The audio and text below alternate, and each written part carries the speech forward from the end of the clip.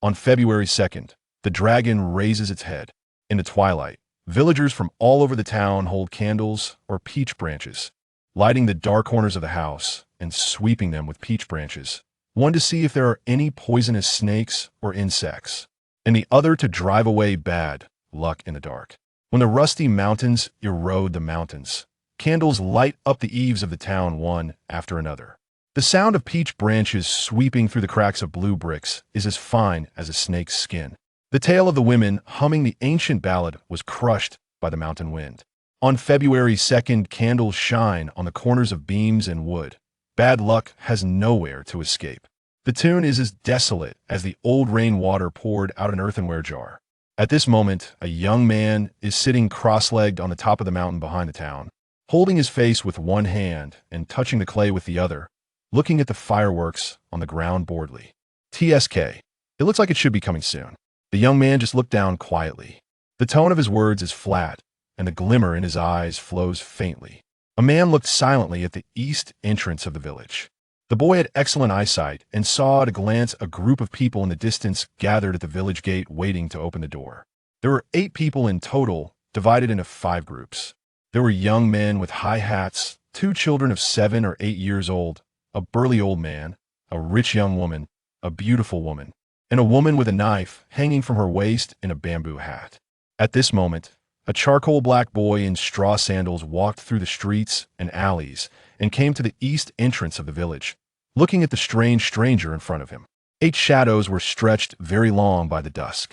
The man wearing a high hat had cloud patterns in his sleeves.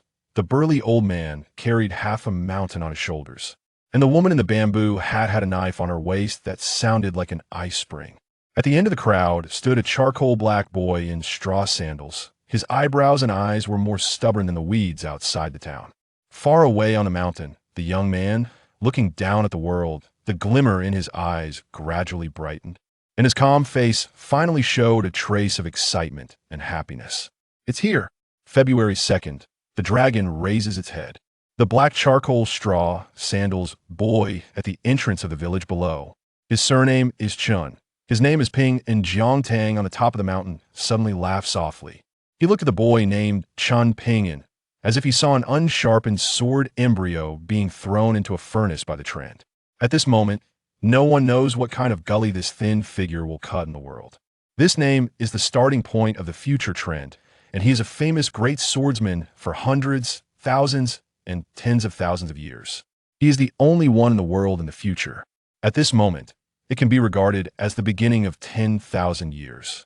The boy on the mountain just put down the clay he was twisting lightly in his hand, stood up and patted his buttocks, and walked out of the back mountain with a little excitement in his eyes.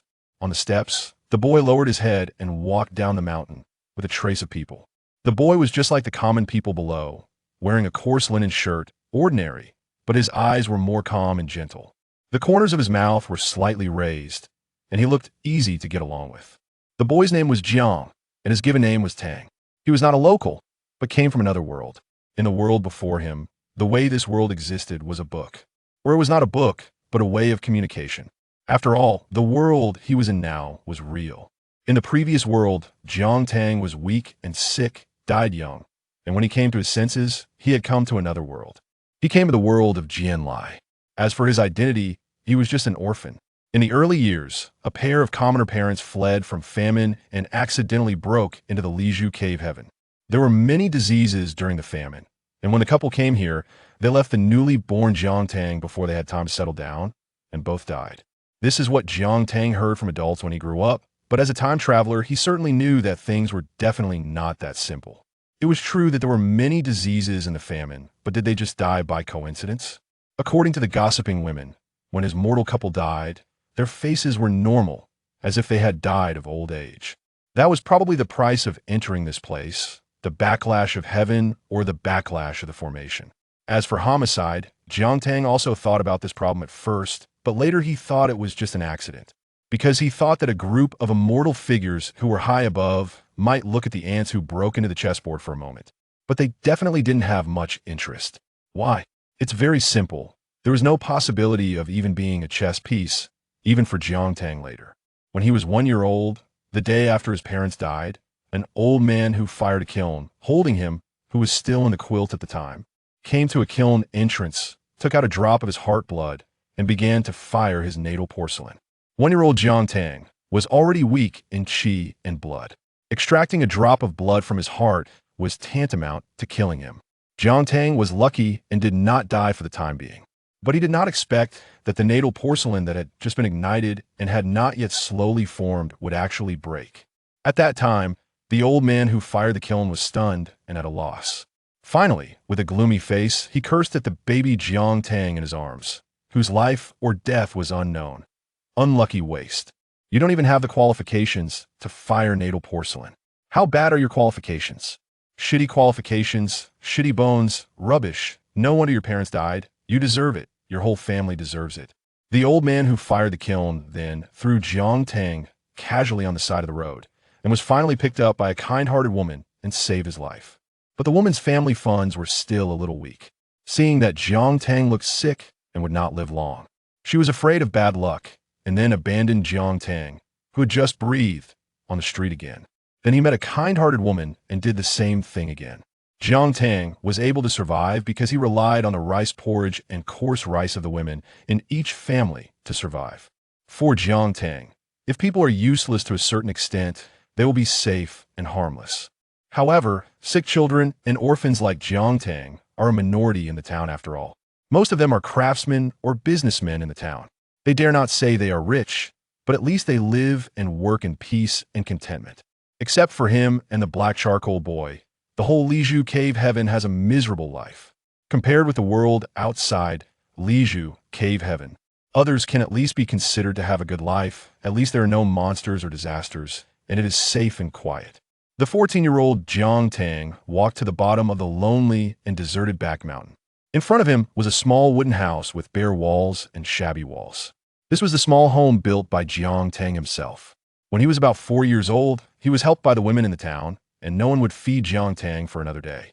The boy was too young to make money, so he sold himself to a family and signed a contract with them to be a small servant. It was said to be a servant, but what could a 4-year-old child do? After all, it was a kind-hearted woman who was soft-hearted and reluctant to part with her own money, so she found a reason for herself that was not a reason. When he was 10 years old and had a certain amount of strength, he relied on his little cleverness in his previous life and his brain to make a little money. Except for the remaining money that barely filled his stomach, Jiang Tang gave all the money to the woman and bought back his contract casually. After that, Jiang Tang relied on his previous life's intelligence and memory to do some small business, buying and selling some cheap gadgets, or going up the mountain to hunt, and gradually lived a more comfortable life. It was just that when he was alone in the middle of the night, looking up at the sky on the top of the mountain, Jiang Tang's desire to become an immortal and a cultivator became stronger and stronger. The mountain wind rolled up Jiang Tang's coarse linen hem, revealing the pale blue veins on his wrist. 14 years ago, the drop of blood from his heart could not burn into the porcelain of his life, but it planted a more unyielding belief in his stubborn bones. That is, he wants to become an immortal. The old man who fired the kiln still cursed. Waste embryo, you can't even bear the fate of being a chess piece. But who stipulates that chess pieces can't eat up the game? When he stood up, half a piece of pottery slipped from his sleeve, and it turned into powder and condensed into a hexagram on the ground, Ken on top and Li on the bottom, Wei Ji. The young man stepped on the hexagram and chuckled. Water and fire are not in harmony? Just right. A few days ago, Jiang Tang heard that a foreign blacksmith named Ruan came to Qilong Lane in the town, and his eyes lit up. He and Qin Pingon ran to Qilong Lane together and signed up to be blacksmith apprentices. Unexpectedly, the middle-aged man just glanced at him and Chun Pingon and turned them away. At that time, Chun Pingon looked puzzled, and Jiang Tang was a little disappointed. As a time traveler, he certainly knew why Ruan Xiong didn't accept him. It was purely because of his poor talent, or he felt that his life was like a firefly, which would be extinguished in silence and was not worth his bet. Jiang Tang looked at the charcoal boy Chun Pingon beside him. Looking at his agile body, the boy was full of envy.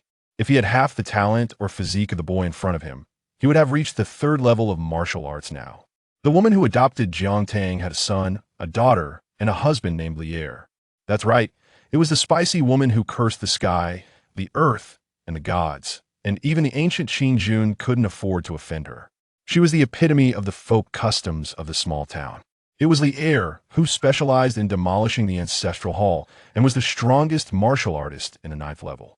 It was Li Huai, who was called the Emperor of Heaven, and Li Lu, the reincarnation of the ancient supreme water god. Thanks to Jiang Tang's extraordinary emotional intelligence and deliberate management, Li Er's family was particularly good to Jiang Tang. The reason why Jiang Tang was able to survive these years was purely because of the physical foundation that Li Er helped Jiang Tang to temper. If it weren't for Li Er, Jiang Tang would have died long ago. In addition, Li Er also took Jiang Tang to practice boxing, but Jiang Tang's foundation was too poor, so poor that even practicing martial arts was extremely difficult. Li Er could only let Jiang Tang run around the town first to strengthen his body and survive first. Jiang Tang ran all over the town in these years, and the feeling of being exhausted was really uncomfortable. However, Jiang Tang's willpower was strong enough to let Li Er toss and turn, and he could endure any hardship and fatigue. But Li Er often felt sorry for the boy's congenital weakness and poor physique. He had a good brain suitable for learning boxing, but it was wasted on the body. Li Er said it was time and fate. It was good to survive, not to mention traveling around the world in the future, but it was simple to die safely and happily. But as an outsider, Jiang Tang felt uncomfortable. His pride would not allow him to live an ordinary life. After that, every time he practiced boxing and exercised, the boy would try his best until he was exhausted. Then he would rest for a while and continue to practice boxing, repeating the cycle until he was completely exhausted. When Jiang Tang passed by Nipping Lane and was about to go to the street, a sarcastic voice came from the side. "Hey, isn't this our Li family's servant Tong Yangfu?" Jiang Tang stopped and looked to the side. Sure enough, it was those two rubbish. At this moment, a boy was idling on the street with his personal Meiji Gui. Jiang Tang was too lazy to pay attention to the little brat and said, "Someone holds a rice bowl. It is reunion." Song Jisun touched his head and didn't understand. But Jiang Tang was too lazy to explain and was ready to turn around and leave quickly. Just then, there was a young man in brocade clothes standing outside the courtyard of Song Jisun's courtyard, laughing loudly. The young man in brocade clothes glanced at Jiang Tang, then looked at Song Jisun gently, his eyes full of smiles. The old man's eyes also stayed on Jiang Tang for a moment. Song Jisun glanced at the young man in brocade clothes and said, "Laugh? What are you laughing at?" The young man smiled and said, "Eating a reunion dinner alone is also a reunion." Song Jisun finally understood what he said. He was scolding himself for having no father or mother. Song Jisun's eyes widened, his face full of anger, staring at Jiang Tang in front of him, like a young puppy with bared teeth. Jiang Tang laughed, ignored him, and left directly. Song Jisun stared at Jiang Tang's back and said viciously, "Jiang Tang, wait, I will definitely kill you when I have the chance in the future and make you kneel at my feet and call me daddy." Jiang Tang suddenly turned around, looked at Song Jisun calmly, and said calmly, "Say it again." Song Jisun looked at the indifferent Jiang Tang in front of him, shuddered, and hesitated, not daring to say anything, because the young man in front of him had almost killed him. Chapter 2. Afoot in destiny, yet yearning for 1,000 zhang. Jiang Tang traversed through streets and alleys, progressing steadily forward. Before long, he arrived at the private school, a humble rural institution where the teacher was also an outsider. Jiang Tang was naturally familiar with this educator, a sage, a true sage, an unparalleled master of strategy whose presence permeated the essence of the world at all times. At the tender age of 10, Jiang Tang had beseeched Qi Jingshun to allow him to study under his guidance, aspiring to take Qi Jingshun as his mentor. Qi Jingshun pondered for a moment before stating that he would put Jiang Tang to the test over time. Jiang Tang readily acquiesced. Qi Jingshun indicated that he could initially impart other knowledge to Jiang Tang, such as literacy, reading, and chess.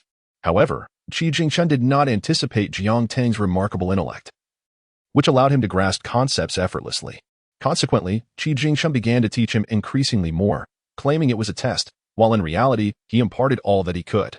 Throughout this journey, Jiang Tang experienced both anguish and joy.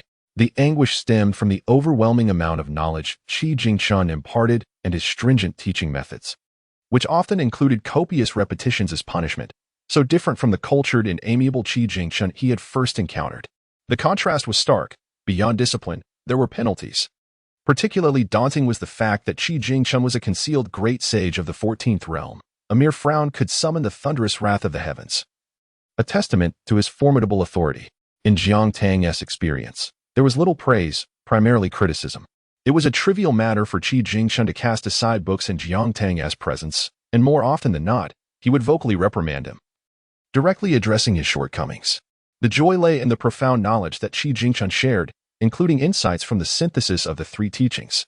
Yet, Jiang Tang's innate capacity was limited, and his worldly experiences were scant, allowing him to comprehend merely 30% of this wisdom.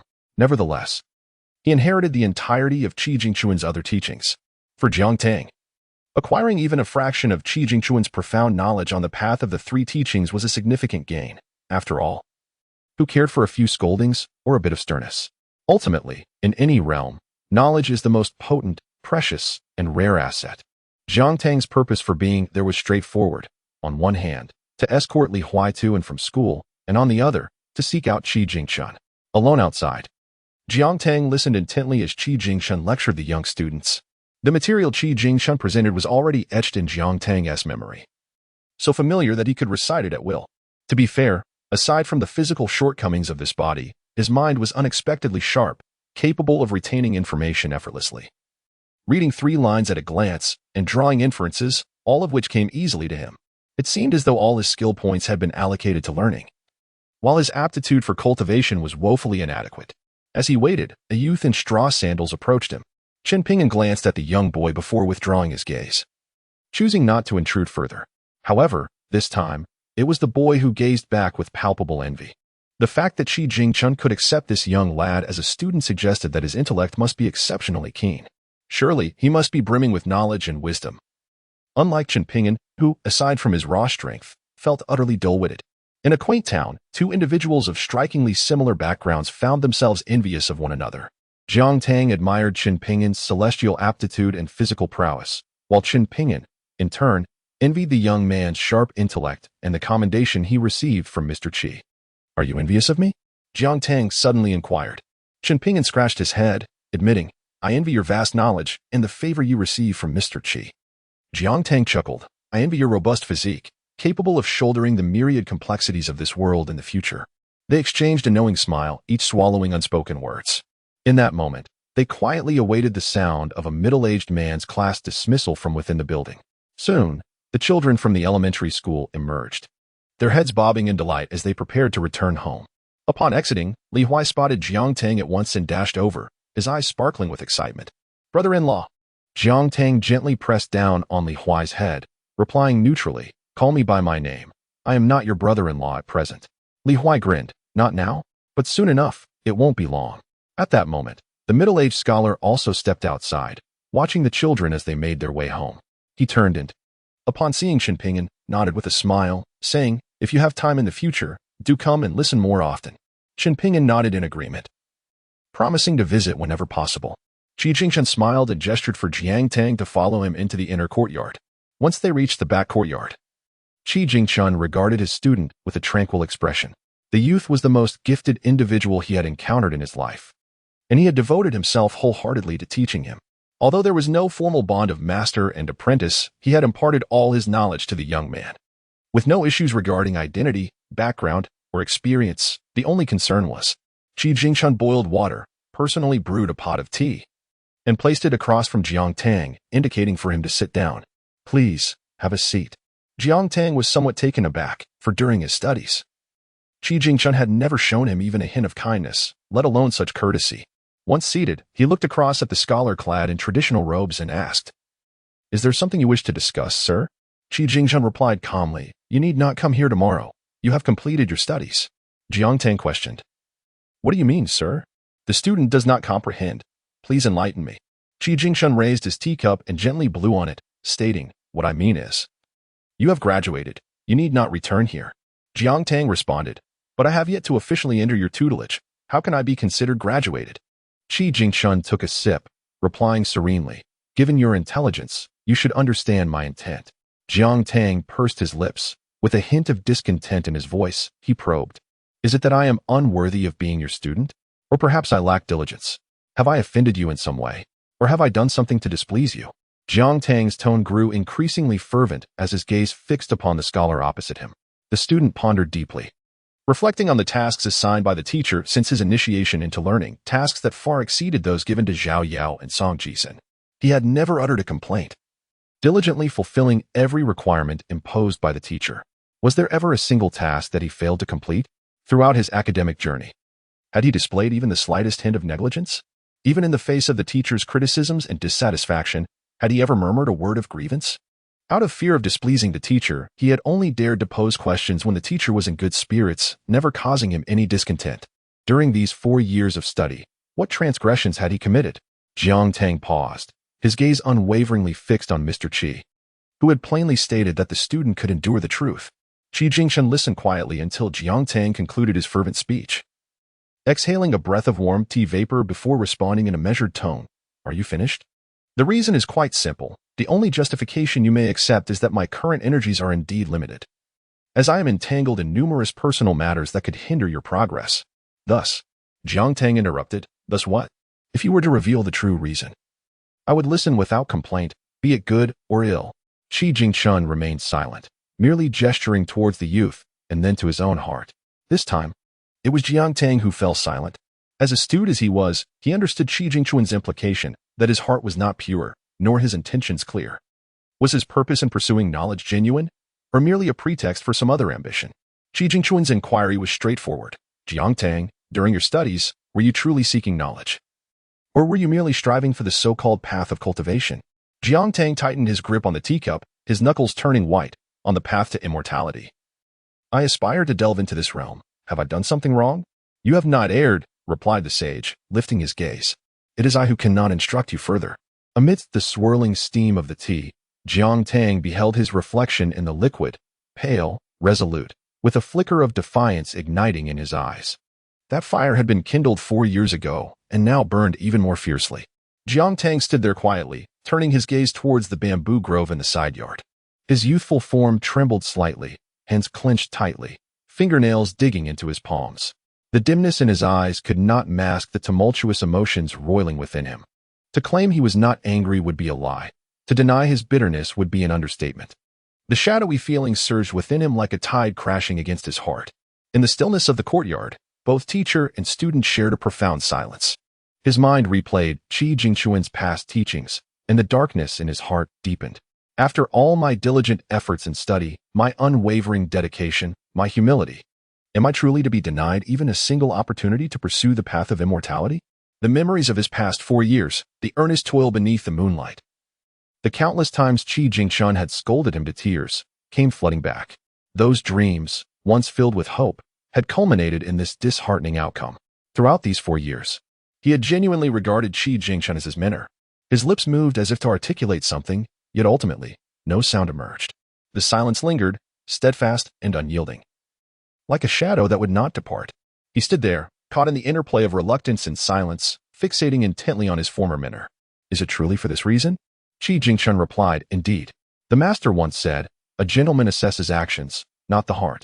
He also stated, "One must discern the heart before observing actions." Qi Jingshun paused, then continued, "While it is true that a gentleman evaluates actions rather than the heart, this perspective is not without its biases. A true gentleman not only acts with propriety, but must also harbor benevolence and righteousness within. If one merely scrutinizes actions without understanding the heart, one risks encountering hypocrites who, under the guise of virtue, pursue selfish ends." Jiang Tang smiled sadly, acknowledging the master's profound wisdom, for distinguishing between gentlemen and petty people is a matter of clarity. "Does the master dare to claim himself a gentleman?" Qi Jingshun replied, "The relationship between gentlemen and petty individuals cannot be compared to that between you and me as teacher and student." Jiang Tang chuckled, bowing respectfully to Qi Jingshun, wishing him a lifetime of steadfastness, akin to the unyielding bamboo of a gentleman. With that, Jiang Tang turned and departed. After Jiang Tang had been gone for quite some time, Qi Jingshun abruptly turned, gazing at the retreating figure of the youth. He noticed the boy slightly hunched back, with his shadow elongated by the setting sun, appearing almost like a swirling mass of chaos. Qi Jingshun remained silent, lifting his teacup and observing the boy's silhouette. The cup trembled slightly in his grasp, revealing a tumult of thoughts hidden beneath his calm exterior. Once outside, Jiang Tang playfully patted Li Huai, who had been waiting by the door, and said, "All right, let's head home." Sensing Jiang Tang's unusual mood, Li Huai inquired, "Bro, what's wrong? Did Mr. Qi criticize you again?" Jiang Tang chuckled softly. "No, it's adult matters. Children should not concern themselves with such things." Li Huai nodded in understanding. After escorting Li Huai home, Jiang Tang made a point to pass by a fortune-telling booth. At the stall sat a young Taoist priest adorned with a lotus crown. Upon seeing the approaching youth, the priest turned his head away, halting even his usual calls. Before Jiang Tang could speak, the priest raised a hand to silence him, signaling him to refrain from speaking. "Young man, some matters cannot be accomplished merely through desire." Yet Jiang Tang persisted, turning to the priest earnestly, "I implore you, master, teach me how to alter my fate." The priest remained silent. Undeterred, the youth pressed on. The priest sighed, "Young man, how can one change fate without the will of heaven?" Jiang Tang responded, "I do not believe in fate. I seek only to understand the reasons and ask for your guidance." The young priest rose, speaking softly, "No fate means no fate." Shaking his head, he continued, "As a mere wanderer traversing the realms, what can I do about your mortal condition?" Jiang Tang replied, "I perceive a remarkable aura about you." The young priest chuckled, "Do you think I believe that? Or would you believe it if you were in my place?" Jiang Tang murmured, "Is it solely because I lack heavenly fortune?" The priest remarked, "That depends on the whims of the heavens. Fate is an elusive concept. Your body will remain as it is in this lifetime, unchangeable."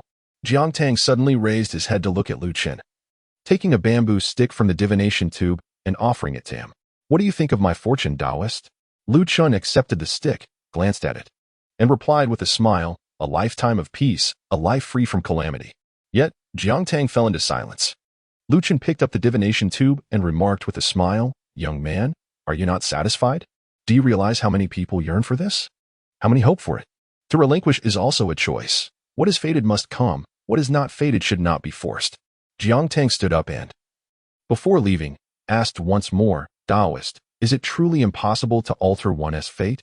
The Taoist's lips curled into a smile, yet his gaze remained indifferent, as if embodying the unyielding nature of destiny. Fate is heaven's design. It cannot be altered. To attempt otherwise is to go against the heavens, and ultimately, one cannot escape death. On the table, the young Jiang Tang placed the bamboo stick down, threw a few coins onto the table, and then turned to leave. Just before departing, he glanced back at Lu Chen, a sudden grin spreading across his face. "Haha, Taoist, I have never been one to abide by destiny.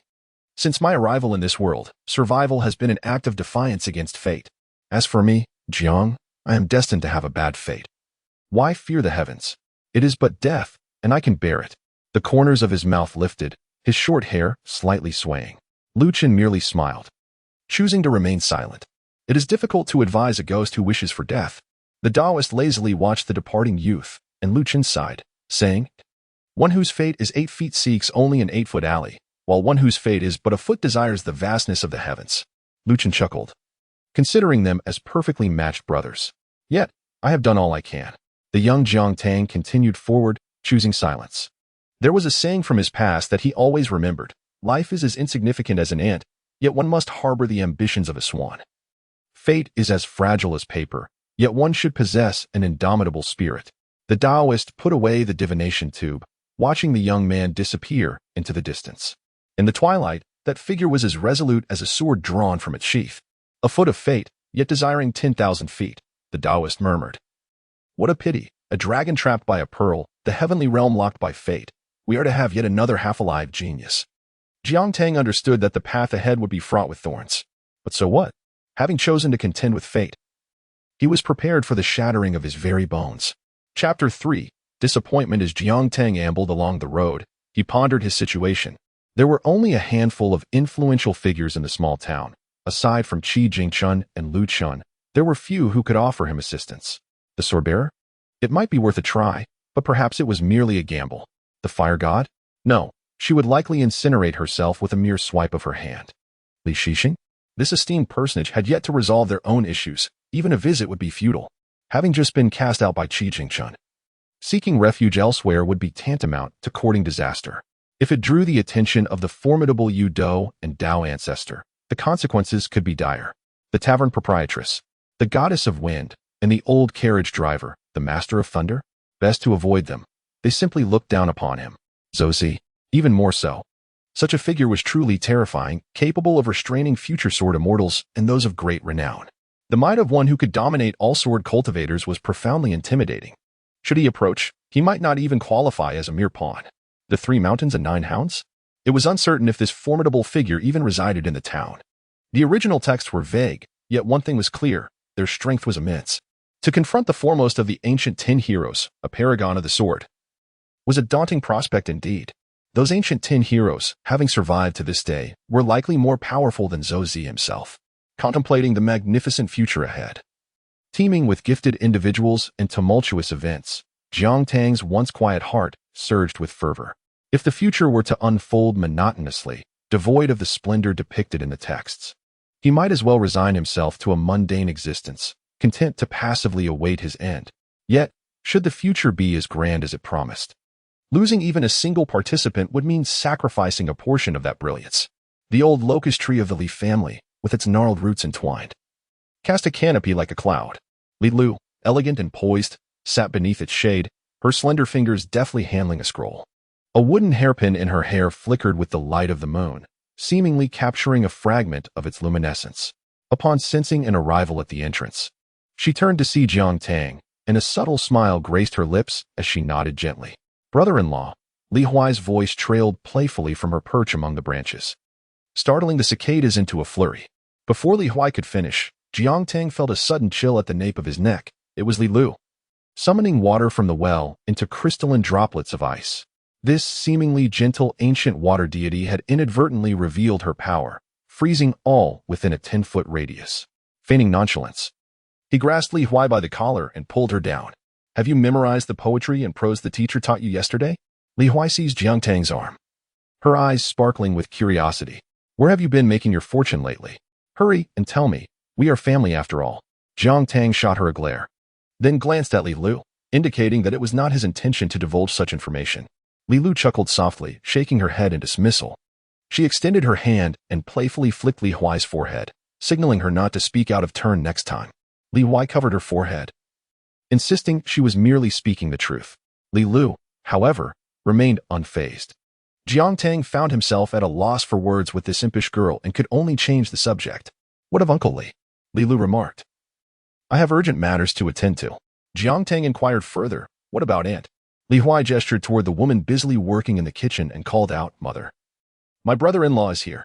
Upon hearing this, the woman, who was stir-frying, erupted in a tirade. Li Huai, you blind fool, what nonsense are you spouting? That is your Jiang brother, not your brother-in-law. Do not tarnish your sister's reputation with your foolishness. If you continue this way, she may never find a husband. You little rascal. Just wait until I teach you a lesson. Li Huai retorted loudly, Mother, you can clearly see the tension between my brother-in-law and sister. It's all a matter of time. Jiang Tang tightly grasped Li Huai's neck, cautioning him to refrain from shouting. Later that evening, when Li Er returned home, the family was quietly enjoying their meal. Suddenly, the usually taciturn Li Er addressed Jiang Tang. The small town will soon reopen. What do you plan to do afterward? Jiang Tang paused in his eating, uncertain. Perhaps I will venture out. Isn't it sufficient to remain in the town? Li Er asked. Jiang Tang replied.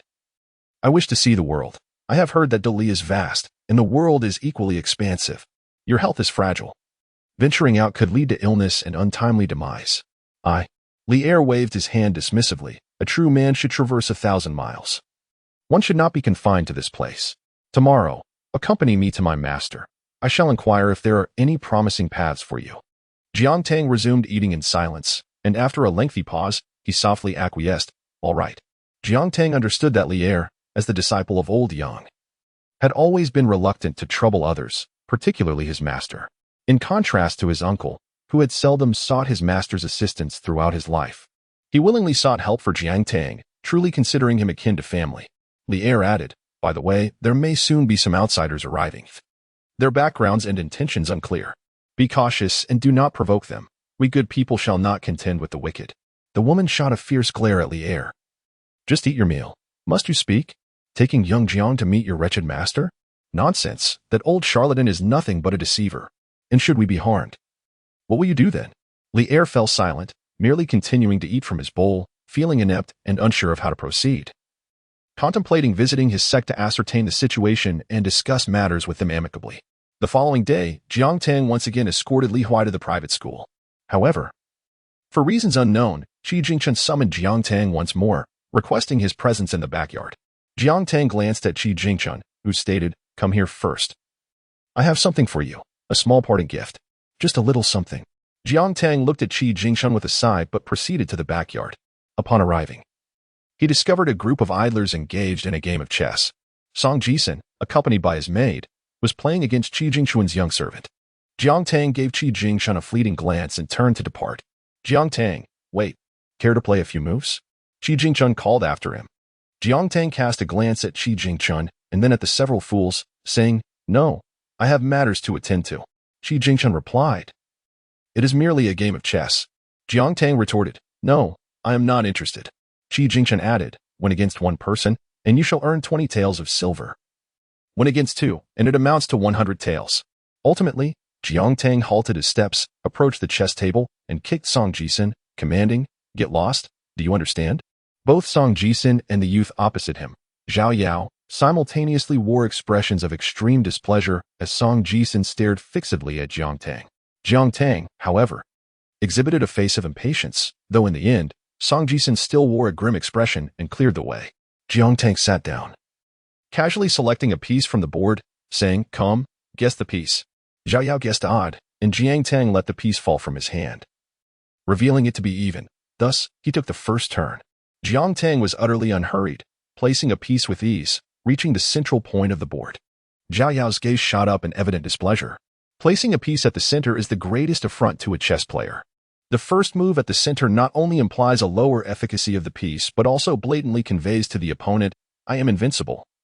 You may play at your leisure." If defeated, it is merely conceded. If victorious, it is a hollow triumph.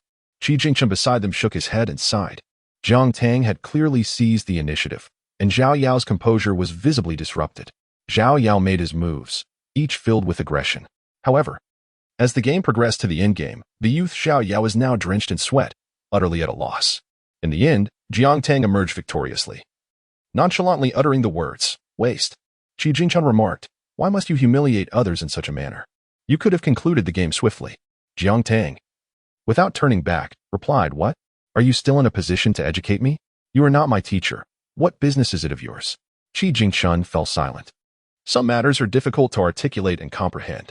Initially, he had granted the youth in front of him the hope of education during the 4 years of the youth's studies.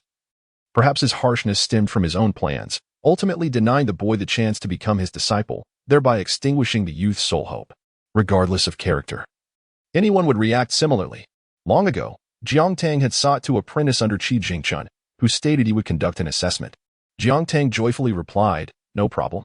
However, Zhao Yao subsequently mocked Jiang Tang, declaring that a country bumpkin like him would never rise above his station, destined to remain in his current state, a delusion of grandeur. At that time, Jiang Tang had retorted, "How can a sparrow comprehend the ambitions of a swan?" This phrase was simple, yet Jiang Tang was merely 10 years old then. Such lofty words from a boy who had never received formal education and was merely a servant were indeed astonishing. Following this, Qi Jingchun began a 4-year evaluation of Jiang Tang. After engaging with Jiang Tang, Qi Jingchun was convinced of his extraordinary potential, certain that he was destined to become a sage of his time. Without formal education, he could articulate profound thoughts, each word imbued with wisdom. After gaining knowledge, he was literate within a month and surpassed others in wisdom within 2 months. In both interpersonal conduct and scholarly pursuits, Jiang Tang proves to be impeccable in the eyes of Qi Jingchun. However, in an effort to temper the youthful exuberance of the young man, Qi Jingchun adopts an exceedingly stern demeanor. Yet, despite this severity, the youth frequently garners Qi Jingchun's praise. This paradox prompts Qi Jingchun to harbor some uncertainties, leading him to employ the river of time to glimpse Jiang Tang's future while concurrently assessing his character for any flaws. Yet, within Jiang Tang resides an overwhelming ambition and an insatiable desire for immortality, clouding his mind and fostering a pronounced utilitarianism. His disposition is mired in darkness, greed, unscrupulousness, and malevolence. He is a man of ill repute, driven by self-interest. Like a shattered porcelain vessel, which has lost all value, he is willing to wound himself rather than refrain from harming others. In the river of time, Jiang Tang's myriad behaviors reveal a similar pattern. When he became a merchant, he sought the path of immortality. As a scholar, he pursued the same. Upon achieving academic success and ascending to officialdom, he ultimately sought the same celestial truths. even in matters of marriage and friendship, all for the sake of the so-called path to immortality. Engaging in various schemes and intrigues, he is relentless in his ascent, seemingly oblivious to the mundane concerns of life in his quest for the highest ideals. Qi Jingshun feels a tinge of disappointment at Jiang Tang's character, yet he remains unperturbed. For a gentleman's teachings are imparted without discrimination. With myriad thoughts racing through his mind, Qi Jingshun believes it is preferable to remain silent than to voice them. Perhaps, in the grand scheme of things, it is the cunning rather than the noble that survive. Nevertheless, Qi Jingshun's contemplations run deeper than mere observations. He gazes at the sky beyond the town and then at the earth beneath his feet, realizing that time is indeed short. If he does not compel the young man to leave now, when will he? Should he wait until after his own demise, allowing the youth to fall victim to the machinations of others? Moreover, the young man's fate is one he must confront himself. Qi Jingshun can no longer bear the burden. The laws of nature are impartial, governed by the cycle of cause and effect. Should he endure further, the repercussions from the heavens would be even more catastrophic for the young man. Thus, Qi Jingshun must refuse Jiang Tang, urging him to forge his own path and wrestle with fate for a chance at survival. What Qi Jingshun did not anticipate was Jiang Tang's resolute nature. He severed ties without hesitation, exhibiting no lingering sentiment despite 4 years of mentorship. Perhaps Qi Jingshun had been too stringent during his role as a teacher. He falls into silence, lamenting the situation, yet finding solace in the fact that such a mindset may at least ensure survival. Countless thoughts swirl within Qi Jingshun's mind as he reflects on the young man he has personally guided for 4 years. The past interactions have left him exceedingly proud of the youth's intellectual accomplishments. It is only natural for a student to misunderstand their teacher. A sudden smile graces Qi Jingshun's face as he realizes this mirrors the sentiments his own teacher once felt towards his senior disciple.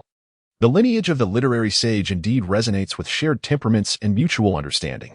Meanwhile, Song Jisun casts a glance at Qi Jingshun, who acknowledges him with a nod, signaling that he may proceed.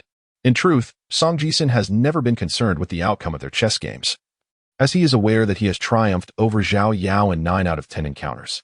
Yet, this was the first time Song Jisun yearned for victory, determined to thoroughly defeat the arrogant youth who had nearly taken his life. On that fateful day, he had merely scolded his opponent a few times. Yet Jiang Tang had plunged a dagger into his own shoulder. The murderous intent gleaming in Jiang Tang's eyes was genuine. He truly wished to end Song Jisun's life. From that moment onward, Song Jisun felt a profound dread towards Jiang Tang, in stark contrast to the benevolent nature of Chen Ping'an. The menace in Jiang Tang's gaze was undeniably real. As the game progressed, Jiang Tang took the lead, placing his pieces with confidence. Meanwhile, Song Jisun adopted a cautious strategy, advancing step by step. This time, Jiang Tang approached the match with a heightened seriousness, ruthlessly dismantling his opponent. Ultimately, Song Jisun's eyes brimmed with tears as he fixated on the chessboard, murmuring, "Impossible, impossible." Jiang Tang, unfazed, merely retorted, "Trash." He then rose, resting one hand on the table while extending the other towards Qi Jingshun, demanding 100 taels. Qi Jingshun reluctantly handed over the silver, sighing, "Your game is one I taught you. There is no need for such aggression. Your flaws are rather apparent." Regardless of Qi Jingshun's words, the youth simply extended his finger, indicating his demand for payment. Qi Jingshun sighed once more and instructed a nearby disciple, "Go to my study and fetch that brocade pouch for him." Zhao Yao complied. But as he made his way to the study, he pondered the unexpected sorrow of his esteemed teacher. Song Jisun, with his mouth agape, observed the tense standoff between the two. Could it be that even a sage like his teacher experienced disappointment? What had transpired between them? Hadn't they been on good terms before? Chapter 4. Masters of the game. Qi Jingshun remained silent, his thoughts cloaked in quietude. He gazed at the youth before him, choosing to refrain from uttering even a whisper of celestial secrets. Was his heart now more burdened by disappointment or by helplessness? Perhaps it was a blend of both. Qi Jingshun had pondered from Jiang Tang's perspective. If he were in Jiang Tang's position, facing such a stern and unreasonable mentor, he might have reacted similarly. Yet, he had not anticipated such a dramatic shift in Jiang Tang's temperament. In that moment, he found it difficult to discern whether Jiang Tang's demeanor had transformed due to the unbearable circumstances or if he had always possessed such an essence. When Zhao Yao presented a silk pouch, Qi Jingshun handed it to Jiang Tang, cautioning, "Be wary, many outsiders have arrived recently." Jiang Tang offered no further words, merely accepting the pouch and weighing it in his hands. Qi Jingshun continued, "By the way, do not leave the town." Before he could finish, Jiang Tang had already turned and departed. Zhao Yao and Song Jisun exchanged astonished glances. Zhao Yao exclaimed, "Jiang Tang, how dare you be so disrespectful?" Jiang Tang dismissed him with a glance, retorting, "What is it to you?" and strode away with purpose. Zhao Yao turned to Qi Jingchun, saying, "Sir, this." Qi Jingchun sighed, "It matters not, let him be." With that, the cultured scholar also turned to leave, his silhouette tinged with melancholy. Is the celestial secret truly a celestial secret? Even I, with my modest cultivation, cannot articulate it? Meanwhile, the students walked away, their figures brimming with pride and disdain. While the teacher retreated, his demeanor suffused with disappointment and resignation. Jiang Tang had just delivered 100 taels of silver to Li Huai's mother and was traversing the path behind the mountain. The town had welcomed a multitude of outsiders, all seeking fortune in the Lizhu cave. As he meandered, he reached a great tree, climbed up, and reclined upon its branches, intending to rest. In the distance, he spotted a celestial maiden approaching Shenpingyan, gently tapping his shoulder. To Jiang Tang's eyes, it appeared that Kai Jinjian lightly pressed on some vital acupoints of Shenpingyan, thereby instilling a chronic affliction that would curtail his lifespan. In recent years, he had gleaned much from Li Er and had become quite knowledgeable. Subsequently, Kai Jinjian approached the youth once more, her right hand gently touching the boy's heart. This act definitively severed the bridge to the boy's longevity, extinguishing his life. Shenpingyan had but 6 months to live, perhaps even as little as 4. Jiang Tang's gaze darkened, his expression indifferent as he observed the unfolding events. He certainly understood what was transpiring, the genesis of it all.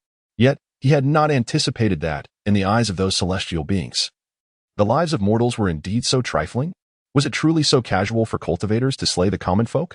Was human life merely meat and bones to them, simply because they were immortal and possessed boundless powers? He found it utterly ridiculous and absurd that a youth, barely able to secure his own existence, would sacrifice a significant portion of his lifespan, 70 or 80 years, merely to conceal the whereabouts of a foolish neighbor. Meanwhile, that very neighbor sought to orchestrate his demise, leaving him without a grave. What does this signify? Is this what you, Qi Jingchun, consider to be a disciple? Is this the gentleman you have nurtured? Surely, Qi Jingchun, you must be jesting. How could you take him as a disciple? Jiang Tang, reflecting upon his own conscience, recognized that even with the darkest of intentions, he could not resort to such villainous means. He may not be a gentleman, but he would never stoop to being a rogue. Some grievances can be resolved among one's own, yet one must never assist outsiders in harming their kin, no matter how devious his thoughts. Jiang Tang could not descend to such a lowly path. He cast a scornful glance towards the distant academy, regarding Qi Jingchun's esteemed disciple with disdain. In that same distance, Qi Jingchun lowered his gaze, silent and contemplative. As expected, Jiang Tang shifted his attention elsewhere, to the mother of his neighbor, Gu Qian. Ah, this individual is indeed intriguing.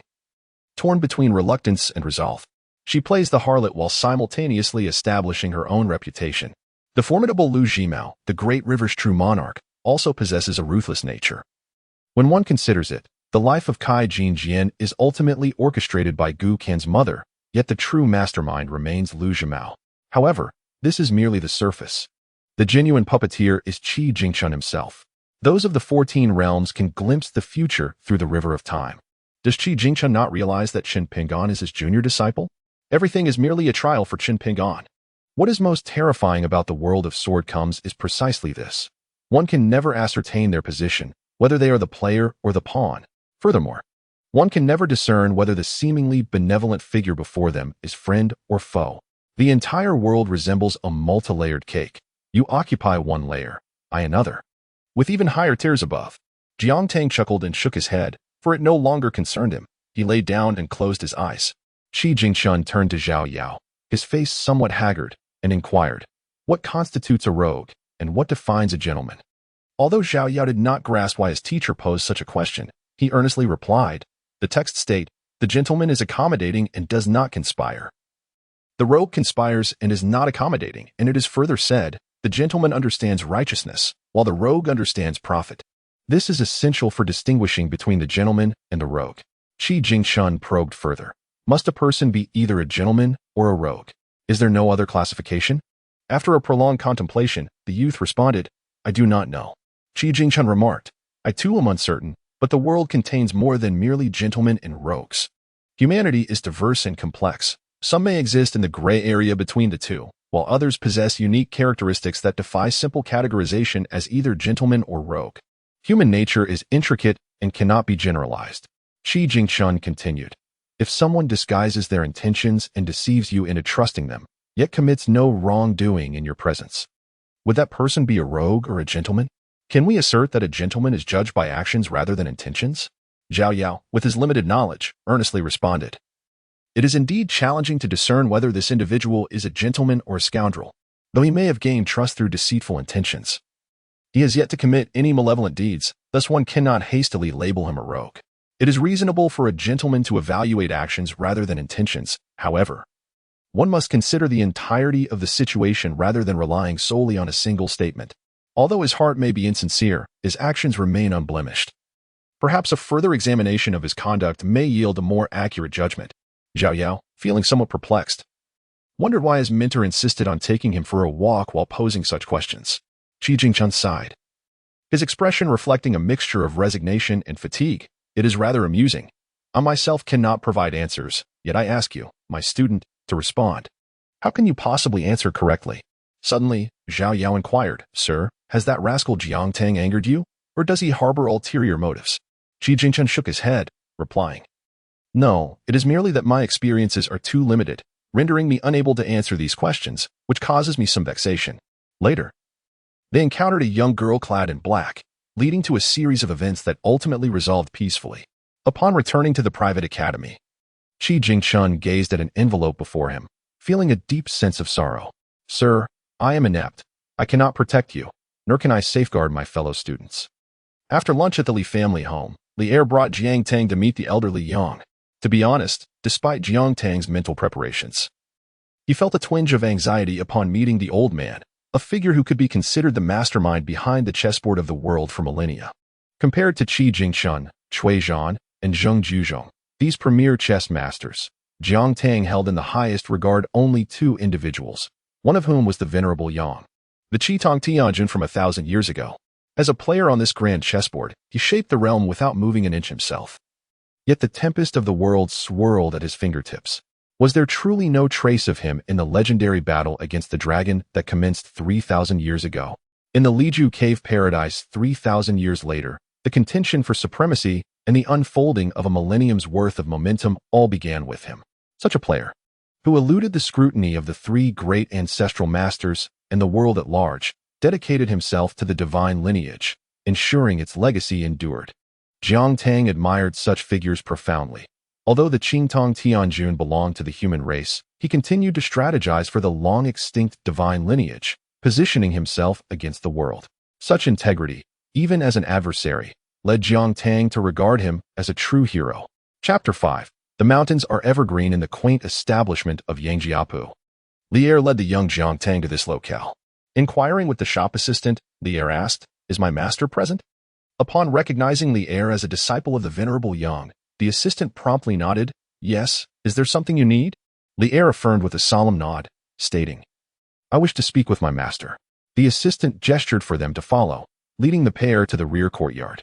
In the open space, an elderly man reclined in a chair, leisurely puffing on a pipe. As Yang lifted his gaze and saw Li Er approach, he waved his hand dismissively, signaling the assistant to depart. Yang's discerning eyes then fell upon the young Jiang Tang.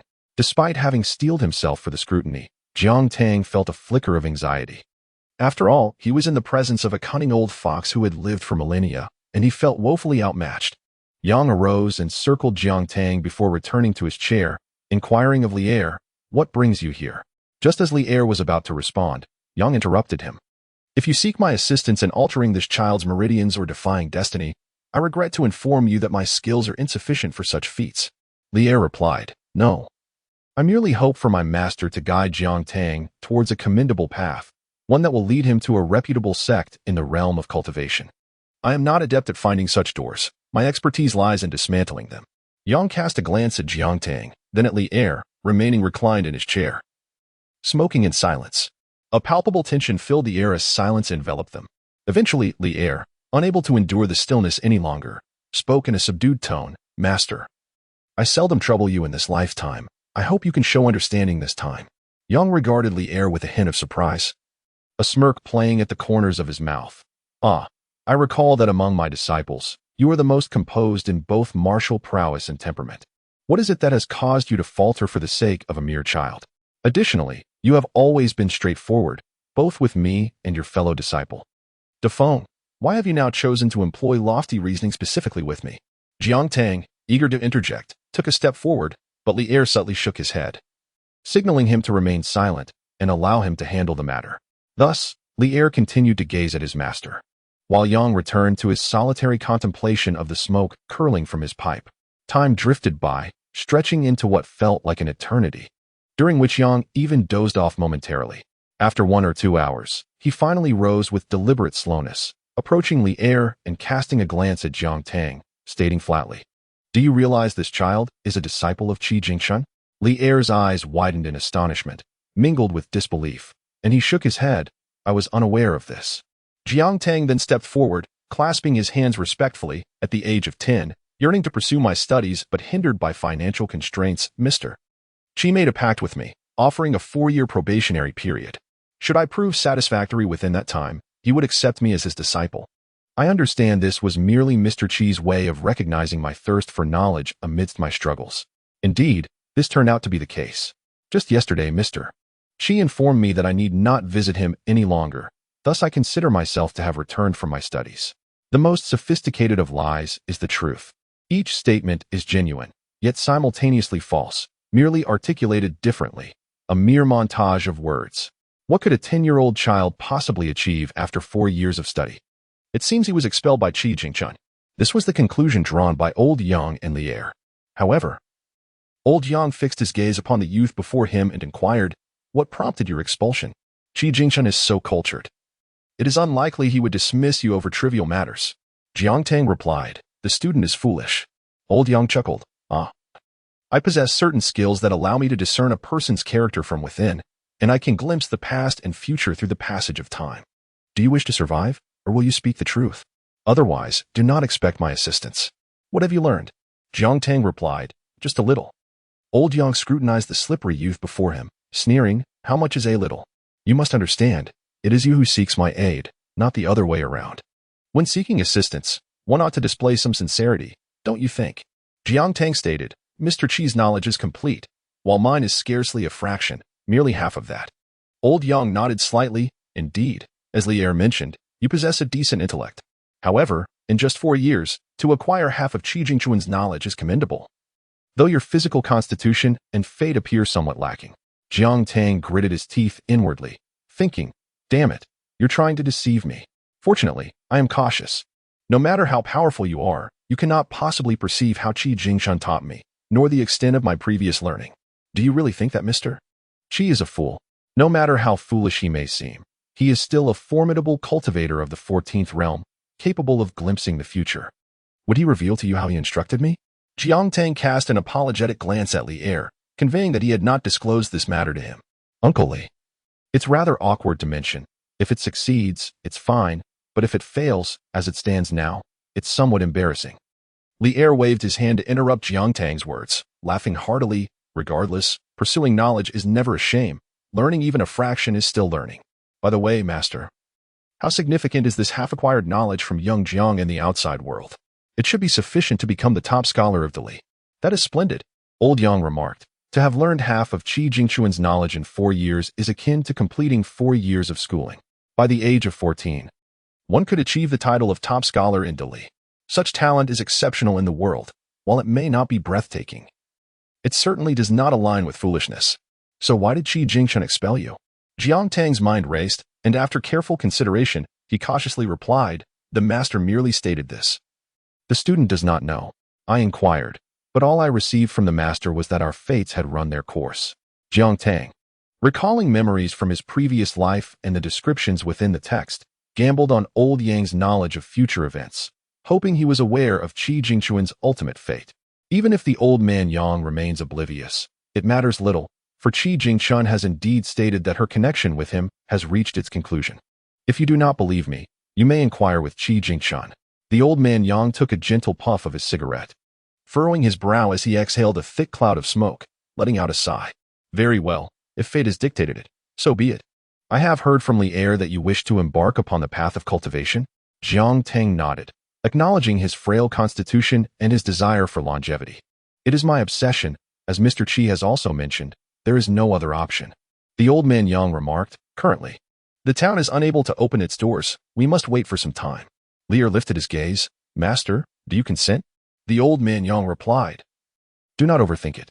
My current status allows me to send this lad only to Tongyi's Hao, beyond Bay of Pingzu. It is a minor sect. I cannot say whether you will find it to your liking. Jiang Tang responded, I shall adapt. There, the pursuit of enlightenment resembles gathering water in the rain. While here it is akin to watering dry soil. One gains, the other loses, and in this place, he shall never amount to anything significant. Li Er glanced at Jiang Tang. Jiang Tang, I have never been to Tongyi's Hao either, and I know little of it. Should you encounter mistreatment or unforeseen circumstances, I may not be able to assist you, for it is nearly 1 billion miles away. Can you endure such a distance? If not, we may refrain from going and instead seek a degree in Dali. Jiang Tang looked at Li Er, smiling. Uncle Li, as men, we traverse the world. There are green mountains everywhere. At worst, I shall perish there. I am but a solitary soul, without ancestral land. It matters not. Li Er regarded the youth before him, wishing to offer further counsel, yet the old man Yang raised his hand to halt him, turning his serious gaze upon Jiang Tang. Listen, lad. Your affairs do not pique my interest, but as I have but this one foolish disciple, I shall ask you once more. Will you go? Should you remain here? I assure you, merely my disciple Li Er can guarantee your safety for the rest of your life, shielded from any harm. However, should you venture to Tongyi's Hao, the path is fraught with peril. Even the slightest misstep could lead to your demise, leaving you without a burial place. Due to certain regulations, I cannot leave Bay of Pingzu. My ability to assist you is limited. Consider this carefully. Jiang Tang lowered his gaze and then smiled calmly. Upon the grand path, who can escape fate? Wherever one finds refuge, be it among the green mountains, I would have no regrets in resting there. Hearing Jiang Tang's words, the old man Yang scrutinized him intently for a long while before gesturing for him to depart, indicating he had further matters to discuss with Li Er. Once Jiang Tang had walked away, the old man Yang regarded Li Er with a placid expression. Do you realize that had I not interrupted you just now, you would have faced the backlash of the heavenly Tao? Li Er lowered his head, replying, that child, Jiang, has had a difficult life. He lost his parents at the tender age of 1 and survived on the kindness of others at 3. At 4, he became a servant in my household for sustenance. Though none of us ever treated him as a servant, I know he has endured much in silence. I have watched him grow. And despite his frail body and limited talent, he has persevered through sheer will, reaching this point today. I truly cannot bear the thought of him perishing. Old Yang fell silent for a moment. Do you believe yourself to be so clever? So formidable? Did Qi Jingshan not intervene? He has already stated that their fate has reached its conclusion. What more do you struggle against? My earlier caution was merely a reflection of my admiration for him, done out of respect for you, and nothing more. Old Yang continued, his survival until this age is already a defiance of fate. According to his original destiny, he should have perished in frailty by the age of 10. Each subsequent year has been a rebellion against the heavens. I merely glanced at him and discerned many currents of energy. In his 9th year, it was you who imparted martial arts to him, enabling him to defy his fate and survive until 10 and a half. Afterward, it was your daughter who drew forth the echoes of his past life, granting him an additional 6 months. Your son's extraordinary fortune extended his life for another half year, and then that obstinate fortune teller, out of pity, added yet another 6 months. As for the remaining 2 years, do you know who has been resisting the backlash of heaven on his behalf? Li Er remained silent. Is it Mr. Qi? Indeed, Qi Jingshan alone has prolonged his life for 2 years, acting against the natural order for 2 years. Li Er inquired. Then what does it mean that Mr. Qi expelled him from the sect? Old Yang took a deep breath and replied calmly, there are far too many considerations involved, and you are not yet privy to them. The impartiality of heaven, the cyclical nature of cause and effect. Further assistance to this lad might lead to his becoming a flower in the room, only to be severed by heaven's decree. In the grand scheme, one must relinquish a portion. Qi Jingshan feared that he might block that chance, sealing the lad's fate irreversibly. With the sage's selfless contemplation, it was a matter of seeking his own demise. There was also the concern for his disciples, fearing that upon his death, they might be plotted against. He expelled him preemptively as a means of foresight. Li Er said, but master, you previously told me that if Xiao Jiang emerged, he would inevitably perish in the Li Zhu cave. Why would you still? Old Yang scoffed lightly. Can you not perceive the restless heart within him? I have said that even if we all tried to prevent him, he would still venture forth. It is preordained. If he does not go to Tong Yizhou, he will find another path. It is better for us to send him there, at least to know how he meets his end and to leave behind a body. Lier asked, Master, is it truly a certainty that he will die? Absolutely. Old Yang affirmed. Of course, you need not be so pessimistic. Do you know the odds of humanity ascending to the heavens in years past? How great are they? How great? Not great at all. Merely 1 in a billion. Yet they still succeeded in their ascent. Old Yang smiled broadly, adding, each step he takes, each year he lives, is a defiance of the heavens. Where the retaliation of the great path brings suffering 1,000-fold worse than mortal pain, a death more desirable than life itself. In such a case, he might well choose to end it all himself, finding peace in a swift conclusion. Lier shook his head, sighed, Master, I shall take my leave now. Very well. Go. All causes and effects are surely arranged in the unseen. Chapter 6. Lifespan. As Jiang Tang walked along the path, he pondered deeply and ultimately decided to head towards the Niping alley. On his way, he encountered the street vendor once more. With utmost respect, Jiang Tang bowed to him and greeted, Greetings, Taoist. Lu Chen nodded in acknowledgement and remarked, Young lad, remember that circumstances are shaped by human effort. It is often beneficial to maintain a positive outlook. Sometimes, remaining in place is not a misfortune. Jiang Tang nodded in gratitude for the Taoist's insight. Lu Chen continued, Whether I speak or remain silent is my choice. Whether you heed my words is yours. Jiang Tang fell into silence. Lu Chen smiled softly and turned to depart. Jiang Tang, head bowed, continued on his journey. He arrived at a dilapidated courtyard and knocked on the door. The gate opened swiftly, and a wave of bloodshed assaulted Jiang Tang's senses. Upon recognizing Jiang Tang, Chen Pingan displayed a mixture of surprise and caution, raising a hand to block Jiang Tang's path. Jiang Tang? Jiang Tang glanced inside, where medicinal herbs simmered, and a poised young woman sat cross-legged on the bed, with a long sword casually leaned against the corner.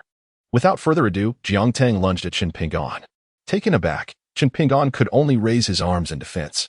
Seizing the moment, Jiang Tang unleashed a series of powerful punches before Chen Pingan could retaliate. As Chen Pingan attempted to counter, Jiang Tang delivered a decisive kick to his chest, sending him flying. In terms of strength, Jiang Tang was no match for Chen Pingan, but his skill was akin to that of a martial arts master. His remarkable intellect allowed him to control every ounce of his power with precision. Jiang Tang deftly sidestepped an incoming flying sword, swiftly positioned himself before Chen Pingan, and pressed a copper coin firmly against the young man's forehead. Chen Pingan found himself immobilized by the weight of the coin. As Jiang Tang dodged more flying swords, he relentlessly struck at Chen Pingan's acupoints. Just as the young woman in the room rose to engage, Jiang Tang released the coin, glanced at Chen Pingan, and imparted, Live well, do not perish here, at the very least. With that, he turned and departed hastily. Chen Pingan suddenly coughed up a mouthful of black blood, feeling a significant weight lift from his heart. Gritting his teeth, he couldn't comprehend the purpose behind the youth's actions. Ning Yao observed Chen Pingan and stated, He has sealed your acupoints. Sealed which acupoints? Chen Pingan inquired. You were previously injured by Kai Jinjian, and while it seemed he was assaulting you, he was actually sealing certain acupoints to prevent your internal energy from escaping, potentially granting you an extension of 6 months to your life. Confounded, Chen Pingan asked. But why would he help me? Ning Yao replied, How should I know? I have little acquaintance with him. However, his background mirrors mine. Having lost his parents at a young age and living in even harsher conditions, perhaps he was moved by compassion, believing you do not deserve to meet an early demise. Ning Yu suddenly questioned, since he is also without parents, where did he learn such techniques? He is a disciple of Master Qi, possibly one of his students. Jiang Tang walked along the path, casting a glance back at Mud Bottle Alley, hoping to witness once more the extraordinary feats of slaying immortals with mere mortals, thus justifying his intervention and preserving his dignity. The youth arrived beneath the corridor bridge in the small town, gazing upward at the old, rusted sword that had lingered in his sight for quite some time. Jiang Tang hesitated, aware that the second greatest opportunity hidden within the Li Zhu cave heaven belonged to that very sword. However, he was beset by unease. What if the wielder of that sword delved into his memories? The consequences would be unimaginable. Ultimately, Jiang Tang refrained from extending his right hand and slowly turned to depart. Lying atop a tree, Jiang Tang quietly observed the distance until he beheld the youth, reminiscent of characters from his past readings, akin to a serpent-catching eagle, ruthlessly slaying Kai Jinji and pouncing upon Fu Nanhua. As he watched, a surge of fervor ignited within him, exhilaration coursing through his veins at the sight of mortals vanquishing immortals. Yet, by the time Jiang Tang regained his composure, Chen Ping'an had already vanished. It appeared that Qi Jingshan had employed the technique of halting the scene. Jiang Tang smiled faintly, clasping his hands behind his back as he departed. Qi Jingshan observed the partially closed acupoints on Chen Ping'an's body and smiled. Chen Ping'an looked up at Master Qi and asked, "What troubles you, Master?" Qi Jingshan replied, "Nothing. Let us proceed." They arrived beneath a locust tree, where Qi Jingshan procured a locust leaf for the youth and presented him with a jade hairpin gifted by his own master. Qi Jingshan spoke at length, and Chen Ping'an listened intently. However, the last sentence uttered by Master Qi was not entirely clear to him.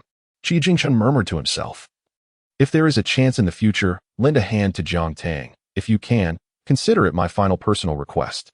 As Jiang Tang passed by the grand locust tree, he glanced upward, noticing no leaves had fallen.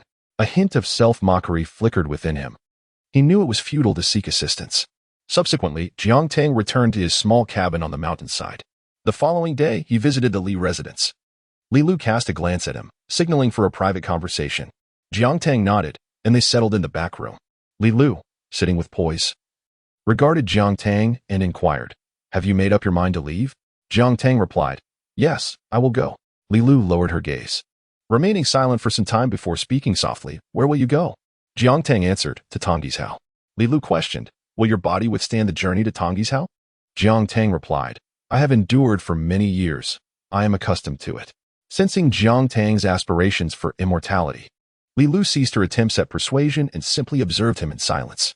Jiang Tang felt a flutter of anxiety under Li Lu's gaze, akin to flowing water, and averted his eyes, striving to avoid direct contact. Although Li Lu understood that she could not alter his path, she ultimately asked, "Are you truly determined to go?" "Yes." Jiang Tang responded with a single word, yet that word was sufficient. "Sister Lu, my qualifications are lacking, and if I remain stagnant, I can only live to the age of 70 or 80. By then, you will still possess the youthful visage of a maiden at 80, while I shall be a withered old man, inching toward the grave. Our fates are akin to a perpetual twilight, intersecting only at dawn and dusk, ultimately leaving us with nothing but fleeting regrets." Jiang Tang shatters the innocent fantasies that linger between youth and maturity with stark reality.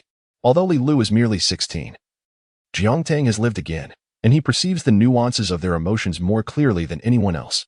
Li Lu fell silent. Jiang Tang rose to his feet. Observing the girl's despondency, he felt a pang of sympathy, and in a turn of compassion, he sought to console Li Lu, who was 2 years his senior. With a gentle smile, he reassured her, "It is difficult to say. What if I were to succeed in my cultivation? Would that not be a triumph? Ambitious endeavors require a willingness to embrace risks. Otherwise, how can one achieve greatness?" Li Lu remained silent, noticing her lack of response and her unwavering gaze upon him. The atmosphere grew awkward. Jiang Tang forced a smile and rubbed the back of his head. As he turned to leave, he heard Li Lu's voice behind him. "Don't go out." Jiang Tang paused, not turning around, yet he replied with a smile, "Sister Lu, you jest. A man must traverse the world, soaring high. If he meets his end, then let him be buried where he falls." Li Lu watched Jiang Tang depart, but he did not notice the crimson trickling from her lips. Interfering with the fate of others invites retribution from the heavens. Had circumstances been different, if he had been in his prime, if Jiang Tang were not her tragic entanglement, if these three conditions had not converged, how could the heavens dare to retaliate? Upon exiting the back room, Jiang Tang leaned against the door, bowing his head and sighing. He understood the girl's feelings. He merely feared to hinder her future. In this lifetime, Li Lu must regain her divine essence and ascend to the heavens alongside the fire god, never to linger in the mortal realm. To forsake the path to greatness for one's own sake was never Jiang Tang's intention. His previous statements held true. Their situations were worlds apart. And by the time he departed from this life, Li Lu might still resemble the same youthful maiden. The theory of lifespan is indeed one of life's most perplexing conundrums. Affection exists, yet reality stands firm. For one who has traversed a lifetime like Jiang Tang, he is acutely aware of this distinction. For now, he can only forge ahead, seeking a glimmer of opportunity to secure his survival. The emotions of youth do not necessitate an immediate resolution. He can only hope that when he reaches the pinnacle of his cultivation and is able to look back, perhaps at that time, the maiden will still be present. At the dining table, Li Huai glanced between Jiang Tang and his sister, swallowing hard as the atmosphere grew increasingly tense. Typically one to jest, Li Huai found himself silently eating, too wary to speak. Li Er exchanged glances with his wife, and they too could only bow their heads to their meal. Li Lu arrived at the Yang family shop, finding the old man Yang. She regarded the elderly figure across from her with an unassuming gaze. Was it you who sent him away? The old man did not lift his head, replying, yes. It was I. What of it? Li Lu cast a penetrating gaze with her golden eyes towards the old man Yang. You are well aware of my temperament. And you also understand the significance of his life to me, not to mention the outcome he faces once he steps outside. The old man Yang let out a sigh. Fate is predetermined and cannot be altered. Li Lu responded, are you referring to destiny? I am cognizant of your unparalleled influence. At our level, altering the fate of a mere mortal is a trivial endeavor. I am certain you have attempted it yourself. Do you wish to uncover the truth? Chapter 7. A discussion on fairness. Li Lu gazed calmly with her golden eyes at the elderly man across from her, Yang. He took a puff of his pipe and pointed at her with the stem. Li Lu narrowed her eyes slightly, her tone flat as she urged him to speak. Yang chuckled. I don't believe you haven't tried to alter his fate. What was the outcome? Li Lu replied with an even tone, I have tried, and I failed. Yang continued, I have attempted it, as has Qi Jingchun, and even the esteemed master of Qingming has tried, all to no avail. Can you guess why? Li Lu remained silent. Yang remarked, deep down, you already possess the answer, yet you are reluctant to entertain such thoughts. That young man, from the moment of conception, was born to ordinary parents who dared to breach the realm of Liju. Consequently, he suffered a backlash from the great Tao of Liju at a tender age. Later, his essence was extracted to forge a life vessel. Had it succeeded, it might have preserved his life. However, during the crafting process, the vessel shattered, resulting in severe congenital deficiencies. Without the life vessel, he cannot seize the opportunities presented by the celestial realm. But that is only part of his plight. His very fate is peculiar, embodying both a heavenly jealousy and a mortal's destiny. The former is typically reserved for unparalleled geniuses, yet he is merely of mortal lineage. The contradiction between the two is fatal, compounded by the inevitability of death. The accumulation of innate and acquired factors has already set him on a path to an early demise. And your emotional entanglements have become the final thread that will lead to his end. Even if the 15 realms were to intervene, they would not alter his fate. After all, your identity is a significant factor. Not everyone can withstand the emotional tribulations that accompany one of the 5 highest beings of the heavenly court. Li Lu questioned. So, are you implying that I am responsible for his death? Yang inhaled deeply from his pipe and replied, what you believe is your concern. I am merely stating the facts. Li Lu clasped her hands behind her back. After a prolonged silence, she suddenly laughed. Have you been too comfortable these years? You seem quite content. Do you think I possess a gentle temperament? Speaking so audaciously and casually in my presence, With a light snort from Li Lu, an ancient authority surged forth, akin to a great wave crashing down upon the elderly Yang, who lay in the courtyard. Despite her cultivation being merely at the 5th realm, and Yang's prowess being celestial, the weight of her presence caused his brow to furrow. There was no denying the oppressive power between divine beings, regardless of one's cultivation. One must yield to its dominance. Li Lu subtly extended her hand and flicked it gently. The motion was delicate, yet Yang froze momentarily, stifling a grunt as blood trickled from the corner of his mouth. Li Lu cast a sidelong glance at him before turning away. Had it not been for a mere glance at you, with such strength and potential, speaking to me in this manner would have disqualified you from even meeting me a millennium ago. My divine subordinates would have effortlessly dispatched you, shattering your divine essence and casting it into the river of time. For the time being, I shall not hold this matter against you. Once I have regained my strength, we shall settle the score together. At this moment, Li Lu bears no trace of the gentle, water-like demeanor of a maiden. A gentle breeze wafts by, and as she turns, the soft, warm smile returns to her lips, her golden gaze fading away, as if she is once again that tender neighborly girl. After Li Lu departs, the old man Yang lets out a bitter laugh, feeling 3/10 of his divinity siphoned away. To borrow 3/10 of my divinity to aid that young man. How brazen. Yang sighs, some matters are not about right or wrong. But has he truly summoned forth his divinity for him? It seems genuine feelings have indeed taken root, yet the deeper the affection, the greater the subsequent pain. Can you endure this? In the time that follows, the story unfolds precisely as it did in the past. The youth Chen Ping'an and Ning Yao join forces to battle the mountain-moving ape, The young man, overwhelmed, faces near death. The maiden, consumed by fury, draws forth the celestial sword Tianjin, causing the entire cave realm to tremble. At that moment, Jiang Tang, who had been practicing his martial arts, halts his movements, not glancing towards Ning Yao, but instead towards the south. The young man squints, a soft chuckle escaping his lips. Heh, if I am not mistaken. A formidable wave of 13th-level sword immortals is preparing to march north from the Sword Chi Great Wall to aid Ning Yao in reclaiming her honor, wouldn't you say? Let us not even mention that esteemed sword immortal. Perhaps even the old blind man is gearing up for action. TSK, TSK, TSK. What would unfold if Ning Yao were to perish here? Jiang Tang's eyes brim with curiosity. What will happen after Jingong Mountain? What will happen to Confucianism? Will the Sword Chi Great Wall, in a fit of anger, abandon its guardianship of the wild borders? Will the great battle between the righteous world and the wild realm commence prematurely? Jiang Tang strokes his chin, his mind swirling with these perilous thoughts.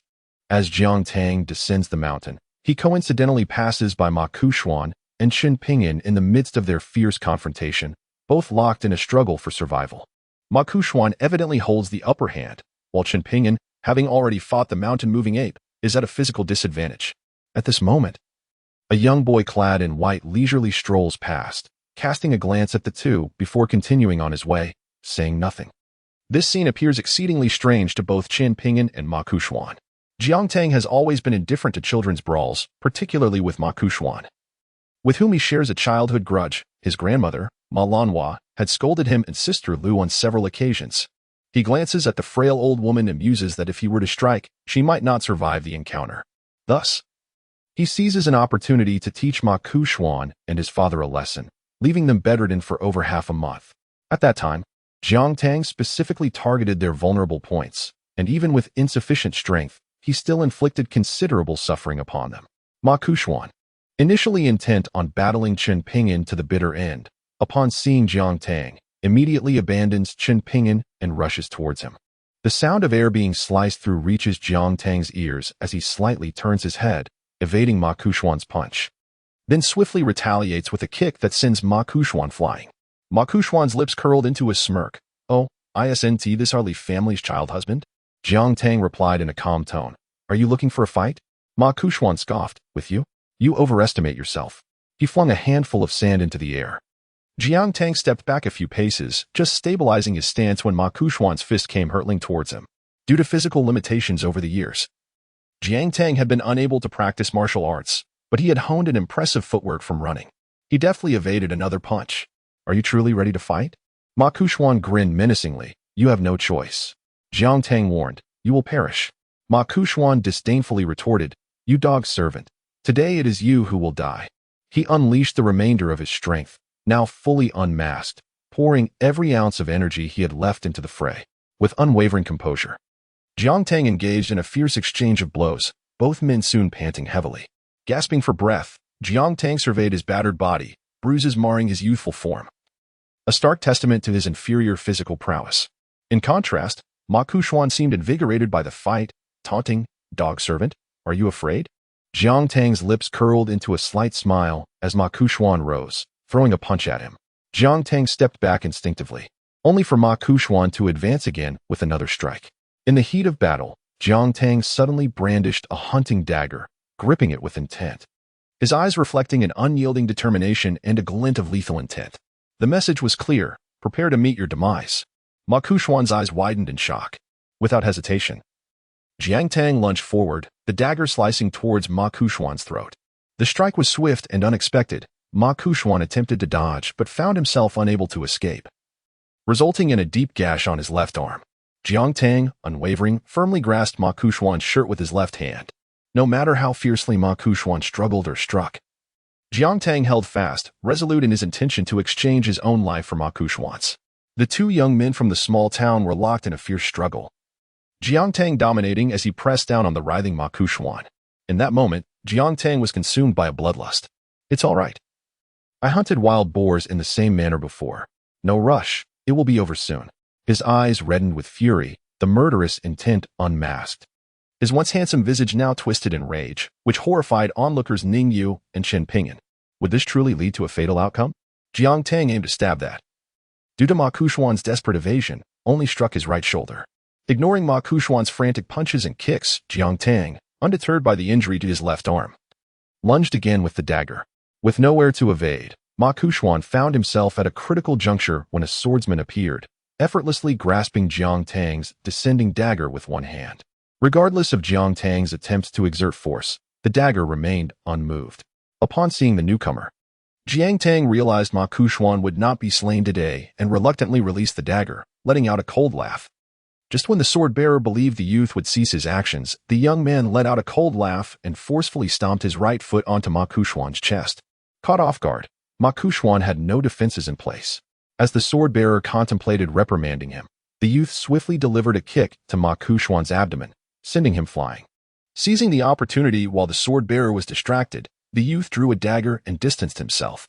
The sword-bearer caught Ma Kuxuan and, with a face full of restrained anger, glared at Jiang Tang, saying, "You." Jiang Tang retrieved the dagger and lowered his stance once more. With a deep voice, he stated that when juniors engage in combat, whether to the death or not, it is a matter for the young. When did it become the responsibility of the elders to intervene? The sword-bearer, his anger rising at Jiang Tang's words, felt compelled to swallow his retort, left momentarily speechless. He glanced at Ma Kuxuan, then at Jiang Tang, and was about to speak when Jiang Tang interjected, "I merely passed through this place." And that little brat threw a punch without hesitation, followed by a series of strikes. If the same force had been applied to others, they would have been killed long ago. Is Jinwu Mountain truly so shameless? Upon hearing the name Jinwu Mountain, the sword-bearer furrowed his brow. If you were in danger, I would. Jiang Tang interrupted, scoffing, "What utter nonsense! You allow your kin to commit murder but do not permit the retaliation of others?" The sword-bearer, having been interrupted twice, found himself without justification and unable to counter Jiang Tang's assertions, his anger simmering within. He could only insist. "What of it if I intervene to save my junior? Do I owe you an explanation? If you have the ability, summon your elders to confront me directly." This matter began with Ma Kuxuan's wrongdoing, so what does it matter? There are ways to address such issues outside and within the mountain. There are rules to handle Ma Kuxuan. In summary, you cannot bully Ma Kuxuan. It is Jinwu Mountain that must deal with this. Jiang Tang remained silent, then flashed a toothy grin as he moved towards the sword-bearer, attempting to strike. No matter how Jiang Tang attacked, he could not breach the barrier surrounding them. Eventually, the sword-bearer grew impatient, unleashing a sword chi from his fingertips that struck Jiang Tang, wounding him severely in the chest. Jiang Tang fixed his gaze on the sword-bearer, who chuckled, "I have shown you mercy." "Mercy?" Jiang Tang retorted. The sword-bearer replied with a smile, "Speak another word, and you will discover whether I have truly held back." With a cold laugh, Jiang Tang sheathed his dagger and turned to leave, disregarding the events behind him. The youth, supporting his left arm with his right hand, limped away from the scene. Was it truly necessary to engage them in a fight to the death? With his current weakness, it was best to retreat for now. He would seek retribution against Jinwu Mountain once he reached the 10th realm of cultivation. Chapter 8. Dispersing True Qi. As Jiang Tang prepared to return to the Li family, he encountered 3 horse-drawn carriages while passing through Mud Bottle Alley. A prince clad in white descended from one of the carriages and obstructed Jiang Tang's path. Injured and weary, Jiang Tang wore a vigilant expression. In contrast, Song Changjing observed with a hint of amusement, recalling how his nephew had nearly fallen victim to this very individual years prior. With a playful tone, Song Changjing proposed, "Young man, you have 2 options, either kneel and apologize to Song Jisun, thereby putting this matter to rest, or offer a forced apology. Choose one." Jiang Tang retorted, "What happens if I choose neither?" Song Changjing cautioned, "You will die." Jiang Tang chuckled, "You intend to kill me?" At that moment, Song Jisun pulled back the curtain of the carriage, his face adorned with a smile. Jiang Tang had never been one to succumb to despair. He took a step forward, a dagger materializing in his hand. A glimmer of admiration sparkled in Song Changjing's eyes. Such audacity. Despite the grievous injuries to his chest and body, Jiang Tang displayed the courage to confront him. This remarkable spirit was no doubt the source of Song Jisun's inner turmoil. In no more than 3 exchanges, Jiang Tang found himself half reclining on the ground, a smile stretched across his bloodied lips. Blood trickled from his forehead and mouth, while a faint aura of martial intent circled around him. Song Changjing observed, "Will you not apologize?" Jiang Tang defiantly replied, "To hell with your apologies." Song Changjing chuckled, "Consider yourself fortunate. As a disciple of Qi Jingchun, I shall spare your life. Thank him for that. Were it not for his influence, Your insolence would have warranted a fatal blow from me. Gradually, Jiang Tang rose, his steps unsteady.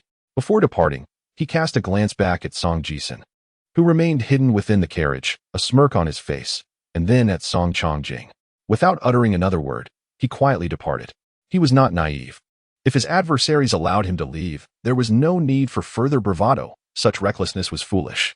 As Jiang Tang emerged from the alley, his body was drenched in blood, and rain began to pour. The streets were deserted. The downpour intensified, and Jiang Tang's complexion grew increasingly pallid. His frail constitution had always been a concern, and Lier had strictly forbidden him from engaging in fights. Each confrontation drained the true qi he had painstakingly cultivated. While he could replenish his true qi after battling with Ma Kuxuan, the 3 punches from Song Chongjing had disrupted his internal energy, shattered his physical form, and wounded his spirit. The overwhelming martial intent had surged into Jiang Tang's body, leaving him unable to catch his breath or restore his internal qi. At this moment, Jiang Tang was merely clinging to life, slowly making his way toward the Li family. He sought Uncle Li to dispel the lingering martial intent. Within the entire Lizhu cave heaven, only he possessed the capability to drive away the martial intent of the 9th realm warrior, Song Chongjing. At this juncture, the streets were void of any passers-by. Had there been anyone present, they would have surely cried out in terror, for Jiang Tang's appearance was indeed frightening. His body was soaked in blood, and a deep sword wound marred his chest. As he trudged forward, 2 shadowy figures appeared in the distance, holding umbrellas against the relentless rain. The storm raged on, enveloping the scene in a thick mist. As Jiang Tang drew near for a closer inspection, he discerned that it was Qi Jingchun and Qin Pingan who were walking beneath an umbrella. The 2 had just returned from Yang's shop, and it was only then that Qi Jingchun recognized the figure of the ailing youth, Jiang Tang, trudging through the rain. Observing the severity of Jiang Tang's injuries, Qi Jingchun felt an urgent need to intervene, but before he could cast a spell, Jiang Tang had already passed them by. Qi Jingchun called out to Jiang Tang, yet he received no response. Jiang Tang remained silent, not turning back. His weakness weighed heavily upon him, and he harbored a lingering resentment towards Qi Jingchun. After all, why should he heed someone who was not even his disciple? Qi Jingchun called out Jiang Tang's name several times, but to no avail. He could only watch as the youth, clutching his arm, staggered alone through the rain. After calculating a moment, Qi Jingchun's expression darkened. Beside him, Qin Pingan gazed upward, taken aback to see a rare display of anger on Qi Jingchun's otherwise refined countenance. Jiang Tang, dragging his weary body, reached the entrance of the Li family's courtyard. He knocked weakly on the door before collapsing at the threshold, losing consciousness entirely. Inside, Aunt Li, having nothing to occupy her mind, was startled from her reverie by the sound of knocking. She kicked her husband, Lier, who was similarly idle, and exclaimed, "Hey, someone is at our door." Lier nodded in acknowledgement. The 2 rose simultaneously to investigate who had arrived. Upon opening the courtyard gate, the woman let out a shriek. "You wretched fool, hurry."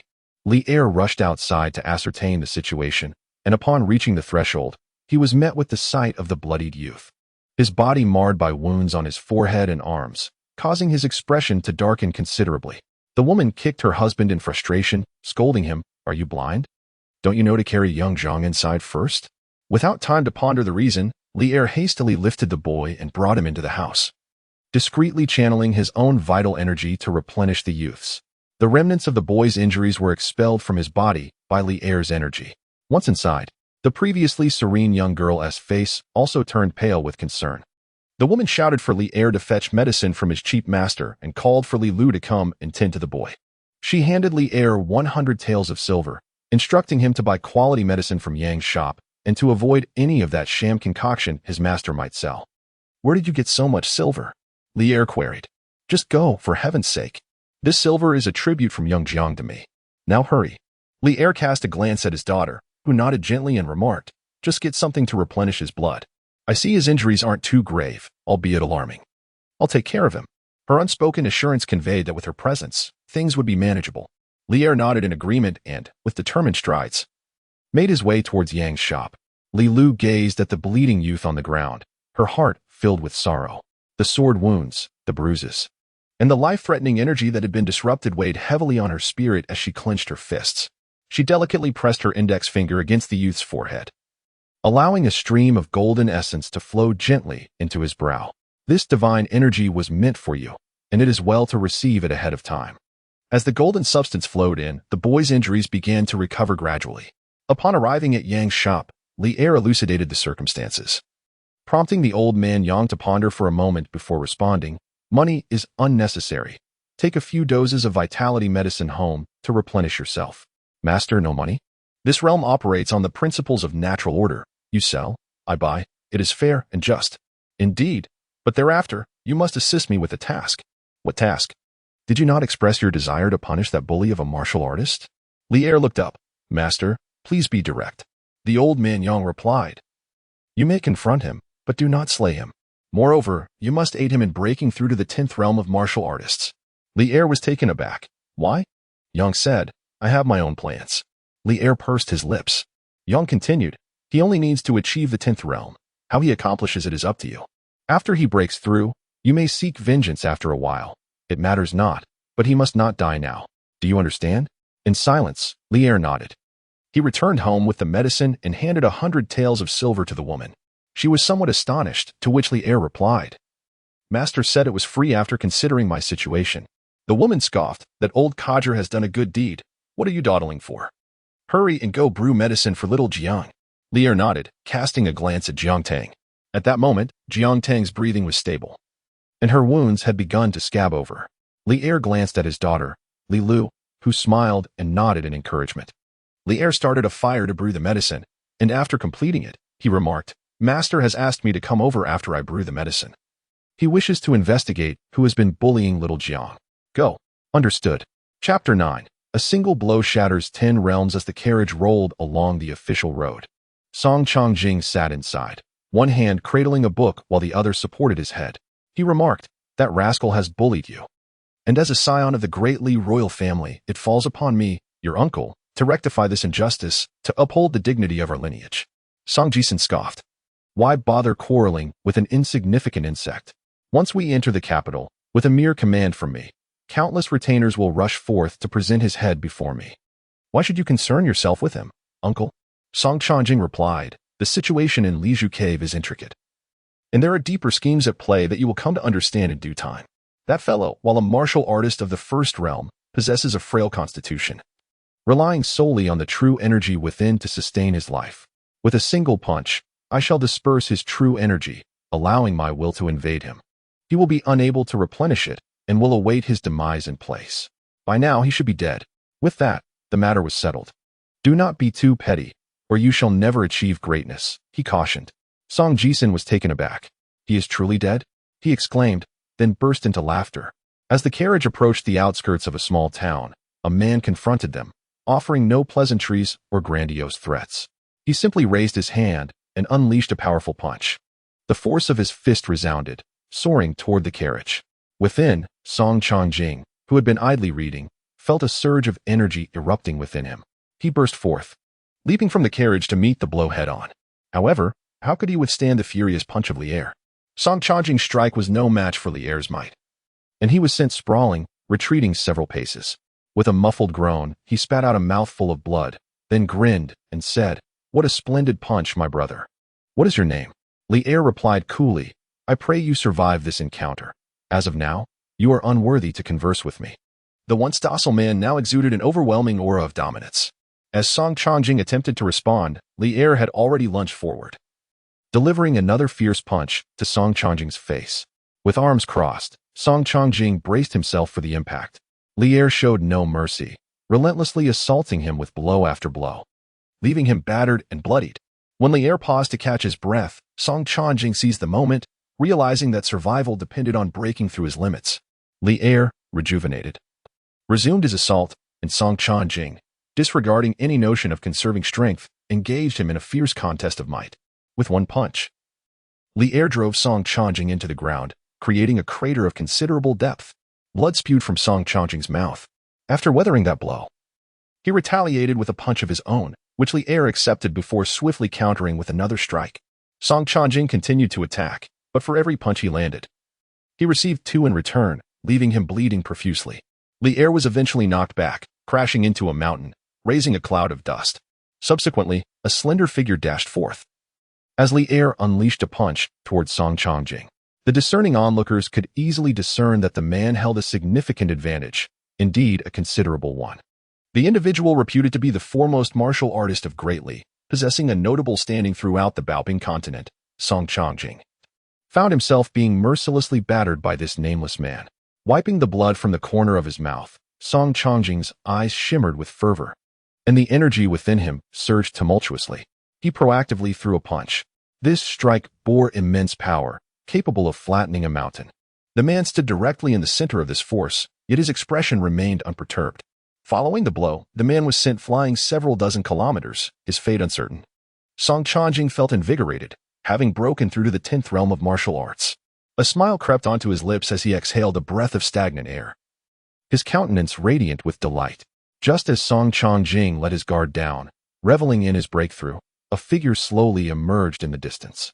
This figure walked forward, stretching his back and twisting his spine, revealing a gradual manifestation of his inner vitality. Song Changjing's heart sank slightly. Had he not exerted his full strength earlier? The man smirked. The 10th realm of martial arts? You appear rather unimpressive. Song Changjing assumed a fighting stance, eager to test his mettle. Moments later, Song Changjing lay on the ground, blood streaming from his mouth, both arms broken, his entire spine nearly shattered, the momentum of his newly acquired 10th realm energy extinguished by Li Er. He now felt utterly wretched, akin to a once towering mountain that had been struck down by an overwhelming force. Li Er remarked, "You shall only ever remain at the pinnacle of the 10th realm, with no hope of further advancement." Song Changjing inquired, "Is there a realm beyond the 10th realm?" Li Er scoffed, "The 10th realm can be subdivided into 3 stages: the flourishing energy, the return to essence, and the divine path. Beyond that lies the half-step martial god and the martial god realm. You have merely begun your journey, yet it has come to an abrupt end. Why? I have shattered your momentum, crippled your energy reservoir, and injured your spine. You will forever be confined to the flourishing energy of the 10th realm. However, this may not be so bad. Remaining at this level allows you some semblance of power. Outside of the Baoping continent, you, a mere frog in a well, arrogant and reckless, would easily meet your demise. Here, at least, you can wield some influence, and within Great Li, you are invincible." Li Er's words dripped with scorn. After a prolonged silence, Song Changjing queried, "What grievance do I hold with you?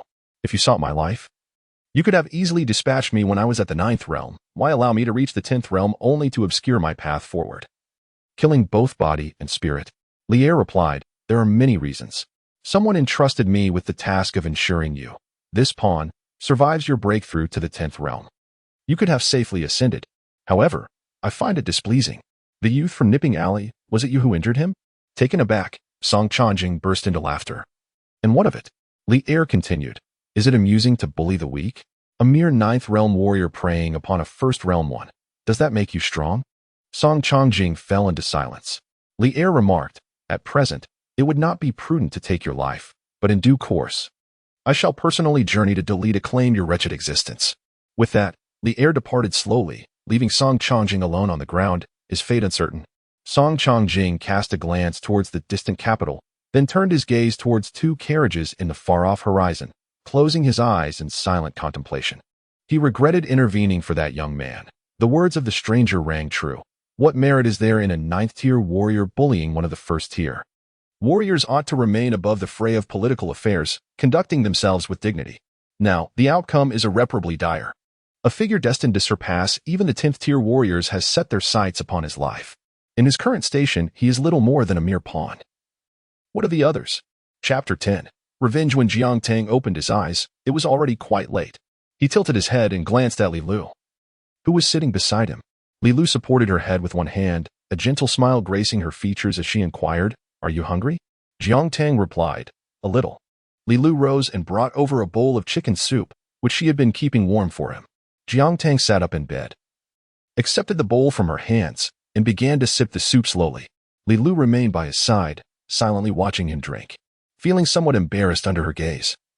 Jiang Tang hurriedly finished the soup. He set the bowl down and said, "Sister Lu, I appreciate your help." Li Lu smiled and shook her head, "Not at all. I'm merely keeping an eye on you. It's hardly a trouble, and besides, your matters have never been a burden." Jiang Tang was taken aback for a moment before bursting into a laugh, albeit a bit awkwardly. I still owe thanks to Uncle Li and Aunt Li." At that moment, Li Er and his wife entered the room. Jiang Tang quickly changed the subject. "By the way, Uncle Li, you look as though you just returned. What have you been up to? Li Lu replied, I went to seek revenge for you. Ah?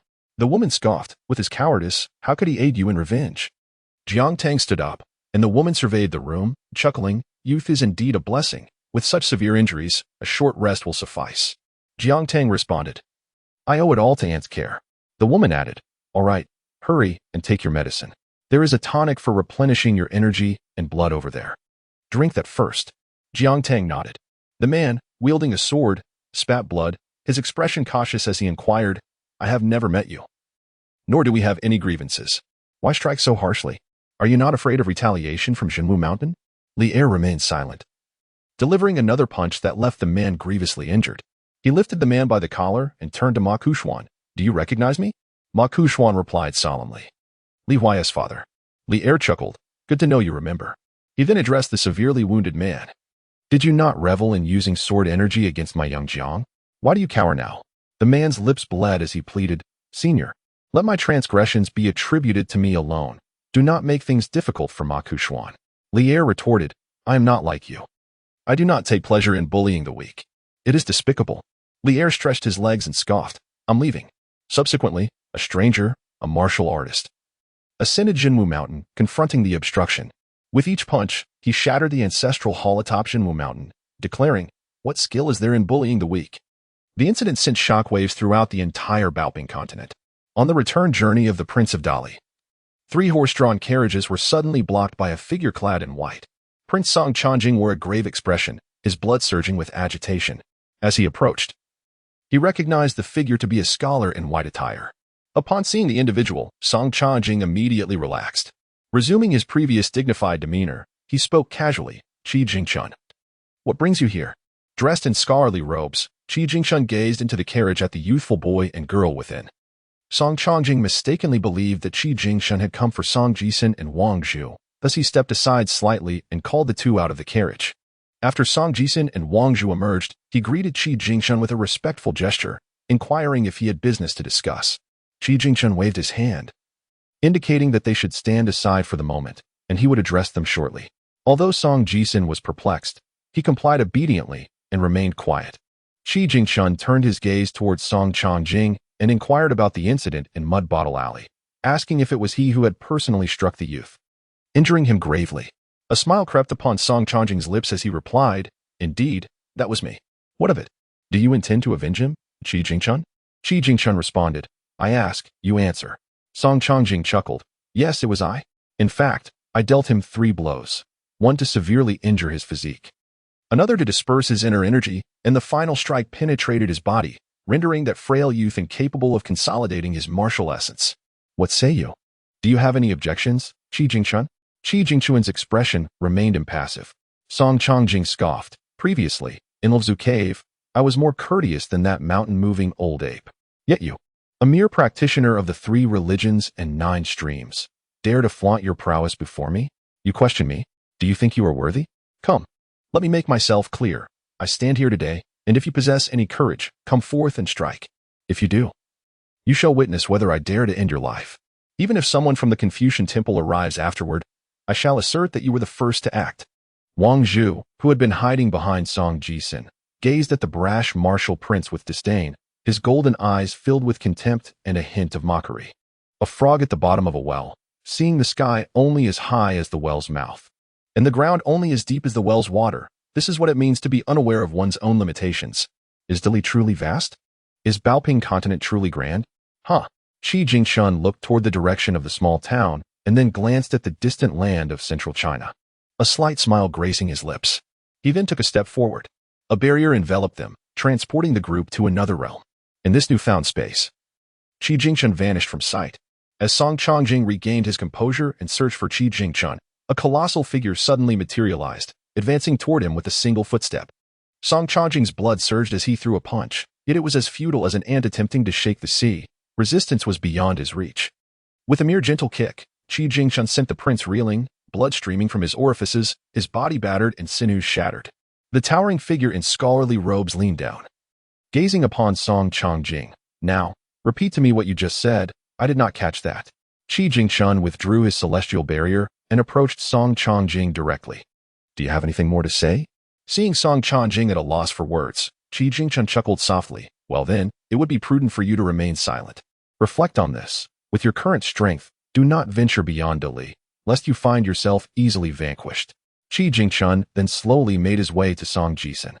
Completely stunned by the preceding events, Song Jisun hurriedly offered a respectful bow. Song Jisun's hands trembled. Qi Jingchun merely inquired. It was you who suggested using a knife to kill, leading Funan of the old dragon city to eliminate Shenpingyan, correct? Song Jisun cast a glance at his uncle and replied with a smile. What? Does Mr. Qi still wish to trouble a mere student like me? Qi Jingchun shook his head, stating, No, I will not hold a grudge against a junior. Just as Song Jisun felt a sense of relief. He witnessed Qi Jingchun flicking his fingers, causing his uncle's arm to explode. While I cannot trouble you, can I not seek retribution against your elder? From this moment forth, you, Song Jisun, are no longer my student, as I declare. I shall also retract half of the literary aura from your capital, and the Cliffside Academy will depart from Dali. Mind your actions. Song Jisun trembled throughout, questioning, Why must you act thus, sir? Setting aside our bond as teacher and student, have I truly caused you such displeasure in these past years? Qi Jingchun glanced at Song Jisun, retorting, And what of your treatment towards Shenpingyan and Jiang Tang? In significant matters, while Shenpingyan may not have been overly kind, did he not once assist you with a trivial matter? To shield your whereabouts, he bore unjust blame, yet you sought to harm him with a knife, aiming to bring about his demise. What grievance did Jiang Tang ever inflict upon you? Did I ever intervene in your conflicts? If juniors clash, they may very well perish. Yet they had clearly spared you. Any enmity between you two had long been resolved. Why then, must you pursue absolute destruction? Why must you, relying on your uncle, humiliate him and force him to bow and apologize? They are utterly innocent. A student of Qi Jingchun may not embody the virtues of a gentleman, but he shall certainly not be a scoundrel. Song Jisun fell into silence. Qi Jingchun continued, Mind your actions. Do not speak of your time as my student. I shall pay a visit to the capital of Dali.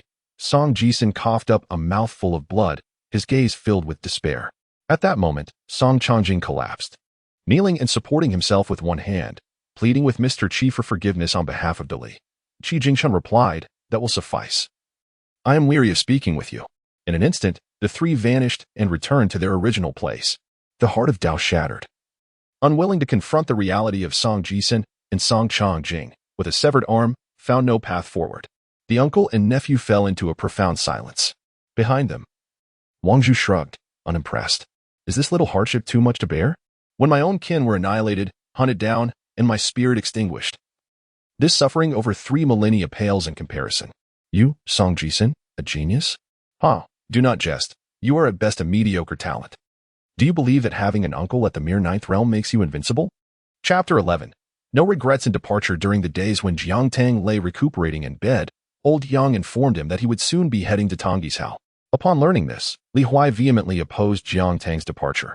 Yet, Jiang Tang merely shook his head with a smile, as if resolute in his decision to leave. Impervious to any counsel, Li Lu remained silent, tending to Jiang Tang with quiet devotion. He dared not meet her gentle eyes, for though she said nothing, every gesture implored him to stay, to reconsider. In a fleeting moment, doubt crept into Jiang Tang's heart, stirred by Li Lu's tender demeanor, causing his adventurous spirit to waver. Nevertheless, he averted his gaze, remaining silent, suppressing his unease as he compelled himself to look forward, constantly reminding himself that the trials of the present were but stepping stones to a brighter future. The events in the small town unfolded gradually as Jiang Tang had anticipated. At the town's tavern, a teacher had arrived. He indulged in food and drink, and after his meal, found himself standing before Li Lu's doorstep. He hesitated for an extended moment before ultimately refraining from knocking, leaving instead a key, a letter, and several hundred taels of silver he had earned from teaching over the years. By the time his aunt discovered the letter, it was already late. Jiang Tang gazed at the key and the silver in his hands, his eyes lowered in silence.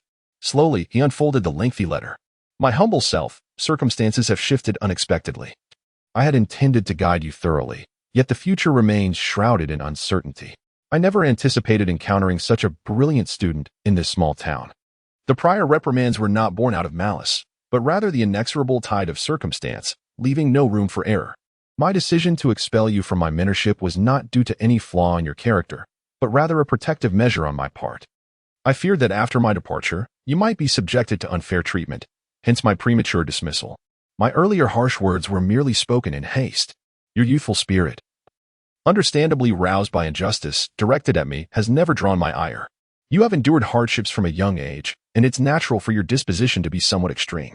I had hoped to teach you while also guiding your temperament, but time has proven insufficient. I have heard that you are to journey to Tongisao.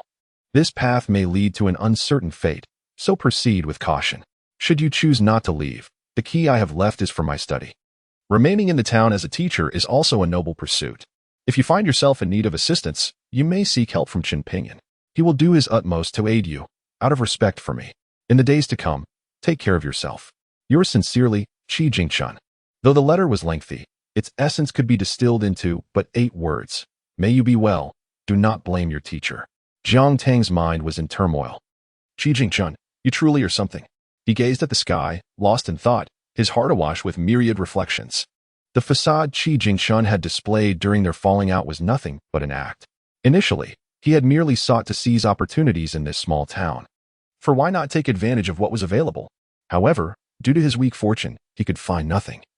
So he could only seek out Qi Jingchun to acquire some knowledge, which was better than having nothing at all. For the past 4 years, he merely pretended to perform, establishing a persona and deceiving Qi Jingchun all this time. He was contemplating how to extricate himself from this situation.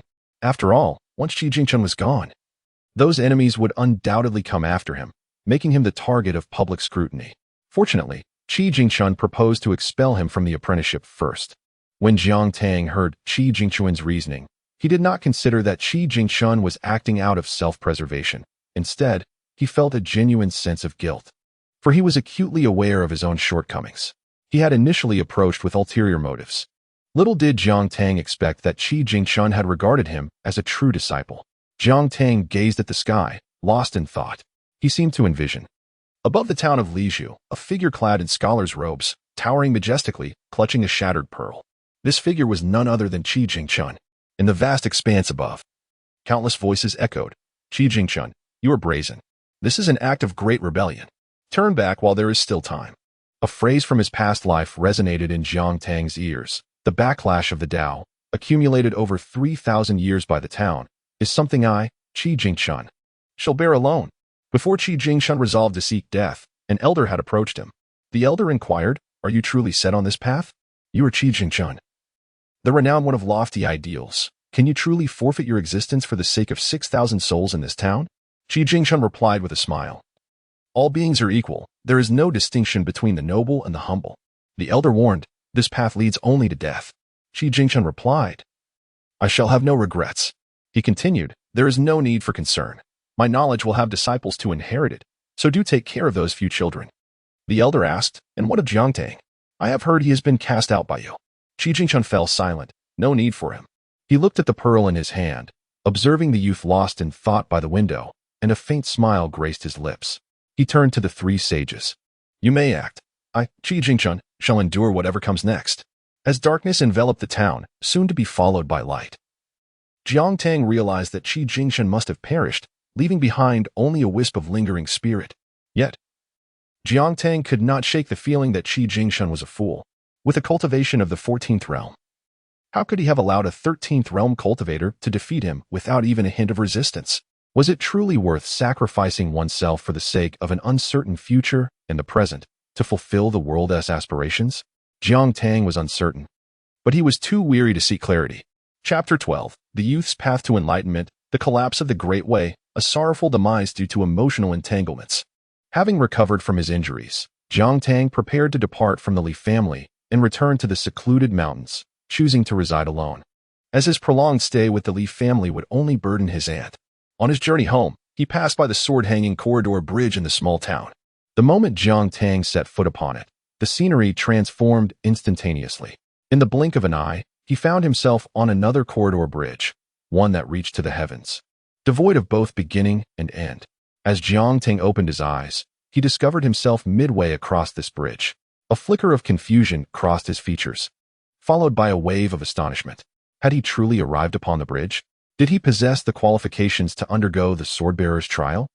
Or was it that Qi Jingchun had casually sought opportunities for him while pleading for Qin Pingyun? Unable to fathom the situation, Jiang Tang resolutely continued forward upon the corridor bridge. Why not walk? The celestial path lay before him, unobstructed. What reason was there to hesitate? According to the trajectory of his past life, he would have expected temptations, warnings, and threats to impede his progress the moment he stepped onto the bridge. Indeed. The next moment, a voice gradually whispered in his ear, "Kneel, and fortune shall shine upon you." The voice, feminine and enticing, dripped with seduction, sending tingles through one's ears. "Kneel and bow, and you shall be assured of wealth and glory, with the path to immortality laid bare." Before Jiang Tang could respond, another voice followed suit. "One kneel and bow, and the vast expanse of the Great Way shall be yours, a fair trade, indeed." Just before the next voice could emerge, Jiang Tang slowly halted, turning back with a smile. "Is that so?" The subsequent voice fell silent, clearly taken aback. With a beaming smile, Jiang Tang inquired, "Do your words hold weight?" A voice from the heavens softly replied, "They do." The multitude of deities above were amused by the youth's antics. After just 2 sentences, he could hardly withstand the temptation. How could such a frail human heart endure the weight of opportunity? Was this all? Mortals remain mortals, forever ensnared by their avarice and short-sightedness, truly a hopeless breed. Jiang Tang chuckled. "Very well then, you must first demonstrate some sincerity for me to consider." The voice from above responded, "Kneel and bow, and I shall grant you boundless fortune and the vast expanse of the Great Way." Jiang Tang replied, "You must give first, and then I shall kneel. You kneel first, and then I shall grant." With a faint smile, Jiang Tang thought to himself how amusing it was to toy with fools. Did they truly believe him? As he turned to leave, he called out, "Fool," and resumed his journey. Only the woman in the heavens remained dumbfounded, and by the time she regained her composure, her face was flushed with indignation. Soon, another voice inquired, "Do you truly believe yourself deserving of this opportunity? Your aptitude is inferior to that of a pig. Can you truly grasp it?" Without looking back, Jiang Tang continued walking, uttering 2 words, "Fool." The voices in the heavens continued to echo around him. One warned, "Take another step, and I shall reduce you to mere mortal flesh, shattering you into oblivion, never to return." Jiang Tang retorted, "Fool." In a fit of rage, someone unleashed a torrent of insults. "You wretched mongrel. Born of a mother who never taught you, you who brought ruin upon your own parents from the moment you drew breath, you deserve to be denied fortune, and your life shall remain thus." Jiang Tang merely chuckled, remarking that the elder was indeed striking, with the phrase refined and handsome aptly describing him. Though the first 3 words were exclusively his, the individual paused, taken aback. Could he perceive me? After uttering his words, Jiang Tang fell silent, while the figure above pondered the implications hidden within the youth's statement. A refined visage, the first 3 words, a clear countenance, devoid of a mother. Once the realization dawned upon that divine being, he ground his teeth in frustration. This youth was indeed formidable. He appeared materialistic, yet his mind was astutely aware. Throughout their journey, he remained unperturbed by the various cutting remarks directed at him, particularly the smile that graced his lips, which indicated he intended to treat their threats as mere trifles to alleviate the tedium of his path, akin to a jest for amusement. Every word he spoke was met with a response, each utterance seemingly foolish.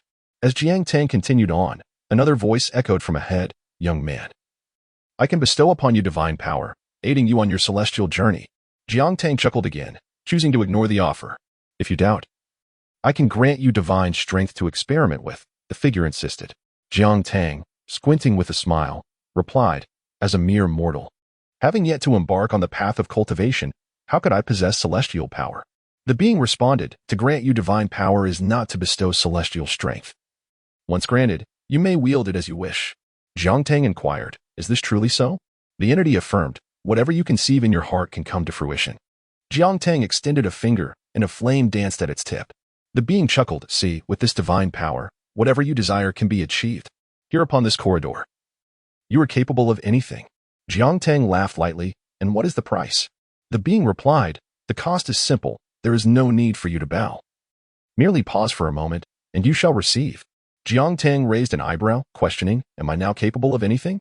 The being confirmed, "Indeed, you are boundless. Your divine power is infinite." Jiang Tang pressed further, "If you grant me divine power, who are you?" The entity declared, "I am a god." Jiang Tang recalled a famous paradox from his past life, the paradox of God. Is God truly omnipotent? Can he create a stone so heavy that even he cannot lift it? If he can create such a stone, then it contradicts his omnipotence. If he cannot create it, it also implies he is not omnipotent. Therefore, he considered himself to be that very stone and remarked, If I wish for your demise now, why do you not perish? The being fell silent, then slowly responded. Your divine power is beneath mine. Jiang Tang asked once more, am I truly endowed with limitless celestial power? The being arrogantly stated, indeed. As long as you do not advance, merely pausing for a moment, you shall possess infinite divine strength. Jiang Tang's thoughts stirred, and a candied hawthorn appeared. With a mere thought, a book materialized before his eyes. Jiang Tang raised an eyebrow. If this were the case, then the divine power he currently wielded should rival that of the celestial beings above. They are, perhaps, toying with crickets using their mystical powers? If so, it indeed becomes quite intriguing, thought Jiang Tang, a faint smile gracing his lips. With divine power being boundless, the possibilities for amusement are endless. The paradox of God. Once merely a conundrum in the world of yore. What if one were to prove these four great paradoxes in this realm? Jiang Tang truly halted his advance. Standing still as he deftly pinched his fingers, his eyes narrowing as if entranced by the supreme divine force. Observing from above, Qi Jingchun sighed. Indeed, it was as he suspected. A frail youth of merely 14, afflicted with illness and bereavement, wandering aimlessly, how could he possibly remain grounded in the face of such boundless power? The fault lay not with the boy's nature, but with the brevity of his guidance, leaving him ill-equipped to navigate his innate potential. Alas, countless deities looked down upon the stationary youth with disdain. Indeed, a millennium ago, human nature was thus, and a millennium hence, it remains unchanged. A solitary star. Yearning for the supreme path?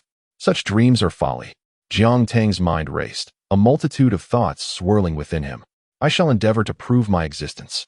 Time flowed swiftly. Yet within his mind, countless years condensed into a singular moment. In that instant of affirmation, his entire consciousness crystallized. Jiang Tang exerted every effort to control the power within his psyche, resisting the allure of the external divine energy. A smile crept upon his lips as he gazed upward. Recalling how those deities had scorned him as a mere wretch, they must surely pay some price.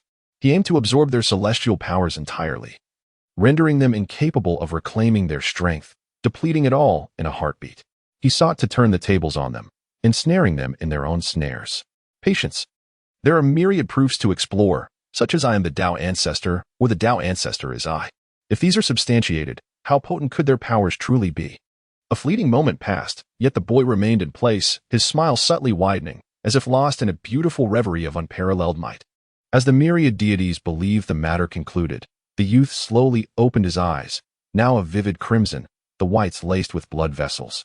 An expression of both mania and despair.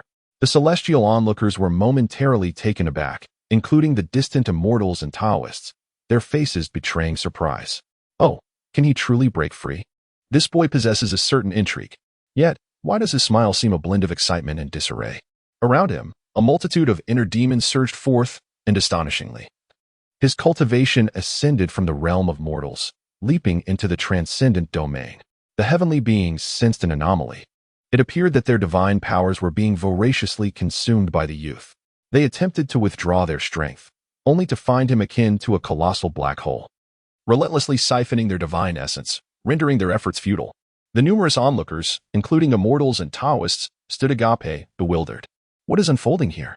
Ascending to the transcendent realm in a single bound? No, his ascent shows no sign of halting. In the next moment, the world itself shifted hues, and a tremendous thunderclap resounded. The thunder reverberated with a deafening roar, resembling the sound of 1,000 drums, sending shivers through one's very soul. Below the corridor bridge lay an endless river, its length and breadth obscured, surging forth with great force. Here, an infinitely long corridor bridge and an unseen broad river resonated with one another. Could this be the river of time? From the youth, an ethereal aura emanated, enveloped in golden divine power, as his realm ascended beyond the ascension stage. What was he attempting to accomplish? Only those cultivators above the 14th realm could discern the slightest hint of his intentions. The celestial monarch, Qing Tong, wore a somber expression. Lu Chen, who had been merely observing, suddenly lifted his gaze towards the peculiar symbols, exclaiming, "No, he is indeed seeking enlightenment. He aspires to leap from mortal to the celestial realm of the 14th stage?" The deities and venerable cultivators present were taken aback, while the previously indifferent sword spirit slowly opened his eyes, intrigued by the young man's audacious ambition to reach the heavens in a single bound. The astonishment in the assembly was palpable. He was utilizing the borrowed divine power of others to cultivate his own true path. seeking to attain the 14th realm through such means. At just 14 years of age, how could he possess any comprehension of the Great Way? He likely had no notion of what the Great Way truly entailed. How could he hope to achieve it?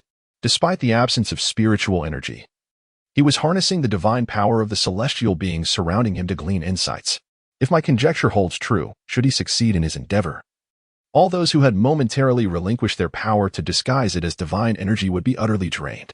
Even if he were to fail, the 20 or so deities present would still face dire consequences, either death or grievous injury. How could a mere mortal contemplate the Great Way?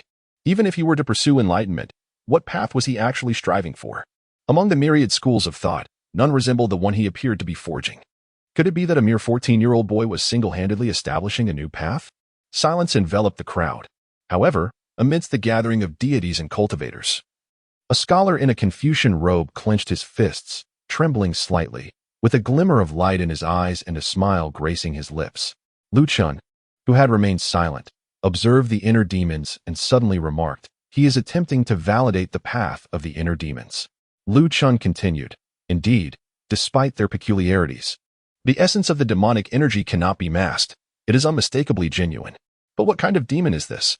Lu Chun spoke slowly. "I cannot identify it. Yet I can sense there is profound knowledge within."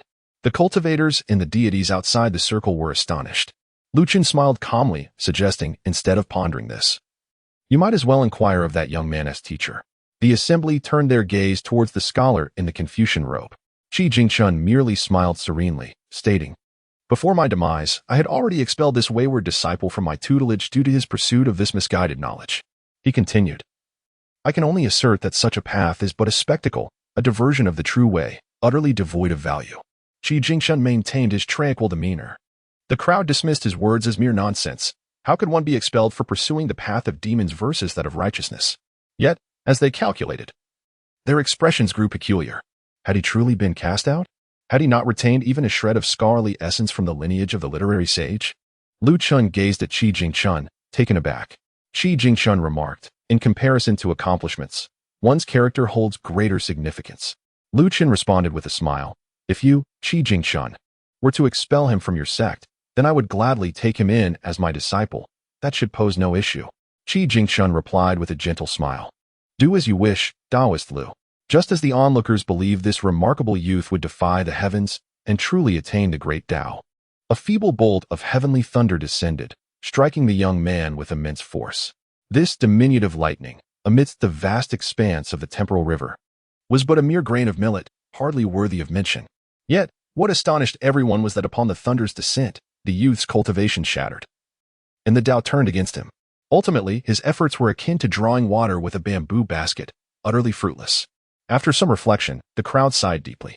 It is said that one cannot defy destiny. How could one destined for death hope to surpass the heavens? Surviving this ordeal itself would be a miracle, let alone contemplating the future. It was unforeseen that such a prodigious talent would ultimately succumb to the laws of fate. Even the life of a mortal, with its destined trials, should not be so tragically fated. To be denied the cultivation of the Tao is tantamount to a certain demise. The great Tao encompasses 50 principles. Yet it seems that even the most slender thread of hope is absent. Many hidden masters observed the scene with increasing unease until their gaze fell upon the crimson thread of fate encircling the youth's wrist. This thread of destiny replaced the slender glimmer of life offered by the Tao. But what kind of fateful thread could possibly outweigh the essence of the Tao? The onlookers followed the scarlet thread with their eyes, only to catch a fleeting glimpse of one of the 5 supreme beings, hastily averting their gaze. They silently chanted in their hearts, "Disrespect is unwise. Let us not incur divine wrath." Subsequently, their gazes towards the young man were filled with sympathy and pity, as he had become entwined with the fate of that exalted deity, a casualty of the tribulations of the mortal realm. In other words, Jiang Tang was crucial to the awakening of Li Lu's divine essence. Jiang Tang represented a pivotal step in Li Lu's ascension to divinity. The heavenly mandate was tacitly accepted. No one could intervene, not even if Li Lu wished otherwise. It was indeed a lamentable fate for such a young genius, truly a cause for sorrow. Qi Jingxuan's expression mirrored this silence. Chapter 13. The Dreams Layer and the Buddha Realm in Hand. After the young man attempted to forcibly attain enlightenment and failed, blood trickled from the corner of his mouth, clearly indicating a backlash from his failed endeavor. As onlookers gazed upon him, the radiance on his face dimmed further, and the aura above his head grew increasingly faint. This visage, this destiny, even an ordinary mortal could discern, within a year or two. This young man was destined to meet an untimely demise. If other threads of fate obscured his life force, one could simply sever them. However, who would dare to sever the thread of destiny in his hands? Who possessed the capability? To cut off the path to the revival of a supreme deity would be akin to harboring a grudge against the very essence of the universe. An enmity that could never be reconciled. This young man, so remarkably gifted, was indeed a victim of celestial jealousy, possessing talents acquired at the cost of his very life. As the thick mist began to dissipate, Jiang Tang wiped the blood from his mouth, smiled indifferently, and continued on his path. Rising to his feet, he gestured a middle finger towards the rear, a grin spreading across his face. The crowd turned to see that of the deities in the sky, scarcely one remained. Their golden forms shattered, their essences extinguished. What a fierce young man he was, merciless to others, yet even more so to himself, despite suffering great losses. He ensured that none would have it easy. As Jiang Tang walked, countless illusions appeared before him. The trials of human emotions and desires unfolded. Among the myriad of phantoms, beginning with Qi Jingchun and followed by Aunt Li, Uncle Li, Li Huai, and Li Lu, the personalities and words of these apparitions differed greatly from Jiang Tang's recollections. They spoke what seemed to be heart-wrenching words, yet in truth, Jiang Tang had never given them a moment's thought.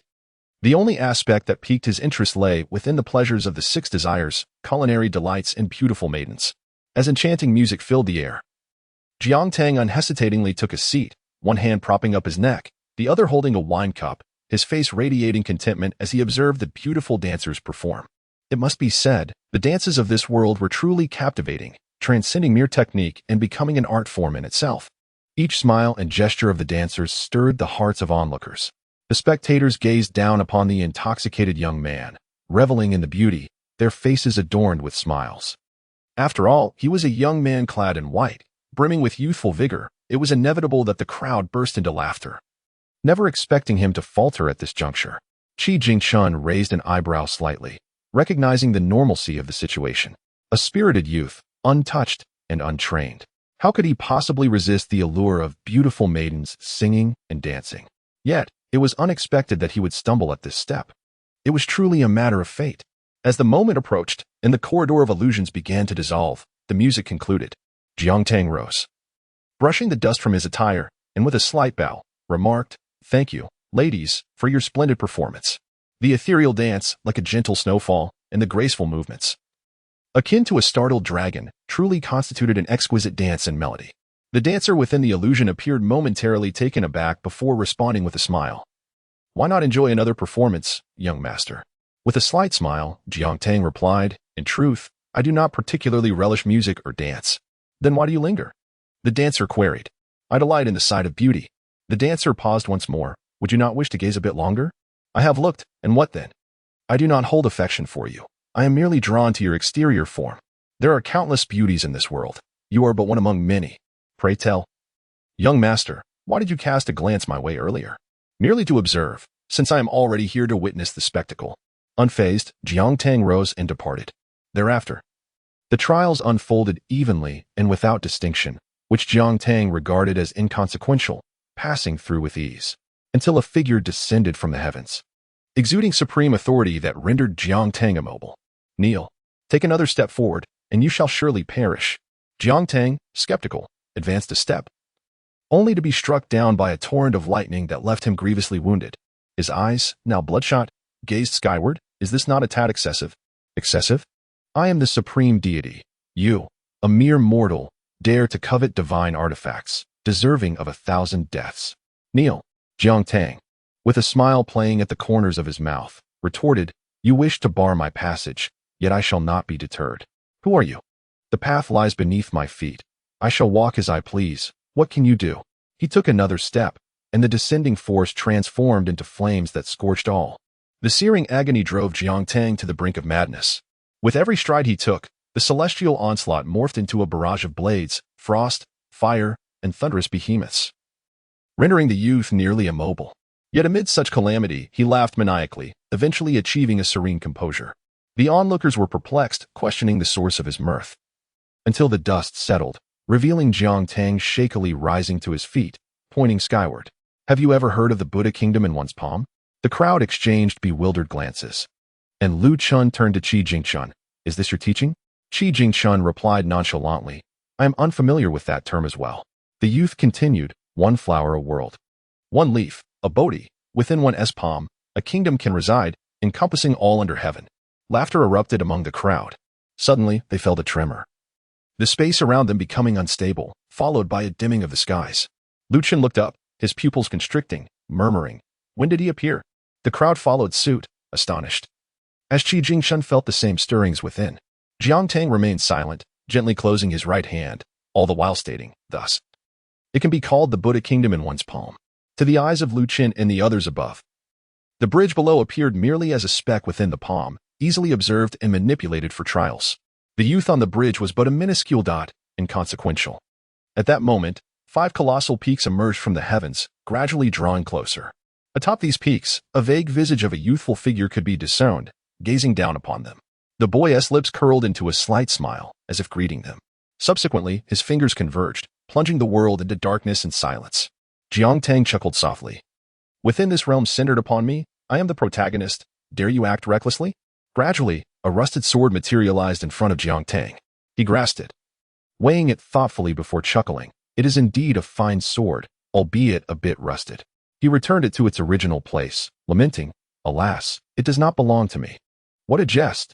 This sword has lingered here for millennia, awaiting its true master, that future paragon, Qin Pingon. It is often said that there is but one solution to the enigma of Lejuzhen, which is to embody the spirit of perseverance and self-improvement. However, this is contingent upon the individual. Can one truly wield this sword? Its destined bearer has always been Qin Pingon, no matter how exquisite the sword may be. If one cannot bear its weight, it is rendered futile. As the old man Yang later remarked, a fortunate life cannot rival a resilient one. The fate and destiny of Qin Pingon are inscribed on paper, so potent that it could fell trees. His resilience is akin to that of a magical artifact. If one's own fate is frail, seizing the sword would undoubtedly lead to demise. Even if one were to survive and manage its heft, would the unseen strategist behind the scenes permit one's existence? While the cycle of celestial justice in Lejuzhen still persists, relinquishing this supreme swordsmanship legacy will surely lead to the arrival of something remarkable awaiting one in the future. With this in mind, Jiang Tang carefully returned the sword to its rightful place, feigning magnanimity, allowing it to await a worthy successor. In an instant, Jiang Tang's eyes widened as he found himself within the humble wooden cabin on the back mountain. Indeed, was it merely a dream? Chapter 14. A quarter of the crowd, regaining their senses, gazed at Qi Jingchun in sheer disbelief. Did you teach him? They questioned. Qi Jingchun shook her head. Are you implying that not only did that young man see through our trial, but he also conjured a divine skill on his own? Qi Jingchun merely replied, I am uncertain. Whispers erupted among the group. Some speculated that the lad might be a reincarnation of a powerful being, while others contended that he must be a pawn of some formidable sect with a great master behind him. Only Qi Jingshun remained silent. Such extraordinary talent. It is a pity that the master could not secure a glimmer of hope for you. All matters must be contended by oneself. If you could obtain that ancient sword and, with the aid of its spirit, sever the ties of fate, you would still possess a sliver of hope. Suddenly, old Yang raised his head and declared, the sword still exists. The old coachman, puzzled, asked, did the sword's spirit ultimately reject him? Such monstrous talent would have been considered top tier in ancient times. How could it not be enough? The tavern proprietress frowned, sensing something amiss. If the sword spirit found him unworthy, it would not have allowed him to step onto the bridge. Could it be that the young man's aptitude and constitution are so lacking that he possesses only wit but no true potential? Old Yang pondered for a long while, then picked up his smoking pipe, inhaled deeply, and said slowly, that young man did not find the ancient sword appealing. What? He still found it lacking? Old Yang continued. He merely stated, a person without fate is not of my kin, and then turned away. That blind fool. Such a grand opportunity laid before him. Yet he could not recognize it. What a waste. I initially withheld my objections out of respect for the water god, considering him half of my divine lineage. But now, the glimmer in Qi Jingchuan's eyes dimmed slightly. What a pity. The old coachman remarked, let us see if another lackey has a chance. Jiang Tang closed his eyes, and within his mind, a long river wound around, firmly ensnaring a mass of indescribable golden essence. This is. Jiang Tang reached out to touch it, and the golden radiance surged into his soul. He lingered in his meditative space for a long time, then slowly smiled. What a pursuit of reality within illusion. What a failure in the path of enlightenment. What a cycle of heavenly principles. Jiangtang gradually opened his eyes. A flash of golden light shimmering within them. The old sword hanging beneath the bridge was not the greatest opportunity. The true fortune always lurks in the shadows. The grand trial of the small town, lasting 3,000 years, ultimately rewards one with him. That fragment of divinity. Shattered by the azure youth heavenly monarch and scattered throughout the town, half of that singular divinity. Though it is unseen and intangible, it undeniably exists. Jiangtang gazed at the ball of divine golden light in his hand, and his intuition whispered that this essence was merely a quarter of the heavenly sovereign's divinity. A surge of excitement coursed through Jiangtang, yet he was soon overwhelmed by a profound sense of trepidation. This object is paired with that ancient sword stick, both prepared for the crown Prince Chenpingen. If one takes it, it is tantamount to entering the game as a half-player. Has he been schemed against? This item was clearly left for Chenpingen. Should it be claimed by oneself? Jiangtang began to slowly untangle the intricacies. He was not meant to be born in the Lizhu cave heaven, yet he still appeared. After his birth, his parents perished. The hardships of the 100 families' meals led to frozen and starved deaths. He was mocked, and life was exceedingly bitter. Fortune was shallow, opportunities were abundant. Yet he still did not grasp even a fragment. The vitality was feeble, his aptitude remarkably poor, and it seemed impossible to enter the great path in this life. Ultimately, when faced with a tremendous opportunity, the ancient sword stick, he still chose to relinquish it. The cycles of heavenly principles dictate that many losses and sacrifices must eventually yield gains. The cycles of heavenly principles, the reciprocity of cause and effect. This quarter of divinity rightfully belongs to Jiangtang. Even that singularity cannot defy the rules of the great path. Of course, merely possessing this is still insufficient to obtain this quarter of divinity from him and the other gods. After all, he is the sole one of the 16 realms. The culmination of the great path. The true sealing and decisive blow lies in Jiangtang's last move. To forcibly prove, I am the one, will solidify his divinity entirely. Jiangtang revealed a smile, one filled with joy. The destination of this quarter of divinity, perhaps, is known only to Jiangtang himself in this world. That singularity could not possibly know. After all, this divinity is the triumph of human determination over heaven, a fleeting opportunity that Jiangtang fought for with his meager life. Perhaps only when Chenpingen gathers the other half of the divinity will he come to realize that he is missing a quarter. That moment may be far, far away. Jiangtang has ample time and confidence to ascend to the pinnacle. The next day, as Jiangtang walked along the road, someone blocked his path, smiling. "Brother, please wait." Jiangtang looked up to see a young man, a crimson mark between his brows. Jiangtang's lips curled slightly upward. It was him. Jiangtang inquired, "What do you want?" The crimson-browed youth chuckled. "Nothing much. I just feel we are fated to meet. Thought we could get acquainted." Jiangtang replied, not interested. The youth, undeterred, simply smiled. "I am Cui Chan, and you?" Jiangtang replied nonchalantly, "I am your father." The youth's expression turned peculiar. Then he laughed. "Actually, you could also call me uncle." Jiangtang asked, "You are the embroidered tiger Cui Chan?" The youth laughed. "Indeed, that is I." Jiangtang regarded the youth before him and said, "You are the thick-skinned, shameless, licentious, and unscrupulous Grand Master of the greatly Cui Chan, who commits all manner of wickedness and has risen to prominence through deceit." The youth Cui Chan was about to nod but then paused, bewildered. "What?" Jiangtang, with utmost seriousness, stated, "Isn't that so?" The youth Cui Chan suddenly laughed. "The true inheritor of Qi Jingquan's teachings is you, right?" Jiangtang replied, "You two, are utterly identical, both fools." The youth Cui Chan remarked, "I truly do not believe that Qi Jingquan expelled you from the sect." Jiangtang remarked, "Do as you wish. But let me make it clear that I do not possess the legacy of Qi Jingquan. If you seek to sever the roots of Qi Jingquan, I wholeheartedly concur. Yet that is your affair, do not involve me." The young Cui Chan narrowed his eyes. "What if I were to assert that you are indeed the bearer of Qi Jingquan's legacy? What could you possibly do to me?" Jiangtang chuckled, "From your words, it seems you intend to kill me?" The young Cui Chan replied, "What of killing you?" Jiangtang smiled faintly, elongated his neck, and leaned closer to the young Cui Chan, jesting, "Then I implore you to be sure to sever my neck. Should you spare me, you would be my descendant." "How does that sound, you little coward?" The young Cui Chan gradually raised his right hand, his magical power surging, a cold smile gracing his lips. "Do you truly believe I would indulge you like Qi Jingquan? Do you think I fear to act against you?" Jiangtang laughed heartily. not retreating but instead deliberately colliding with the young Chui Chan's right hand. During his previous foray into the 13 realms, he had come to understand that he seemed to be entangled with the divine race by a significant karmic bond. Should Chui Chan dare to strike and inflict even the slightest injury upon him, Jiang Tang could assure that the two divine beings of the 13 realms, the old charioteer and the innkeeper, would undoubtedly intervene, swiftly ending Chui Chan's life.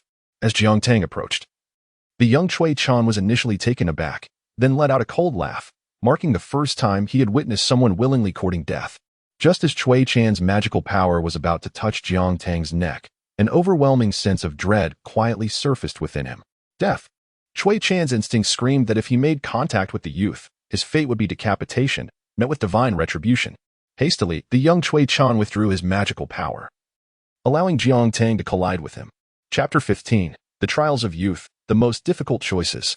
Jiang Tang approached the young Chui Chan and gently patted his cheek. "Oh, foolish boy, why have you ceased?"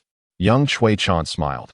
"You had best never leave this town, the moment you step even half a foot beyond it." Jiang Tang interjected. "Then you need not concern yourself, you worthless fool. No wonder Qi Jingshun thinks so little of you. You can only flaunt yourself in my presence." Chui Chan's expression darkened. Jiang Tang continued his verbal assault. "Qi Jingshun once told me that your master remarked you were ambitious yet naive. And it was fortunate that they expelled such a dimwit as you, lest you bring ruin upon them." Young Chui Chan retorted, "You are deceiving me. My master would never utter such words." Jiang Tang chuckled. "Ha! I was merely jesting. In truth, your master believes your intellect is quite mediocre and is genuinely reluctant to address your foolish inquiries." Chui Chan's composure shattered, and he erupted in curses. Jiang Tang laughed heartily. Suddenly, Chui Chan ceased his tirade and quipped, "Given your fate, you might not last a few more years. I'm too weary to waste words on you. May you meet a swift end." Jiang Tang replied, "Your master also mentioned that crabs possess 6 legs. He insisted that 6 legs are simply 6 legs." Chui Chan fell apart once more, his face flushed with anger, and he felt an overwhelming urge to silence Jiang Tang permanently. Jiang Tang merely laughed and decisively turned to leave. As for the embroidered tiger, Chui Chan, he is merely a youth, unworthy of the title. Had it been the elderly embroidered tiger in the grand capital of Delhi, who gazes down upon the world as players and laments the smallness of the chessboard, Jiang Tang would not have dared to utter a sound. The young embroidered tiger was correct. Qi Jingshun is amiable, allowing him to act rebelliously in his presence. He bullies the weak within, yet fears the strong without. This prompted Jiang Tang to recall an amusing incident. He abruptly halted, turned back to the young Chui Chan, who would one day be known as Chui Dongshan. Jiang Tang inquired, "Does the national master have any favorite delicacies?"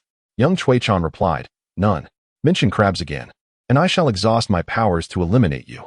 Jiang Tang laughed. "Is it truly the case that the national master has no preferences whatsoever?" Young Chui Chan frowned. "No. State your business directly." Jiang Tang lightly chuckled. "I believe the national master enjoys the taste of sword energy, especially of the highest quality." With that, Jiang Tang promptly departed, leaving young Chui Chan bewildered in his wake. Upon returning, Wu Yuan and Chui Ming Wang observed his sullen demeanor and asked, "Chui sir, what troubles you?" Chui Chan replied, "I was vexed by a wretched nephew." Chui Ming Wang remarked, "Why not eliminate him then?" Chui Chan responded, "He is untouchable, at least within this town. Should anyone dare lay a hand on him, it would spell disaster not just for us, but for the entirety of Delhi." Wu Yuan was taken aback. Yet both nodded in agreement, assuring, "Rest assured, National Master, we shall refrain from any action." After Chui Chan treated the injuries of Chui Ming Wang, he arranged everything and suddenly fell into silence, quietly ushering the two out. Chui Chan remarked, "Qi Jingshun, what a fine student you have nurtured." "Haha." He continued, "Rest assured, his life will not extend beyond next year. He is destined to perish." The air hung heavy with silence for a lengthy moment, before Chui Chan abruptly struck, sending him flying away, followed by a voice in the air exclaiming, "What is it to you? Get lost." With the subsequent acknowledgement of the old sword spirit, the grand examination concluded, and Chen Pingyan set forth with a group of children to pursue their studies. Qi Jingshun inquired of the sword spirit, between Chen Pingyan and Jiang Tang, "Whom does the senior favor most?" The woman in white responded, "Why do you ask that?" Qi Jingshun replied, "Just curious." The woman in white said, "In terms of personal preference, it is Chen Pingyan." Qi Jingshun pressed, "And what of Jiang Tang?" The woman in white replied, "Factually speaking, it is Jiang Tang." Qi Jingshun questioned, "Then why not select Jiang Tang?" The woman in white chuckled, If I were to choose Jiang Tang, you would surely ask why not Chen Ping'an, correct? Qi Jingshun sighed. In truth, I would prefer Jiang Tang to be chosen. For only he has the potential to carve out a sliver of hope. Among all, only the senior is worthy. Yet, upon deeper reflection, if Jiang Tang were to truly succeed, I would be profoundly regretful. The woman in white remarked, Jiang Tang is favored by the water deity in this life, isn't he? If he were the sword's master, after I carve out a sliver of hope for him, he would be destined to defy fate. Logically, he is the most suited to be my sword's master, but it seems he looks down upon me? Qi Jingshun sighed. Is that truly the reason? The woman in white laughed. Not solely. There are many reasons. For instance, he is still under the protection of the water deity, making it difficult for me to intervene. Also, someone may have sweet-talked him into calling me sister? Qi Jingshun asked. Is his fate truly unsolvable? Is he truly destined to die? The woman in white laughed. He is destined to perish. Qi Jingshun fell silent once more. Li Lu gazed at Jiang Tang, who was cheerfully preparing to set off for Tonggishao, feeling a lump in her throat.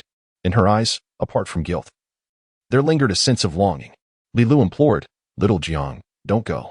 Jiang Tang smiled. A man should venture forth into the world. Just as Li Lu was about to say something, Jiang Tang leaned closer, their proximity almost intimate. Li Lu exuded a faint fragrance, and Jiang Tang whispered into her ear. Wait for me. If I survive to reach 13, I will return in a grand procession to marry you. Li Lu softly replied, about that. Jiang Tang beamed. Shu, you must leave me some dreams, right? Li Lu said, if you leave the town, you will die. Jiang Tang responded. If I do not leave the town, my heart will be restless. Li Lu asked, must you go?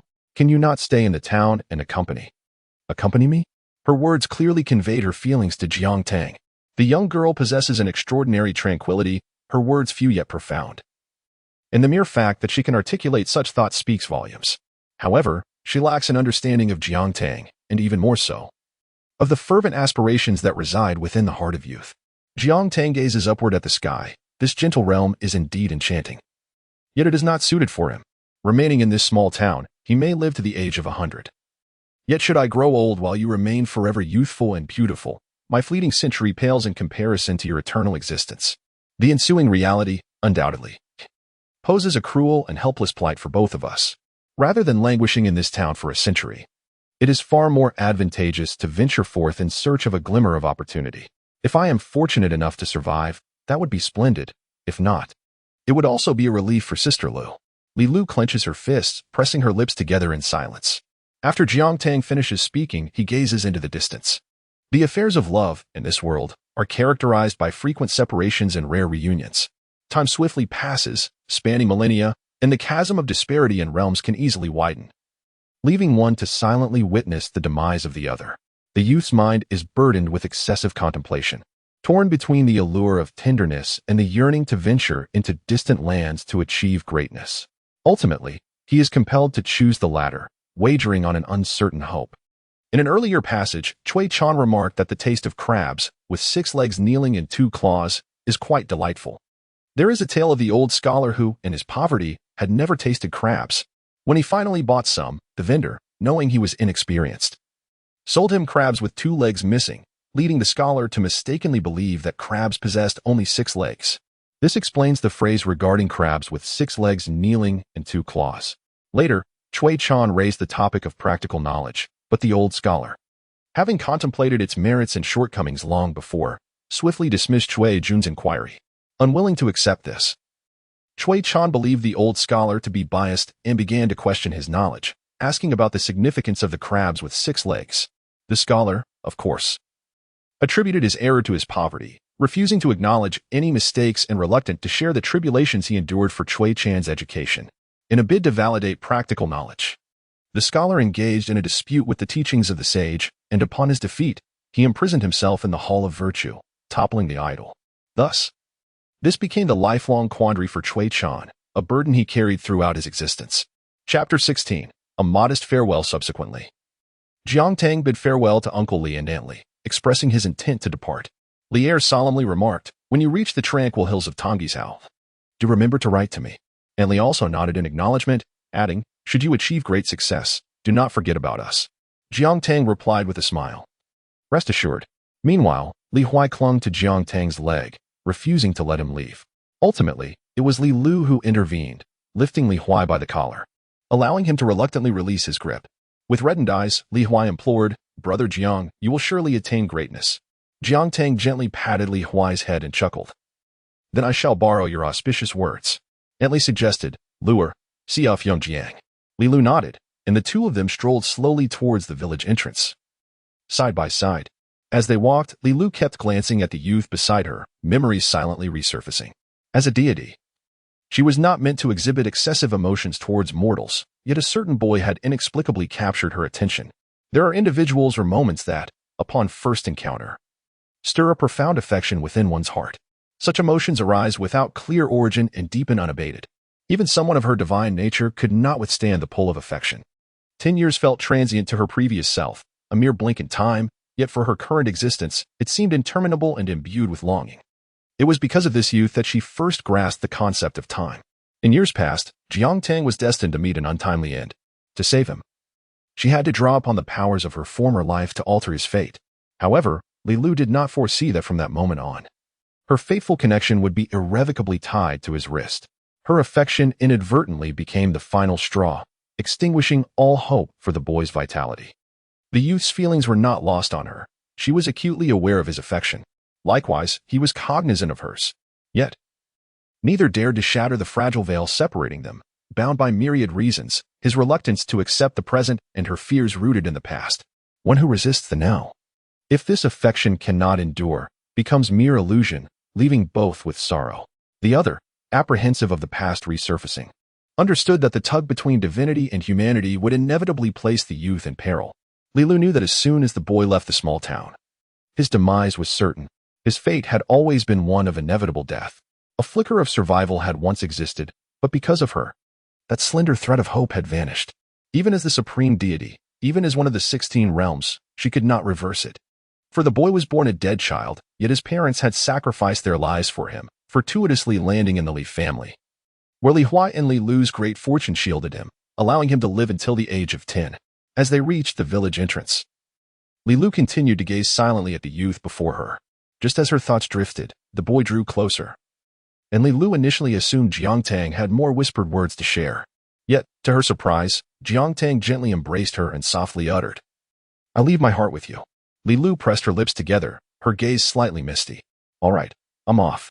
Subsequently, the youth gradually relaxed, waved his hand, and strode forward with a smile. The young Cui Chan returned once more to the library where Qi Jingchun had lived, closed the door, and remarked, "Come forth." "Qi Jingchun, my dear junior brother."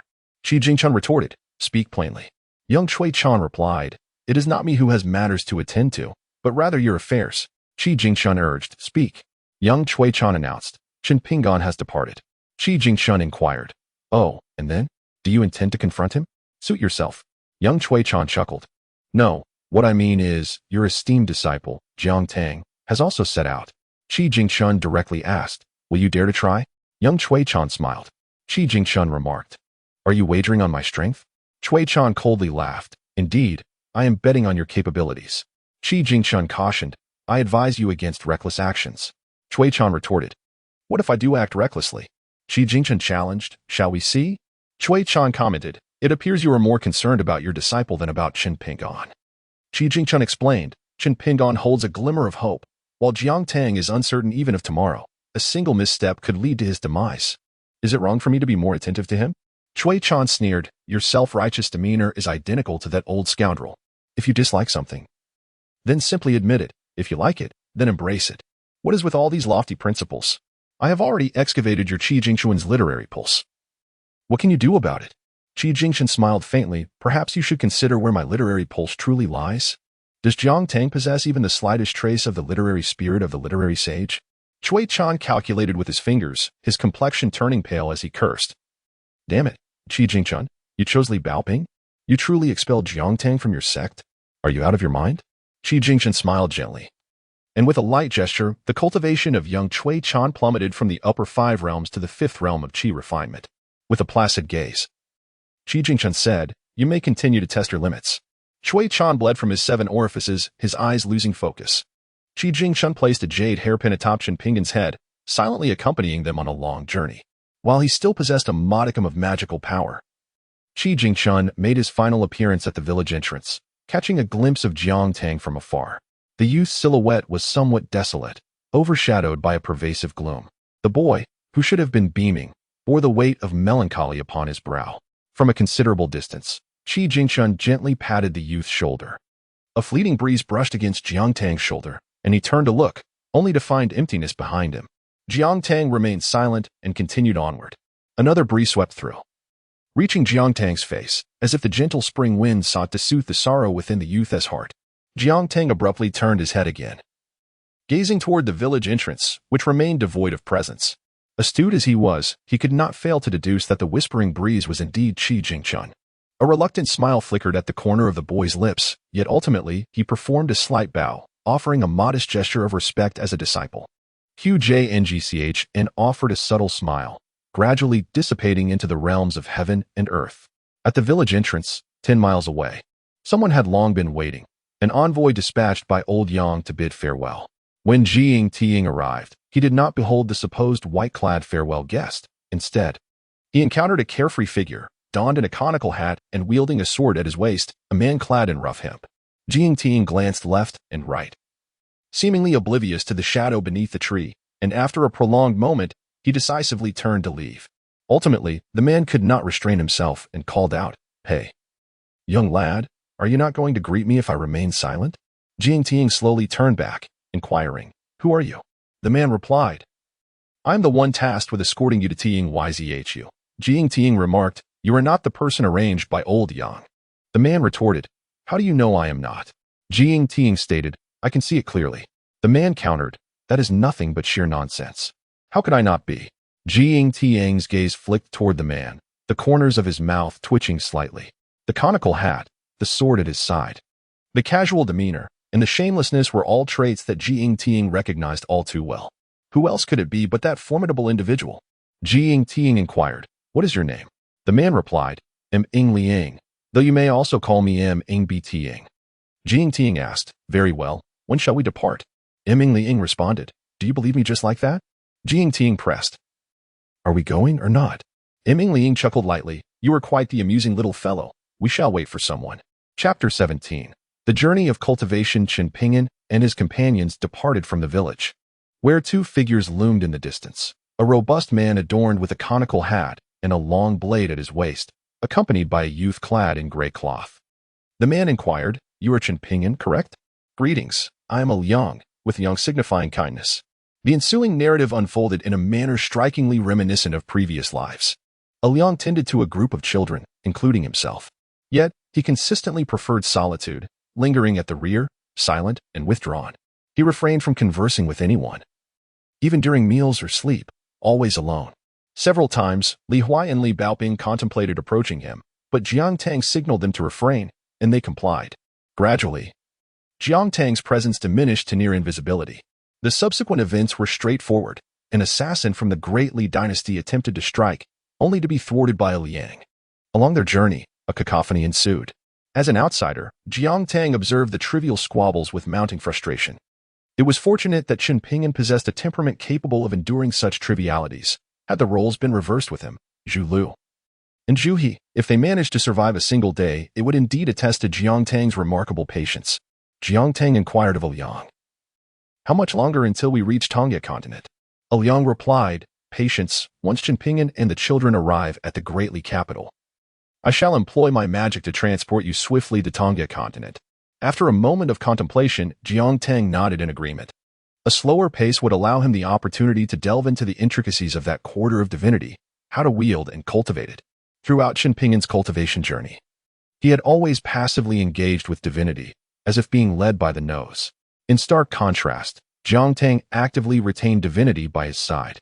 Under the watchful gaze of countless deities and outside the plans of the heavenly court sovereign, he forcefully seized this fragment, reflecting on Chen Ping'an's cultivation path. To actively develop divinity would require a mastery exceeding the 10th realm, and much time had elapsed. Moreover, a crucial factor loomed. The half of the heavenly court sovereign's divinity was challenging to grasp, fiercely unruly. Jiang Tang's ability to suppress it relied entirely on Jiang Tan. During their journey, Jiang Tang leveraged the sovereign's divinity to obscure heavenly secrets and fervently absorb spiritual energy. The ethereal essence began to flow gently into his body, nourishing his bones and expanding his meridians. Within a single day, the strength of Jiang Tang's physical form could rival that of a third-realm warrior, though his martial arts cultivation remained at the first realm.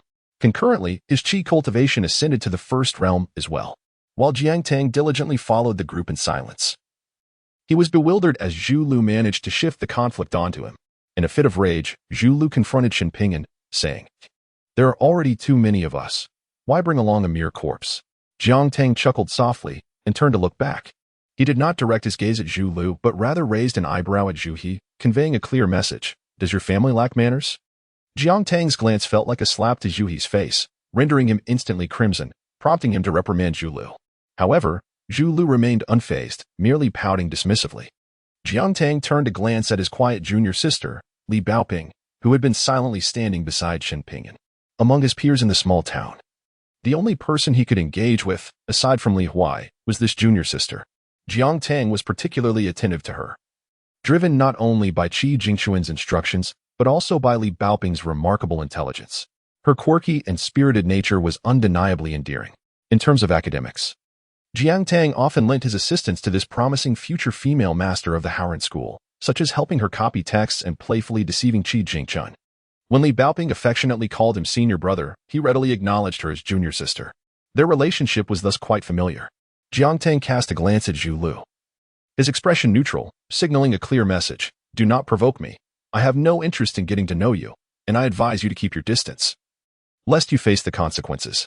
After this, he distanced himself from the group, retreating to a secluded spot to close his eyes and meditate, secretly cultivating his skills. Zhu Lu remained unperturbed by his demeanor. Meanwhile, Liang sipped his drink, raising an eyebrow as he observed the lively scene, his gaze fixed on the group of youngsters. On Shen Pingyan's end, he had already discerned their natures.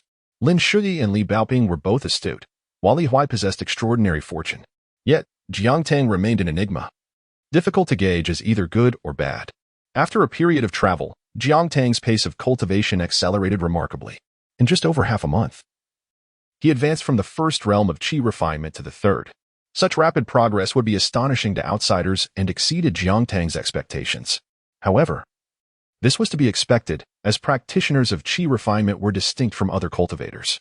Unlike sword cultivators, who must hone their martial arts, temper their bodies, condense sword energy, and comprehend the way of the sword, tasks that consume vast amounts of time and energy, qi refiners merely need to absorb and purify spiritual energy, compressing it into their own magical power.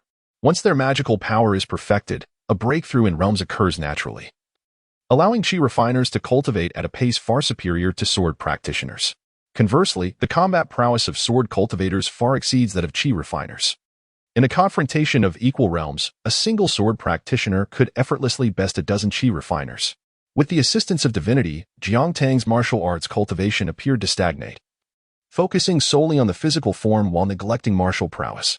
For a decade in the small town, Jiang Tang's meridians and bones had been suppressed by the forces of heaven and earth. As Elder Yang had remarked, in the Lizhu cave heaven, Jiang Tang's training was akin to a parched desert seeking rain. He could only languish in thirst. The various families in the major alleys had drained the town of its spiritual energy, leaving Jiang Tang unable to compete with them. However, once he stepped beyond the confines of Lizhu town, it was as if he entered a rainforest, where the waters were clear and abundant, allowing his physical body to actively absorb spiritual energy for the purpose of refining himself. Of course, the most significant factor was that quarter of divinity. Without it, Jiang Tang would not have even had the opportunity to embark on the path of qi cultivation. How could one conceal heavenly secrets, evade the laws of the cosmos, and cultivate? Even if he could cultivate, with his poor aptitude, reaching the third realm of qi refinement would be a monumental achievement. Even if he were to encounter extraordinary opportunities. To the outsider, Jiang Tang's cultivation appears unremarkable, seemingly destined to never ascend to the fifth realm in this lifetime. However, unbeknownst to many, Jiang Tang's physical prowess rivals that of a fourth realm warrior. His combat capabilities, if executed with stealth, could easily eliminate an ordinary fifth realm cultivator without hesitation. As he approached the capital of the Great Li, an incident unfolded. Zhu Lu attempted to assassinate Shen Pingyan, only to be thwarted and subsequently killed by him. Jiang Tang observed silently from the sidelines, increasingly convinced of his sister Lu's unparalleled gentleness. while Zhu Lu struck him as a paragon of beauty from a past life. Her sole ambition seemed to be marrying into a prestigious family. Willing to resort to violence at the mere suggestion of the second son of the Li family, an utterly incomprehensible act. I may be at fault, but does that absolve you? Jiang Tang mused. If I were to kill you, would you not meekly allow it? Such reasoning was absurd. How could she dare to defy fate in hopes of becoming the second son's wife? Jiang Tang scoffed, deeming her intentions mere folly, repugnant and absurd. Initially, he had remained a silent observer, his presence nearly invisible. Yet, his derisive laugh drew the attention of those around him. He shrugged nonchalantly, urging them to carry on as if he were invisible. Upon noticing Jiang Tang, Zhu Lu's composure faltered further, hastily breaking free from Qin Pingyan's grasp and charging towards him. Jiang Tang raised an eyebrow, questioning her intentions. Zhu Lu remained silent, her determination unwavering as she rushed toward him. In an unexpected turn of events, Jiang Tang made a decision that astounded all. He ran towards Zhu Lu's father, Zhu He. The latter, taken aback, found himself at a loss as Jiang Tang approached. Zhu He instinctively placed himself between Jiang Tang and his daughter, vociferously reprimanding Zhu Lu. With tears in her eyes, Zhu Lu implored, "Father, do not stop me. I am determined to kill him. What gives him the right to mock me, to embody the very essence of death that haunts my parents? How dare he laugh at me? Does he deserve to laugh at me?" Zhu He replied, "But he is not deserving of death. He has not wronged you in the slightest." Zhu Lu retorted, "Father, if you hinder me today, I shall perish before you." Zhu He, his eyes momentarily closing, trembled at his daughter's transformation, unable to comprehend the gravity of her change. "Luer, heed your father's words." Just as Zhu He earnestly attempted to counsel her, he remained oblivious to the impending danger lurking behind him. In an instant, a flash of cold light cut through the air, severing Zhu He's right arm at the shoulder. Another glimmer appeared. Though Zhu He managed to react, his left arm was still pierced. Jiang Tang swiftly distanced himself, his right hand flicking as several small needles shot forth. Zhu He, now with a severed right arm and a pierced left, only just began to register the pain when several steel needles plunged into his abdomen. Jiang Tang's onslaught was shockingly swift and brutal. Even from a distance, the observer A. Liang had not anticipated Jiang Tang's ruthlessness and speed. The small punctures in Zhu He's abdomen oozed black blood, revealing the deadly poison coated on the steel needles. Chapter 18. Decisive and resolute, arriving at Victoria Peak. After completing his tasks, Jiang Tang swiftly dashed back. Zhu He, his mind in a haze, could not afford to linger on his injuries. Ignoring the pain in his left arm, he quickly pressed on an acupoint in his right arm to staunch the flow of blood. Zhu Lu stood momentarily stunned. However, by the time the father and daughter regained their composure, Jiang Tang had already vanished into the depths of the forest. Zhu Lu hurried forward, anxiously aiding Zhu He with his wounds. Just as everyone was trying to comprehend the situation, a long arrow suddenly soared through the air. Its arrival was so abrupt it seemed to have perfectly anticipated everyone's thoughts. Just when they believed Jiang Tang had made his escape, the arrow hurtled towards Zhu Lu's face. Despite being gravely injured, Zhu He, a seasoned martial artist of the Fifth Realm, reacted with astonishing swiftness. Using his back to shield against the lethal projectile, 2 more arrows followed, and Zhu He, gritting his teeth, absorbed their impact. The blood seeping from the arrow wounds was dark, indicating the presence of poison. At that moment, a young man appeared in the distance. His left hand drawing the bowstring taut, his arrow aimed at the Zhu father and daughter. Jiang Tang's gaze remained eerily calm. To him, even a Fifth Realm martial artist was merely a larger prey. The murderous intent was undeniable, driven by Zhu Lu's insistence on forcing Jiang Tang into a lethal confrontation. Zhu Lu could retaliate against attempts on her life, but she could not harm Jiang Tang. The reason was simple: Zhu He would never permit it, and he might even turn against her. Such hypocrisy, such a lack of reason. Before familial bonds, even the best of friends are mere outsiders, let alone Jiang Tang. Should Jiang Tang wish to harm Zhu Lu, Zhu He would not hesitate to eliminate him. It mattered not if Jiang Tang was justified, nor if Zhu Lu was profoundly mistaken. Zhu He's primary role was that of a father, for the sake of his daughter and to eliminate future threats. He believed there was no rationale in taking a life. The solution was simple: first, eliminate Zhu He, and then Zhu Lu. The earlier retreat was motivated by the fear that Zhu He, in a reckless pursuit, might endanger him. Fortunately, Zhu He did not chase him immediately, granting Jiang Tang the opportunity to ready his bow and arrows. Now, however, Zhu He was afflicted by poison, having sustained 3 arrows to his back. His martial prowess diminished to a mere fraction. The bow and poisoned arrows had been concealed in a pouch, a gift from Qi Jingchun. Jiang Tang advanced steadily, drawing and releasing arrows aimed at Zhu He. Enraged, Zhu Lu charged towards Jiang Tang, but her rudimentary fighting skills were laughable in the face of Jiang Tang's prowess. One arrow struck her squarely in the chest, followed by another that incapacitated her limbs, leaving her bleeding on the ground. It was no jest in this lifetime. Jiang Tang had honed not just his fist techniques but also his exceptional archery skills. Zhu Lu, a mere novice, stood no chance against a barrage of arrows. Subsequently, Jiang Tang positioned himself in front of Zhu Lu, crouching down before unleashing a relentless series of punches. Zhu Lu's blood splattered, her face already a ghastly sight. Yet, Jiang Tang showed no signs of halting. Just as he was about to deliver the final blow, Liang grasped Jiang Tang's fist with his right hand. Jiang Tang turned back, shaking off Liang's grip. "What is it?" Liang replied with a smile. "The youth's thirst for blood is quite concerning."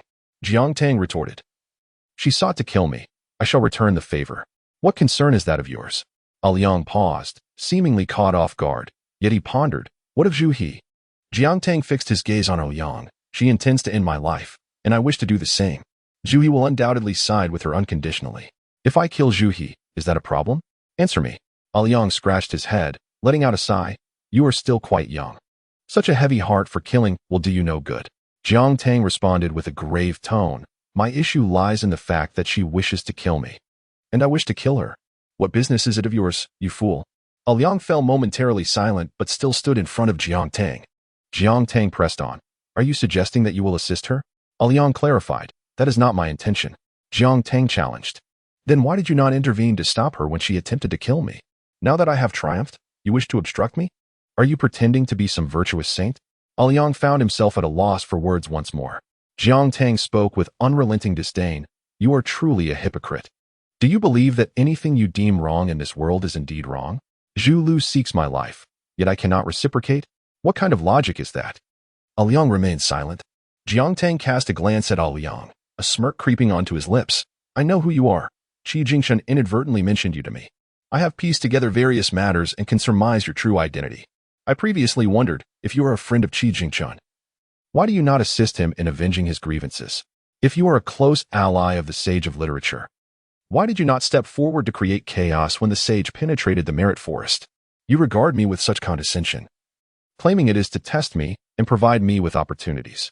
Do I desire your so-called opportunities? Do you think I covet such trivialities? I have come to realize that you, Meng Liang, are nothing but a petty individual." Jiang Tang's words struck deeply, piercing Liang's heart. Seizing the moment while Liang struggled to contain his emotions, Jiang Tang swiftly brandished a dagger, advancing towards Zhu Lu and Zhu He, delivering a swift strike aimed at her throat. Liang reached out. "You." Jiang Tang's expression remained calm. "What? Will you kill me?" Beside them, Chen Pingyan stood utterly astonished, marveling at the audacity displayed. How could one possess such courage? How could one be so unapologetically resolute? The audacity that persisted even in the face of universal condemnation evoked a sense of inexplicable envy within Chen Pingyan. Jiang Tang quietly distanced himself from Liang. "Is there anything else?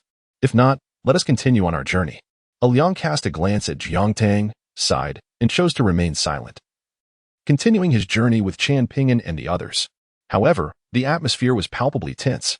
Jiang Tang, on the other hand, remained remarkably composed. He owed Liang nothing.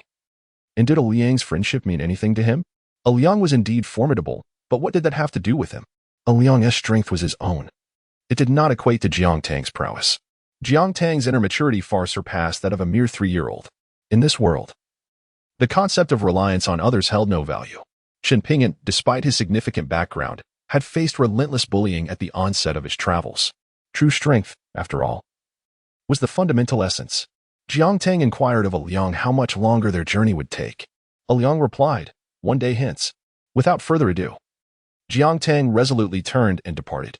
Subsequently, Liang escorted the young ones into the Great Li and then severed the connection with the Bayou capital of Great Li. After reprimanding the Great Li, Liang, under the weight of heavenly pressure, brought Jiang Tang to the tranquil heights of Taiping Mountain on Tongye Island. Upon delivering Jiang Tang to Taiping Mountain, Liang could have left immediately, yet he chose to seek out the esteemed elder residing there, typically reluctant to solicit favors. This time, Liang made a proactive visit to the venerable immortal. Upon learning of Liang's arrival, the elder beamed with joy. personally hosting a lavish banquet and offering a warm welcome. Liang clasped his hands in respect, saying, "Esteemed elder, I humbly request your guidance for this junior." The elder replied amiably, "Certainly, certainly." Liang continued, "There is no need for anything extraordinary. I merely ask that he not be bullied. I appreciate your assistance." The elder chuckled, "Not a bother at all, not a bother. Such matters are trifles on Typing Mountain." Nodding in agreement, Liang, once the arrangements were made, drew his sword and cleaved the thunder, ascending on the spot. Before his ascension, Liang deliberately turned to cast one last glance at Jiang Tang, saying, "Kid, survive.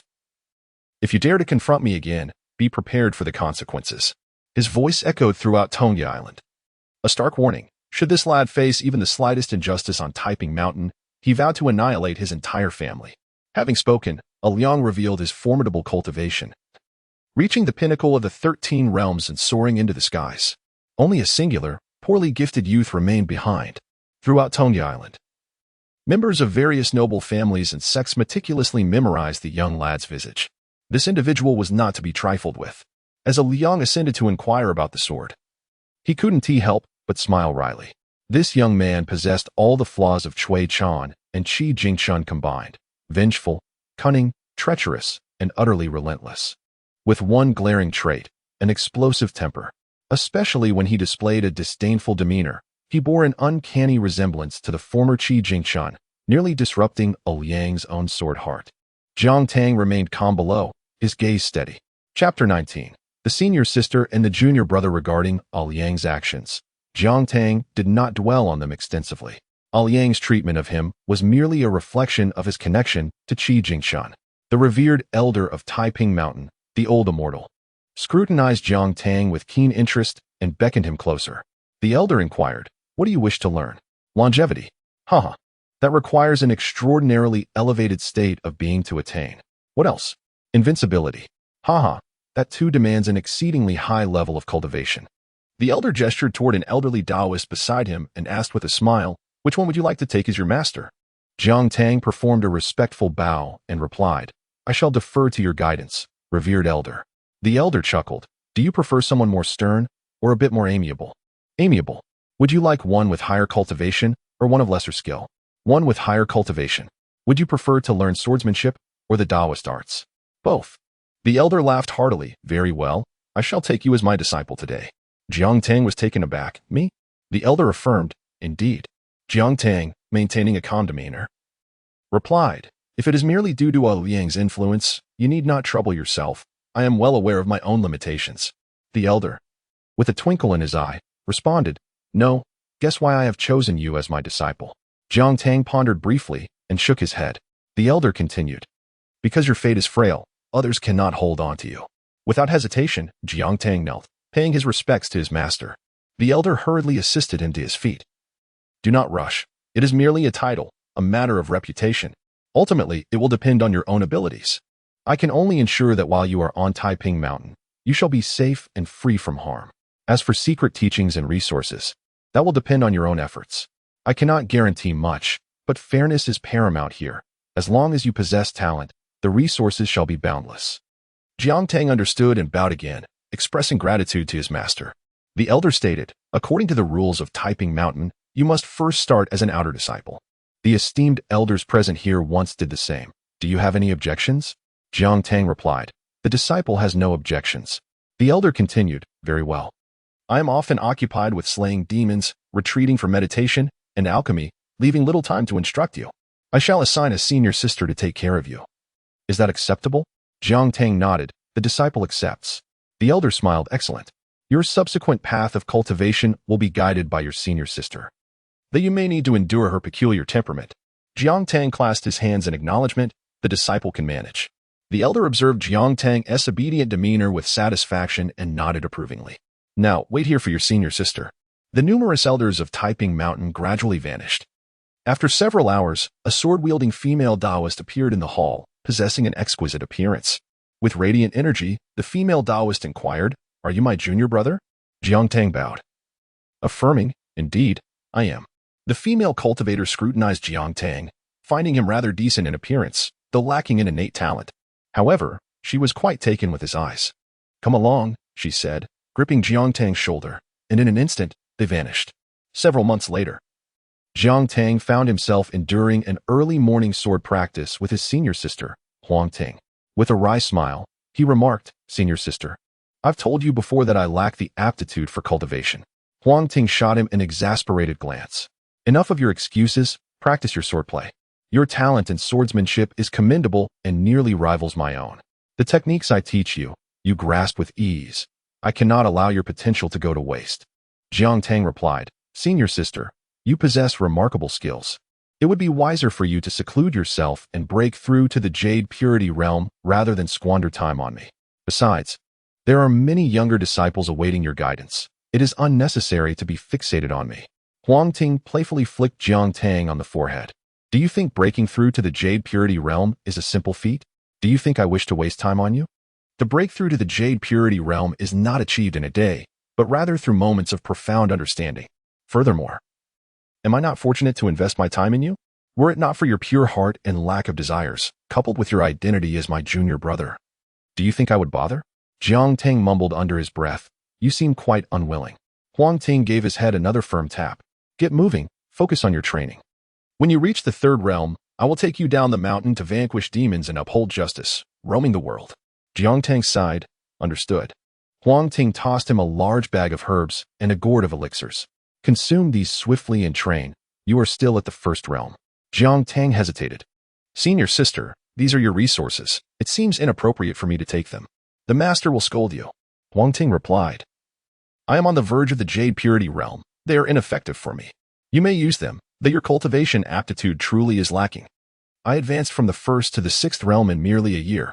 Jiang Tang remarked, "Senior sister, your talent is extraordinary. You are a once-in-a-millennium genius of Taiping Mountain." Huang Ting scolded him playfully, "Stop your banter and get to work." Jiang Tang, looking at the elixirs and herbs in his hands, resigned himself and retreated into his cave dwelling to meditate. A quarter of divine essence was astoundingly powerful.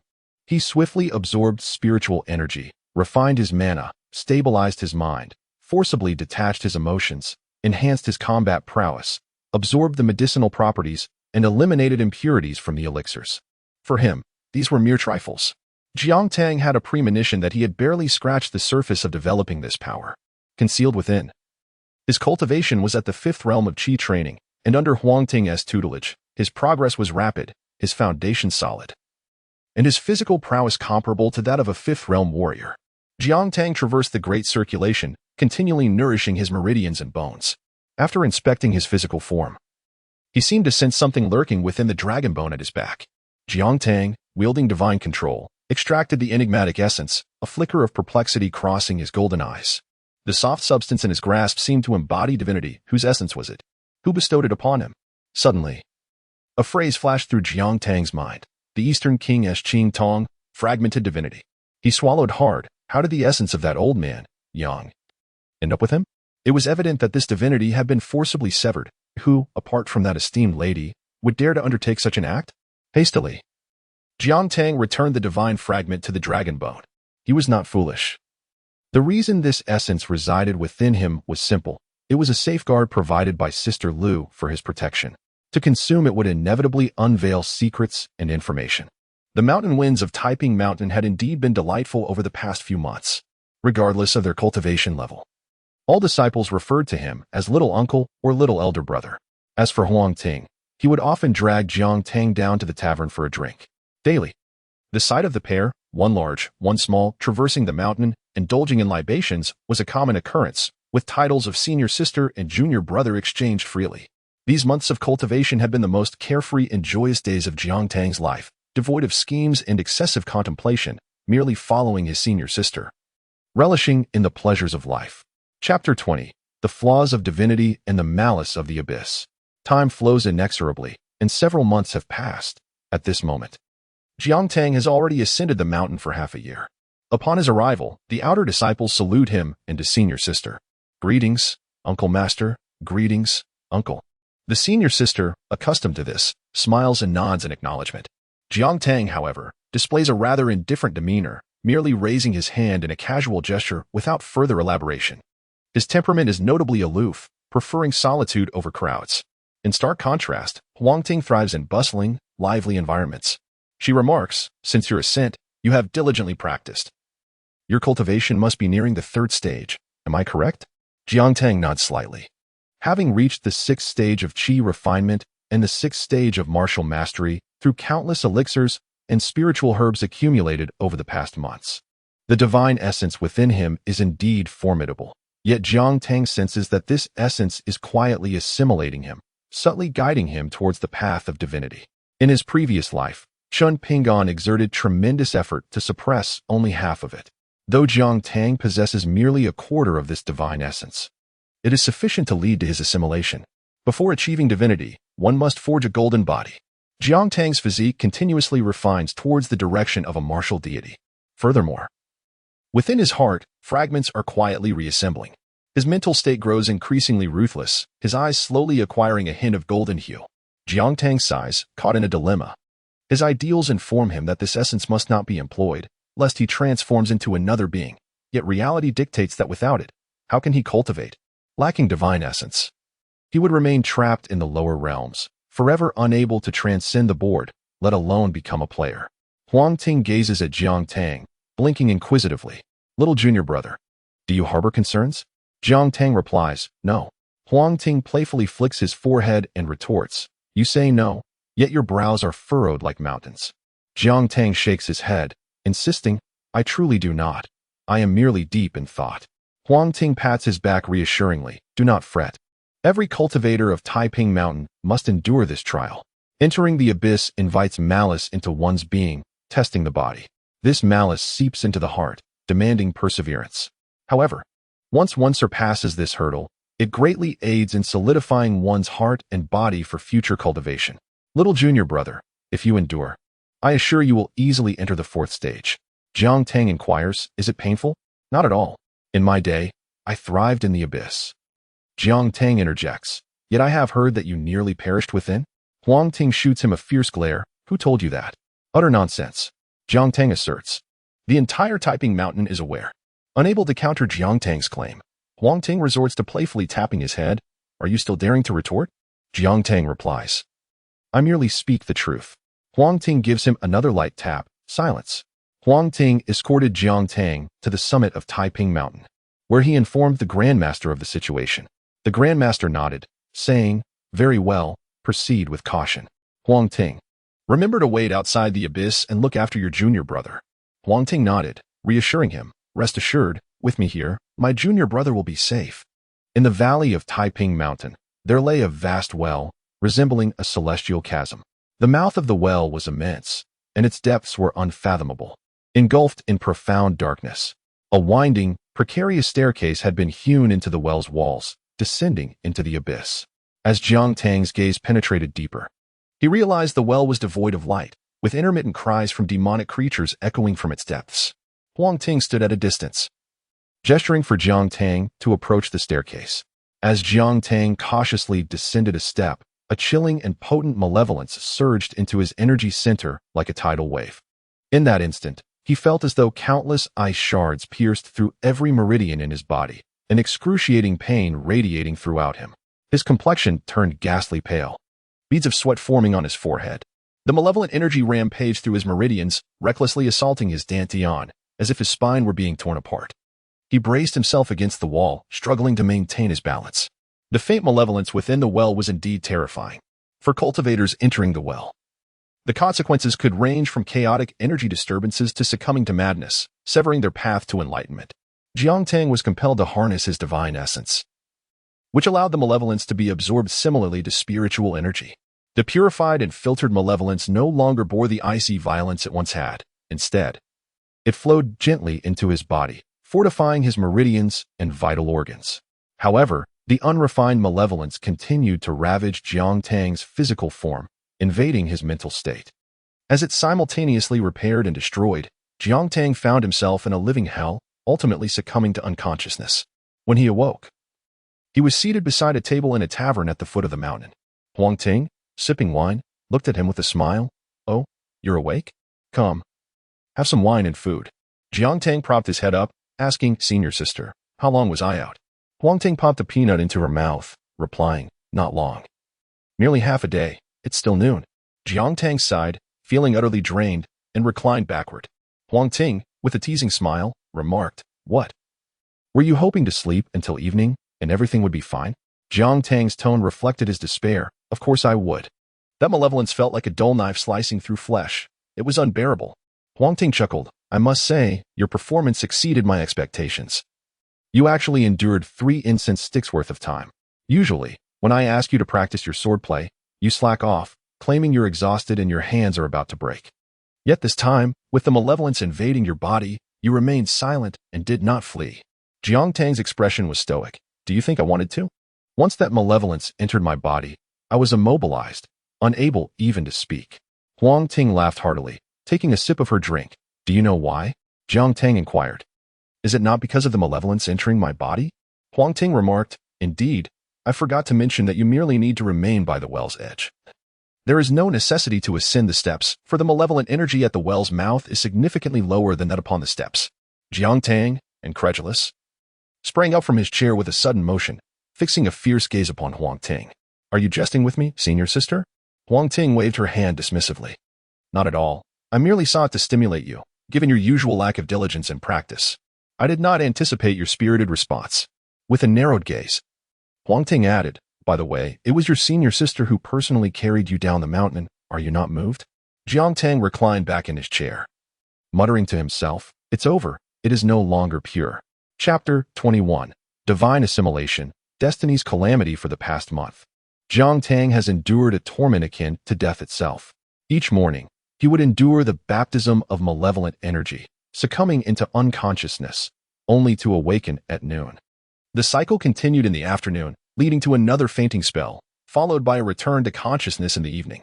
What drove Jiang Tang to the brink of madness was Huang Ting's insistence that since he needed to sleep at night, he might as well utilize the malevolent energy to slumber until dawn, seamlessly continuing his ordeal the following morning. Jiang Tang retorted, "Senior sister, if you wish for my demise, you need not subject me to such torment." Huang Ting encouraged him, "Little junior brother, persevere, and once you complete your refinement, I shall take you to traverse the world, vanquishing evil and upholding righteousness. What say you?" Jiang Tang could only respond with a resigned, "I will do my best." With a heavy sigh, Jiang Tang reflected on the past month. Despite the suffering, his gains were not insignificant. On the surface, he had reached the pinnacle of the 3rd realm, while secretly, he had attained the peak of the 6th realm in chi refinement. The relentless onslaught of malevolent energy fortified his physical body to withstand the 7th realm, even solidifying his mental state. Should anyone outside learn of his astonishing rate of cultivation, they would undoubtedly be awestruck. For Jiang Tang had only embarked on his journey of cultivation for a mere 7 months, achieving the 7th realm in chi refinement, a feat truly remarkable. However, the price for such rapid advancement was evident. The golden hue in Jiang Tang's eyes grew increasingly pronounced, while his emotions became increasingly muted. As he edged closer to divine assimilation, Jiang Tang had attempted to refrain from employing his divine essence during one baptism of malevolent energy. He allowed it to ravage both his body and mind, resolutely refusing to invoke his divine nature. The result was catastrophic. Within merely half an incense stick's worth of time, his spirit shattered, and his body was left in ruins. Had Huang Ting not intervened promptly, Jiang Tang might have perished within the depths of despair. Without the aid of his divine essence, his pace of cultivation and recovery slowed significantly. He could sense within his mental realm that this quarter of divine essence mockingly derided him for his overconfidence. Fully aware of the lurking dangers, he could only proceed one step at a time. Jiang Tang was refining malevolent energy beside the abyss. His senior sister Huang Ting, feeling rather bored, idly chewed on a blade of grass, her gaze distant. Compared to Jiang Tang, the true burden of the past month had fallen upon Huang Ting. She had to safeguard him, attend to his needs, and prepare elixirs for him. Huang Ting remarked, "Junior brother, cease your cultivation on the steps of the abyss for now. Practice by the edge of the well instead." Jiang Tang looked up, inquiring, "Is there something amiss?" With a light-hearted laugh, Huang Ting replied, "My mouth is parched, and I yearn to descend the mountain for some wine. You remain here in the outer circle." Jiang Tang slowly ascended from the steps, settling himself by the well's edge. "Very well, senior sister, go ahead. I shall be fine. Do remember to bring back a fine jug of wine for me." Huang Ting smiled, "Such a good junior brother. Wait here for me." Jiang Tang nodded. Huang Ting soared down the mountain on her sword. Once she departed, Jiang Tang, who had previously kept his eyes shut, opened them, and remarked nonchalantly, "If you have business, come forth. Lurking in the shadows is hardly commendable." From behind a tree, a slender young Taoist emerged, his countenance pale and his voice ethereal.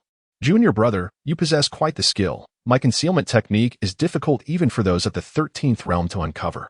How did you detect me?" "I noticed you long ago," Jiang Tang replied. He had just acquiesced to Huang Ting's request to descend the mountain for wine, solely to divert Huang Ting's attention. The cultivation of this young Taoist was vastly superior to that of Huang Ting. Jiang Tang's expression remained impassive. He preferred straightforward discourse over futile chatter. "Ha ha ha. Aren't you curious to know who I am?" "Not particularly. The visage of a villain is plainly etched upon your countenance, leaving little to discuss." "Indeed, you are quite the intriguing individual. I find myself reluctant to take your life." Jiang Tang gradually rose, inquiring, "What is your level of cultivation?" The young Taoist chuckled. "What? Do you believe your meager third realm skills are sufficient to contend with me?" Jiang Tang replied, "I merely wish to satisfy my curiosity." The young Taoist's lips curled slightly upwards, not impressive, merely a paltry 12th realm. Surprised? Jiang Tang closed his eyes, and after a moment, opened them slowly, stating, "It seems I am destined to perish today." The young Taoist smiled. "I am not particularly skilled. I simply wish to utilize your flesh to eliminate a person, ravage a mountain, and annihilate a sect, nothing more." Jiang Tang maintained a calm demeanor. To kill Huang Ting, ravage Taiping Mountain, and annihilate the sect? The young Taoist laughed. "You've guessed correctly." Jiang Tang stated solemnly, "I have someone backing me."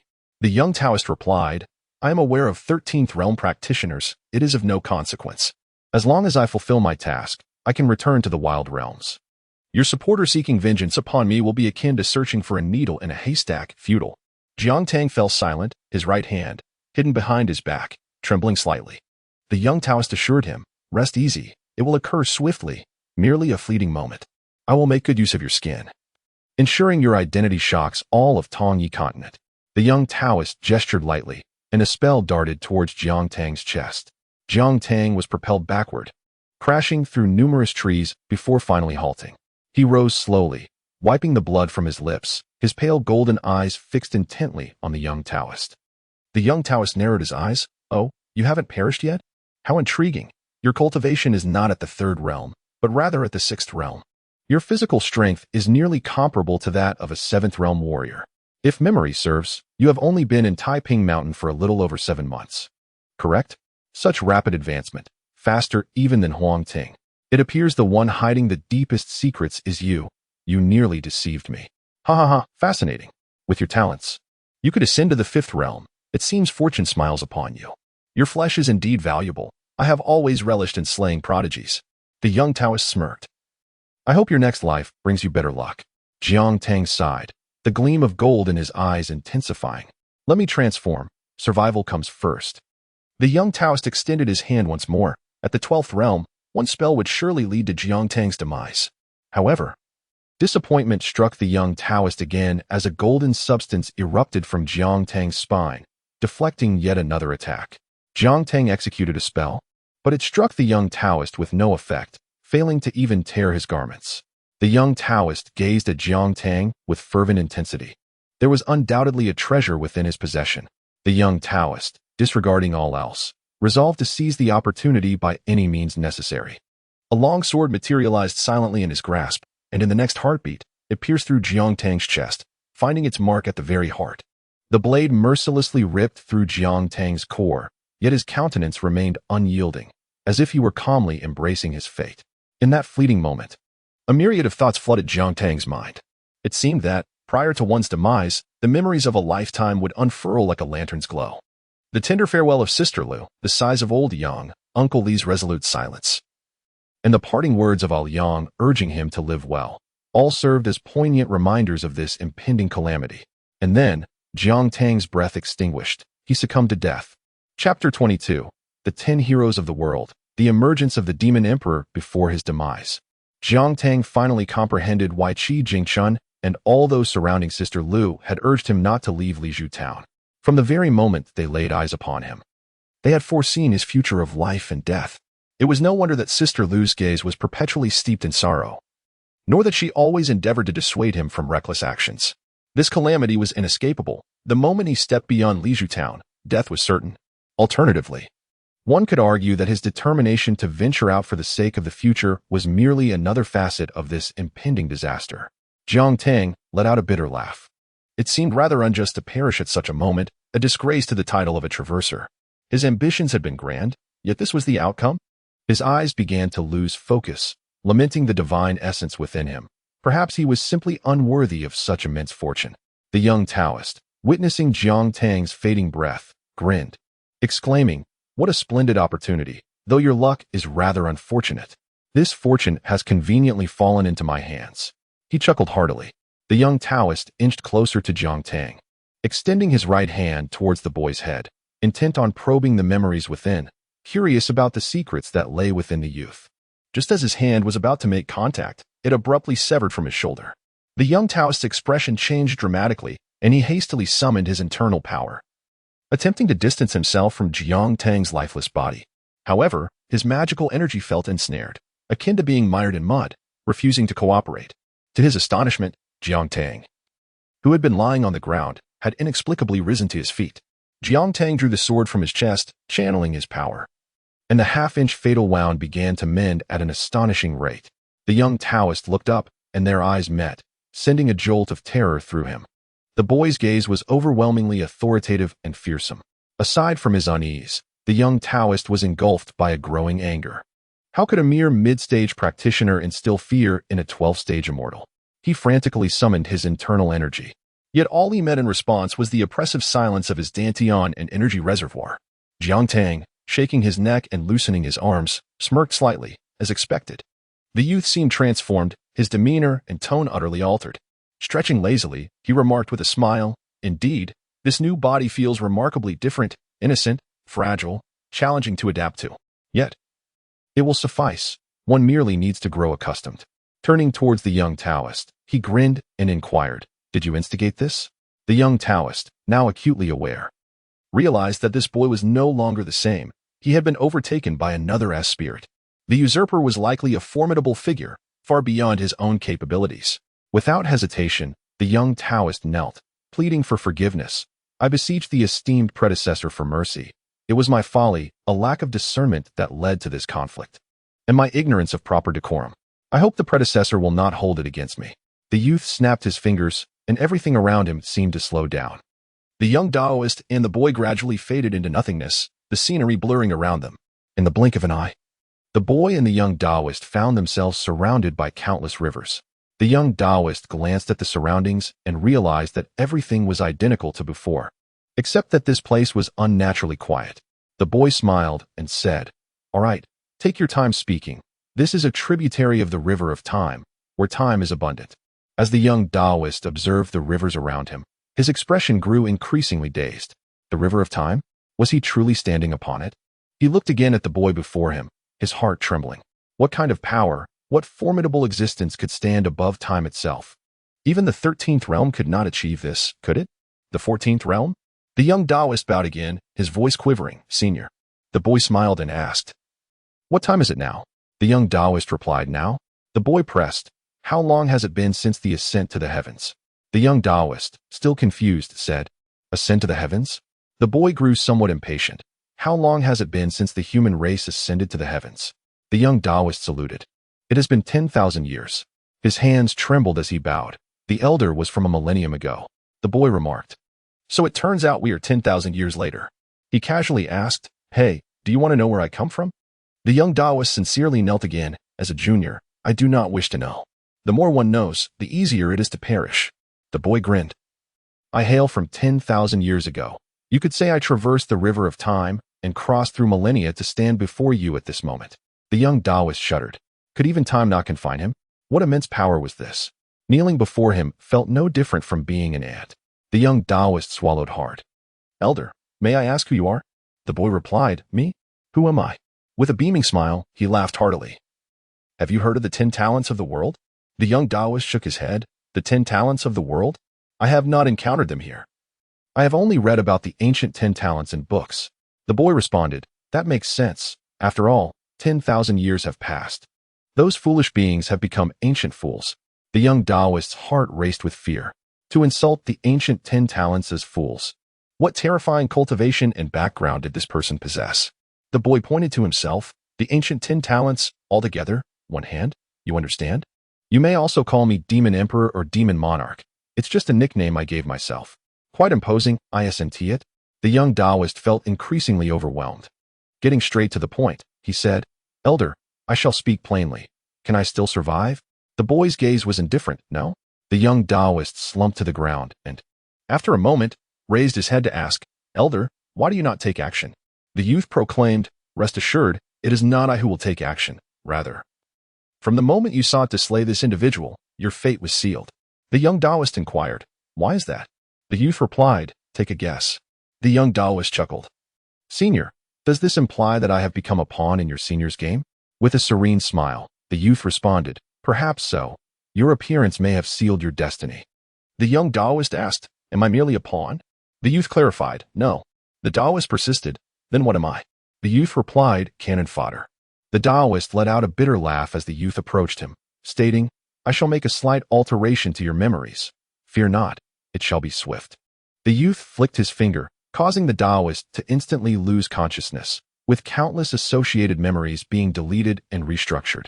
Within the young Taoist's mind, after he drew his sword to kill Jiang Tang, steadfast and unyielding, detonated a certain golden substance, leading to his own demise. This golden substance was the divine essence of the Qing Tong Tian Jun, severing the Taoist's arm.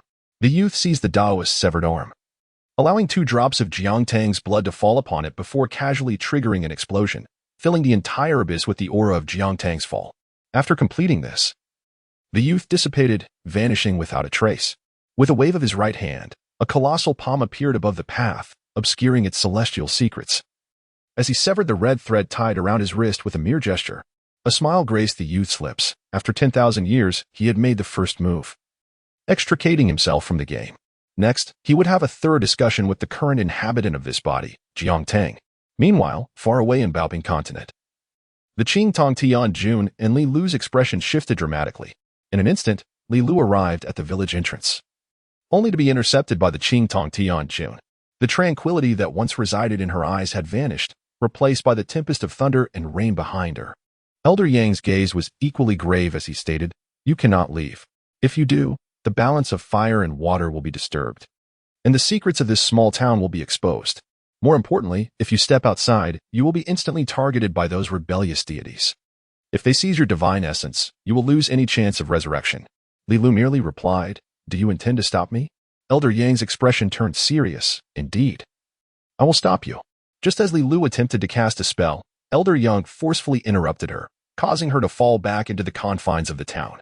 Elder Yang continued, Last time, you extracted 30% of my divine essence with my tacit consent, as I understood you wished to protect that youth with it. I too find that youth rather commendable, hence I acquiesced.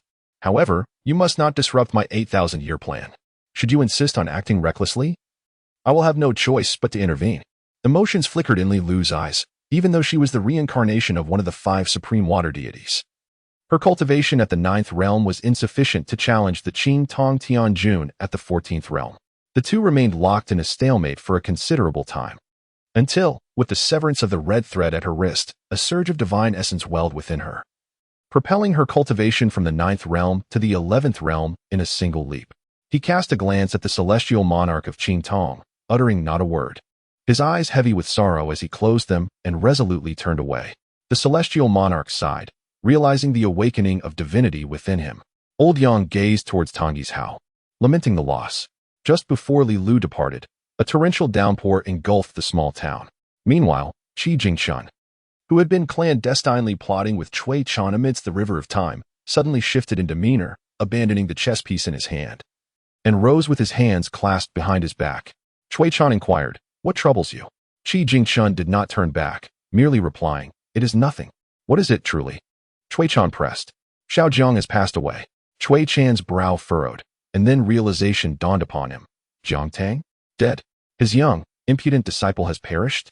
The boy who relished pricking at the hearts of others has succumbed? Cui Chan looked towards his junior, who remained silent, merely advancing forward. Are you all right? He asked. Qi Jingshun still did not turn back, responding only, I am fine. However, Cui Chan noticed that Qi Jingshun's hands, clasped behind his back, were clenched tightly. his fingertips digging into his palms, his entire being trembling slightly. After a prolonged silence, Qi Jingshun slowly turned back. He asked Cui Chan, "Tell me, given how the master treated you, do you still harbor resentment towards him?" Cui Chan, perplexed by Qi Jingshun's meaning, replied, "Not particularly." To speak candidly, Qi Jingshun continued, "If the master had been more stringent with you, would your resentment have deepened?" Cui Chan mused, "Perhaps it would." Qi Jingshun lowered his gaze to the chessboard, remaining silent for an extended period. Some matters, he realized, could only be grasped by a student once they themselves became masters.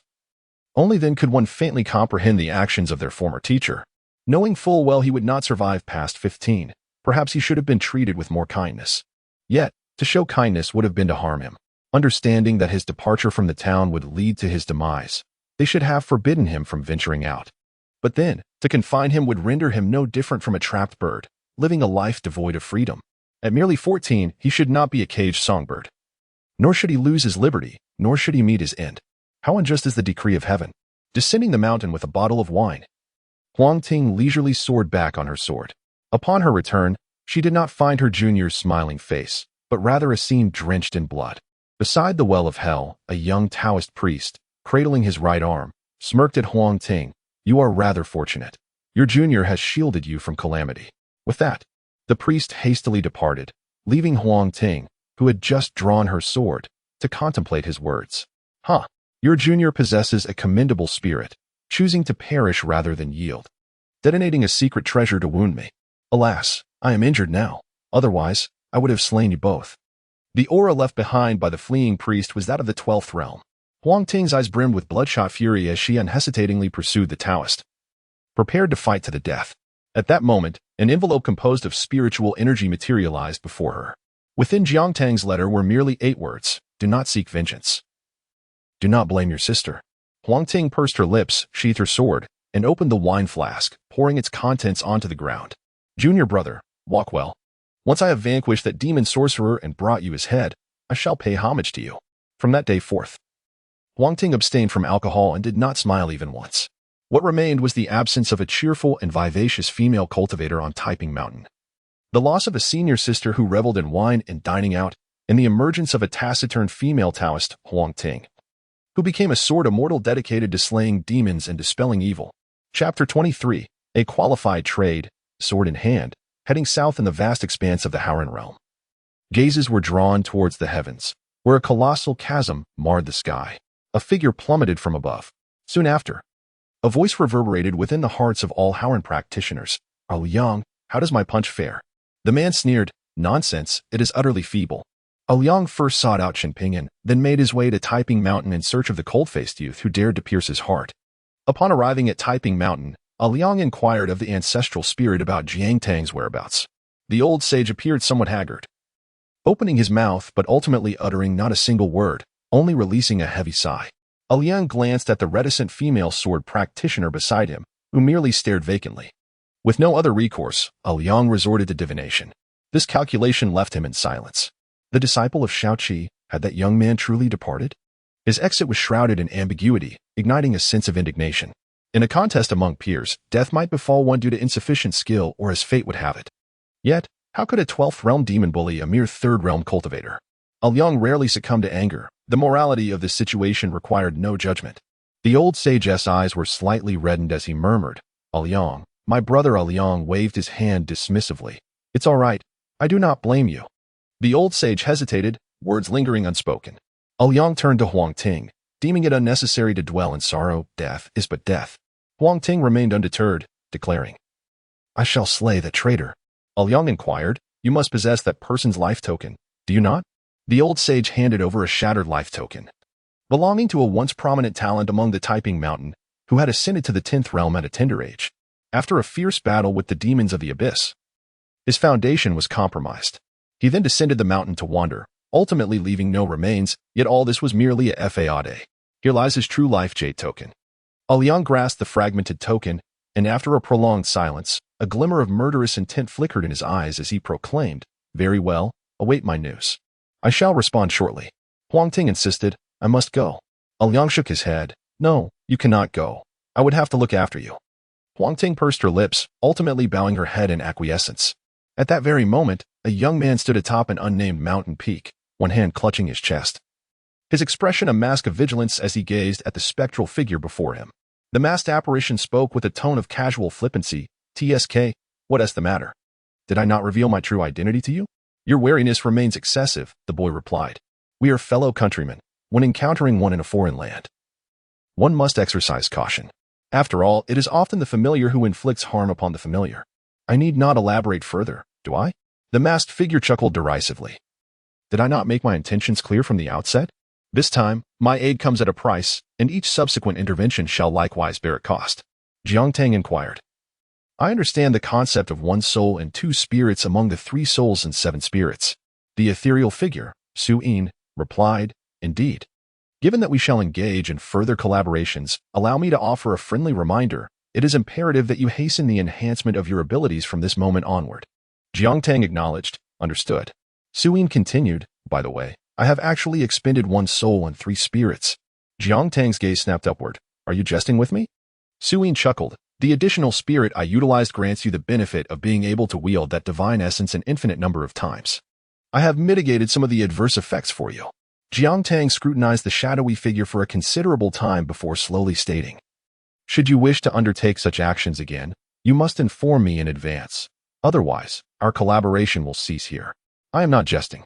Su Yin smiled amiably. "Of course." Jiang Tang asked, "Have you encountered that one?" Su Yin replied, "I have seen it once, but only in passing." The young man pondered gravely. Realizing that this foolish compatriot possessed terrifying strength, Su Yin chuckled lightly. "I wish to pose a question, knowing the trajectory of the future. Why do you not seize the opportunities presented to you?" The youth simply stood, brushing off his attire, and scoffed. "Seize opportunities? The world is rife with opportunities. Yet it is also teeming with formidable figures. I am fond of a saying by old Yang, 'What is yours will be yours. What is not yours will never belong to you, no matter how fervently you strive.'" Su Yin laughed derisively. "With my presence, what do you have to fear? The path of enlightenment requires seizing. One misstep leads to further missteps. Without a sect or resources, how will you cultivate if you do not strive for what is available?" Jiang Tang cast a sidelong glance at the ethereal figure, his gaze tinged with a hint of coldness. Understanding that there is no such thing as a free lunch in this world, he was acutely aware of the price for invoking such assistance. Recognizing that the greatest threat outside was a compatriot like Su Yin, the youth lowered his head and proceeded slowly, observing the figure beside him. Su Yin grinned broadly. "As a mere mortal, aside from sharing the same world with me, what is so special about you that I would keep you in my thoughts? Beyond your body and soul, I truly do not care for anything else you possess." Jiang Tang asked, "If you are indeed as powerful as you claim, how can you sense your impending demise?" Su Yin replied with a chuckle, "Isn't every fall unique?" Jiang Tang fell silent. Su Yin continued, "We are both cunning old foxes. If they have planned their descent a millennium in advance, why should I not strategize as well?" Jiang Tang inquired, "How strong are you?" Su Yin mused for a moment before responding, "I could easily eliminate an ordinary 16 realms adversary." Jiang Tang was taken aback. Su Yin added, "Do not be astonished. There are disparities even among the 16 realms. The sword-bearer you are aware of has also slain a 16 realms celestial demon." Jiang Tang questioned, "Are you on par with the sword-bearer?" Su Yin formed a minuscule gap between his thumb and forefinger, stating, "There is a slight difference, but I am marginally stronger."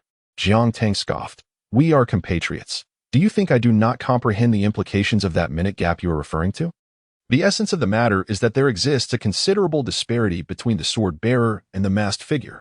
Jiang Tang felt increasingly astonished and vigilant. The ethereal apparition chuckled. "Do not be hasty, young Jiang. Am I not providing you with an opportunity to ascend to the table? Indeed, you are the piece I have chosen. But have I not granted you a glimmer of hope? Should you attain the 15th realm, you shall possess the qualifications to take your place at the table. If you do not reach the 13th, you will inevitably become fodder. If you do not attain the 14th, you shall remain as mere ants. If you do not achieve the 15th, you will be nothing but a pawn. What is it? Do you feel that the future holds no promise? What complaints do you harbor? In my time of traversal, the turbulence was far greater than what you face now. In antiquity, thousands of years ago, the divine race sealed off humanity, while the demon race devoured mankind.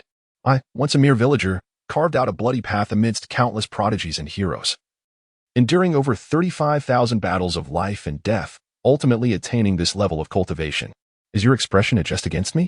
Perhaps I have chosen the wrong person. Though I seek your demise, at the very least, do not bring shame upon our kind of travelers. Jiang Tang retorted, Begone. Do you think I am unaware? Your desire for me to grow stronger is merely a means for you to devour my soul and expedite your own cultivation. The apparition replied, Indeed. I have made my intentions clear. My aim is to usurp your being, for your soul shares a common origin with mine. Unable to forcefully take it, I have resorted to a gradual exchange. This is a mutually beneficial arrangement, devoid of any schemes. Moreover, once you grow stronger, you can better liberate yourself from my control, which is advantageous for both of us. Jiang Tang spat. It's an open conspiracy. The apparition smiled nonchalantly. I have already obscured your fate and severed the ties of destiny. Now everyone believes you to be dead. I shall assist you in crafting a new identity, so strive diligently. Jiang Tang inquired, What is your name? The apparition, upon hearing this, expressed a hint of excitement. You may call me Demon Emperor or Demon Monarch. I can bear it. Such a juvenile and foolish title, Jiang Tang remarked. Is that your moniker? No, one must have a new name when venturing into the world, the apparition replied. What should I call you then? Jiang Tang asked. Night Burial. Fool, or Li Fei Yu, the apparition suggested. Jiang Tang's eyes darkened. Do you take me for someone who has not read those books? The apparition chuckled, just a playful jest. It has been many years since I indulged in such humor. Jiang Tang pressed. What should I truly call you? Do not make me utter Demon Emperor. It is too utterly shameful. The apparition replied, Call me Xiao AI, or Sir. Real name. Jiang Tang insisted. The apparition conceded, Very well, call me Jiang Tan. Jiang Tang then asked, If I wish to grow stronger, where should I go? The apparition raised an eyebrow and replied, Head south. Jiang Tang, puzzled, asked, South? The apparition grinned, Southward to the Sword Chi Great Wall, and traverse there on your sword. This will resolve both your resource issues and combat capabilities. Upon your arrival at the Sword Chi Great Wall, you may unsheathe your sword to obtain demon cores, thereby swiftly enhancing your prowess. Jiang Tang remarked. But I am not a sword cultivator. My aptitude for cultivation is rather lacking. The ethereal figure responded, Do you not desire to become a sword cultivator? Jiang Tang replied. I do. The ethereal figure continued. Then practice your swordsmanship. It is merely a matter of thrusting forward with the blade and retracting it. That is sufficient. Do you comprehend? Jiang Tang retorted, Very well, you may take your leave now. Chapter 24. Tippering and killing from the northernmost to the southernmost reaches of Tonggishao, a youth emerged. Wielding a rudimentary and inexpensive lower-grade sword, acting as a vigilante. Yet, his methods of justice were notably brutal. It appeared that he possessed no true skill with the blade, resorting instead to crude slashes, thrusts, and hacks, devoid of any semblance of swordsmanship. As a result, those arrogant disciples of the immortal families fell in gruesome chunks, leaving a scene of utter carnage. Moreover, this boy spared neither gender nor age in his ruthless pursuits. What struck observers as even more deranged was his propensity to slay practitioners, but he also mercilessly exterminated the bandits preying on the common folk below the mountain. Jiang Tang reclined on a tiger-skin armchair, casually discarding the sword to one side, the severed head of the village chief resting beside his right foot. As he surveyed the hall littered with corpses and severed limbs, he rubbed his temples, struggling to reconcile this chaotic existence with the law-abiding citizen he had once been in a previous life. Jiang Tang scoffed, remarking, In this world, if you truly consider yourself merely a good citizen, you will only become prey for these common bandits. Do not be deceived by the learned individuals in this realm who profess reason. They are the very ones most averse to rational discourse. When you challenge their philosophies, they will resort to force, compelling you to heed their teachings. The scholars here are formidable fighters. Both the Sage of the Supreme and the Sage of Rights once subdued their enemies and then calmly articulated their reasoning. Jiang Tang suggested. Isn't our method of fishing as we journey south rather time-consuming? Jiang Tang replied, You left the small town at the age of 14. Spent a year on Taiping Mountain, and now you are merely 15. Give yourself a year to hone your swordsmanship, and by the time you reach 16, you can ascend the Sword Chi Great Wall. I fear that if you attempt to scale the battlements now, you will be struck down by a mere 7th realm minor demon, meeting an inconspicuous end. After all, among the realms, the Chi practitioners are the weakest. Being attacked by practitioners one realm below is akin to being struck by a child. In lesser realms, the magical power of Chi practitioners resembles scattered grains of sand, plentiful and easy to cultivate. A moment's meditation can amass thousands of grains, facilitating a smooth breakthrough. In contrast, A sword cultivator is akin to constructing an impregnable great wall, long and sturdy, rendering the path of cultivation exceedingly arduous. Both sword intent and sword chi are indispensable, and the process of breakthrough is fraught with difficulty. While others can effortlessly unleash a single strike that manifests as sword chi, your magical energy remains merely a formless mass. What can you wield? Your current objective is to transmute all the magical power of a 7th realm chi practitioner into sword chi, striving to attain the 7th realm of sword cultivation before you turn 16. Jiang Tang interjected, however, I have heard that during the cultivation process, no one can casually alter the foundation of their Tao. Such actions are tantamount to courting death, unless one abandons their cultivation and begins anew. Jiang Tang dismissed this notion with a scoff. Where did you hear such nonsense? Jiang Tang replied, isn't this common knowledge in cultivation? Jiang Tang pressed further. Who told you this? Are they a genius? Jiang Tang shook his head. Jiang Tang chuckled, remarking that from this moment forth, one's common sense must undergo a transformation. A genius requires no explanations from the world, much like how no one has ever questioned the legitimacy of the Taoist teachings. Rather, they only doubt their own innate talents. Such a metamorphosis is indeed challenging for mere mortals, yet for me, it is but a trivial matter. Young one, I have imparted the method to you. Now, diligently cultivate it. Remember, you too shall be a genius, regardless of your perceived lack of talent or the scorn of the masses who label you as worthless. The body chosen by me shall undoubtedly surpass those of ordinary folk. Jiang Tang's expression remained unperturbed. Should I then express my gratitude for your relentless desire to usurp my body? Jiang Tang chuckled again, encouraging him to continue his journey and refine himself. Let us reconvene in 6 months. I have matters to attend to in this realm of time and space. I hope by then you will still be alive. Farewell. Jiang Tang laughed softly, casting a glance at the sea of corpses and blood in the encampment. He grasped the long sword and proceeded southward, resolving to embrace his destiny as an unparalleled genius from this day forward. Subsequently, Jiang Tang donned a white robe, with a sword at his waist, embarking on a solitary journey across the region. The Tongye continent is notably insular, with numerous small sects that inhabit areas reminiscent of idyllic paradises from a past life. In this land, all resources, including those of mortals, belong solely to them. To these sects, the common folk below are merely targets for their whims. Within this realm, they assume the role of local tyrants. However, it is not solely about sects. Some may simply be dens of bandits. These minor sects possess limited strength, with their most powerful members barely reaching the 5th realm. As for the bandit lairs, they consist of solitary cultivators who, seeing no hope for breakthroughs, occupy their time by preying on the weak and oppressing the mortals below. Why do the kingdoms below remain indifferent? Not every dynasty is resilient, nor do all possess formidable cultivators. Jiang Tang initially wished to avoid these matters, as his ambitions lay with the mid-sized sects of the 7th and 8th realms. As he walked, he gradually placed his hand upon the hilt of his sword. Come out. His voice, though soft, startled a flock of birds into flight. In an instant, the surrounding forest fell into silence. Moments later, rustling sounds emerged from the trees and bushes, and a dozen or so figures materialized. Clad in uniform black attire and adorned with intricately crafted bronze tokens, they appeared to belong to the same sect. These individuals were clearly well prepared. The trio at the forefront wielded a spear, bore a sword, and stood barehanded. The young man with the spear exuded a cold demeanor, the tip of his weapon glinting ominously. The swordsman, though his blade remained sheathed, emanated a subtle aura of sword energy, indicating considerable skill. The burly warrior resembled a small mountain. All three exuded the aura of the 3rd realm. Jiang Tang unsheathed his sword and inquired, Are we to engage in robbery or murder? The spear-wielding youth replied with a smile, Both. The burly warrior scoffed, Boy, you have quite the keen senses. Yet as a mere practitioner of a lower realm, dare you emulate the heroes of tales and venture into the martial world? The sword-wielding man chuckled. Perhaps you are just another pampered young master. Look at your attire, dressed in white and wielding a sword, an obvious target indeed. Laughter erupted around them. Unfazed, Jiang Tang continued. Are you from a nearby sect? The group chuckled. And if we are, what of it? If we are not, what then? Jiang Tang inquired. Am I doomed?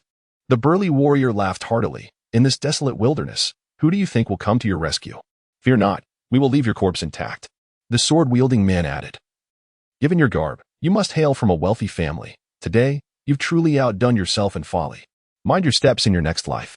Jiang Tang smiled, narrowing his eyes as he cast a talisman. Well then, perhaps you should heed my advice for your next lives. The talisman transformed into a formation, ensnaring the group. Jiang Tang declared, "Rest assured, none shall escape." At that moment, a sense of foreboding settled over the onlookers, as Jiang Tang's cultivation appeared merely superficial. Then, Jiang Tang drew his sword. In the following quarter hour, anguished cries and pleas for mercy would resound. Although Jiang Tang's swordsmanship was not particularly sophisticated, it was undeniably swift, precise, and ruthless. The young man, alarmed, hastily thrust his spear, its tip quivering, but Jiang Tang severed his head with a single stroke. The head rolled to the ground with a dull thud. The others, witnessing this, realized they had encountered formidable opposition. They dared not intervene and could only flee. Yet beneath the formation, none could escape. The burly warrior and his companions, in fury, pounded the barrier with their fists, desperate to break free, but the barrier merely rippled, refusing to yield. Realizing escape was futile, the warrior's eyes bulged with rage as he shouted at his companions, "Attack! He is but one. What are you afraid of?" The others raised their weapons, preparing to counterattack. Jiang Tang moved agilely among them, and soon, the air was filled with cries of agony and incessant pleas for mercy. Beneath the shadow of death, the scene was a grim tableau, some clutching their bleeding wounds, others wide-eyed, tears streaming down their faces. The burly warrior pleaded with Jiang Tang for mercy, his earlier bravado utterly vanished, replaced by sheer terror. Jiang Tang remained silent, simply wielding his sword. After a moment, the formation dissipated, and the stench of blood began to permeate the forest. Jiang Tang glanced back, reassured, "Your sect will soon join you in your descent." Chapter 25, The Chivalrous Hero. Jiang Tang, clad in white, faced 100 members of the sect who surrounded him, and he boldly charged into the stronghold. A few drops of crimson blood splattered across his garments, his hair disheveled, and his eyes glinted with icy resolve. Beneath his feet lay a multitude of corpses. Outside the ancestor hall, Jiang Tang hurled the severed head of the sect's founder into the chamber, where the so-called ancestor stared wide-eyed, disbelief etched upon his face. With a cold smirk gracing his lips, Jiang Tang scoffed at the audacity of a mere fifth-tier cultivator to claim such a title. As his words fell, he unsheathed his sword, and a flash of cold light surged forth, shattering the ancestor hall. The sect was annihilated. Arriving at the entrance of the sect's storage room, Jiang Tang found the stone door firmly shut. With fierce determination, he struck the door repeatedly with his sword until it shattered. A satisfied grin spread across his face as he strode inside. With deft movements, he began to gather spirit coins, the sound of clinking resonating throughout the chamber. He ensured that no herbs or elixirs went to waste, and only after securing those did he turn to the lesser quality swords and blades. With a sweeping motion, he collected them all, regardless of their rank. In a short span, the previously overflowing storage room was stripped bare, leaving only scattered remnants behind. Patting the bulging pouch with contentment, Jiang Tang turned on his heel and exited, leaving behind a scene of utter disarray. However, just as he stepped out, he had not yet summoned his agility to flee when a cacophony of noise erupted from behind. Glancing back, he saw a throng of ragged commoners from the foot of the mountain, stumbling towards him. As they drew near, they fell to their knees, raising a small cloud of dust. Their foreheads struck the ground repeatedly, leaving crimson marks in their wake. These commoners appeared haggard and emaciated, the burdens of labor bending their backs, their hands calloused and scarred from toil. Among them, an elderly man with graying hair trembled as he raised his head, tears glistening in his eyes. "Benefactor, thank you." The surrounding crowd echoed his gratitude, their sobs rising and falling like a mournful melody. Jiang Tang furrowed his brow.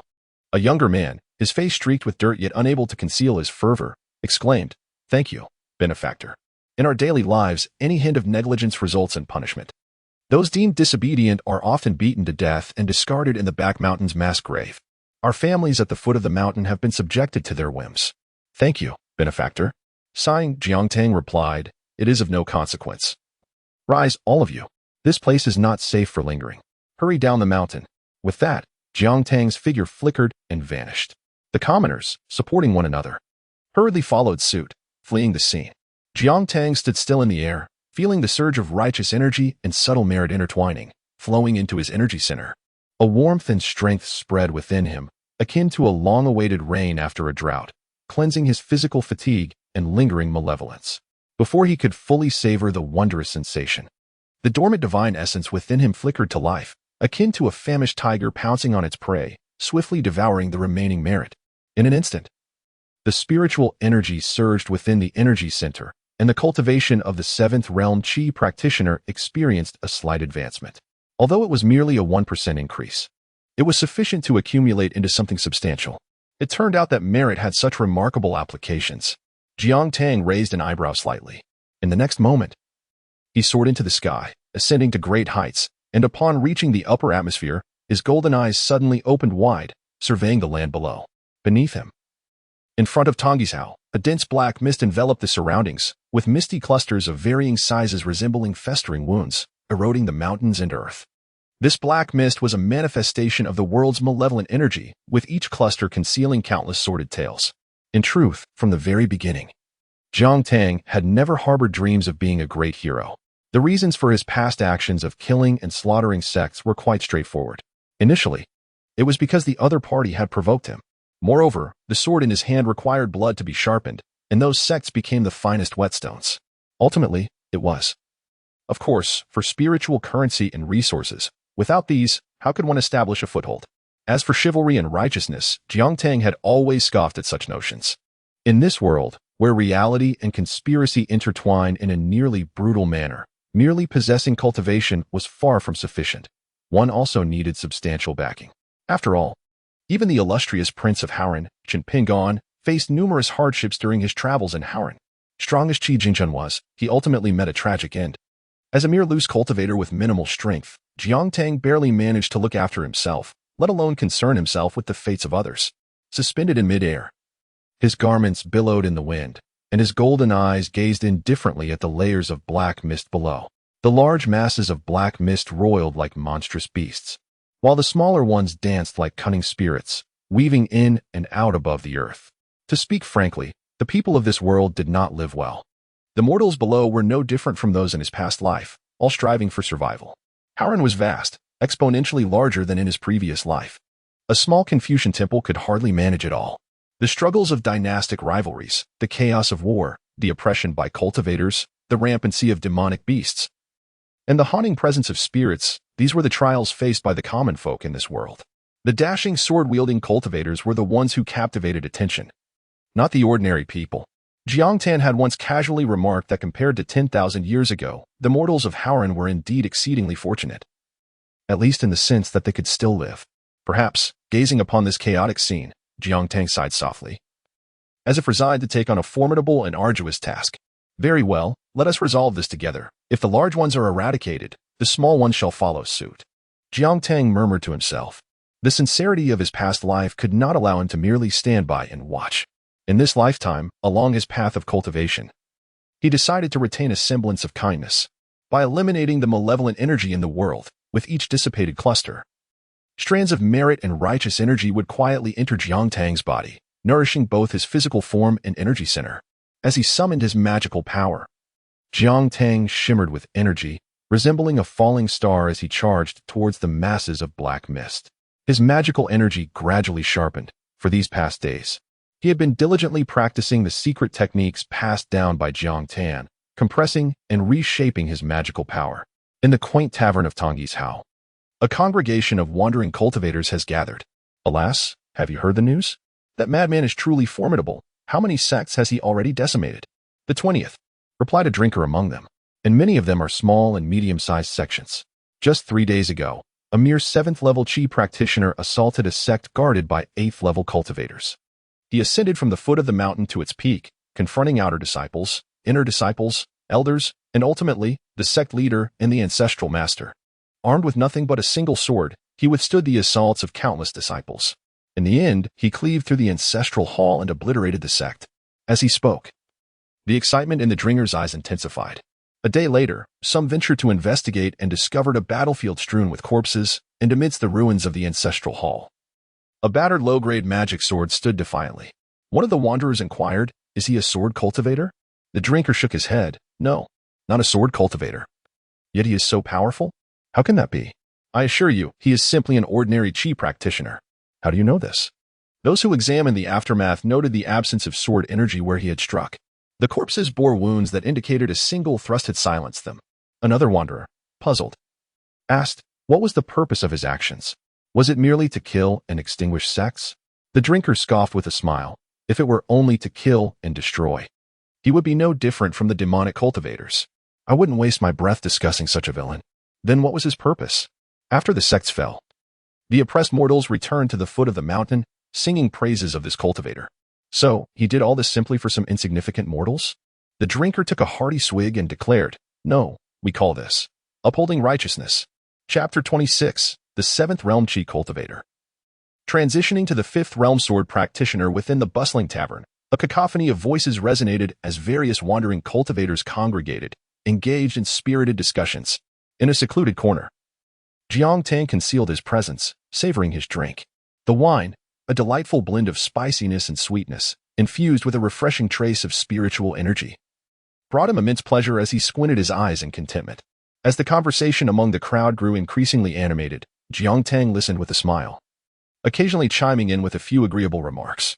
The wine in this realm of cultivation was indeed exceptional, nurtured by spiritual essence, boasting a rich yet refreshing flavor. Even if one indulged a bit too much, succumbing to mild intoxication, a mere flicker of magical energy would swiftly dispel any haze, ensuring no disruption in one's affairs. "What age might that person be?" inquired a wandering cultivator. "I cannot say," came the reply. "Some claim he is middle-aged, while others insist he is but a youth." The rumors varied wildly, making truth hard to discern. Given his current momentum, does that not imply he intends to challenge all the sects on Tongye continent single-handedly? Someone gasped. "Not quite," another interjected. "He hasn't touched those sects that remain diligent and focused on their cultivation. It is the wicked and treacherous sects that have all fallen before his sword." Such audacity, the crowd murmured in agreement. "Is he a scion of a noble family?" Another voice queried. "Not at all. He is merely a wandering cultivator." The revelation left the entire assembly momentarily stunned. In unison, the wandering cultivators raised their cups, exclaiming, "Impressive." They then tilted their heads back for a hearty drink. Jiang Tang mirrored their actions, a broader smile spreading across his face as he drained his cup. In high spirits, Jiang Tang strolled to the tavern's counter, retrieving 10 small coins from his storage bag. He placed them on the table with a resounding clap, tapping twice with his fingers. The attendant, upon noticing the sum, displayed a look of astonishment, briefly taken aback before hastily nodding and retreating into the back room. Shortly thereafter, he emerged, laboriously hauling out several barrels of wine. With a swift motion of his sleeve, Jiang Tang enveloped the barrels in spiritual energy, instantly storing them away. The young man, clad in white robes and wielding a long sword, departed the tavern, content and determined to continue refining his blade. Countless sects, large and small, engaged in nefarious activities behind the scenes, and Jiang Tang had pinpointed a minor sect nestled within a valley. This sect, masquerading as a place of alchemical training, was in fact employing dark arts to capture the souls of mortals from the foothills, enhancing the potency of their elixirs. As he approached the sect, a palpable aura of malice met him head-on. Jiang Tang's gaze hardened as he quickened his pace.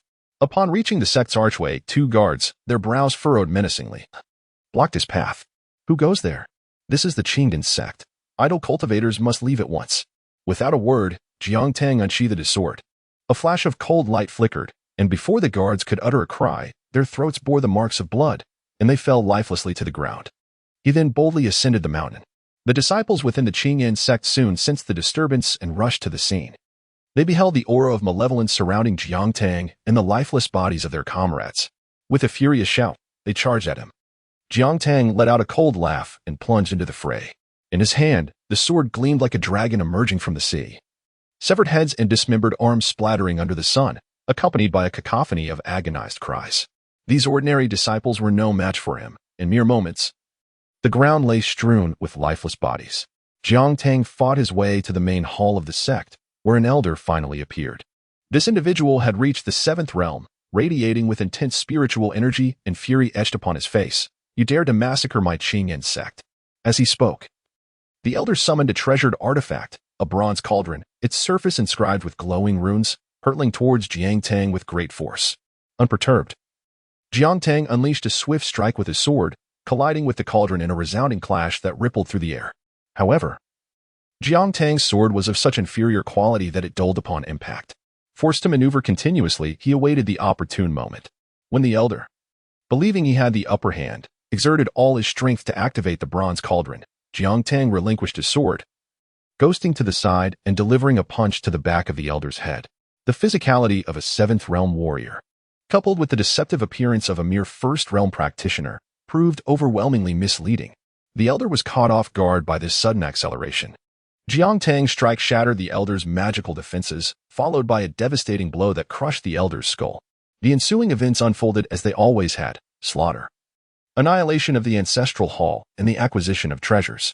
After vanquishing the Qingyan sect, Jiang Tang glanced at his dulled sword, sighed, and cast it aside. The aura of malevolence surrounding him intensified, yet his gaze grew ever more luminous. In a secluded valley, Jiang Tang sat cross-legged, eyes closed in concentration, introspectively examining his energy centers. Blood energy swirled around him. Given the multitude of attacks from the cultivators, how could he possibly remain unscathed? Within him, a divine essence coursed, tirelessly navigating his body, mending wounds, and swiftly restoring his physical form and magical power. It was fair to say that Jiang Tang's audacity stemmed largely from this quarter of divine essence.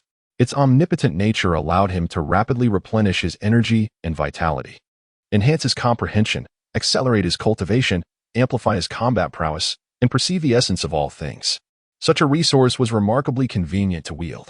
The distinction between actively utilizing divine essence and passively relying on it was immense. Naturally, the quantity of divine essence also played a crucial role for Jiang Tang. A quarter of divine essence was far more effective than half. Time passed, and gradually, Jiang Tang's tightly shut eyes fluttered open, rising to his feet. He felt the subtle movement of his meridians, his body akin to the gentle warmth of spring sunlight. His once docile magical energy began to sharpen. Jiang Tang could distinctly sense that the quality and intensity of his power had vastly surpassed what it had been before. The gentle magical energy of a Qi practitioner had quietly vanished. Curiously, he scrutinized the divine essence within his heart, and in an instant, its brilliance erupted, unleashing tumultuous waves that crashed upon him in relentless succession. Jiang Tang steadfastly maintained his mental fortitude, and after a prolonged struggle, the divine essence ceased its onslaught. Its message was clear: do not disturb it. In reality, cold sweat had long since drenched Jiang Tang's back. This entity is truly terrifying, a testament to the divine nature of the sovereign of the celestial realm. Perhaps I have never truly possessed him. I merely hold a temporary right to utilize his power. A glint of brilliance flickered in Jiang Tang's eyes, and he chuckled. How arrogant you are now. Soon, when my cultivation reaches new heights, we shall see how long you can maintain this arrogance. Drawing his sword, an aura of sword energy surged through the valley, stirring the sands and stones. In the blink of an eye, 6 months had passed. During this time, Jiang Tang diligently honed his skills while also embarking on journeys with his sword. Guided by the merits he accumulated, he harmonized the chaotic energies during the transformation of Qi practitioners and sword cultivators with the divine essence. He also utilized rare spiritual herbs to aid in the cultivation of his physical body, continuously nurturing his form. At last, on a night when the moonlight flowed like water, an immense surge of spiritual energy converged around Jiang Tang. Then, a dazzling sword silhouette shot into the sky. As the radiance dissipated, he successfully transitioned from the 7th to the 5th realm of sword cultivation. The relentless battles and secretive practices over the past 6 months had sharpened his magical prowess to an extraordinary degree. The continuous tempering of his swordsmanship had sufficiently elevated him to the ranks of the 5th realm sword cultivator. Chapter 27. The Sword Qi is abundant. Heading south to the Sword Qi Great Wall, the 6-month period had elapsed, and Jiang Tang gazed at the youth brimming with sword energy, nodding in satisfaction. A 5th-tier sword cultivator, comparable to the pinnacle of a 7th-tier warrior's physical prowess, augmented by the divine essence of the celestial sovereign, could effortlessly slice through the 7th tier and even challenge the 8th tier, despite the stark contrast between your aptitude for cultivation and that of a warrior. From this moment forth, you may be considered half a genius. Indeed, this physical form barely meets the minimum standards for my possession. Jiang Tang merely scoffed. Are you not afraid of nurturing a tiger at your door? Do not be surprised if I end up shattering your teeth. Jiang Tang replied with a calm smile. The reason I am nurturing you is to completely absorb your 3 souls and 7 spirits, enabling the most seamless possession. Only then will this body function without hindrance. Furthermore, once you grow stronger, I shall take over without the need for re-establishing the path. Do you think I would fear a mere specter after traversing from the south to the north? This is a matter of mutual consent. You desire my strength and assistance, while I covet your physical form. We are thus engaged in a fair and just partnership. Jiang Tang's lips curled into a smirk. Then let us wish for a pleasant cooperation, fellow townsmen. What should my next step be? Continue southward, swiftly reach the Sword Qi Great Wall, and attain the 7th tier sword cultivation within 6 months. having extinguished so much malevolent aura and accumulated a plethora of merits. These merits will serve as fuel sufficient to elevate you to the 7th tier of sword cultivation within half a year. In the vast world, the young Taoist who had slain Jiang Tang was, at that moment, pierced to the ground by a single sword strike from a Liang.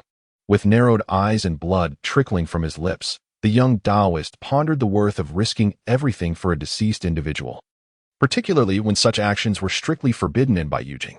Was it worth it? A Liang responded, I believe it is worth it. The young Taoist scoffed. Do you have any idea how tragic that boy's appearance was before his demise? With just a gentle strike, he was reduced to mere fragments, like a pile of mud. I did not anticipate his fragility. Ha ha ha. A Liang inquired, have you finished?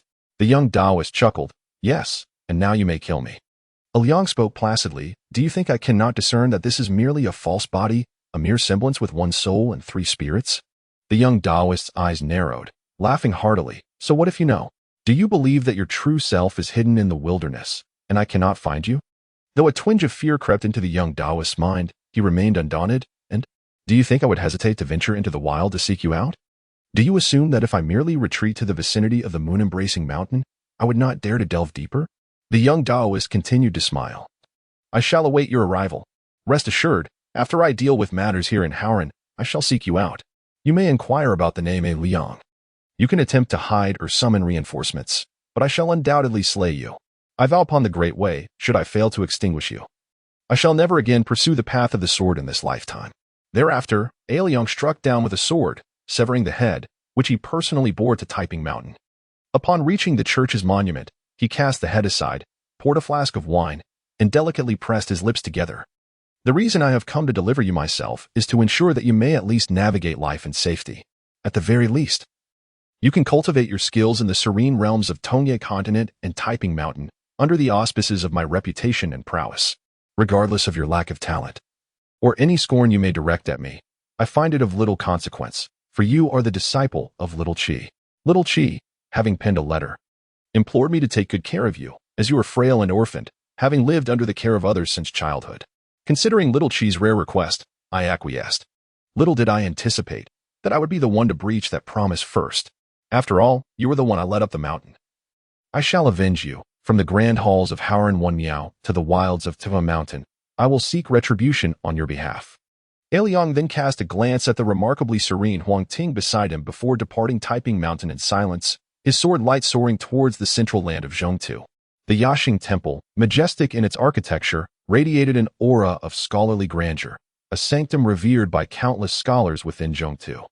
The stone slabs at its threshold had been polished to a mirror-like sheen by the footsteps of pilgrims. Suddenly, a beam of sword light descended directly before the Yaxing Temple. In that instant, A Liang's gaze fixated on the sacred Yaxing statue within the temple. With measured steps, A Liang entered through the temple doors, the sword energy around him surging ever more fiercely. He raised his hand, and the sword energy thrummed. The sound of the sword resonated throughout the temple as A Liang's form surged upward. In an instant, the sword energy coalesced in a frenzy, the sword light blossoming like a sun plummeting to the earth. Below, the disciples of Yaxing were thrown into disarray. Some collapsed to the ground, while others attempted to shout, only to be stifled by the overwhelming sword energy emanating from A Liang, producing merely faint whimpers. A Liang's gaze hardened resolutely, and countless strands of sword energy fell like meteorites. One sword aimed fiercely at the Yaxing statue. Before the sword arrived, the fierce sword energy had already shattered the air ahead, producing a cacophony of explosive sounds. Boom. The deafening clash erupted instantaneously, the once flowing righteous energy surrounding the statue disintegrating into myriad sparks. Almost immediately, cracks spread like a spider's web, winding down from the apex. As the scholarly essence of Yaxing Temple could no longer withstand such a cataclysmic blow, collapsing with a thunderous roar, fragments of stone shot forth in all directions, striking the temple walls and columns, raising clouds of dust. The long-accumulated fortune of the Yaxing lineage burst forth like a punctured balloon, releasing a sudden deluge. This strike reverberated throughout Zhongtu, causing all practitioners to gaze skyward in astonishment, their faces a portrait of disbelief. Their minds consumed by a singular query: how powerful is this sword? Who dares to draw a sword against Yaxing? A Liang stood atop the Yaxing Temple, the sword energy still palpable, his gaze unyielding. He surveyed the surroundings, seemingly awaiting something, entirely unfazed by the tumult his actions had provoked. In the blink of an eye, a middle-aged scholar appeared quietly. Clad in a simple scholar's robe, there was an air of authority in his brow and gaze. The moment he materialized, he raised his hand with a flick, effortlessly enveloping Liang and the remnants of the sacred sculptures in a protective shroud. Simultaneously, the rebellious sword energy swirling above collided with an impenetrable barrier as the scholar nonchalantly waved his hand, dispersing it entirely into the ether. Absurdity. The middle-aged scholar's brow furrowed slightly. Chapter 28. The Inverted Mountain, Thunder Platform. The sage observed Liang in silence, and Liang returned the gaze. The sage inquired, "Are you aware of your actions?" Liang replied, "I am aware. I merely seek to pose a question. Is the demise of Qi Jingchun and his disciple connected to you?" The sage hesitated, asserting, "It is not my affair. What I mean to ask is whether the death of Qi Jingchun was instigated by one of your disciples." Liang pressed. The sage shook his head. Liang continued, "In one of the 12 realms, great demon lurking in the Taiping mountain of Tonggishao. Is that truly unrelated?" The sage once again shook his head. With a casual motion of his right hand, Liang revealed a concealed thread of causality that manifested between him and the sage. "Then tell me, what is this?" Liang's gaze grew increasingly piercing. The sage grasped the thread, instantly comprehending the intricate web of cause and effect. On that fateful day, Jiang Tang's failure to attain enlightenment in his dream had nonetheless astonished several cultivators who observed from the shadows. Among these cultivators were some from the sage's lineage, who harbored disdain towards the lineage of the literary sage. The great demon infiltrating Taiping Mountain was, in fact, an unintentional consequence of the sage's actions. The young Taoist, the great demon, would have been oblivious to a mere 5th realm cultivator, yet this 13th realm scholar deliberately adorned Jiang Tang with a semblance of brilliance. Innocent individuals often suffer under the weight of the guilty. A masterful ploy to wield another's blade. How ruthless. Liang gazed at the sage across from him. "The matters between you and the old scholar were none of my concern previously, and I had my reasons for remaining uninvolved. After all, my status demands it. However, you have gone too far. Little Qi has perished, and even the younger generation is not spared. To be frank, I am profoundly disillusioned, both with you and your so-called academic pursuits. You are nothing but a collection of hypocritical pretenders." As the sage listened, he fell deeper into silence. Until he finally responded, "I did not commit these acts, nor was it my intention." Liang countered, "When a doorkeeper of a minister kills, it surely does not implicate the minister, for he merely expresses a stance without taking action. The minister remains the same, a scholar, a so-called gentleman." The sage replied, "The matters between me and the literary sage." Liang interjected, "Right and wrong, and explanations hold no value in my eyes. You seem to have done nothing. Yet you are fully aware of the sordid deeds at play. The old scholar has been unjustly demoted, his disciples targeted mercilessly. Are you truly unaware? The audacity of your disciples towards the old scholar, do you not see? You evoke a sense of disgust within me. Do you truly believe yourself blameless?" The sage fell silent once more, each word piercing deeply, leaving him at a loss for retort. There were many nuances, and the situation might not be as it appeared to outsiders, yet the truth lay before them, clear as day. Right and wrong, good and evil. Each held its own perspective. "This matter is a reflection of my lax discipline."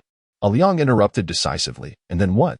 The sage proclaimed, "I shall confine him in the realm of merit for a millennium." A smirk of profound derision crept across Liang's face. "Is this how it concludes?" The sage frowned, questioning whether it was insufficient. Liang, with an increasingly tranquil yet disappointed gaze, retorted, "A single life is thus atoned for? What do you propose?" The sage inquired. Liang's eyes grew even calmer, revealing a deepening sense of despair. The sage, gazing into Liang's eyes, felt a stir of uncertainty within. Finally, Liang uttered a singular word, "Kill." The sage frowned, responding, "No." Liang merely replied, "No? You permit your disciples of the sage lineage to take lives, yet deny others the right to seek vengeance? Since time immemorial, killing demands retribution. Your mere confinement for a millennium suffices to atone for such a transgression? It appears your disciples are not but worthless pretenders. I shall ask you one question. Will you kill that man?" The sage's response was succinct, "I will not." Liang replied, "Very well, let us settle our old scores together. If you will not kill, then I shall. I shall treat your disciples as you treated the old scholar and Shui Shan. From top to bottom, I shall slay every disciple of your lineage. Until death do us part. Either you defeat me, or I shall annihilate your literary lineage. All shall be exterminated." With unwavering resolve, Liang drew his sword, ceasing further dialogue, and in an instant, vanished from sight. The sage attempted to intervene. Jiang Tang gazed at the assassin opposite him, his expression calm as he unsheathed his sword. "Is there a matter?" The assassin replied, "To kill you." Jiang Tang inquired, "What is the reason?" The assassin responded, "Someone has commissioned me to kill you, and they are quite generous with their payment." Jiang Tang asked, "How much?" The assassin stated, 100 small snow coins. Jiang Tang replied, "Is that all?" The assassin insisted, "It is quite valuable." Jiang Tang chuckled and swiftly dispatched the assassin with a single stroke of his sword. The assassin, possessing merely the 6th realm of cultivation, was utterly vanquished by Jiang Tang, a 7th realm swordsman. Continuing on his journey, Jiang Tang hurried forth, ultimately arriving at the upside-down mountain within the 6-month deadline. Upon stepping into the mountain, he was greeted by a myriad of distinct and captivating sights. Above the solitary peak, 2 white jade pillars soared into the heavens. Between these pillars, a shimmering portal glimmered, promising a direct passage to the Sword Chi Great Wall. Jiang Tang cast a hasty glance before departing, his steps leading him towards the Thunder Pool platform. As he approached, the crackling of thunderous explosions filled the air. Upon nearing, he beheld the true nature of the Thunder Pool platform, a vast expanse where thunder coalesced into a tumultuous pool, with lightning cascading like a torrential river. A sight both exhilarating and terrifying. Yet, for Jiang Tang, this perilous locale was a rare opportunity for cultivation. He approached the station cultivator, offering a few small snow coins. Gradually, he edged closer to the pool's edge, feeling the increasingly violent aura in the air, his skin tingling from the electric energy. Once at the water's brink, Jiang Tang took a deep breath and silently began to channel the divine energy within him. In an instant, a wave of prickling pain surged through him, swiftly followed by a torrent of thunderbolts that violently coursed through his meridians. The mere intrusion of a single thunderbolt into his body ignited a convulsion in his muscles and a crackle in his bones. Jiang Tang resolutely guarded his dantian, continuously guiding this formidable force to temper his flesh, expelling impurities from his blood and flesh, purifying his magical essence, and rendering the once chaotic spiritual energy increasingly refined. Chapter 29. Refining the body, preserving the spirit, acquiring the sword. At the thunder pool of the upside-down mountain, the sound of thunder reverberates incessantly. The air crackles with flickers of electricity, and every practitioner who ventures here teeters on the precipice of death. The individuals engaged in cultivation at this site are exceedingly cautious, drawing in only the faintest wisp of thunder each time, subsequently taming it within their bodies. Such meticulousness is born from the knowledge that a moment's carelessness could provoke a backlash of heavenly lightning. Should such a backlash occur, the intruding thunder would rampage through their meridians, shattering them and resonating with the external storm, resulting in the immediate obliteration of the practitioner. Historically, the thunder pool was not intended for cultivation. It was initially established as a place of punishment by several Taoist celestial lords to penalize the demonic entities of the beast clans. However, it was later discovered that the heavenly thunder here greatly aided cultivation, leading to its eventual opening to the public under the guidance of these celestial lords. Moreover, most practitioners arriving at this site do so in pairs, for while they confront the threats posed by the heavenly lightning, they must also remain vigilant against external dangers. For practitioners, the process of cultivation is inherently intimate and perilous. Any abrupt interruption from the outside world may plunge them into the abyss of madness. The consequences can be severe. Minor disruptions may lead to chaotic spiritual energy and damaged meridians, significantly undermining their cultivation. In more grievous circumstances, the meridians could be severed entirely, resulting in the loss of all cultivation and rendering them useless. In the unique environment of the thunder pool, the risks are exponentially heightened. As practitioners immerse themselves in resisting the internal thunder, their concentration is wholly consumed, rendering their awareness of the outside world exceedingly dull. A moment of inattention could lead to a complete oblivion, exhausting their spirit and energy, ultimately resulting in their demise at the hands of the thunder. Hence, it has become customary to pair up. One individual enters the thunder pool, wholly focused on absorbing the lightning, striving to achieve a breakthrough amidst the tempestuous forces. The other remains vigilant at the pool's edge, eyes fixed on their companion. Should they notice any signs of disorientation or erratic breathing in the one cultivating, indicating a lack of awakening, the guardian will act decisively, using their spiritual energy to intervene gently, even if it results in injury to their partner. It is far better than witnessing their demise. After all, a grievous injury might still hold a glimmer of hope, whereas death is irrevocable. While all other practitioners at the Thunder Pool diligently cultivate in pairs, there sits Jiang Tang, solitary and serene at the edge of the pool, eyes closed and aura contained. Strands of heavenly lightning coil around him as he unabashedly absorbs the thunder, in stark contrast to the cautious intake of his fellow practitioners. Time slips by unnoticed an hour. 2 hours. Jiang Tang remains like a statue, steadfast and motionless. His garments have long been charred black by the thunder, his skin darkening to a coal-like hue. Yet he appears entirely oblivious. After several hours, the Taoist disciples stationed there can no longer remain idle and summon him with their spiritual power. Jiang Tang gradually opened his eyes, a flicker of gold shimmering within his gaze. Although his meditation was forcefully interrupted, he merely exhaled a deep sigh. Turning his head, he narrowed his eyes at the Taoist disciple, his tone heavy. "Is there something you require?" The disciple, upon realizing that Jiang Tang was unharmed and he had intruded upon another's practice, hastily clasped his hands in a gesture of respect and explained the situation. Jiang Tang, upon hearing this, said little more than a faint thank you before resuming his seated meditation. Time continued to pass. 1 day turned into 2. Jiang Tang remained immersed in his practice, enduring immense suffering. Every inch of his skin felt as though it were being scorched by fierce flames, while the power of thunder surged through his meridians, crackling like firecrackers. Yet, through sheer willpower, he persevered. Of course, the greatest credit belonged to that divine essence. Without it, Jiang Tang would have struggled to endure even 5 hours. This rigorous trial persisted until Jiang Tang's magical energy was nearly depleted, his body battered and bruised, unable to sustain itself any longer. Only then did he rise slowly to his feet. At that moment, he stood unsteadily, his steps wavering. Eventually, when his magical energy was exhausted and his body replete with wounds, he departed quietly. The Taoist disciple stationed at this location was left dumbfounded, his gaze vacant. He calculated the duration of Jiang Tang's absorption of the heavenly thunder from the moment he began to take notice of Jiang Tang until his departure. A full 2 days and 3 nights had elapsed. At this Thunder Lake platform, it was considered normal for an average cultivator to endure heavenly thunder for 2 hours. To last 5 hours was an exceedingly rare exception, and a duration of around a day would indicate an extraordinary talent. Yet, this solitary and enigmatic youth had managed to withstand nearly 3 days. The disciple gazed at Jiang Tang's unsteady figure, murmuring to himself, "What a prodigy." In truth, Jiang Tang had endured to this point solely for a handful of small coins. After all, each entry into this place cost 10 coins. And if he were to come and go repeatedly, the wealth he had accrued over the year from slaying would vanish within a month. Moreover, the upside-down mountain imposed no restrictions on the time spent at the Thunder Lake platform, having long been impoverished. Jiang Tang had no choice but to endure for 2 days and 3 nights to economize. This time, his gains were substantial. Jiang Tang utilized the divine essence to absorb the heavenly thunder, transforming it into spiritual energy for storage. This considerable influx of spiritual energy was sufficient for the 7th realm swordsman Jiang Tang to ascend to the 8th realm of Dragon Gate swordsman.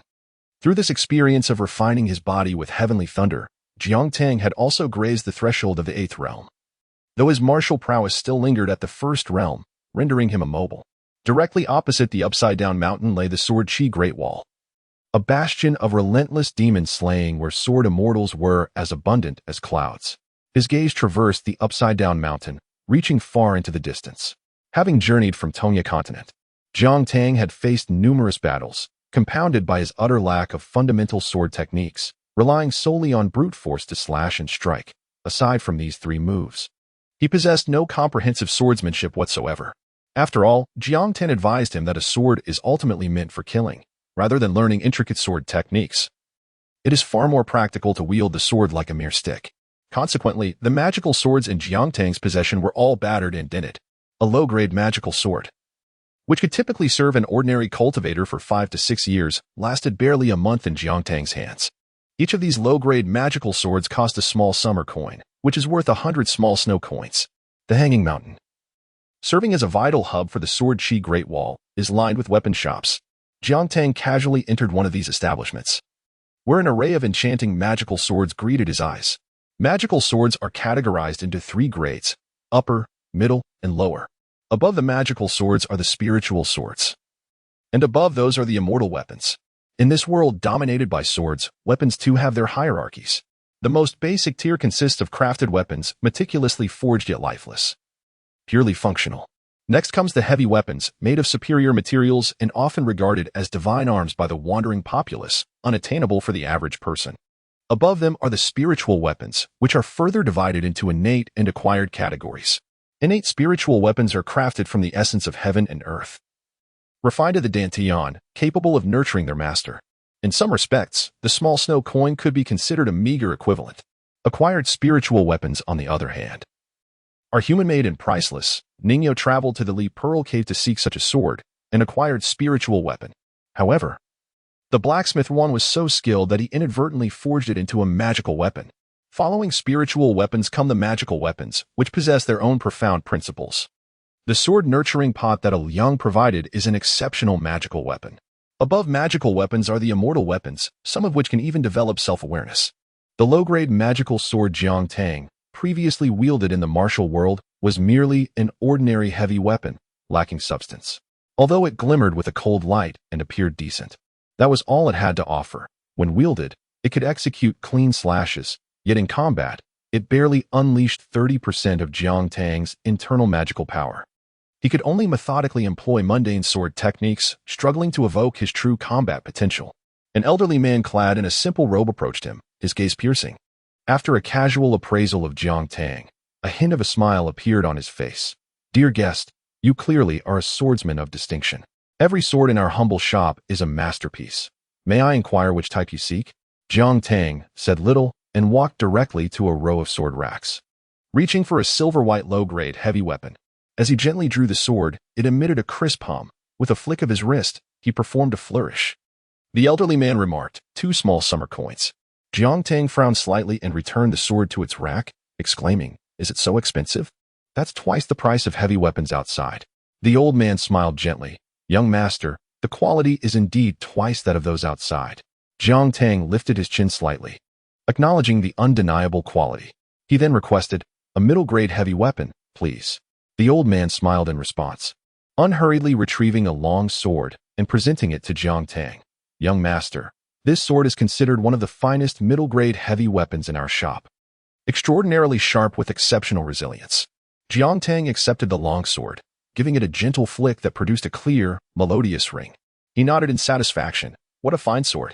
Turning to the elder, he inquired, "How much for this sword?"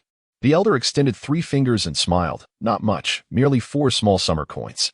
A chill ran down Jiang Tang's spine. This price exceeded his expectation by 1 small summer coin. He furrowed his brow and replied, "Elder, this sword is rather pricey. I have seen others of comparable quality at different shops, and their prices are not this steep." The elder stroked his beard, maintaining his smile. "Young master, let me assure you, this sword is far more resilient and durable than the others. Furthermore, the reputation of this humble shop is well established. You shall not regret your purchase." Jiang Tang pressed, "I seek only durability. Nothing else should be considered." The elder responded, "This sword is indeed among the most durable available." After a moment of contemplation, Jiang Tang nodded and retrieved 4 small summer coins from his pocket, handing them to the elder. "It's a deal." The elder inspected the coins closely before a satisfied smile graced his face. "Young master, your promptness is commendable. This sword is now yours. Given your appearance, it seems you intend to enter the Sword Chi Great Wall. I wish you success in vanquishing demons and leaving your mark in history." Jiang Tang sheathed the sword and clasped his hands in gratitude, replying, "I appreciate your kind words." Chapter 30. The 3 yellow talismans. Jiang Tang stood at the second highest point of the upside-down mountain, gazing down upon its vast expanse. The mountain was colossal. Had it retained its former visage, it could rival over 10 cities.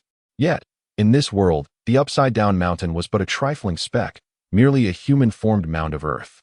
The profoundness and might of Yudo's Taoist arts were such that even a mountain effortlessly conjured by his hand rendered Jiang Tang's ascent nearly insurmountable. The declaration, "I am Yudo, the Taoist known as truly invincible," stirred Jiang Tang's spirit, igniting within him a deep yearning. Why should a man not carry a sword, carving his name across the 50 states of the realm? That day would come when he would traverse from south to north, establishing his reputation, from Howran to Qiming, from the Confucian Temple to the White Jade Capital, whether it be the 3 saints or the Grand Master of the White Jade Capital. All would regard him with caution upon seeing the sword at his waist, uttering the words, "Sword immortal." The winds of the world emerge from our generation. Let us witness the long sword opening the gates of heaven. with a 3-foot azure edge, who does not know of the figure in white. The reason Jiang Tang was so resolute in his pursuit of cultivation, even to the point of risking his life, stemmed from this very aspiration. As he beheld the scenery below, his heart brimmed with ambition, yet he could not help but sigh in resignation to reality. Ultimately, Jiang Tang obediently descended the mountain. For the second highest point of the upside-down mountain was indeed formidable. In a humorous twist, it must be noted that Jiang Tang harbored a slight fear of heights. Jiang Tang arrived at a pavilion shrouded in swirling purple mist and strode inside, his gaze drawn to the altar above, which displayed 4 revered paintings. The first depicted the Taoist ancestor, followed by the 3 Grand Masters. Observing the image of the Taoist adorned with a lotus crown, a faint smile graced Jiang Tang's lips. In this world, only Lu Chen intrigued him. He had gleaned some information from Jiang Tang regarding Lu Chen, who, despite claiming a lack of connection, had nonetheless gone to great lengths to extend Jiang Tang's life. A sacrifice, as Jiang Tang revealed, not without considerable cost. With utmost respect, Jiang Tang retrieved a small incense stick from the side, lit it with care, and reverently offered it with clasped hands, his heart sincere. A nearby young acolyte, curious about the fair-skinned youth, inquired, "Young man, just 1 stick of incense?" Jiang Tang nodded, affirming his single offering. "Why, is it not permissible to offer just 1 stick?" the acolyte asked, merely inquisitive. "Oh." Jiang Tang casually glanced at the young acolyte before turning to leave. The acolyte squinted, a smile gracing his face as he observed the youth, murmuring to himself that in the realm of Qing Ming, those who spoke to him in such a manner were fewer than 10. Turning back, Jiang Tang simply responded, "Oh." The acolyte chuckled, "Heh, young lad, you are quite audacious." Jiang Tang regarded the acolyte. "Is it not permissible to be audacious?" With a hint of playful defiance, the acolyte boasted, "Indeed, but your cultivation must surpass mine. My modest prowess is merely at the 12th realm. I could easily dispatch 1,000,000 of you."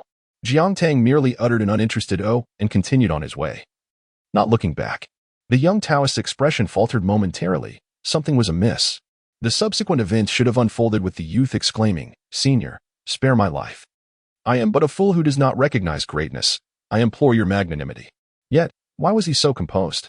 In an instant, the Taoist darted to the front of Jiang Tang, perplexed. Shouldn't he be kneeling and begging for mercy? Jiang Tang remained unperturbed, effortlessly bypassing the obstructive Taoist as if he were mere air. Intrigued by this young man, the Taoist trailed closely beside Jiang Tang, inquiring, "What is your name? How old are you? Where do you hail from? How is it that I, a practitioner of the 12th realm, cannot glean any information about you?" As the Taoist bombarded him with questions, Jiang Tang remained taciturn, eventually arriving at the Master Sword Chamber. The chamber, located on the upside-down mountain, was adorned with numerous bounty posters featuring formidable demons, sovereigns, esteemed elder sect members, practitioners of the demonic path, and Confucian sages. Upon entering, the elders and disciples of the Master Sword Chamber bowed respectfully, exclaiming, "Greetings, Master Uncle." The Taoist waved dismissively, persistently trailing behind Jiang Tang, leaving everyone bewildered. Who is that young man? They wondered. I have no idea. As they walked, the Taoist continued to elucidate about the Master Sword sect. This is the branch of my second master uncle. Jiang Tang, however, was not listening. His gaze was fixed on the bounties, recognizing several names until an inexplicable bounty caught his eye. In Tongye Continent, a nameless young man in white, cultivation unknown, estimated at the 8th realm, origin undisclosed, wielding a low-grade heavy sword, with a penchant for slaughtering sections. The reward, 100 small snow coins. Jiang Tang paused, scrutinizing it further, while the Taoist behind him chuckled. Is there a bounty on you as well? Jiang Tang nodded slightly, acknowledging it. Is your worth merely a small summer coin? The Taoist exclaimed in disbelief. I also think it should be more. Shall I assist you in having it revoked? No need. Do not follow me any longer. My identity is quite simple, yet should you continue to pry, you may find yourself in peril. I am of the 12th realm, a disciple of the Tao ancestors' 4th generation. Am I to perish? You jest. Jiang Tang chuckled lightly, subtly urging the divine essence within him. Gripping the 3 yellow talismans left by Jiang Tang within his dantian. Once Jiang Tang utilized these talismans, the cost would be his own soul. Jiang Tang inquired of Jiang Tang, what are these? Jiang Tang replied, 3 life-preserving talismans meant to safeguard you from being targeted and eliminated while my consciousness is absent, thus thwarting my plans. Jiang Tang asked, is that all they do? Jiangtan smiled. You may also choose to take the initiative. Jiangtang further queried. What is their power? Jiangtan replied nonchalantly, not substantial. It could easily handle a practitioner of the 15th realm. Jiangtang was momentarily taken aback. One talisman for a 15th realm? Jiangtan, with a twinkle in his eye, clarified. No, I am quite fair. It could also merely suffice for an ordinary practitioner of the 10th realm, depending on the circumstances of your usage. Jiangtang grasped the situation, however. The sheer might of Jiangtan, his fellow townsman, was astonishing. 15th realm power encapsulated in a mere talisman. Jiangtang inquired, what are your true capabilities? Jiangtan replied with a serene smile, why not test by employing those 3 yellow talismans? Jiangtang retorted, are you attempting to deceive me into using the talismans? Jiangtan scoffed dismissively. Jiangtang grasped the yellow talisman concealed within his dantian. Turning to the young Taoist disciple with a smile, you will see shortly. The disciple, exuding nonchalance, bore a sneer of disdain, arms crossed over his chest, chin slightly raised. When Jiangtang uttered the words you will see shortly, the disciple curled his lip in a mocking curve, poised to deliver a scornful remark. However, in the next instant, his smile abruptly froze upon his face. A chilling sense of impending doom surged forth, enveloping him without warning. The disciple's pupils constricted sharply. His spiritual senses flared in alarm, an overwhelming instinct indicating that he might indeed meet his demise. His gaze fixated intently on Jiangtang, the flow of energy locking onto him. Beads of sweat the size of mung beans incessantly rolling down his face, cascading onto the ground. His cultivation felt momentarily stifled. You. The disciple managed to stammer, his eyes reflecting a profound apprehension towards Jiangtang. In that moment, he finally comprehended that the seemingly ordinary youth before him possessed an extraordinary background. Jiangtang discreetly tucked away the talisman, pondering whether he could indeed eliminate him. The disciple took a breath, his expression transforming into one of fierce determination. You may be capable of killing me, but do you dare? I am a 4th-generation direct disciple of the Taoist lineage. Should you lay a hand upon me then? I do not fear, yet I can assure you. Should I strike first, you would certainly perish before I do. Do you dare to wager? He taunted with a smirk. Chapter 31. A troubled heart, a sword drawn. At last, Jiangtang exchanged a glance with the young Taoist before they parted ways. He made his way to the Sword Respect Pavilion, where he beheld the twin swords, Jiu and Yuang, belonging to Ning Yao's parents. As Jiangtang observed the ground strewn with phlegm and the disdainful gazes of passers-by, a sense of bewilderment washed over him. Something felt amiss.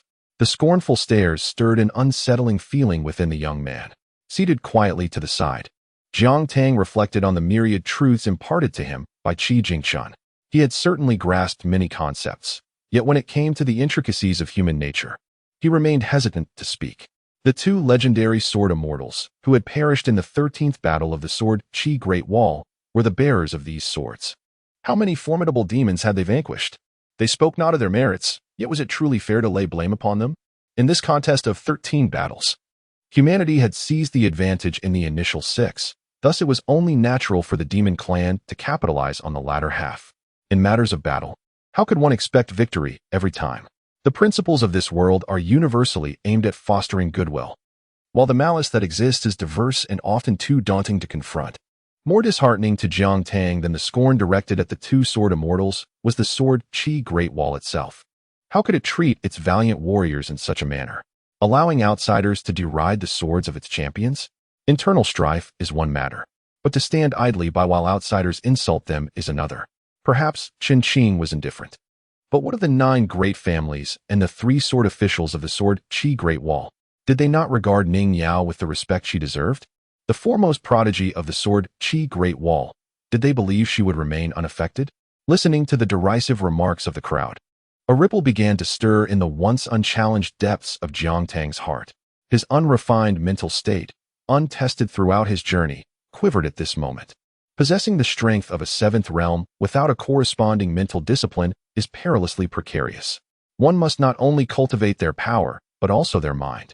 The path of cultivation is one of heart as well.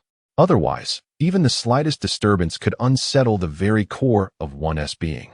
Just as Jiangtang's heart was on the verge of turmoil, a voice whispered in his ear, urging tranquility and satisfaction.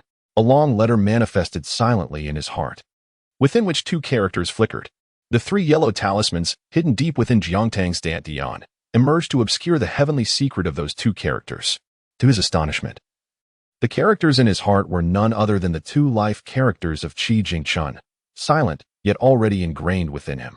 The letter she had left him that day had quietly seeped into the depths of Jiang Tang's heart, a hope that it would safeguard him during times of dire calamity. Regrettably, on that fateful day, the demon's assault had been too swift. There was no time for Qi Jingchun's life characters to react. Subsequently, Jiang Tan severed Jiang Tang's heavenly secret, leading to his complete disappearance from the mortal realm, rendering those life characters temporarily unclaimed.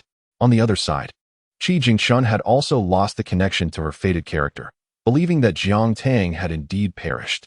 Her words, "Calm your heart," forcibly stilled the turbulent lake of Jiang Tang's emotions. His mind grew increasingly lucid, yet a flash of golden red flickered in his eyes. "You, Qi Jingchun, urge me to find tranquility. Thus, I shall defiantly refuse to do so. If you assert that this situation is just, then I shall contend it is unjust. Initially, I had intended to bide my time, cultivating my strength for self-preservation before embarking on grand endeavors, but that path does not suit me. I desire to be flamboyant, to soar to great heights. Years ago, when Shen Ping'an arrived at this place and beheld the circumstances, he did not intervene but quietly drank, taking advantage of the empty surroundings to discreetly wipe the dust away. Such behavior was indeed stifling. Rather than bottling up within my own heart, it is far better to seek release outwardly. Thus, I shall pursue grand matters. At worst, I might lose half my soul. At the very least, I, Jiang Tang, feel that this situation is amiss, and I must step forward, if only for the sake of restoring my peace and venting my frustrations." A young man clad in fine garments boldly emerged from the crowd, his eyes brimming with provocation. He strode directly toward the two replica flying swords, his demeanor exuding confidence. Muttering under his breath, as he approached the swords, he spat contemptuously upon their blades. It seemed he was poised to unleash a torrent of insults and shatter the two imitation swords with a single strike. Jiang Tang silently approached the replicas, placing his right hand upon the hilt, his expression unfazed. The young swordsman mistakenly believed that this boy was attempting to cut in line to hurl insults first. He questioned, "If you wish to curse, you must wait your turn." Jiang Tang remained silent, quietly drawing the long sword from his waist and positioning it before the young swordsman, blocking his path and that of the onlookers. The young swordsman was momentarily taken aback, then smirked, "Are you here to defend these two worthless sword immortals?" Jiang Tang still did not respond, merely gazing at his opponent. The young swordsman, with a slight upturn of his lips, confident in his fifth realm cultivation, prepared to draw his sword, contemplating how to intimidate this child. However, he did not anticipate that the boy would charge forward. While the young swordsman was still devising how to showcase his prowess, Jiang Tang had already closed the distance, and before he could react, Jiang Tang's sword was upon him. The young swordsman was startled. Instinctively, he raised his sword horizontally to block the strike. With a sharp clash, the two blades met. The overwhelming force from Jiang Tang's sword erupted instantaneously. The young swordsman felt a tremendous power coursing through his blade, numbing his arms and causing pain in his palms, forcing the sword from his grip. Before he could regain his bearings, Jiang Tang's wrist twisted, delivering another strike. The young swordsman's eyes widened in horror as he sought to evade this lethal blow. Yet, Jiang Tang's sword followed him like a shadow, leaving him no opportunity to escape. With a resounding thud, the sword struck his body, unleashing a wave of sword energy that exploded within him. The impact dislocated his internal organs, and he coughed up a mouthful of blood. His body, akin to a kite severed from its string, uncontrollably soared backward, crashing heavily against the wall of the Jingjin pavilion. In an instant, a human-shaped indentation appeared on the wall, and fragments of stone flew in all directions. The young swordsman collapsed to the ground, his breath faint and his face contorted in agony. His eyes were filled with disbelief. How could he, a practitioner of the fifth realm, have been bested in mere 2 exchanges by this youth? Even more astonishing was the fact that this boy dared to defy the rules of the upside-down mountain and engage in a private duel. Amidst the intense impact and the backlash of sword energy, the young swordsman felt his inner cultivation surge forth uncontrollably, akin to a flood breaching its dam. As his realm began to plummet precipitously, his once formidable fifth realm prowess slipped away as swiftly as sand through an hourglass. In a fleeting moment, his aura became exceedingly feeble, his realm shockingly descending to the second realm. The onlookers gasped in astonishment at the spectacle. This youth truly had the audacity to strike. With sword in hand, the boy stood defiantly before a throng of onlookers, inquiring, "Is there anyone else?" faced with the lone figure of the youth. A cacophony of voices erupted from the crowd. Come on. With so many of us here, do you fear Amir Jr.? Indeed, if you possess the capability. Slay us all. Those two sword immortals are worthless. Why do you stand in for them? Jiang Tang surveyed the crowd, noting their cultivation levels hovered around the 5th realm. A manageable concern. With a detached glance at the speakers among the cultivators, he raised his sword and charged toward the group of nearly 30 individuals. Do I, Jiang Tang, fear a pack of inept rodents? Make a commotion. The louder, the better. If it comes to it, I shall unleash the yellow talismans and obliterate this entire upside-down mountain. Chapter 32. The Sword Chi of the Great Wall. The Sword Chi at the city wall at the Thunder Lake platform of the upside-down mountain. A young lad found himself ensnared by mystical arts, rendered utterly immobile. Passers-by engaged in cultivation in this locale cast curious glances at the youth, tormented by the heavenly thunder. Writhing in agony, they soon turned their attention to the elder of the upside-down mountain sect, who presided over this place. What transgression has this young man committed to endure such torment, bound to the Thunder Lake platform? One inquired. The elder, a practitioner of the 10th realm of the nascent soul stage, chuckled softly. He has not committed any grave offense, merely engaged in a private duel. Shouldn't such matters be settled with a bit of coin and a mutual apology, allowing both parties to part amicably? The elder stroked his beard and replied with a grin. It has escalated somewhat. Yet, surely it does not warrant being bound here, subjected to this relentless storm of thunder? Nor should it require your personal oversight as a punitive elder. The elder of the upside-down mountain chuckled. Ah, the nature of the situation has indeed intensified. Not long ago, a significant private duel occurred at the Sword Respect Pavilion of our mountain, which I am aware of. This young gentleman is none other than the valiant swordsman who faced 100 foes single-handedly. The passerby's eyes widened with curiosity and astonishment as he turned to regard the youth, eyes closed in acceptance of the thunder's wrath.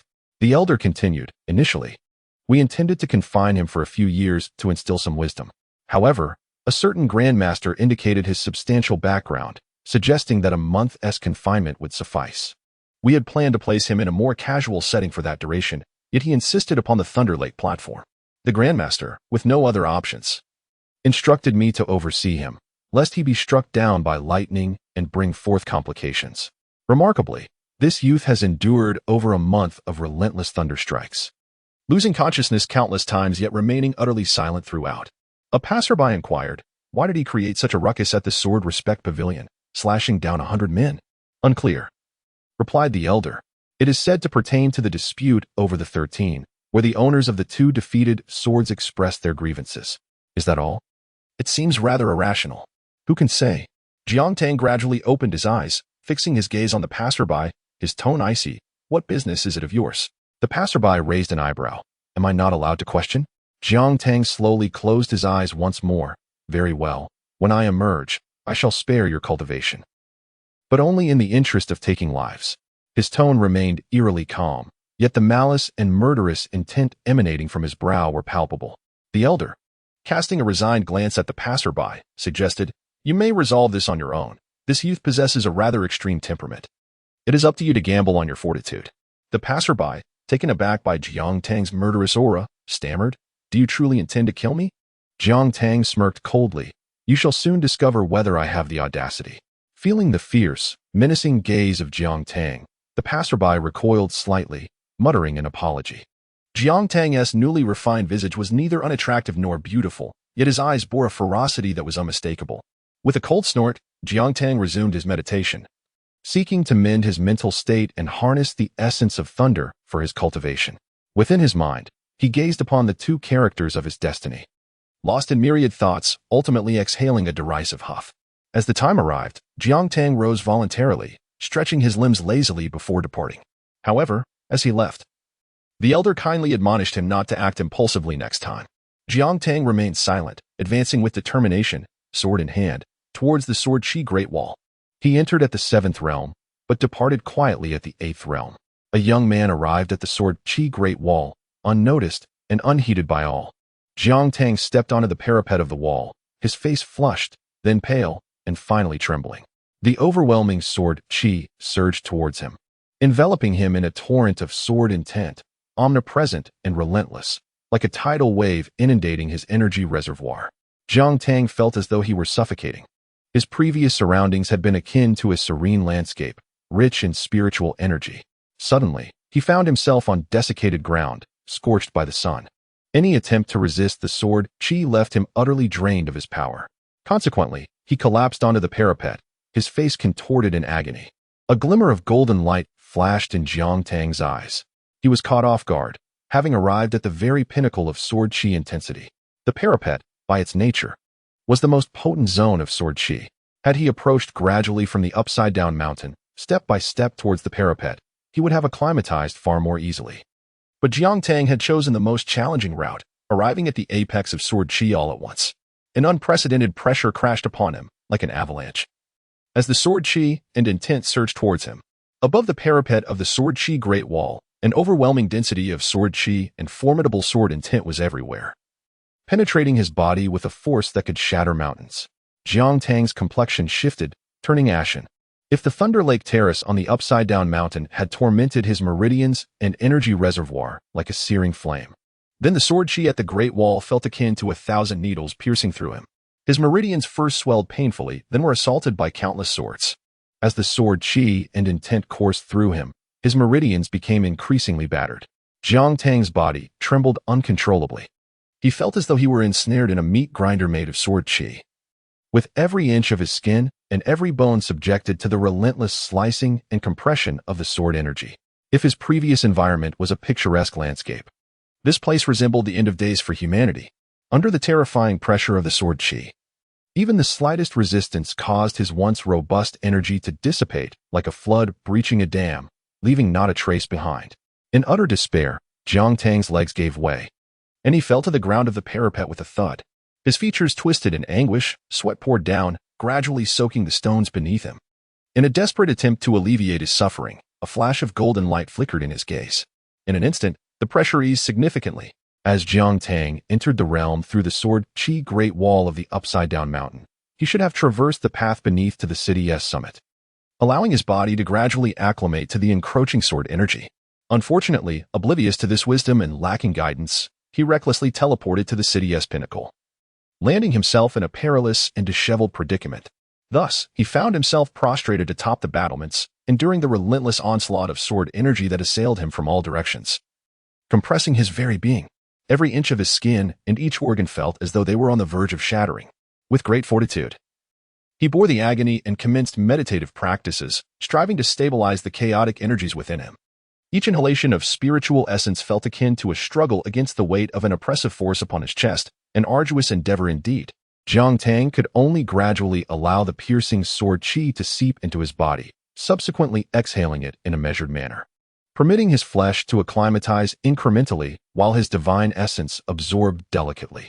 As time progressed, he began to cautiously guide his magical energy through his meridians, navigating the tumultuous flow with painstaking effort. Each passage of his power sent waves of sharp pain coursing through him.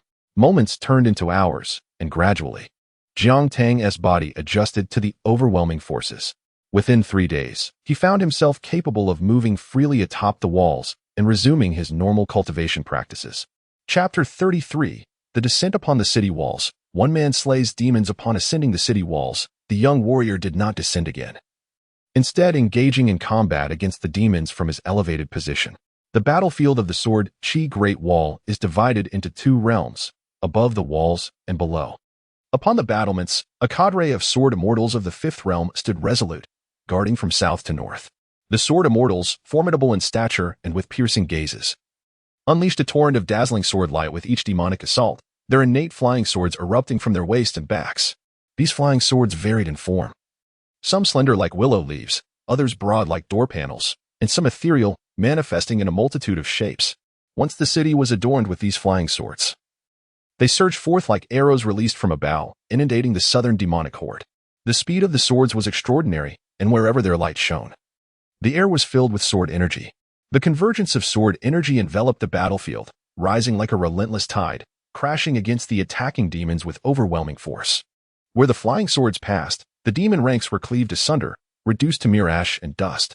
The sword immortals standing atop the wall surveyed the chaotic scenes below, maintaining control of the battlefield and remaining poised to assist the younger warriors battling the demons beneath them.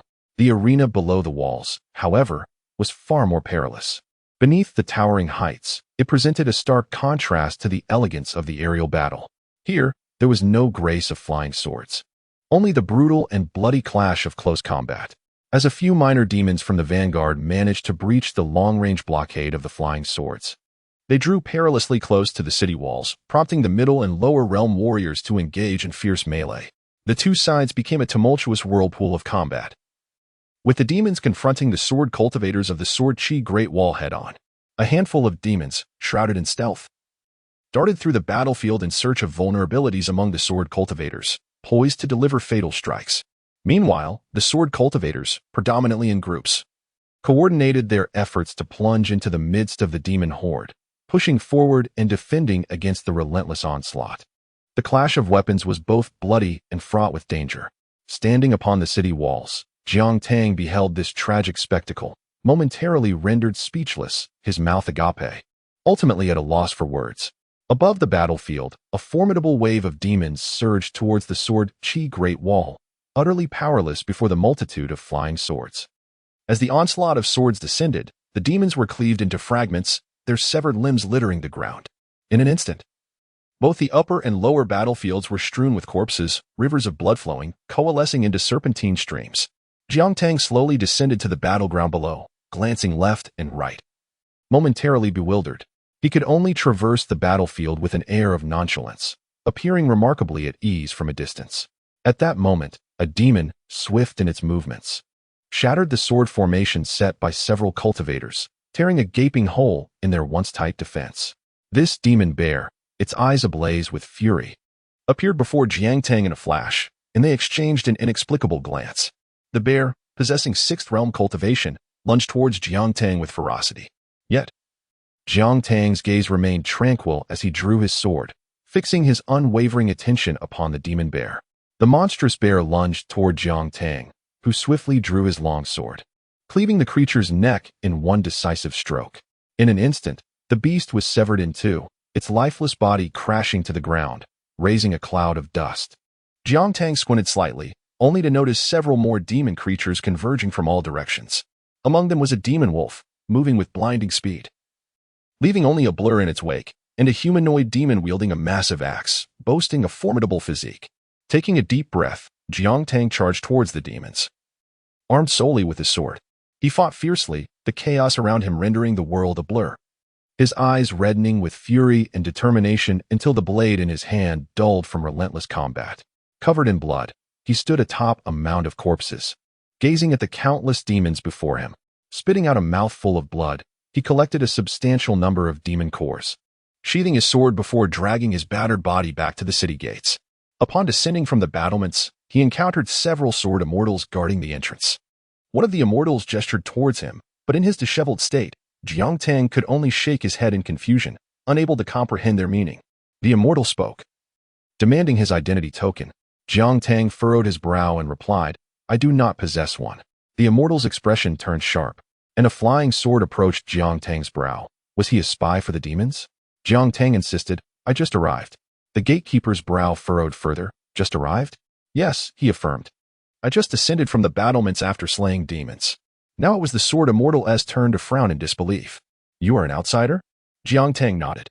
The immortal continued, "You traveled from the upside-down mountain to the Sword Chi Great Wall?" Jiang Tang confirmed, explaining, "I was teleported from the upside-down mountain to the battlements, witnessed a wave of demons attacking the city, and descended to slay them, unaware of any identity token." The immortal, momentarily taken aback, found it hard to fathom.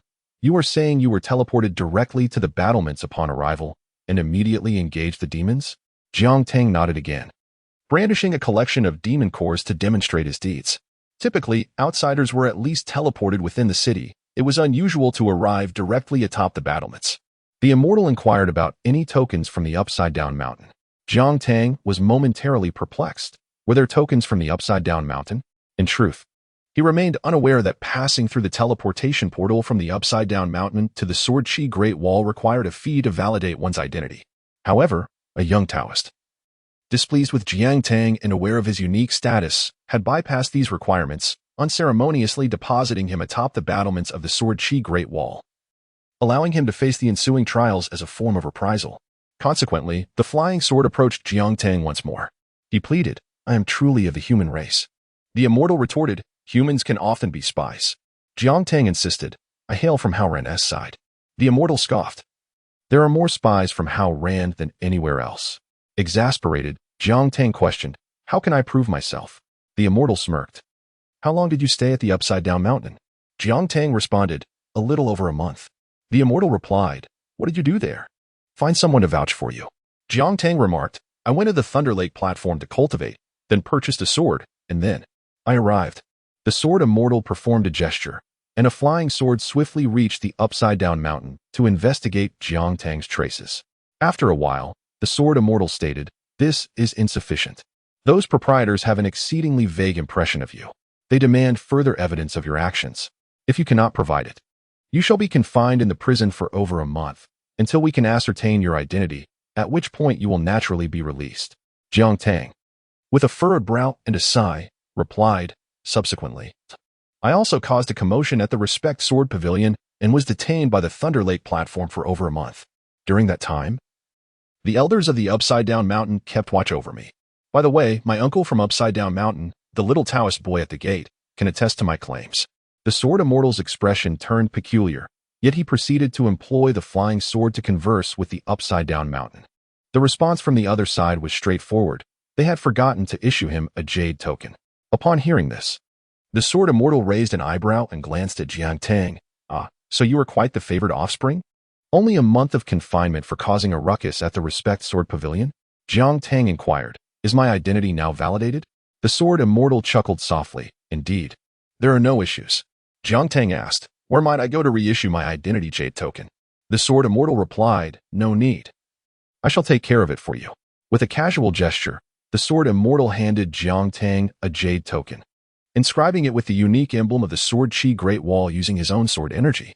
Jiang Tang accepted the jade token and asked, "May I inquire your esteemed surname, Sword Immortal?" The Sword Immortal smiled gently, "Certainly, my name is Miyu." Chapter 34, Turmoil at the Sword Pavilion. The young man on the Upside-Down Mountain, Jiang Tang, cast a curious glance at the young swordsman before retracting his gaze. He inquired, "With this jade token, can one freely enter and exit the Upside-Down Mountain and the Sword Chi Great Wall?" Miyu replied, "The Upside-Down Mountain and the Sword Chi Great Wall have regulations. One is permitted to traverse back and forth only once a day. However, rules are but rigid constructs, and if one possesses a certain background or sufficient strength, such regulations become mere formalities." As Jiang Tang ventured into the city, he observed his surroundings. The Sword Chi Great Wall bore a striking resemblance to the Lihua Cave Heaven. Some resided in the heart of the town, their families flourishing and carefree, while others lived in the cool dwellings of the back mountains, orphaned and alone, struggling to survive on meager servant contracts. The 9 prominent families of the Sword Chi Great Wall indulged in opulence, possessing abundant resources and numerous sword immortals. Conversely, the common folk barely scraped by. As for the orphans and beggars, even the most basic sustenance was a challenge, let alone the pursuit of cultivation. Yet, the populace seemed accustomed to this reality, devoid of jealousy or resentment. The rationale was simple. With great fortune comes great responsibility. Nearly 50% of the sword immortals who perished atop the Sword Chi Great Wall hailed from these noble families. 30% were foreign sword cultivators, while mere 10% were common sword practitioners. As Jiang Tang strolled, he noticed a vendor specializing in demon cores ahead, and his eyes brightened. He approached the vendor, inquiring, "Do you buy demon cores?" The vendor beamed. "Ah, young master, you have indeed come to the right place. I purchase demon cores, regardless of quality or quantity. If you possess them, I shall acquire them. My prices are significantly higher than elsewhere." Jiang Tang tossed a large bag of demon cores to the vendor, asking, "What is their worth?" The vendor opened the bag, and, upon seeing the multitude of 5th and 6th realm demon cores, his smile widened. "Ah, splendid. For a 5th realm demon core, I shall pay 1 small summer coin. For a 6th realm demon core, 3 small summer coins." Jiang Tang's eyes widened in astonishment. "Are these demon cores truly so valuable?" he asked. "I wish to sell them all." The vendor paused, taken aback. "Are you serious, young master?" Jiang Tang nodded affirmatively. Just as the jubilant vendor was about to hand Jiang Tang 2 coins of grain rain, a local sword cultivator, passing by, observed the scene and kindly inquired, "Excuse me, young master, are you a new foreign sword cultivator?" Jiang Tang nodded in response. What of it? The sword cultivator explained, generally. We sell these demon cores to the hidden official sword cultivators. Although the price is quite low, they can be exchanged for military merit, which can be traded for exceedingly rare resources at the Sword Chi Great Wall. Jiang Tang was momentarily taken aback, while the once jubilant vendor's expression soured, as he prepared to return the demon cores to Jiang Tang. However, Jiang Tang merely said, "It matters not. If it is exchanged, so be it."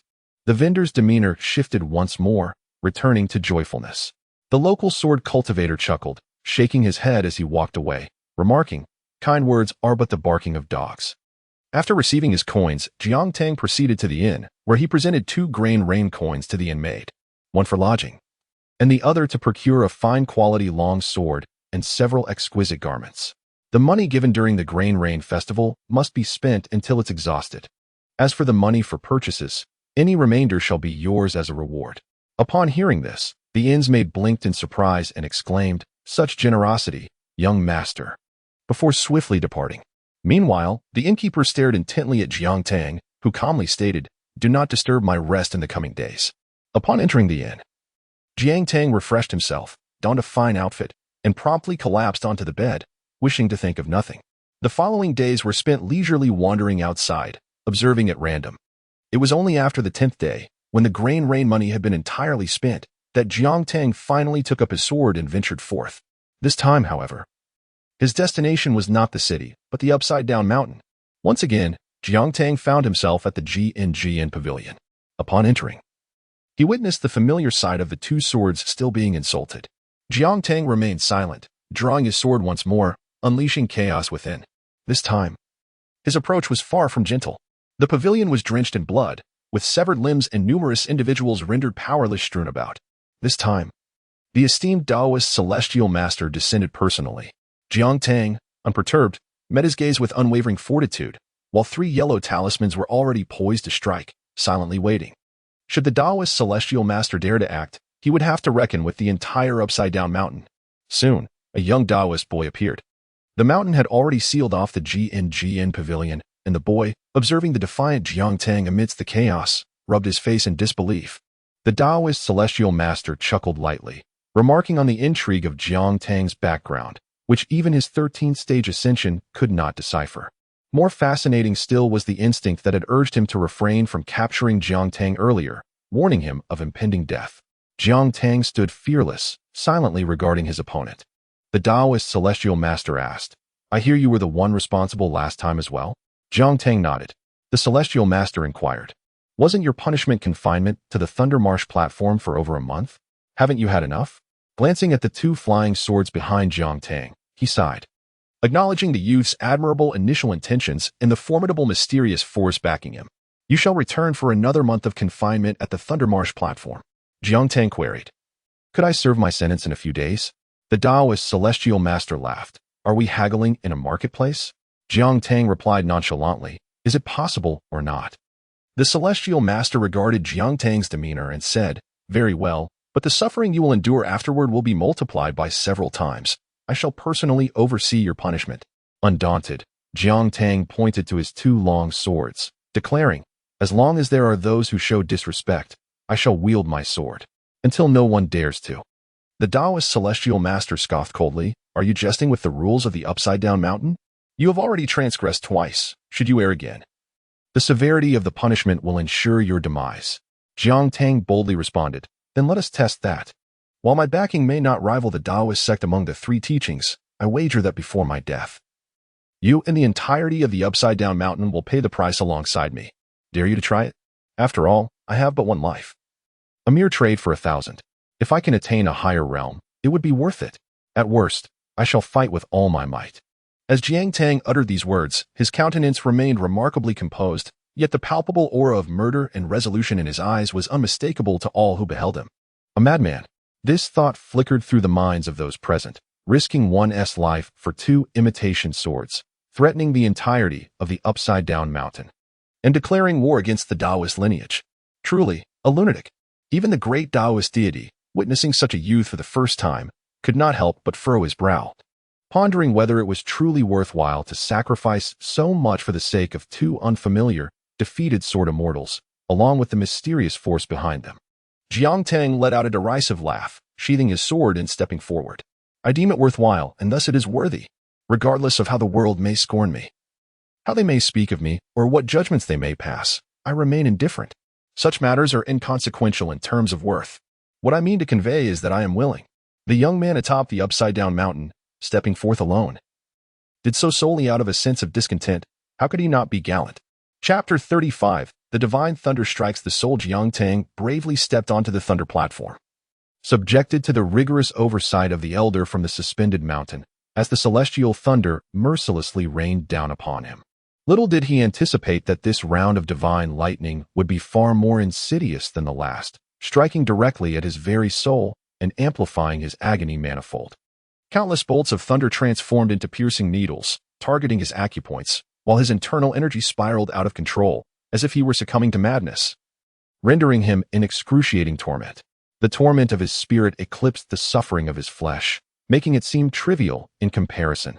The so-called 1,000 ants gnawing at the heart was but child's play against the onslaught of this divine thunder.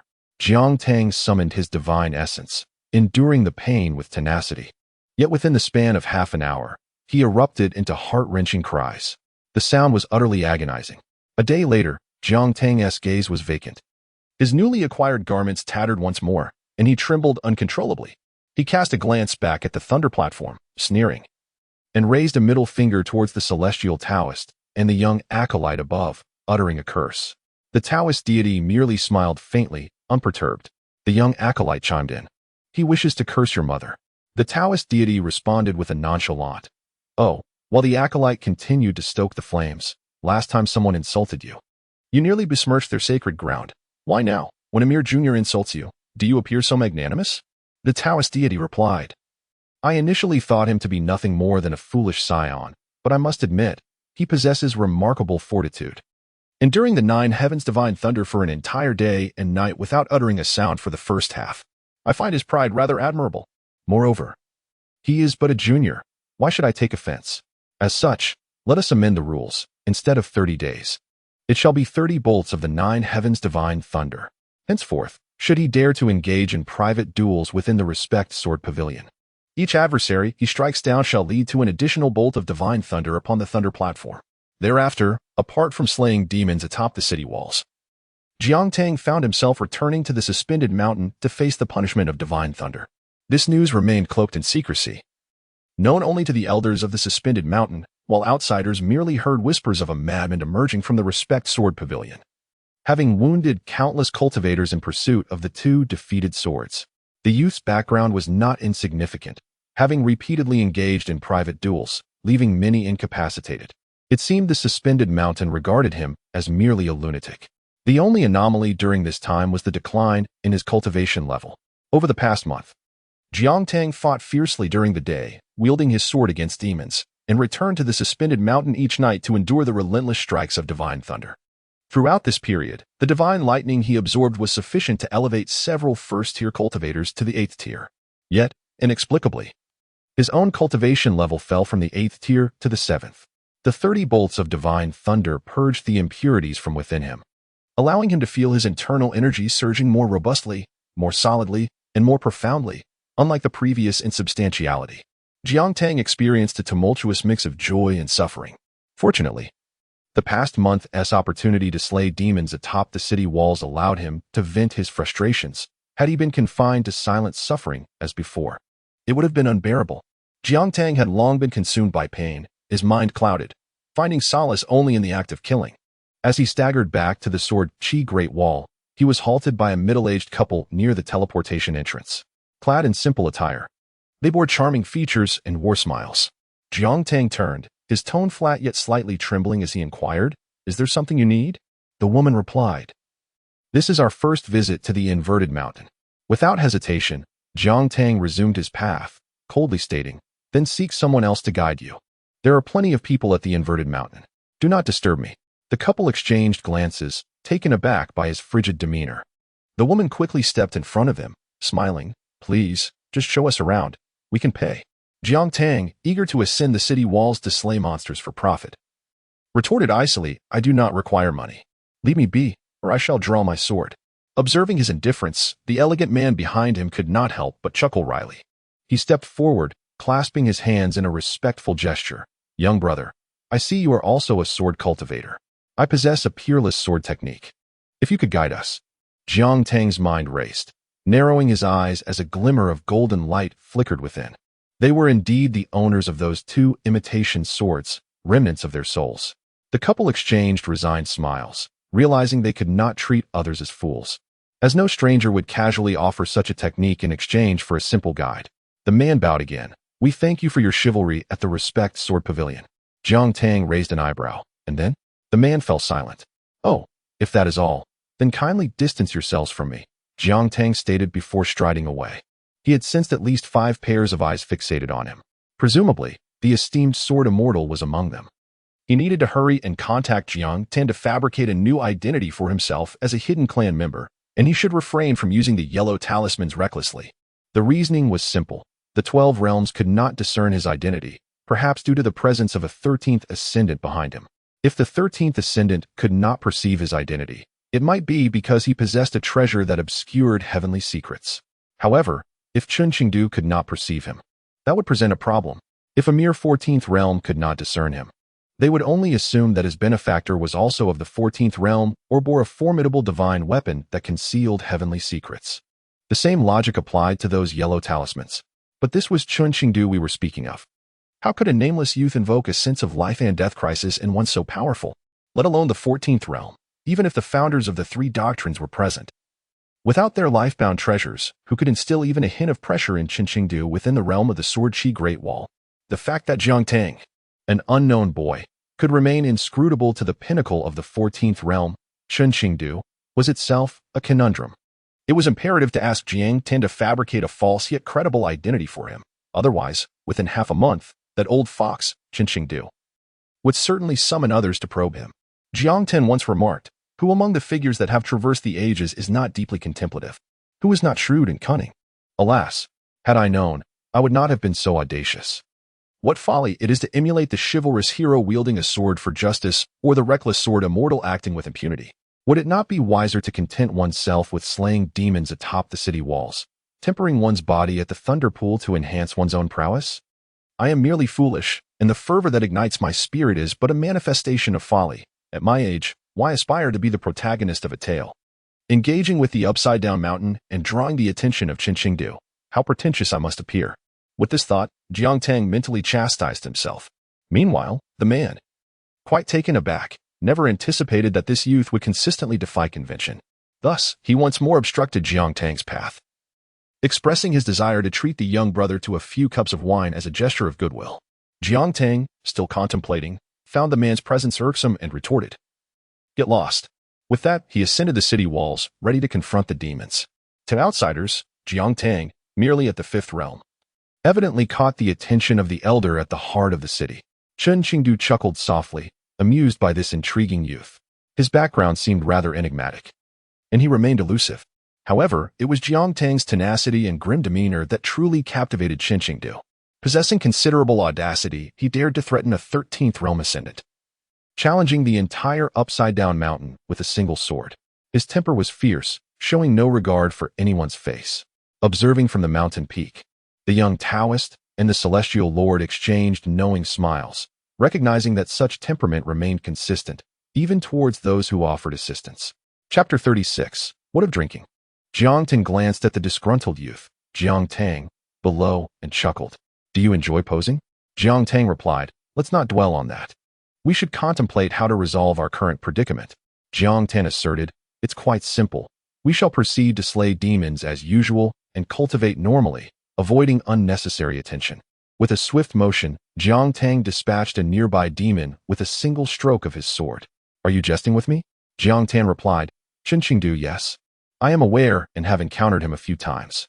A millennium ago, he was just a taciturn fellow, and even now, his temperament remains unchanged. Do you believe he truly cares about the forces behind you? His interest lies primarily in your stubborn nature. Beyond that, nothing else matters.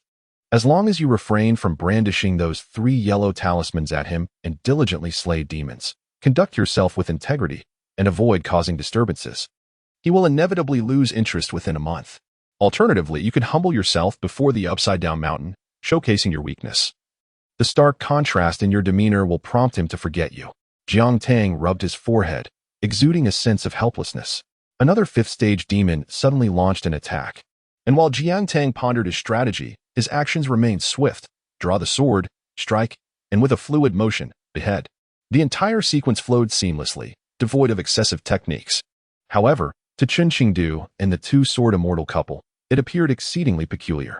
The youth exhibited no discernible swordsmanship or technique. Yet, his strikes were profoundly simplistic. Devoid of any superfluous exertion, each thrust embodying sheer power and lethal intent.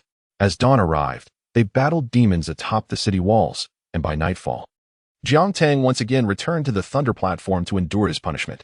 Observing the youth's nonchalant demeanor, one might think he regarded the thunder platform as a sanctuary for slumber and cultivation. From the outset until now, Jiang Tang had withstood over 50 strikes of the nine heavens' divine thunder. The great monarch of the upside-down mountain had initially intended to strike once daily. However, Jiang Tang's remarkable adaptability and recovery capabilities rendered this plan futile. What began as one strike a day transformed into one strike each night, eventually escalating to 2 strikes within a single evening. Initially, the divine thunder would rend his soul, inflicting unbearable agony, but he soon fell silent, ultimately enduring the strikes with the same composure as one might exhibit while dining. The little Taoist boy gazed at this formidable individual with profound admiration. He had not been spared from the nine heavens' divine thunder himself. Once, his wandering heart had displeased his master, who summoned a bolt of divine thunder as punishment. The experience felt akin to a frigid winter wind enveloping him from head to toe, dousing him in a bucket of icy water, instantly tempering his restless heart. Since that incident, the young Taoist had never dared to be careless with his heart's resolve, vowing never to suffer the wrath of the nine heavens' divine thunder again. This phenomenon bore little relation to one's cultivation level. It existed solely to evoke pure pain, intended exclusively for punishment. Should one still be oblivious to Jiang Tang's terrifying nature, they need only observe the demon spy, who, merely a few dozen meters away, succumbed to 3 strikes of divine thunder, unable to endure the torment, and willingly chose to fall into madness. The youth endured the wrath of 2 celestial strikes in a single night, remaining silent and undeterred. By day, he was brimming with vitality, venturing to the city walls to vanquish demons, and returning at night as if nothing had transpired, a testament to his extraordinary resilience. Even the Taoist Tianwen, observing the young man, remarked on his remarkable fortitude. As for the elder from the upside-down mountain, witnessing Jiang Tang's punishment, he was perplexed. Was the worth of 2 imitation flying swords truly worth such a severe penalty? What purpose did this serve? Little did they know. This maddened Jiang Tang had audaciously harnessed the power of the nine heavens' divine thunder to fortify his cultivation and mindset. Utilizing the celestial lightning, he sought to tame the rebellious divinity within him. With Jiang Tang's assistance, although the divinity no longer eroded Jiang Tang's mental state, there were moments when it exhibited its inherent arrogance, defying his commands like a pet cat, proud, obstinate, and unyielding. However, after enduring the nine heavens' divine thunder, Jiang Tang discovered that the divinity seemed to have been battered by the strikes as well. The two were engaged in a fierce contest, a metaphorical tug-of-war. Jiang Tang inquired of the divinity, "Will you yield?" To which the divinity retorted, "I yield to you." As Jiang Tang absorbed several divine strikes, not only did his cultivation wane, but the divinity's defiance was likewise diminished. Both experienced pain, albeit Jiang Tang resolved to endure longer. Though he suffered, he could at least temper his physique, purge impurities from within, and solidify his ethereal cultivation into a formidable strength. Jiang Tang even aspired to harness the divine thunder to forge the mightiest of the seventh realm. Yet, for the divinity, enduring the thunder was merely a matter of suffering. It was reduced to a tool for Jiang Tang to absorb the lightning and store spiritual energy. The practice of cultivating with divine thunder was but one aspect. More importantly, it served to quell the discontent that resided in his heart. As Jiang Tang departed, he encountered the same couple once more. He implored, "Do not obstruct my path." The man queried, "Care for a drink?" "My treat, the kind that benefits cultivation." After a moment's contemplation, Jiang Tang nodded in agreement. The 3 souls entered a narrow alley, and in a fleeting moment, Jiang Tang found himself in a rather ordinary tavern, the Yellow Grain Tavern, a place of ancestral heritage. The elderly proprietor, upon seeing the trio, smiled faintly. "It has been a while. What brings you two here?" The couple gestured toward the youth, prompting the old man to frown. seemingly less than welcoming to outsiders, but eventually nodded in acquiescence. Jiang Tang, however, felt a twinge of annoyance glancing at the man, questioning why their enjoyment of the wine required the approval of another. The man replied, "The elder has a temperament that does not favor strangers." Jiang Tang retorted, "You must wield considerable influence if one must seek another's permission to partake in a drink." The elderly gentleman raised an eyebrow, scrutinizing the youth and then the couple. The man merely chuckled, explaining that this wine could mend one's mindset and greatly aid future cultivation, affirming it as one of the finest in the realm. A flicker of golden light flashed in Jiang Tang's eyes. Much of his essence was engaged in that tug-of-war with the divinity, and in this moment, a hint of divinity seized the opportunity to infiltrate. Jiang Tang turned to the man, breaking from his usual demeanor, and asked, "What is that old man being so haughty about?" The man was taken aback, along with the so-called elder, who both stood momentarily stunned. The old man chuckled lightly, assuring that the wine was not compulsory, no one would force him to drink.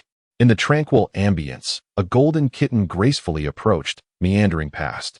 Jiang Tang remarked, "Do you, as the proprietor of this wine shop, truly believe you can flaunt such arrogance?"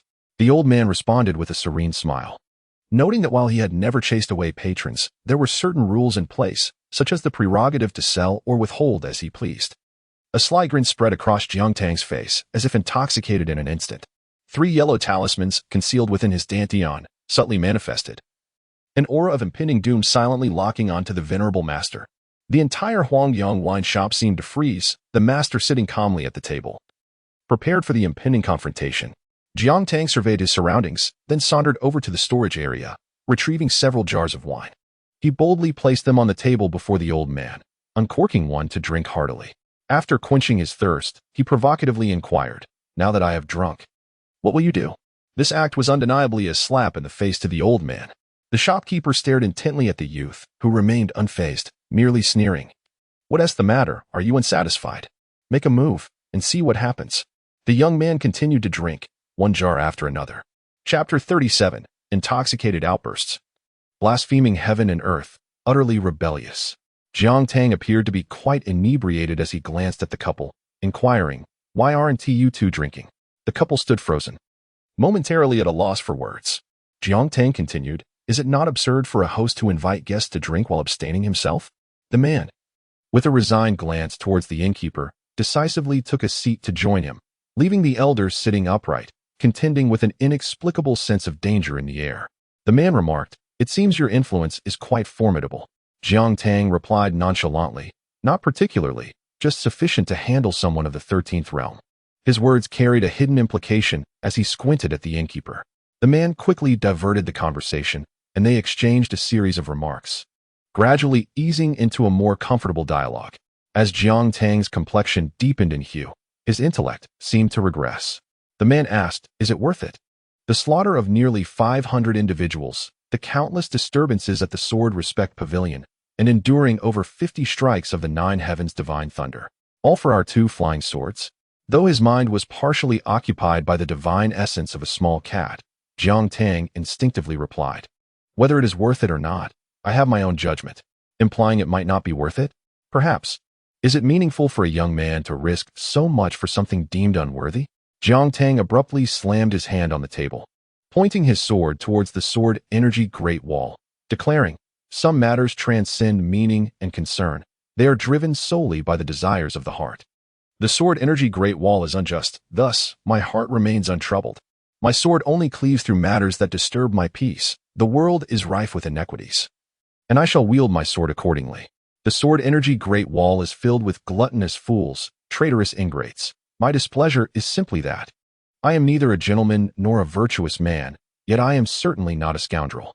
When my heart perceives injustice, I draw my sword." Jiang Tang, seemingly fueled by alcohol, grew increasingly animated, perhaps advocating for the couple or affirming the teachings imparted to him during his tranquil spring, or perhaps expressing his indignation over the complexities of past and present philosophies. He ranted from the sword energy great wall to the 9 great families, then from the 9 families to the grand sword immortal, and eventually directed his ire towards Chen Qingdu and the 2 sword immortals. For instance, are you 2 utterly useless? Celestial beings of the 12th realm, yet unable to vanquish opponents of the same realm? Is Chen Qingdu also a failure? While our sword cultivators are bullied, You sit there with smiles. Why not strike down to the moon-embracing mountain? Have the 9 great families, the hidden officials, and the entire Sword Energy Great Wall been eradicated? Is it now your turn to bear the blame? Are the men of the Sword Energy Great Wall mere turtles, too cowardly to step forward?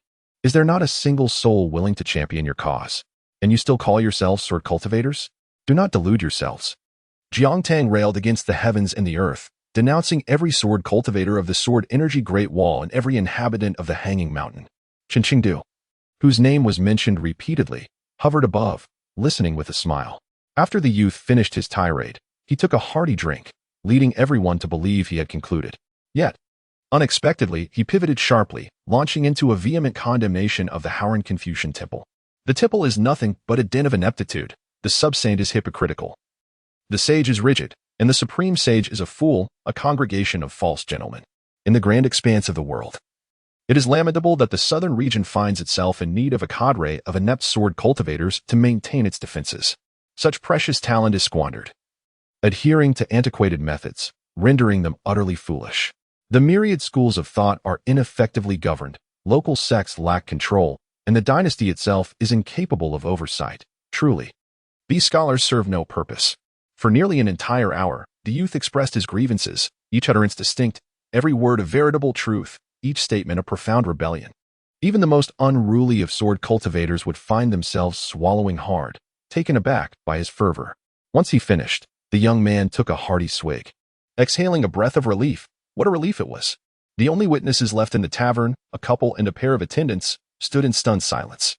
In his final proclamation, he declared that if he were Qingqingdu, a sword cultivator of the Sword Qi Great Wall, his first action would be to visit the Sword Literature Temple, summon the 3 saints to the table, and discuss the essence of what it means for sword immortals to flourish and for sword energy to endure. He would rally the northern regions, gaze towards the eastern sea, and make his ambitions known. Even if the outcome were not as grand, at the very least, he would ensure that the youth of the city could lead a better existence, fostering a glimmer of hope in their lives. The onlookers felt a chill run down their spines as the youth's eyes narrowed, seemingly lost in contemplation and the process of sobering up. An elderly man in gray robes appeared quietly, greeting the assembly with a knowing smile directed at the youth. Initially, I thought you were merely headstrong and bold, but it seems your audacity knows no bounds. Should these words reach the ears of someone with a temper, they would undoubtedly impart decades of wisdom upon you. Qingqingdu, with a smile, inquired if he was aware of someone in the past who had similarly attempted to counsel sword cultivators, and what the consequences were. The youthful bravado had long since vanished, leaving him disoriented. Qingqingdu continued, explaining the aftermath, a coalition of the 3 teachings, the decline of sword cultivators, and their descent into captivity. One by one, the gathered individuals fell silent, covering their ears as if to block out the reality of his words. Qingqingdu conversed with himself, responding to the questions posed by the youth earlier. Ultimately, the young man succumbed to slumber, mumbling incoherently about the inept sword cultivator, Qingqingdu, labeling him as worthless. Qingqingdu regarded the sleeping youth with a smile, turning to the couple and instructing them to inform the young man upon his awakening that Qingqingdu, the so-called useless sword cultivator, requests his presence atop the city walls for a conversation, word for word as stated. Observing their expressions, he chuckled, asking, "What is it? Are you unwilling?" The woman replied, "Esteemed sword immortal Qin, do not stoop to the level of a child. He speaks in delirium when intoxicated." Qingqingdu queried, "Do you not harbor any resentment towards me and the Sword Qi Great Wall for the words spoken by the youth?" The two fell into a prolonged silence, desiring to deny it, but ultimately succumbing to quietude. The elder sword immortal remarked, "Then let us speak the truth. Fear not, I shall not devour him. Why the haste?" With a final glance at the youth, Qingqingdu departed with a smile, leaving the tavern behind. Only the 4 remained silent, and even the venerable ancestor of the mixed clan chose to remain quiet. As for the wine, let him drink it. There is no need to utter foolish threats about beheading. He certainly realized that this young man possessed audacity beyond measure. Nevertheless, the words he spoke and the actions he undertook resembled those of a true swordsman. The innkeeper remarked, "Very well, I shall not quibble with him this time. Next time, he ought to refrain from being unruly. Let him drink his wine without speaking nonsense. When he wishes to drink again, he may come. I shall not engage in disputes with the younger generation. You too inform him that my attitude was somewhat lacking previously, and so it shall be." When the young man awoke, he found himself lying beneath a tree, reflecting on the absurdities of his actions from the previous day, which left him utterly bewildered. Yesterday, he had been engaged in a tug-of-war with divinity, striving to seize a quarter of its essence. Yet, that entity stubbornly refused to yield, manifesting a golden kitten that occupied his heart and disturbed his temperament. For instance, the innkeeper's displeasure with him was understandable. He would never resort to threatening an ascended cultivator with 3 yellow talismans. However, under the influence of divine essence, he had dared to risk his own life for mere pride. What folly! Furthermore, the peculiar nature of the liquor from the Yellow Liang Tavern led him to express sentiments reminiscent of his past readings. Nevertheless, it was also thanks to this wine that his state of mind advanced significantly, allowing him to narrowly prevail in this contest, temporarily imprisoning that divine essence. Chapter 38. Coercive Apprenticeship and Mutual Schemes. The couple gazed at the young man and said, "The esteemed sword immortal has asked me to convey a message to you." The young man turned. "What?"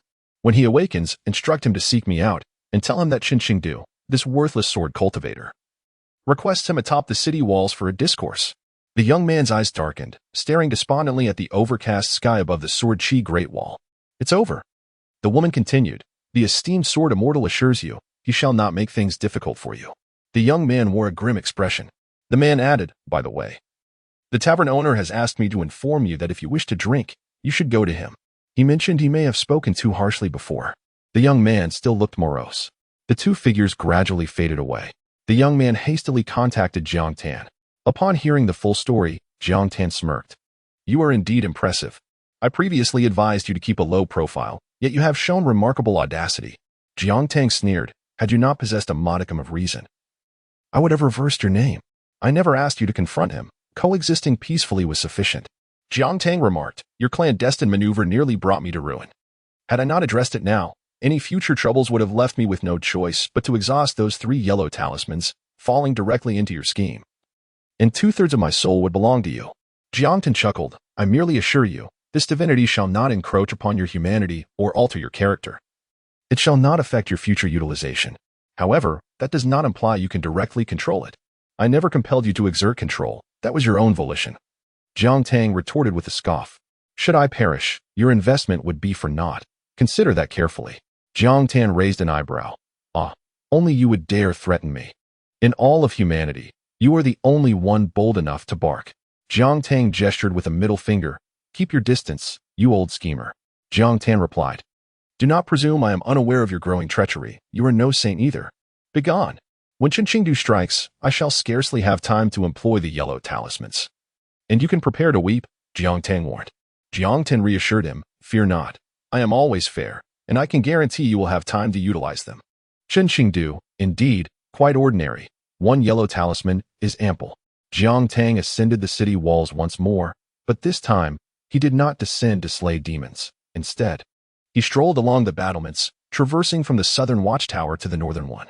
During his journey, he passed countless sword cultivators. Some below the battlements casting curious glances at this young man, questioning his purpose in walking the walls instead of hunting demons. In the northern city, a few idle onlookers observed from the southern battlements. Jiang Tan continued onward until he reached the highest point, where a modest thatched hut stood atop the walls. The reclusive old man in the gray robe, who typically shunned the outside world, unusually emerged, seemingly to welcome the young man from afar. The young man settled on the battlements, swinging his legs in the air, while the usually expressionless sword immortal smiled at him. Jiang Tan inquired, "If there is business to discuss, speak. If not, I shall take my leave." Qinqingdu pressed his palm down, took a seat, and began to share some thoughts. Jiang Tan sighed, and, with a respectful gesture, said, "If my words yesterday were merely the ramblings of a drunken man, I hope the esteemed sword immortal will not hold it against me and spare my life." Though Jiang Tan spoke with sincerity, his tone was remarkably casual, resembling a recitation rather than a heartfelt expression. Qinqingdu inquired, I must admit I preferred your previous audacious demeanor. Shall we converse at the Confucian temple?" Jiang Tan replied, "Speak if you have matters at hand. Otherwise, I shall take my leave." Qinqingdu asked, "Do you comprehend how, with so few of us in this Sword Chi Great Wall, we can withstand the onslaught of the entire demon race?" Jiang Tan responded with nonchalance, echoing the sentiments of formulaic sincerity, attributing their resilience to the sword cultivators of the Great Wall who fear neither death nor hardship.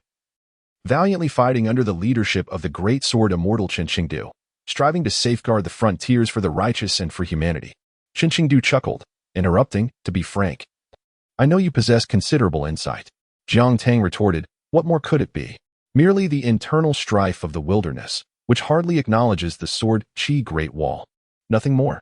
Qin Qingdu remarked, you perceive it quite clearly, yet you still miss a certain nuance. Jiang Tang gazed southward, at the desolation, murmuring, surely. It is that great ancestor of the wilderness attempting to break through to the 15th realm, or quietly plotting. Qin Qingdu responded, oh. You are aware of the great ancestor of the wilderness. It seems your backing is well informed. Jiang Tang pressed on, let us get to the point. You must have sought me for more than just these trivial matters. Qin Qingdu, still not addressing the core issue, continued to inquire. Do you know the origin of human sorcery? Jiang Tang could no longer contain himself and replied in one breath, the origin of sorcery lies in swordsmanship. That sword wielder divided the art of the sword into 4 branches, your lineage, the Longhu Mountain lineage, the Qiming lineage, and the Lotus lineage. Let us discuss serious matters. I know what you wish to convey, and I am aware of what you know, and even what you do not know, I still know. Qin Qingdu chuckled. I find myself intrigued by your backing. However, in comparison to you, these matters are trivial. By the way, I am in need of a disciple. Would you be interested?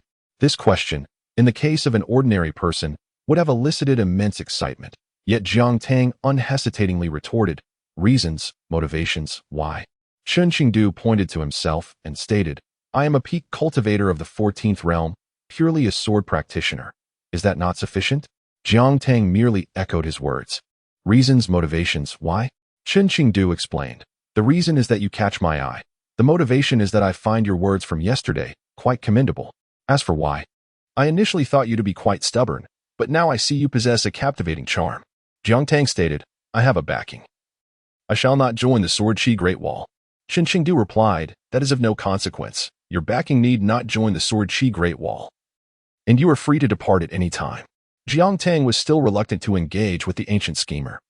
For contending with one such as Jiang Tang was already exhausting enough. The addition of Qin Qingdu would only amplify his weariness. Jiang Tang once again declined, stating that he had a mentor. Qin Qingdu chuckled, remarking, a peak swordsman of the 14th realm cannot compare to the one standing behind you? You may be stronger, but one cannot serve 2 masters. I am indifferent. Qin Qingdu continued. If he cares, that is his concern. You may summon him to discuss the matter with me. Jiang Tang merely shook his head. Qin Qingdu inquired about his reasoning. Jiang Tang generously admitted that he was too disinterested to engage with the ancient schemer.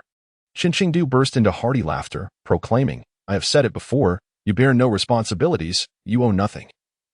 You are free to depart from the Sword Qi Great Wall at any time. Am I to be regarded as a master simply because I take you on as a disciple? Jiang Tang took a deep breath, asking, once I become your disciple, may I act freely within the Sword Qi Great Wall? Yes, provided you adhere to the rules, Qin Qingdu replied. After becoming your disciple, if I descend to the lower city to slay demons, and should someone of a higher realm kill me, will I be safe? Among equals, I shall not interfere. After becoming your disciple, may I follow my own inclinations? Indeed, after becoming your disciple. Enough, Qin Qingdu interjected. From north to south, the Sword Qi Great Wall is under my command. Even the founders of the 3 teachings must tread carefully. What I mean to convey is that as long as it is reasonable, there are no prohibitions. A smile crept across Jiang Tang's lips as he jestingly remarked, you must allow me to witness the extent of your swordsmanship. Qin Qingdu smiled nonchalantly, casually slicing the air with his right hand, sending forth a minuscule thread of sword energy. Then, from the battlements of the Sword Qi Great Wall, a sword cleaved the heavens, obliterating countless demons and leveling mountains, leaving no cloud in the sky. Ordinary, Qin Qingdu stated. Jiang Tang was rendered speechless, taking considerable time to recover from the awe inspired by that singular strike. Suppressing the fervor within, he managed to maintain a calm demeanor and replied, agreed. They exchanged knowing smiles, both clearly cunning foxes with their own schemes in mind. All the sword immortals stationed at the Sword Qi Great Wall witnessed a sword dispatched from the humble dwelling, soaring towards the wild world beyond. In an instant, the attacking demon horde was reduced to ashes, regardless of their cultivation level or numbers, leaving only dust in their wake. Yet, the sword energy continued unabated, until all mountains lay flat. Every sword cultivator gazed at the figure in gray atop the castle walls with fervent admiration. This was the pinnacle of swordsmanship, the mightiest swordsman. However, what was even more astonishing than the first sword strike was the moment when the foremost sword immortal cleared his throat and gestured towards the seemingly indifferent young man beside him, declaring, "From this day forth, he shall be my direct disciple." Jiang Tang raised an eyebrow, recalling that the earlier claim was not made in such terms. Suddenly, Qin Qingdu inquired, "By the way, what is your name? I still do not know it." The crowd was momentarily taken aback. Even more bewildering was the young man's response. "Wait, let me think of a name." After a prolonged contemplation, the young lad declared, "I shall be called Jiang Yun." Chapter 39. A myriad of sword techniques, countless sword forms, but the question remains, can they kill 15? From that moment on, the foremost swordsman of the age, Qin Qingdu, acquired a disciple whose origins were shrouded in mystery. No one knew his background, nor did they know his true name. Those who sought to uncover the identity of this youth found themselves at a loss. On that day, atop the city walls, another youth, Chao Xiai, gazed at him, his eyes alight with curiosity and a fervent martial spirit. The 9 great families and all the sword immortals etched the image of this young man into their memories. Though few were privy to this information, a considerable number were aware. The 3 teachings in the wilds had heard whispers of this event. The wilds even issued a bounty for the death of Qin Qingdu's disciple, promising the inheritance of the 13 realms and elevation to kingship. What vexed Jiang Tang even more was that the head of the Qin family, despite his advanced age and standing as a transcendent sword cultivator, still had to address him, a mere practitioner at the 5th realm, as ancestor. Within the Sword Qi Great Wall, a family of sword cultivators once attempted a covert strike, testing the waters. But at the moment they drew their sword, their souls were annihilated. On the city walls, a gray-robed elder appeared, silent yet conveying a clear message. The youth raised a middle finger towards the walls, implying that without their presence, why would so many have their sights set on him? Qin Qingdu chuckled, unleashing a blade of sword energy that sent the youth flying, reminding him that a disciple must embody the essence of a disciple, understanding the respect due to one's master. Jiang Tang found it increasingly arduous within the Sword Qi Great Wall, and thereafter, he dared not step foot on the southern city walls. He could guarantee that the moment he ventured even a half step forward, countless beings from both the demon and human realms at the immortal level would be ready to bring him to ruin. It was futile. Regardless of how inept Jiang Tang appeared, no one within the wilds or the Sword Qi Great Wall would dare question the judgment of that esteemed sword immortal. There exists a rule for foreign sword cultivators entering the Sword Qi Great Wall. They must engage in 3 rounds of sword questioning.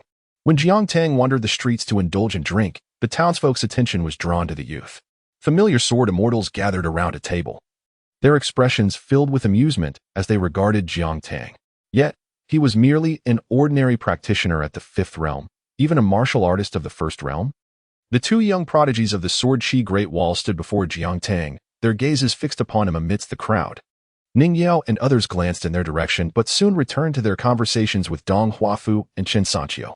Chen Sanqiu rose and cupped his hands in greeting, saying, "I pay my respects to the young ancestor." As a direct descendant of the Qin family, his words carried weight.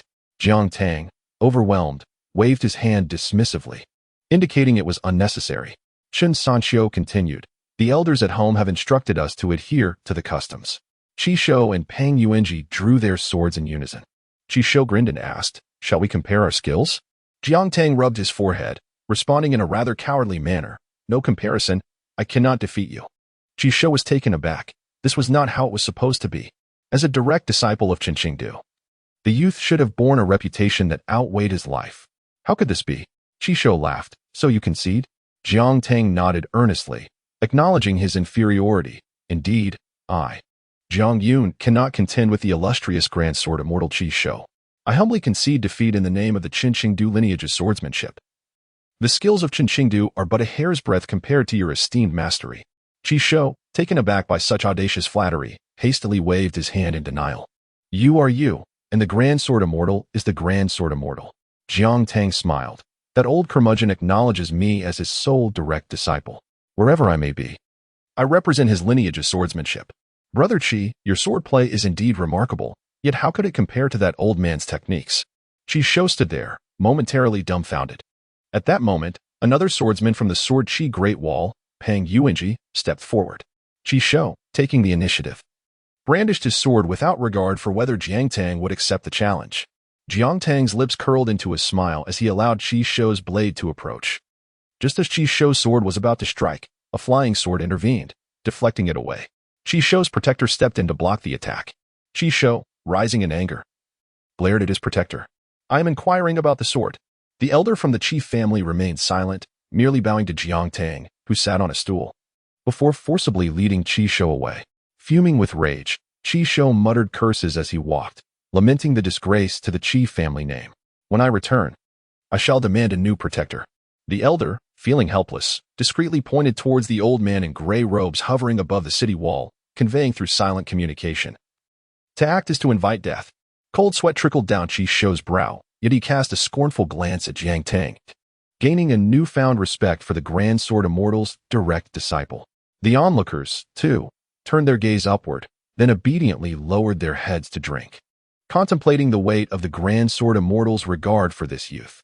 Pang Yuanji silently sheathed his sword, while the young man defiantly gestured a middle finger towards the sky once more. Chen Qingdu merely smiled faintly. The elusive master of hidden officials then made his presence known. Addressing Chen Qingdu, "Are you going to intervene in this child's skirmish?" Chen Qingdu replied, "I would relish it. To me, you are no different from a child." "What? Do you seem unsatisfied?" Xiao Xian, in response, simply squinted and departed without uttering a word. The young man, with a respectful bow, called out, "Who else wishes to challenge me, the direct disciple of Chen Qingdu?" I concede outright, admitting that Chen Qingdu's swordsmanship pales in comparison to yours. A mere handful of small coins will suffice. No one responded, for the Grand Sword Immortal still lived. Subsequently, the young man wandered through the Sword Qi Great Wall City, occasionally revealing his presence. The whispers among the sword cultivators, labeling him a coward who dared not ascend the wall to slay demons, became a source of idle talk over drinks. The young man took it all in stride, repeatedly affirming his own cowardice, conceding that Chen Qingdu's swordsmanship was indeed mediocre. Chen Qingdu, gazing at the youth who relentlessly disparaged his techniques, felt a tinge of helplessness for the first time.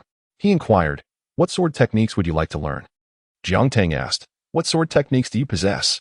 Chen Qingdu replied, "I possess a sword that counters myriad techniques."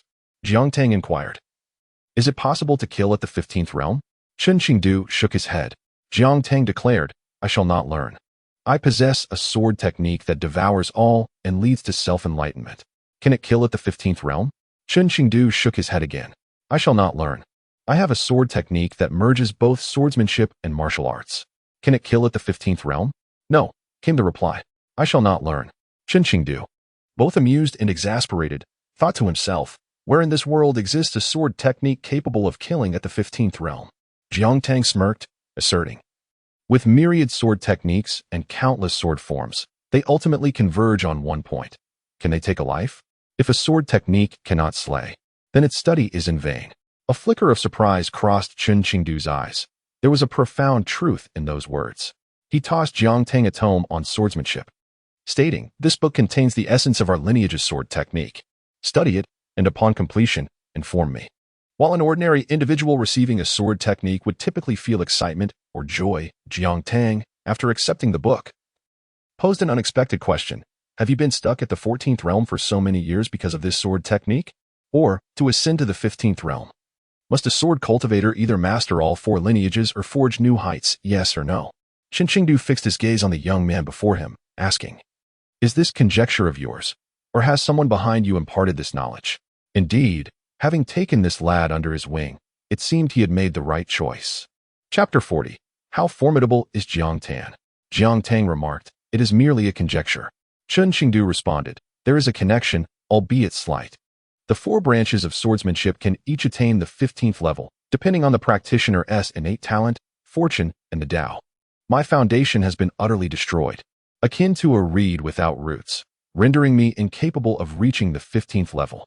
Jiang Tang shook his head and clarified, "No, what I mean is, at an equal level of cultivation, does that sword wielder, when facing you all, not resemble a butcher with his livestock, an elder overpowering his grandchild? There exists a natural suppressive effect on you practitioners of the sword." Chen Qingdu remained silent for a considerable time before finally stating, "You think too much. Even if it is not his scattered sword techniques, within the same realm, he would still be capable of killing us. After all, the pinnacle of the sword path has always been that solitary figure, unparalleled by anyone. I once witnessed him draw his sword. slaying a rebellious deity of the 15th realm with a single stroke. Even the ever-jovial Jiang Tang fell into silence, grasping his sword and departing, rubbing his brow, leaving only Chun Qingdu atop the city wall, reminiscing about the past. As Jiang Tang walked, he inquired about the strength of the sword wielder from Jiang Tan. Jiang Tan replied, "I have fought him. He is merely average." Jiang Tang fell silent, and after a long pause, he asked again, "What, precisely, is your realm? How strong are you? Why can I find no trace of your existence in history?" Jiang Tan answered, "My realm is not high, merely half a step into the 16th. Infinitely close to it.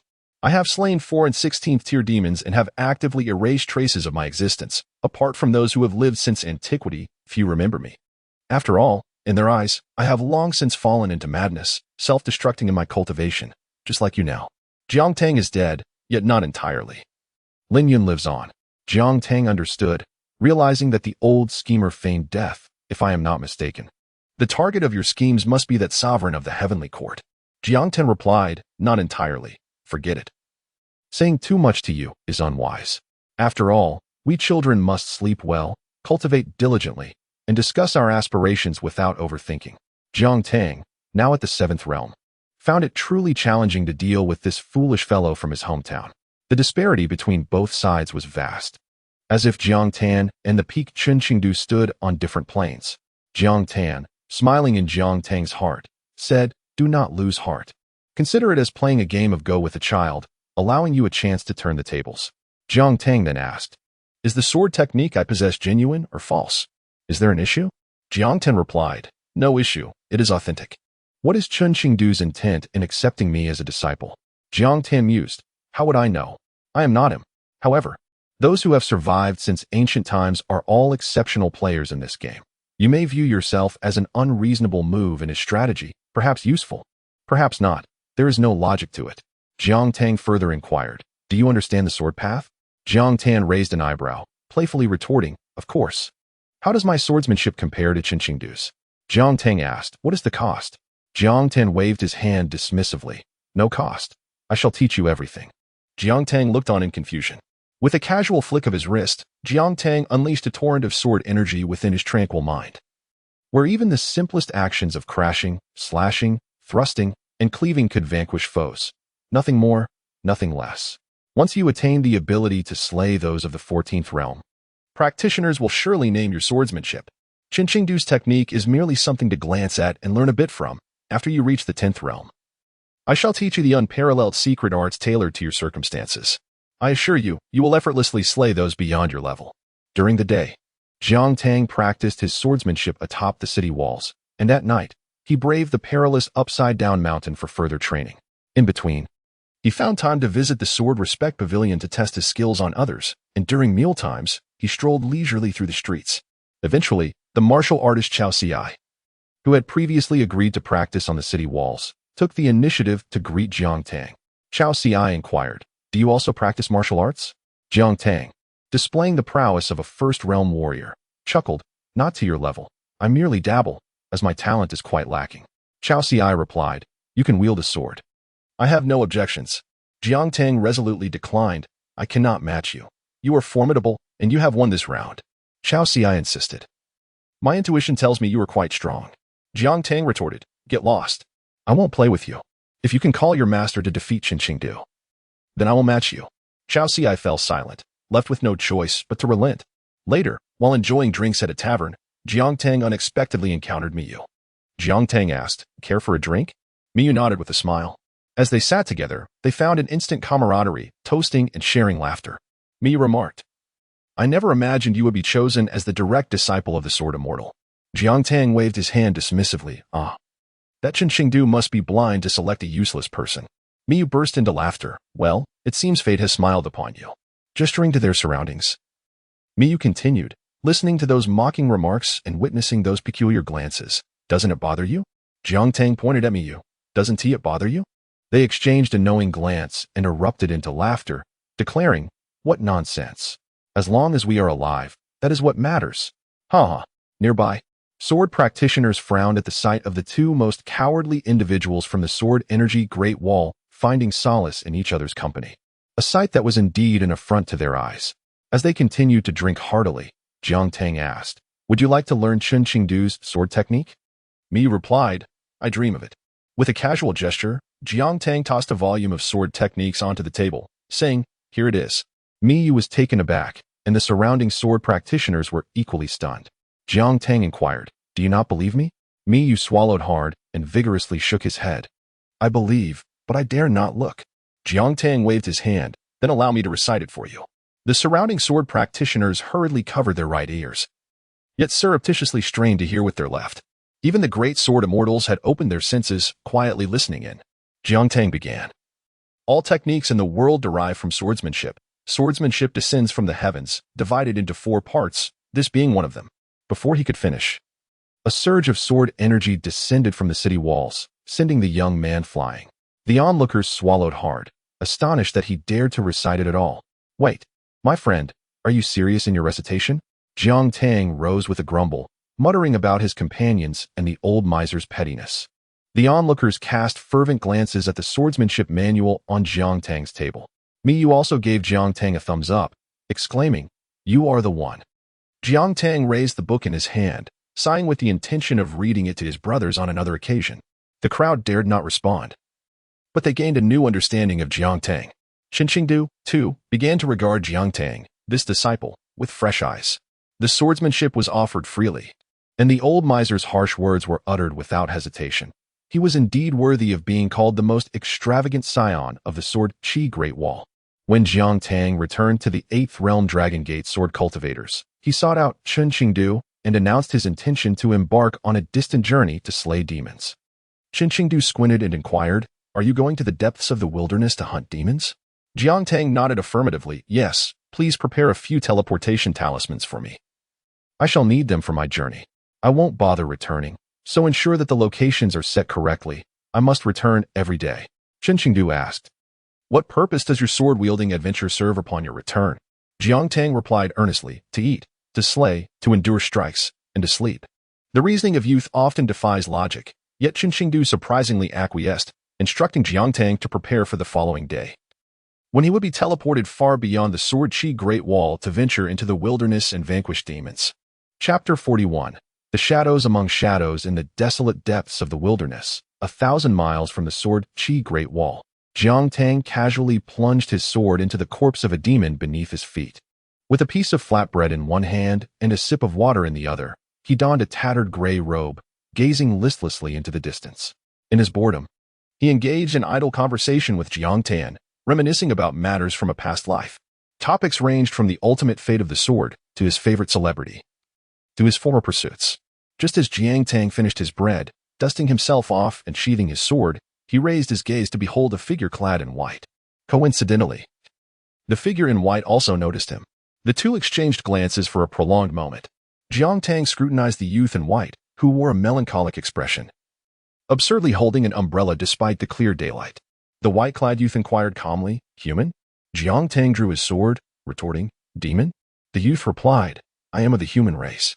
Jiang Tang nodded, acknowledging a spy. The youth furrowed his brow. I merely passed through this place to slay demons in the wilderness. Jiang Tang scoffed. Do you truly believe that? The youth asserted, I speak the truth.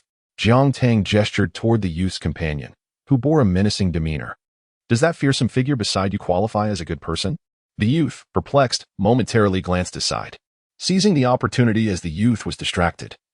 Jiang Tang swiftly closed the distance and unleashed a strike. His sword's edge gleamed with lethal intent, slicing through the air toward the youth, leaving only a glimmer in its wake. The youth's eyes remained calm, devoid of any hint of panic. Jiang Tang's sword narrowly grazed the fabric of the youth's sleeve, failing to land a single blow. After evading, the youth drew his own long sword and regarded Jiang Tang with a mixture of warmth and ire, questioning, shall we duel? Jiang Tang, however, did not respond, his gaze fierce and unwavering as he charged once more at the youth without hesitation. The shadows of his sword flickered. Each strike was direct, aimed at the youth's vital points. The youth merely evaded with grace, as Jiang Tang's attacks grew increasingly ferocious. He seized the moment to deliver a horizontal slash aimed at the youth's groin. The youth could only counter with his sword, blocking the treacherous strike. Thereafter, the youth's expression sharpened, and he lunged toward Jiang Tang. Jiang Tang swiftly sidestepped, the blade narrowly missing him. Regaining his footing, he thrust his sword forward, its trajectory shifting unpredictably, targeting the youth's throat. The youth let out a cold laugh, beginning to engage seriously in their duel. In an instant, the air was filled with the resonance of their swords, a tempest of energy cascading around them. The youth's swordsmanship, profound and exceptional, far surpassed Jiang Tang's expectations. Despite being at the 6th realm of cultivation, the youth easily neutralized each of Jiang Tang's attacks, who was only at the 5th realm. With sword energy surging, the youth pressed relentlessly toward Jiang Tang's vital points. Jiang Tang was drenched in sweat, his breath quickening. Among his peers, only this youth imparted an unprecedented sense of pressure upon him. Jiang Tang quietly reminded himself that this swordsmanship surpassed that of Chen Qingdu, revealing considerable potential. At least at the 15th level, Jiang Tang gritted his teeth, cursing under his breath, wondering which little monster this was. He then ceased to conceal his strength. As the young man approached to strike, he revealed his mastery of the 8th realm and unleashed his full power. Damn it, I will not let you escape. Jiang Tang suddenly displayed his 8th realm prowess, the force of his swordplay multiplying several times over. The young man, who had initially held the advantage, found himself thrown into disarray, taken aback by such a treacherous opponent. You dare to suppress me by 1 realm, that's one thing. But to press down 3 realms, who do you intend to kill? At the instant Jiang Tang unleashed his sword, the youth employed his agility to retreat. However, the ferocity of Jiang Tang's sword force was too abrupt, too swift. Even as he retreated, the young man's sleeve was torn by the blade, leaving a shallow cut on his hand. Weren't you just so arrogant? Jiang Tang smirked, revealing a sinister grin. He had deliberately lowered his facade and concealed his prowess for this moment. Without a moment's pause, he struck again, each move aiming for a fatal blow. The dynamics of attack and defense shifted dramatically. Jiang Tang pressed hard against the youth, launching a relentless barrage of strikes, his unrefined swordplay forcing the boy to retreat step by step. Yet, Jiang Tang did not anticipate that the boy was also quite cunning. Just as the young man had been on the defensive, he suddenly seized an opportunity, his momentum surging. The smile on Jiang Tang's face froze in an instant. The boy's cultivation, initially at the 6th realm, surged upward to the 8th realm. With a disdainful look in his eyes, he swung his sword lightly, unleashing a fierce sword aura towards Jiang Tang. The two exchanged positions once more. Jiang Tang weakened, the youth empowered. With a sharp intake of breath, Jiang Tang felt the sword energy slice through him, blood staining his clothes. Jiang Tang gritted his teeth in frustration.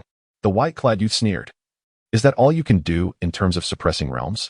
Jiang Tang swung his sword again, closing in on the youth to deny him the opportunity to unleash his sword energy. However, Jiang Tang's swordplay paled in comparison to the boy's, leaving him with numerous cuts and blood flowing incessantly. Just as the white-clad youth believed victory was assured, a similar scene unfolded. Jiang Tang abruptly discarded his sword, balled his fists, his gaze fierce. What appeared to be a bleeding, fragile body suddenly erupted with power. The strength of an 8th realm peak martial artist surged forth. I will not let you live. Jiang Tang closed the distance in a flash, throwing a powerful punch towards the youth's chest. The boy was sent flying by the force of Jiang Tang's blow. In that moment of being hurled away, the youth also made his move, determined to strike back despite his injuries. He thrust his sword with all his might. Jiang Tang, caught off guard by the turbulence of his own energy, could not evade in time, sustaining heavy injuries and collapsing to the ground. Jiang Tang knelt, gasping for breath, while the young man lay sprawled on the ground, both appearing gravely wounded. Jiang Tang, seemingly catching his breath, was secretly observing the distant youth, knowing full well that he was not in any real danger. As a cunning individual, he would not present such a pitiful sight. Had he been truly threatened, he would have long since employed his yellow talisman. In the distance, the youth appeared equally tormented, seemingly on the brink of despair, yet merely nursing a minor injury. Thus, they engaged in a fierce confrontation for half an hour. Ultimately, it was Jiang Tang who rose first, remarking that continuing the charade would serve no purpose. The youth also stood, sneering, and retorted, "How cunning! What sort of brother are you?" Jiang Tang replied, "I am the 4th disciple of the Taoist ancestor." The youth paused momentarily, then clasped his hands in a gesture of respect, stating, "I am the eldest disciple of the sage." They both exchanged scoffs, each retreating into the distance. What a pair of tricksters, each pretending. As Jiang Tang departed, he was filled with confusion. For such a character had not appeared in the original tale. Where had this prodigy emerged from, wielding such formidable swordsmanship, consistently overpowering him throughout the encounter? Chapter 42. Polishing the Foundation. accumulating depth, the first step to becoming a genius. As fate would have it, a few days later, the two individuals encountered each other once more at the same location. True to form, their meeting erupted into a fierce exchange of blades.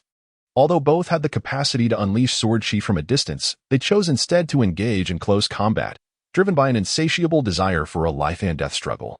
However, they often restrained themselves, as both understood that the other was also a cunning youth, carefully guarding their trump cards. With time, they grew increasingly familiar with one another. Jiang Tang even spotted the exceptionally handsome youth clad in white during his visit to the Sword Chi Great Wall. This young man had garnered a notorious reputation, exhibiting peculiar behavior and an aversion to socializing. Despite never having ventured to the city to slay demons, he consistently returned with an abundance of demon cores. Rather than exchanging these for military merit, he opted to convert them into currency. While others indulged in merriment at the Sword Chi Great Wall, he preferred to retreat to the taverns of the Inverted Mountain, where he partook in extravagant revelries. Although it was one thing to enjoy such festivities, he notably abstained from alcohol, instead immersing himself in the beauty of performers as they played music and danced, generously bestowing rewards upon the waitstaff and dancers, often in the form of numerous small coins, radiating wealth. As for how Jiang Tang learned of the young man's indulgences at the Inverted Mountains Flower House, do not inquire further. The information came from the very attendants there. Upon locking eyes, they simultaneously turned away, exchanging disdainful smiles, thinking, what a waste. Coming to such a place, Jiang Tang, with a grand gesture, flung 100 small coins, inciting exclamations of admiration from the beautiful performers below as they hailed him. Young Master Lin is so generous. The reason for Jiang Tang's extravagant behavior was quite simple. As the esteemed disciple of the legendary Sword Immortal and nominally the scion of the Qin family, he was treated with utmost courtesy by his clan. Requests for money, sword techniques, or weapons were always met with compliance. In terms of small coins and grain rain coins, the Qin family at the Sword Chi Great Wall possessed an abundance of these resources. A handful of minor demons could easily yield as much as one desired. With such resources at their disposal, the wealth came naturally. Observing the Qin family's courteous treatment, Jiang Tang felt a tinge of embarrassment. Acutely aware of his own lackluster image, ineffectual, fearful of death, and brazenly unreasonable, embodying the archetype of a second-generation heir with no merit. This embarrassment was compounded by the fact that every member of the clan, regardless of their cultivation or age, referred to him as the Little Ancestor. He enjoyed unrestricted access to the clan's treasury, freely taking what he wished, despite external ridicule of the Qin family for nurturing a useless heir. The reputation of the great sword immortal, Qin Shifeng, had begun to suffer. Acknowledging the weight of his situation, Jiang Tang, in a moment of reflection, decided to discreetly replicate a few sword techniques from the manual given to him by Chen Qing, sketching them onto paper, folding it into a small square, and stealthily presenting it to the head of the Qin family, Qin Shi. At first, Qin Shi was perplexed, gazing at the paper depicting a small figure wielding a stick, moving in a manner reminiscent of swordplay, seemingly a technique without a beginning, a style devoid of an ending. Jiang Tang skillfully utilized his limited cleverness, distributing snippets here and there. Chen Sancho also received a slip of paper, and Jiang Tang winked at him, leaving Chen Sancho bewildered. The elders and younger generation had gathered specifically for this occasion. Qin Shi brought all the white papers together, examining them repeatedly, concluding that they likely pertained to a sword technique. The assembly rearranged the numerous sheets, ultimately unveiling the true essence of the sword move. If one were to question the merit of such an uncertain sword technique, it might seem trivial. Yet, when everyone recalled the ancestral sword technique in Jiang Tang's possession, gazing at the collection of white papers in hand, the significance of this sword technique became unquestionable. All members of the Qin clan inhaled deeply, their eyes ablaze with fervor. Qin Shi clenched his fists, a single move sufficed. Learning the true transmission of the ancestral sword technique from Qin Qingdu was more than adequate for the 13th realm ascendant sword cultivators. The principles of the sword were present, and the techniques were more than sufficient. The next day, upon seeing Qin Shi's excited demeanor, Jiang Tang smiled warmly and patted Qin Shi's shoulder, simply remarking that if anything were to happen on Qin Qingdu's end, he would claim it was intended specifically for him. The young man in white was equally undeterred. He tossed a heap of Guyu coins, demanding a dance from the elder. Below, the women cheered, thanking young Master Lu. The two were in fierce competition, causing quite a stir throughout the Sword Chi Great Wall, extravagantly squandering their fortunes. It was then that Jiang Tang learned the young man's name, Lu Chendai. Following this, The two would encounter each other in the wilds 1,000 miles away, yet they no longer drew swords against one another. Each focused on slaying demons and honing their swordsmanship. However, Jiang Tang could distinctly sense that the young man's swordplay was remarkably advanced, potentially surpassing even Chen Qingdu's techniques in the future. Suddenly, Jiang Tan manifested within Jiang Tang's consciousness, nodding in agreement, affirming that the young man's swordsmanship was indeed exquisite, likely to reach the pinnacle of the 15th realm, or even beyond. What puzzled me further was my inability to ascertain his origins. Perhaps it was due to the countless eons that separated us, or the disturbances of this realm in time and space. Yet, one thing was certain. This young man in white possessed formidable strength, both now and in the future. Had it not been for your overwhelming divine essence and your resilient physique, you would have long been slain by his sword. Jiang Tang rubbed his temples, pondering the emergence of this extraordinary being. Jiang Tan remarked, "Your foundation is far too weak. If it were me, under the same 8th realm conditions, I could effortlessly slay 100 of you. During your time as a wild cultivator on Tonggizhao, you were solely focused on ascending, neglecting to refine your foundational skills." Jiang Tang countered, "But I broke through as naturally as water flows, without encountering any tangible barriers." Jiang Tan replied, "Indeed. You have progressed step by step in a normal manner. However, consider how much assistance your divine essence has provided and how much of it is mere pretense. You are well aware of this. You have recklessly entrusted the polishing of bottlenecks and your entire cultivation to divine essence for ease. Moreover, natural breakthroughs are reserved for ordinary individuals, and they do not represent your prideful capital. If you lack a solid foundation, how can you claim to be a genius? And how will you compete with those so-called prodigies? To engage in cross-border battles, one must possess profound and substantial foundations. The basics are merely the essence." Jiang Tang inquired, "What should I do next?" Jiang Tan chuckled softly, "I possess a method that can consume and refine all, reconstructing the foundation whilst gradually accumulating depth.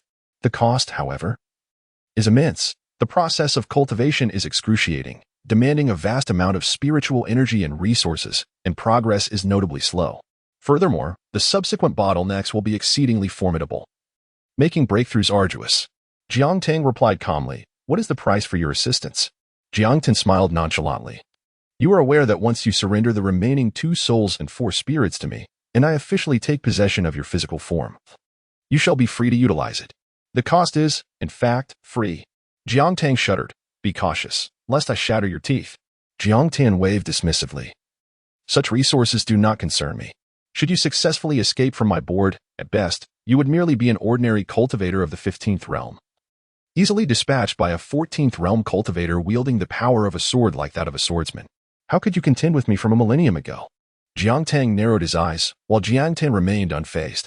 Jiang Tang, aided by divine essence, focused on dual tasks, vanquishing demons while simultaneously striking at the shadowy apparition within his heart.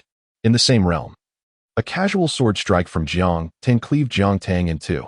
As Jiang Tang wielded his sword, the sword energy flashed forth, only to be effortlessly intercepted by Jiang Tan, who retaliated, leading to Jiang Tang's demise once more. To practice swordsmanship, one must train to the utmost. Dying once merely shatters the heart's realm and injures the internal organs, but it is not fatal. As for your query regarding the possibility of being engaged in battle while sustaining internal injuries, the answer is simple: sacrifice injury to preserve life. If an arm is severed, it can be reattached later. In the event of a shattered arm, it is equally straightforward. Absorb the abundant spiritual energy stored at the Thunder platform to rejuvenate the physical form. Endure the agony, and within 3 days, regrow an arm and a thigh. With Jiang Tan and divine essence present, minor injuries pose no issue. To grow stronger swiftly necessitates immense suffering and sacrifice. This principle holds true throughout the world. A one-to-one exchange is already quite valuable. There is no rationale for wanting both without cost. If an arm is injured, it is an opportune moment to endure punishment at the Thunder platform, absorbing thunder to convert it into spiritual energy. For the missing arm, Jiang Tang can easily conjure an illusion, ensuring no one discovers the truth. Jiang Tang has been diligently cultivating, striving to absorb spiritual energy within his dantian. Yet he finds himself plummeting in realms, descending repeatedly. Over the past month, he has fallen from the 8th realm to the 7th, then back to the 8th, only to fall again, a continuous cycle. In this month alone, Jiang Tang has lost count of how many demon cores he has devoured, and how much nine heavens divine thunder he has absorbed. The emptiness within him seems boundless and utterly unfillable. Chapter 43. Quite good. Jiangtang inquired of Jiangtan how long this process would approximately take. Jiangtan replied that one must fill all previous voids, establish a solid foundation, and gradually accumulate essence until every meridian and dantian within the body is completely filled before one can transcend the ninth realm. As for the duration, it is difficult to say. It could be a year, a decade, or even a lifetime, particularly given your rather poor aptitude for cultivation. The resources required for Jiangtang to refine his foundation are astronomical. The divine essence absorbed from the Thunder platform has converted enough spiritual energy to elevate 3 first-realm cultivators to the nascent soul stage. Of course, this is also related to the youth's inadequate talent. Jiangtan informed Jiangtang that the techniques I teach you are sufficient for you to cultivate to the 10th realm nascent soul, irrespective of your aptitude. You merely need to voraciously consume resources, leaving the rest to me. As long as the resources are abundant and of high quality, your cultivation speed will indeed accelerate. For an average individual, consuming resources at full throttle could yield disastrous consequences, as they might ingest more than they can absorb. However, you are different. Your divine quality allows you to refine items with unparalleled efficiency, transforming them into spiritual energy. You may consume thunder, demon pills, and the life essence of all beings. For a cultivator scaling the heights of ascendance, insufficient aptitude can be compensated by ample resources. Is this not akin to being a prodigy? Jiangtang gazed at the vast array of thunder and swallowed hard, glancing at the countless low-level demon pills and beasts in the wild expanse ahead. To consume life essence? Indeed, one could ingest everything from lifespan, vitality, flesh, and blood to cultivation levels, albeit with significant costs. After all, this is a fragment of the demonic arts, the very method I have devised for cultivation. Jiangtang's expression darkened at the mention of cost.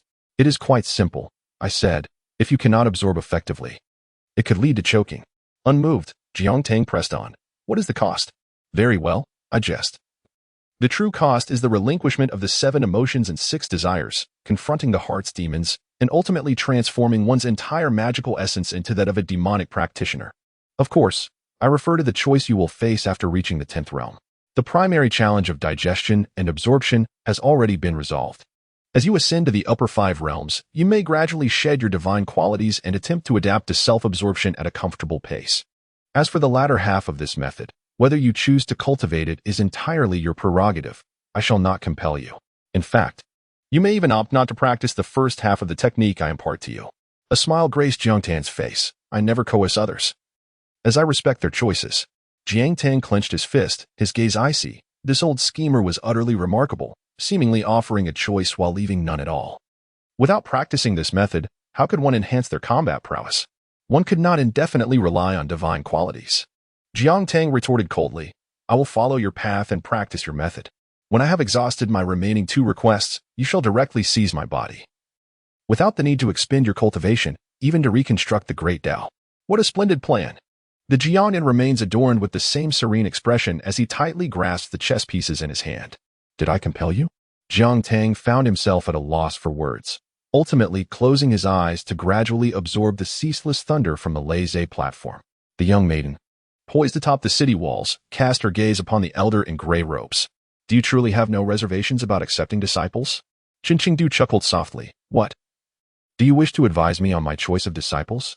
Ning Yao shook her head. Nay, I simply fail to comprehend your rationale for accepting him. After all, his origins are shrouded in mystery. He appears to be cowardly and has never set foot on the battlements. I feel he is unworthy of being your esteemed disciple. Qingqingdu smiled. So, you too find that lad shameless? Ningyu nodded in affirmation. Qingqingdu remarked, shamelessness is commendable. Those who abandon all sense of pride are the ones who can endure. Ningyao was perplexed. Qingqingdu continued, in truth, I am also unaware of his true origins. Ningya was taken aback. Are you not concerned that he might be a spy from the demon clan or a disciple of another sect? Ultimately, might this endeavor yield naught? Qingqingdu replied, I have contemplated such possibilities, but a spy from the demon clan seems unlikely. As for whether he is a disciple of another sect, what of it? His presence or absence bears little significance to me or to the Sword Chi Great Wall. I choose to impart my swordsmanship to him and accept him as my cherished disciple, partly because I find him pleasing to the eye, and partly in hopes of finding a successor to carry on the swordsmanship of my lineage. Ningyu questioned. Is it not enough that the sword Qi Great Wall is brimming with talent? Is the Chun family incapable? Chun Qingdu responded. If my swordsmanship were to remain confined within the sword Qi Great Wall, then the multitude of sword masters there would forever be deprived of their chance to shine. In such a scenario, they would all become mere shadows of my sword path. I hope that my kin can forge their own path in swordsmanship. Rather than forever clinging to the memory of an ancestor who has long departed, I wish for them to thrive even without my legacy. My words would only hinder your own growth in swordsmanship. It is preferable to take on an outsider who I find agreeable. At the very least, my swordsmanship will continue through him, ensuring that my lineage is sustained. The elder gazed into the distance at the untamed wilderness and smiled. Ningyo inquired again. Do you truly hold such high regard for him? What is it that makes him so appealing to you? The elder asked. Do you know what he did before he became my cherished disciple? Ningyo shook her head, admitting her ignorance regarding this matter. The elder pointed towards the direction of the upside-down mountain. Before he ascended to the city walls, after climbing the upside-down mountain, he visited the Respect Sword Pavilion. Can you guess what he did upon seeing the 2 replica flying swords belonging to your parents? Ningyu speculated. Did he act heroically on behalf of the 2 replica swords? The elder chuckled. He drew his sword and, in a display of disrespect towards those who spat upon the swords, he swiftly dispatched them. To those who provoked him with words, he retaliated with further strikes. For the sake of those 2 replica swords and the 2 sword cultivators he did not know, he drew his blade. The commotion escalated to such an extent that he even threatened a Taoist of the 12 Immortals realm. In the end, it came to nothing. Initially, he was merely required to endure a month of confinement, being well fed and taken care of. Yet, he chose otherwise, resolutely making his way to the Thunder Tower to face punishment alone. Can you fathom what he did upon his release? He journeyed to the Sword Respect Pavilion, engaging in a fierce battle with 2 formidable swordsmen, which consequently attracted the attention of the entire Upside-Down Mountain. The young Taoist of the 13th realm summoned the divine thunder of the 9 heavens, warning him that every act of aggression would cost him a life, and the crippling of an opponent would cost him 2. Nevertheless, he remained undeterred, resolutely pursuing his own path, wielding his sword without hesitation. The young man, spirited and full of vigor, stood against the principles of the world, voicing his displeasure and striking for those wronged. The remnants of your father and mother, as mere souls, invited him to drink, offering no semblance of respect. He drank as he pleased, asserting that his actions were unrelated to them. He drew his sword solely for the sake of his own discontent, and nothing more. At the table, intoxicated and outspoken, the youth boldly declared that he deemed them worthless, exuding confidence as he dismissed the founders of the 3 teachings as inconsequential and countless heroes as mere adversaries. Sipping on his drink, boasting audaciously, he uttered words of defiance. Chen Qing surprisingly laughed, even chastising me as an insignificant commoner for not daring to fight for the future of the Sword Qi Great Wall's sword cultivators. Some of his perspectives resonated with me, and I sensed they might prove useful in the future. For instance, he spoke of gathering forces from the north, aiming his sword at the central lands. He advocated for accumulating resources and delaying the claim to kingship, listening to counsel while ignoring proclamations, all to secure the rightful accolades for the sword cultivators of the Sword Qi Great Wall. Before I took him as my disciple, he had spent days atop the city walls slaying demons and then returning to the upside-down mountain to endure punishment. Now, your father and mother stand before the sword, and no one dares to show disrespect or act recklessly. Can you guess where he is now? He is currently in the wilds, 1,000 miles away from the Sword Qi Great Wall, slaying demons to attain enlightenment. His demeanor is always for the eyes of others, while his strength remains solely his own. In this regard, he displays none of the naivety of youth. When you ask me why I think he is commendable, I find him rather impressive. What are your thoughts? Ning Yao, upon hearing this, was stunned for quite some time, finally responding, he is indeed quite admirable. Chapter 44, The Pen and Ink. Indeed, my decision to forcibly accept him as my disciple carries with it an ulterior motive. Should I one day cease to exist, his presence would enable you to shoulder half of the burdens of the chaotic destinies of the wilderness. With him by your side, your load shall become lighter. When you choose to relinquish the affairs of swordsmanship, you may entrust them to him. If he is reluctant, you may deceive him, claiming there exists a flaw in my swordsmanship that, if left unaddressed, will hinder his mastery at the 15th level. Inform him that to escape the confines of the Sword Qi Great Wall and attain complete swordsmanship, he must seek out an appropriate candidate. Otherwise, it is an impossibility. Ning Yao raised an eyebrow in confusion. Will he believe it? Chen Qingdu revealed a sly smile, for his mind was astute, and he pondered deeply. Should I provide him with an incomplete sword technique, it would align with his expectations. Yet, if I were to offer him the complete technique, he would begin to contemplate ulterior motives.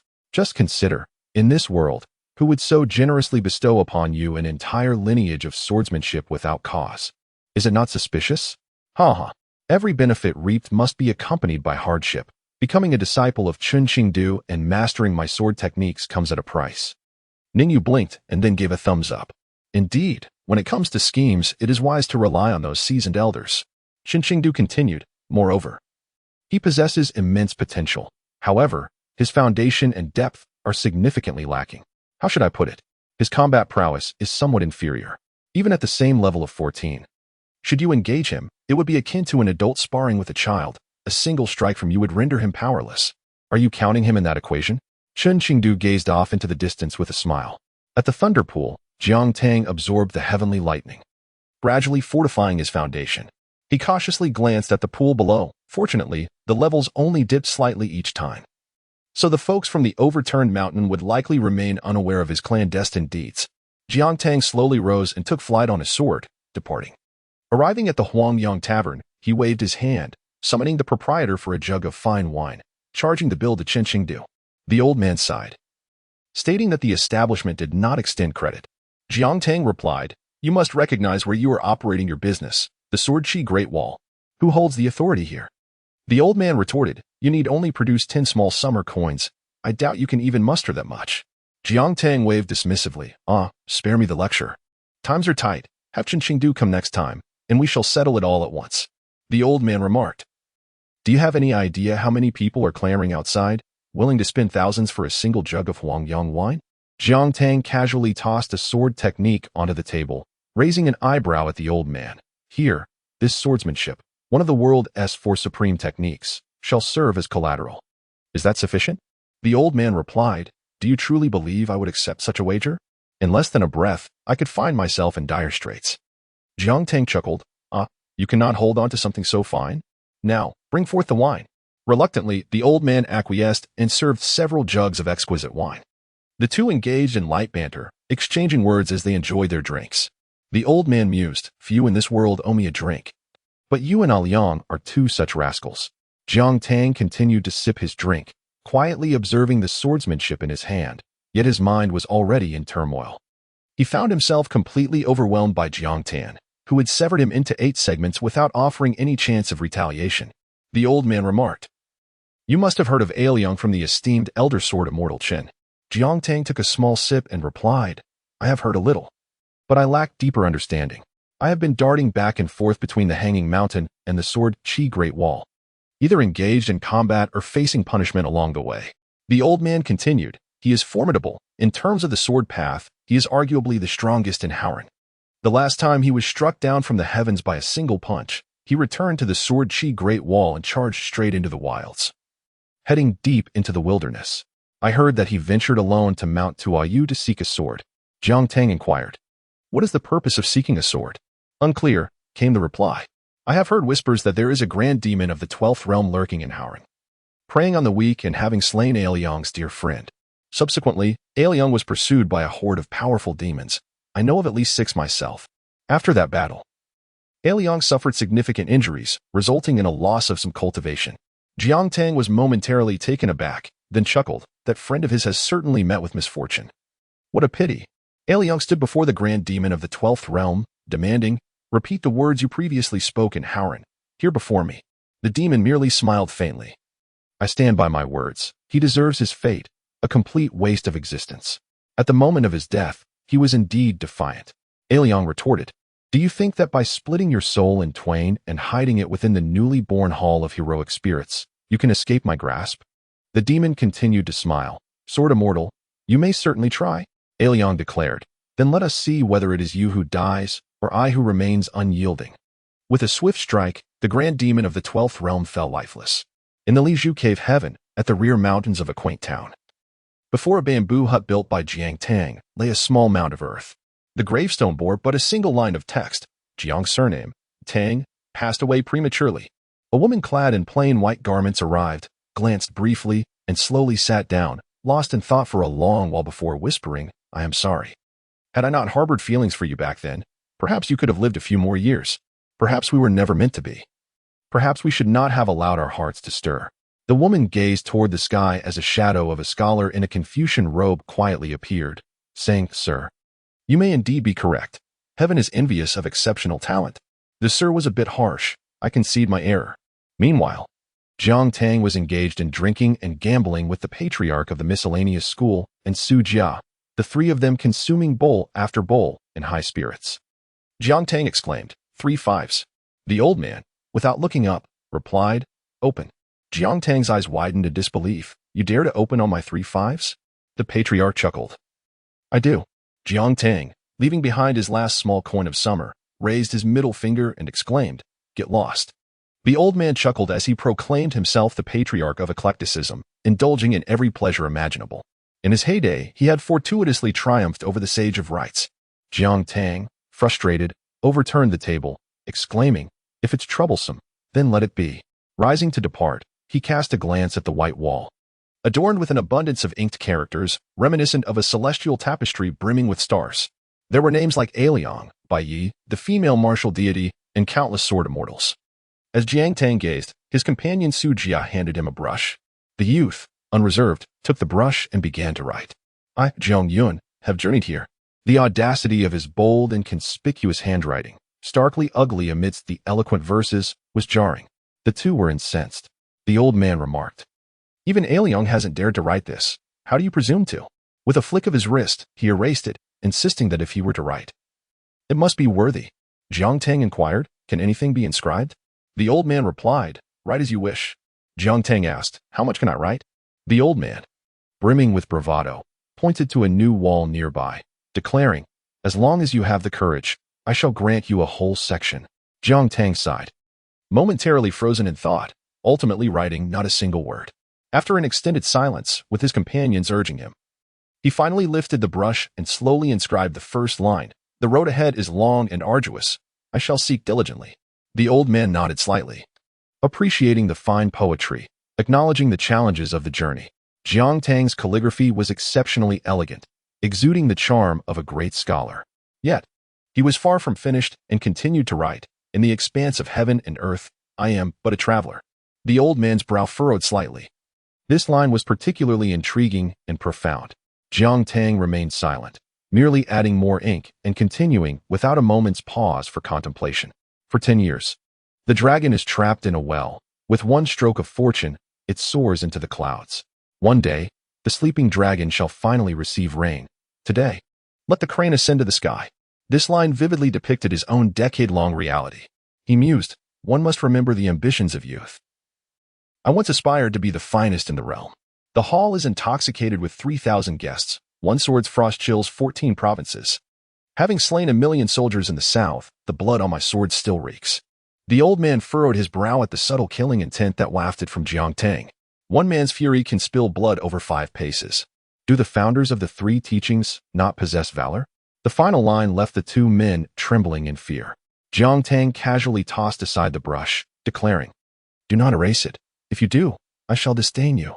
The entire wall was covered with orderly passages, showcasing literary talent that towered like mountains and aspirations that reached far and wide. Though the characters lacked a touch of elegance, they brimmed with youthful bravado. Each line of poetry was a classic in its own right. Yet, the last line seemed to mirror the audacious youth he had just encountered, utterly outrageous and boundlessly arrogant. The old man asked, "Do you not consider pursuing knowledge?" The youth remained silent, sneering coldly as he departed with his sword, leaving the innkeeper with the parting remark, "Books are utterly useless to a man like me." Chapter 45, Assassination. As Jiang Tang wandered through the bustling streets, he observed the lively throngs of people, reminiscent of the countless flying swords upon the sword platform. He had once inquired of Jiang Tang when he might cultivate his own life sword. Typically, a cultivator would manifest their personal life sword around the 5th realm, with the 7th realm being a common threshold as well. Jiang Tang smiled slowly, advising him not to rush, and asked if he had ever heard of sword nurturing. Indeed, he had. It involved infusing the myriad resources of heaven and earth into the flying sword, elevating it to the level of an immortal weapon. The cultivation method I initially imparted to you, designed for chi practitioners, serves another purpose, not to be dismissed lightly. A troubling thought flickered in Jiang Tang's mind.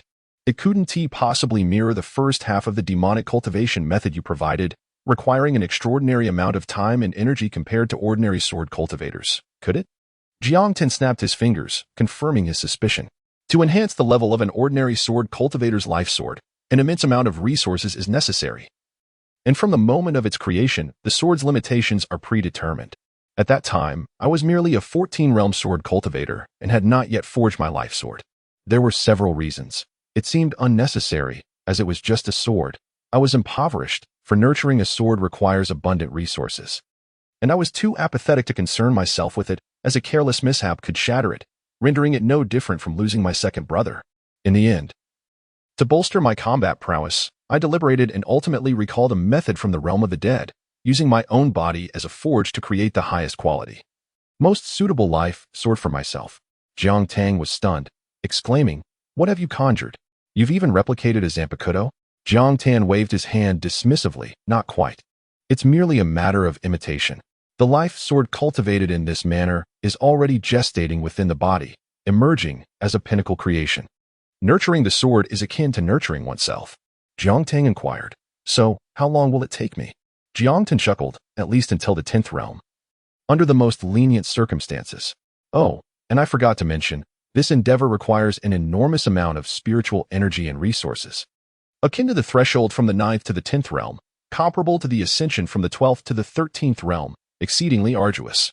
After all, you must not only contend with the inner demons brought forth by that technique, but also suppress the life sword, lest it turns against its master." Feeling somewhat overwhelmed, Jiang Tang urged, "Just tell me how many resources are needed."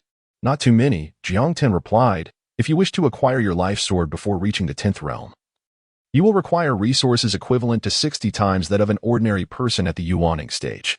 Subsequently, the resources required will only increase. For the 11th realm, it will be 70 times, for the 12th, 80 times, and for the 13th, 90 times. Jiang Tang reclined in despair within his mind, lamenting, "What is the point of pursuing the Tao? I might as well perish." Jiang Tan delivered one final blow. "Oh, and you must also cultivate your heart," Jiang Tang declared. "I shall no longer engage with this fateful flying sword. I shall forego it." Jiang Tan replied, "Once you reach the 14th realm, the flying sword will be severed, rivaling those of the 14th realm. By the time you attain the 13th realm, its quality will be comparable to that of 4 celestial swords. Furthermore, upon reaching the 13th realm, your fateful flying sword will gain its own consciousness, akin to the 4 celestial swords, capable of transforming into a human form. My own fateful flying sword possesses an exquisite appearance." Suddenly, Jiang Tang sprang to his feet. "I can endure this, for the sake of enhancing my combat prowess." He categorized the resources required by a practitioner of the same realm as a Fong. As he strolled through the streets, Jiang Tang silently calculated, based on this cultivation pace, "I will need approximately 40 fangs of resources to enter the 8th realm, adding the resources needed for practitioners of the same realm. Along with the necessity to refine my foundation and deepen my essence, it appears I shall require around 60 fangs. In the sword Qi Great Wall, an ordinary young swordsman can be considered an unparalleled genius in swordsmanship, let alone the prodigious sword cultivators of the sword Qi Great Wall. The sword cultivators of the sword Qi Great Wall are divided into 2 categories, Ning Yao and other sword cultivators of genius status. The other sword cultivator geniuses are further classified into 3 tiers, Pang Yuanji, Qi Shou, and Gao Yi Ho, the 3 of whom are the first tier, capable of entering the 14th realm. Ning Yao's companions belong to the 2nd tier, with the right circumstances permitting entry into the 14th realm, while their positions in the 13th realm are assured. As Jiang Tang wandered through a narrow alley, he encountered numerous young beggars, much like himself, helpless and impoverished. Clad in splendid garments provided by the Qin family, Jiang Tang inadvertently stepped into a secluded passage where countless eyes gradually turned towards him. He paused momentarily, sighed, and retrieved a considerable amount of spiritual currency from his pocket, distributing a small snowflake coin to each individual. In the sword Qi Great Wall, the disparity between wealth and poverty is stark. Some indulge in lavish excess, spending 10 coins for a single drink, while others survive on but 10 taels of silver for an entire month. Countless youths receive the spiritual coins from Jiang Tang, gazing at the ethereal snowflake money as if in a dream, for this single coin could sustain their prosperity for an entire year. A young girl looked up at Jiang Tang, her voice sweetly innocent. Big brother, do you wish to buy us? Jiang Tang was taken aback. By you? The girl continued. Yes, my sister was purchased by a wealthy family from the southern city for a similar coin. Jiang Tang clarified. No, consider this a gift from me. Free of charge. The girl replied, we are not beggars. Jiang Tang asked, then do you want it? If not, return it to me. The girl quickly retracted her hand, exclaiming, I want it. Jiang Tang chuckled and continued onward, still distributing one coin to each. Just as Jiang Tang was handing out coins, a frail young boy suddenly rose and lunged at him with a knife. The boy's eyes were filled with determination. To an outsider, the boy's speed appeared astonishingly swift and unexpected. Yet to Jiang Tang, it was but a fraction of Jiang Tang's speed within his hardest realm. Jiang Tang maintained his smile, then unleashed a sword chi that shattered a jade pendant at his waist. With another surge of sword chi, the boy was sent flying 100 meters, crashing through numerous walls of houses lining the alley from south to north, within the confines of the sword chi Great Wall. A sudden, thunderous sound reverberated, stirring the entire fortress. Amidst the ashes and ruins, Jiang Tang stood triumphantly upon the chest of a young assassin, a smile playing upon his lips as he inquired, who sent you? The youth remained silent, choosing instead to take his own life. Jiang Tang sighed. As countless sword cultivators felt a flicker of unease and assassination, the venerable sword immortal Qin Shengdu had unexpectedly appeared, yet he uttered not a word. The head of the Qin family, Qin Shi, also arrived, surveying the surroundings with a sigh, reassuring himself, it's all right, with the jade pendant I possess. There shall be no significant issues. Nearly half of the esteemed sword immortals from the great clans of the Sword Chi Great Wall had gathered at this site.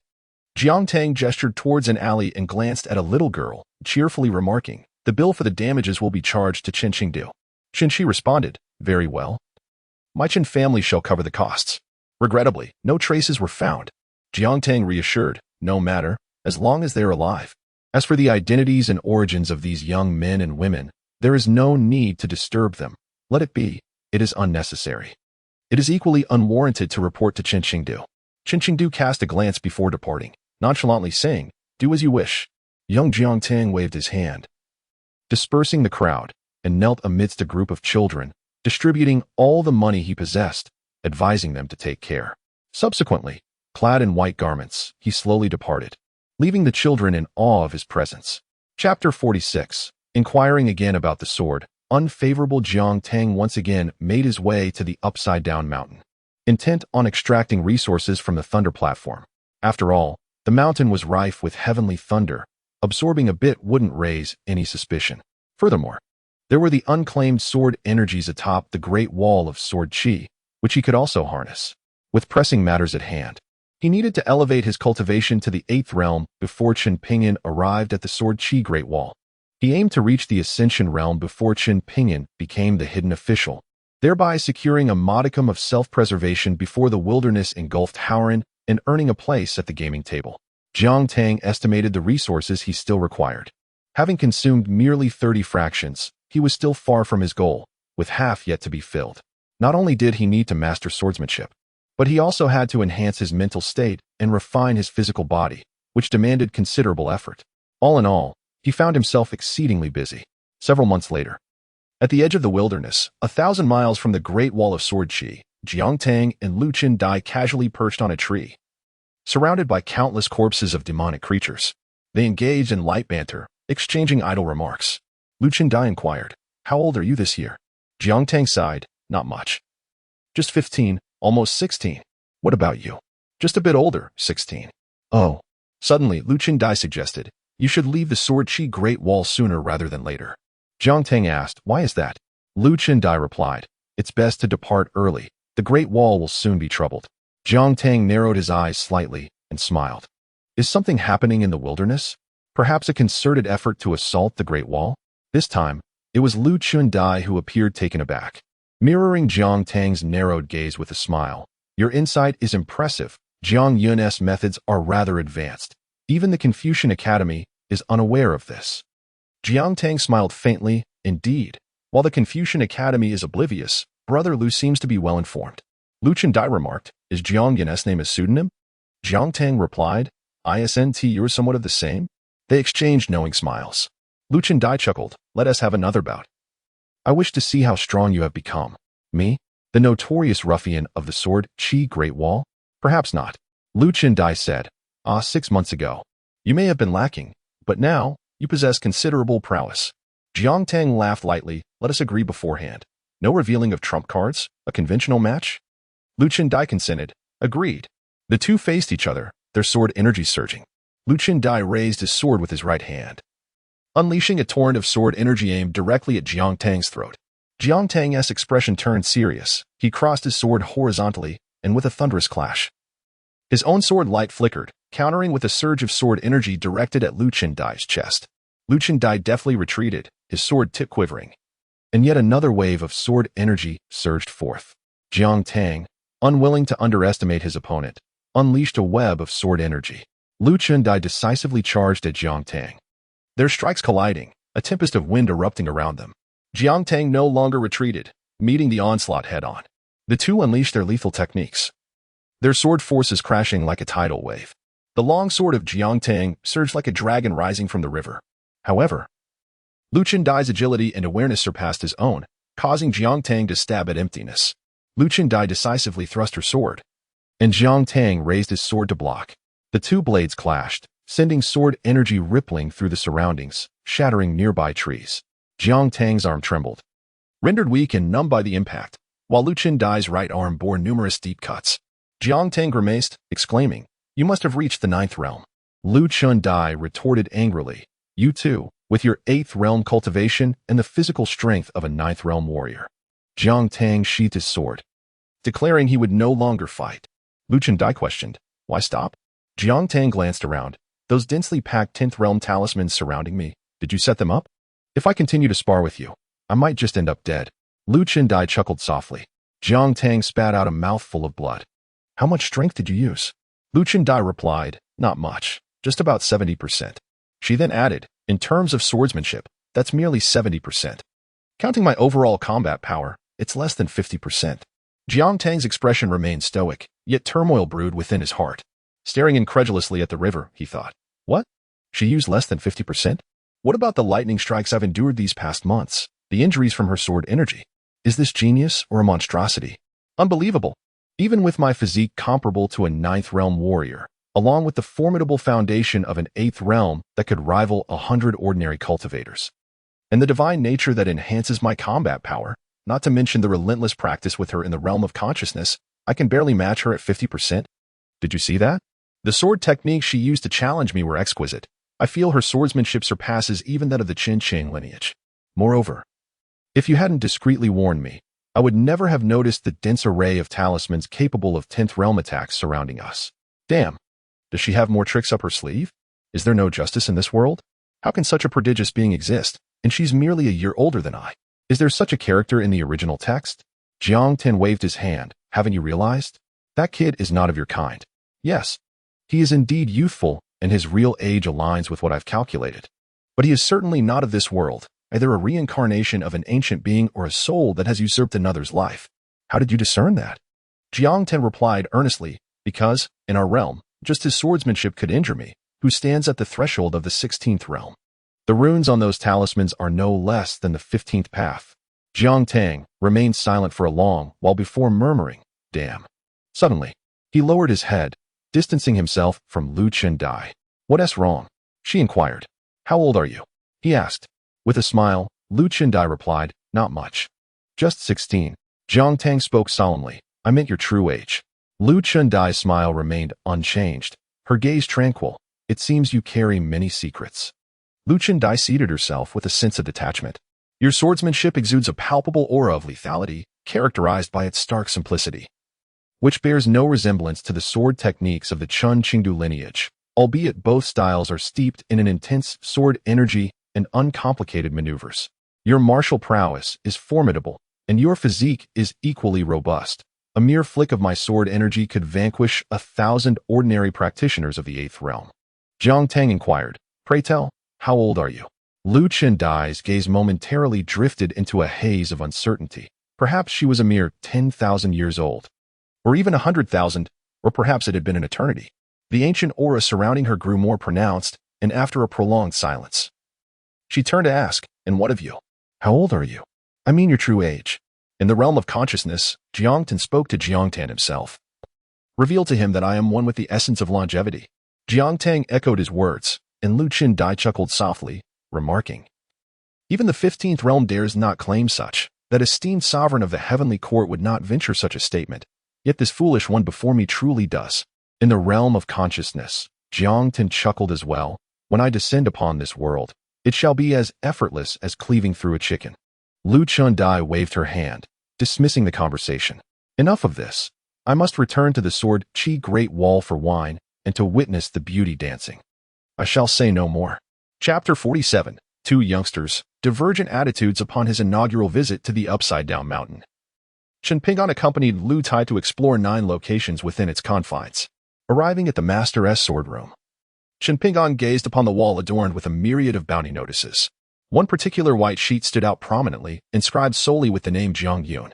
Upon closer inspection, the notice read, Jiang Yun, the direct disciple of the esteemed sword immortal Chen Xingdu of the sword Qi Great Wall. His cultivation level remains unknown, as does his origin, age, whereabouts, and combat prowess. The reward for his elimination stands at 20 top-tier demon cores of the 13th realm, offered by the wilds of the world. Chen Pingon pointed at the notice, blinking in curiosity as he inquired, who is this? Lu Tai replied, I have heard he is an exceedingly mysterious youth. No one knows his origins or true identity. Even his name seems to be a mere ruse to bewilder the great sword immortal Chen Xingdu. Who is this great sword immortal Chen Xingdu? Chen Pingon asked. With a sigh, Lu Tai explained, to put it simply. He is arguably the most formidable sword cultivator of the sword Qi Great Wall, which can be considered his dominion. His cultivation is likely at the pinnacle of the 14th realm. Understanding dawned upon Chen Pingon. Then this disciple named Jiang Yun must be quite strong, right? How does he compare to Ningyao? Lu Tai cast a sidelong glance at Chen Pingon. You still remember Ningyao? Chen Pingon merely smiled, opting for silence. Lu Tai continued, the two are incomparable. Curious, Chen Pingon asked, on my journey here, I heard that the sword Qi Great Wall boasts 2 kinds of geniuses, one named Ningyao, and the other simply referred to as other geniuses. Is Jiang Yun truly that strong? Lu Tai chuckled lightly, not exactly. What I meant to convey is that he cannot hold a candle to Ningyao. Do you know what he is called within the sword Qi Great Wall?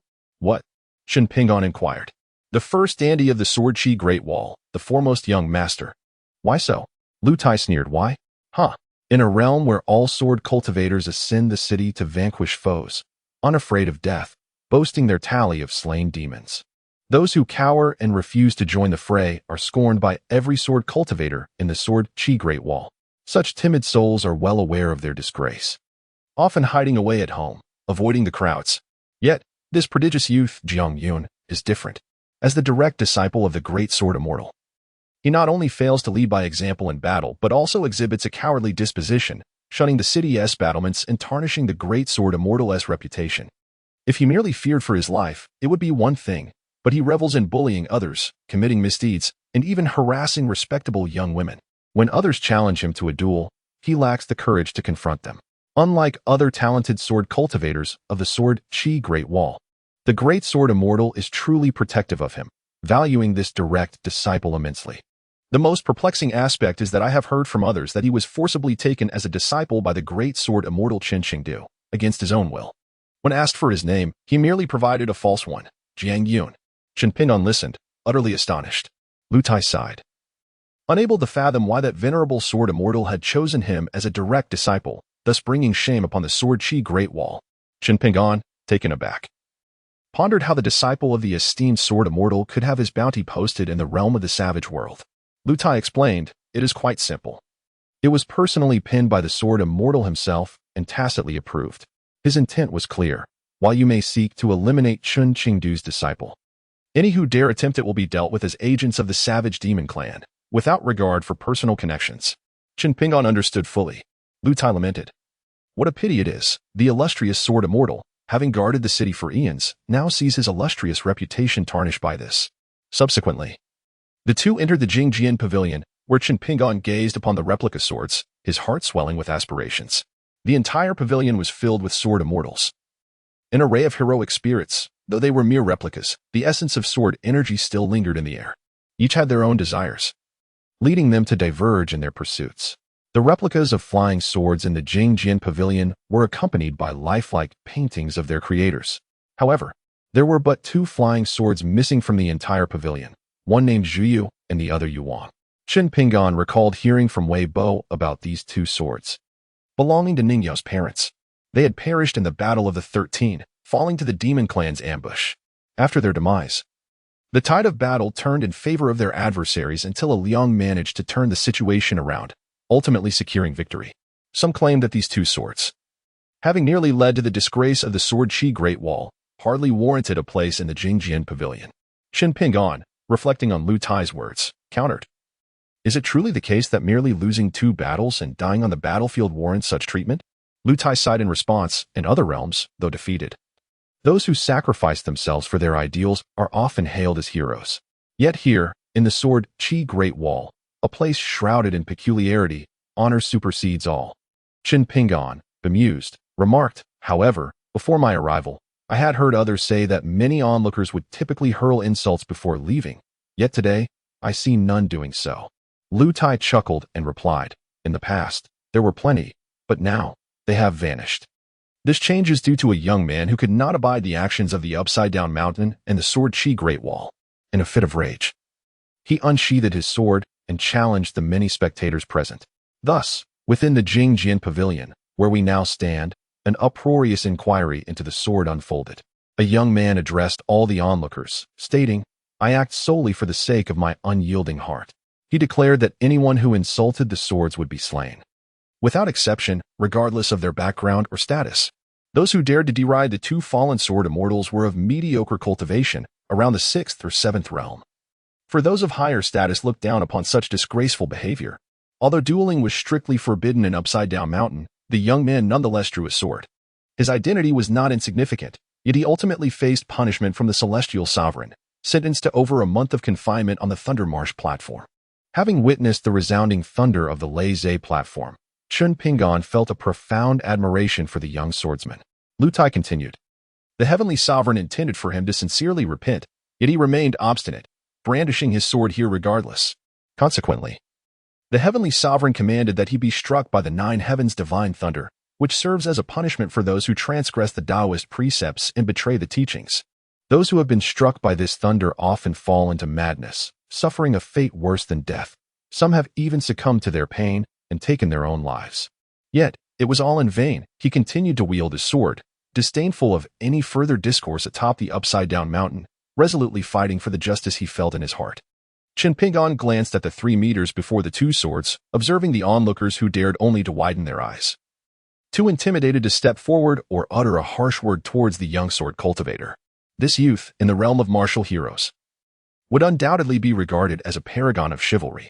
Lu Tai seemed to contemplate something, sneering. Both youths share extraordinary backgrounds. Some dare to draw their swords for justice, while others cower in fear of death. Some are willing to bear the consequences of their actions, while others shrink back in trepidation. Qin Pingan refrained from disputing this, merely nodding in agreement. However, he later realized the truth behind these events. Understanding a vital lesson. One must not rely on the opinions of others to judge the character of individuals, nor should one engage in hearsay. For right and wrong ultimately reside within oneself. Chapter 48. A reunion after parting ways with Lu Tai. Qin Pingan stepped outside and immediately spotted the enchanting woman in black who had captivated his thoughts. Their exchange was a dance of words, ultimately yielding to the young man's heartfelt confession and the young woman's pride. The subsequent events unfolded as before: the confession, Ningyo feigning indifference, the ensuing sadness, and the encounter with her parents, masters of the two swords, who offered counsel, followed by drinking. As Qin Pingan indulged in libations, the tavern's proprietor, the old manager, observed the sword-wielding couple and then glanced at the dazed Qin Pingan, letting out a sigh. The woman remarked, "Apologies, dear manager, but it seems I must once again purchase wine from you." The old manager replied, "No matter, yet you must enlighten me on whom you bring this time. I wish to avoid provoking another chaos maker." With a smile, the woman discreetly conveyed the identity of her companion to the manager. Upon hearing it, the old manager scrutinized Qin Pingan several times before sighing again, lamenting the beauty wasted on such a rough exterior. He declared, "Very well, I shall treat you once more." Su Jia presented a jar of Huangyong wine, and once the two sword masters took their seats, they began to drink heartily, pouring out their woes. Eventually, they succumbed to slumber. The next morning, as Chen Pingan stirred to leave, the old manager suggested that this amusing young lad pen some words. The youth completed a character left unfinished by Liang, contemplating for a long while before finding an appropriately sized blank space on the wall adorned with poetry and calligraphy. He inscribed 3 characters, Sword Qi Long. The old manager and Su Jia gazed at the inscription, recalling the young man's surname, Chen, and exchanged peculiar smiles. Before departing, the youth happened upon another wall filled with verses. Observing the handwriting, it was clear that one individual was responsible for it all. Chen Pingan fixated on the short phrases and lengthy poems, increasingly captivated by their exquisite quality and overwhelming aura of ferocity. Su Jia interjected. This was penned by my master's drinking companion, a youth not much older than us. He remarked that the wall was too short to contain the killing intent in his heart and the wine in his belly, lest he waste ink. Coincidentally, that young man was of the same age as you, brought here by that couple. Chen Pingan cast a curious glance at Su Jia. Su Jia continued. He is entirely different from you. From the very first meeting with my master, they quarreled. This lad seems oblivious to the art of concealment. His personality is exceedingly sharp. And he even threatened my master's 5th realm cultivation with his own 5th realm prowess. After all, his background is indeed formidable. You may have heard of his exploits. He is the raucous youth who caused an uproar at the Jingjin Pavilion. When asked why he created such a disturbance, he dismissed their faces, stating, "What business is it of yours? I draw my sword solely for the sake of my own grievances. It concerns you not." Subsequently, after indulging in several casks of Huangyang, he became addicted and began to vehemently curse the formidable sword immortal, Chen Qingdu. Chen Pingan was taken aback by the outburst. Nevertheless, in the end, my master found this lad amusing and decided to accept him as a drinking companion. Behold, this wall before you was specially designated by my master for him. Chen Pingan glanced at the wall and pointed to the most conspicuous line of wild cursive script in the center, blinking in astonishment. Su Jia sighed, cautioning him not to speak or spread rumors carelessly, stating that it was sufficient for him to see. The young man's temperament was wild. What a remarkable figure, the grandmaster of the 3 teachings, truly fearless. Afterward, Chen Pingan exited the door and, upon encountering Ning Yao, was seized by the sword immortal Chen Qingdu and subjected to a fierce onslaught of sword energy that wreaked havoc on his meridians before he returned to the upside-down mountain. Subsequently, the two of them inexplicably became friends. Once atop the city walls and having acclimatized, Chen Pingan suddenly inquired of Ning Yao about the nature of Chen Qingdu's direct disciple.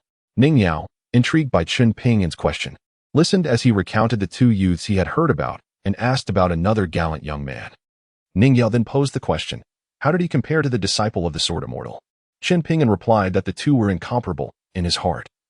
That gallant youth, full of chivalrous spirit, was audacious, eloquent, and willing to fight for justice, embodying the ideal of a young swordsman from a tale.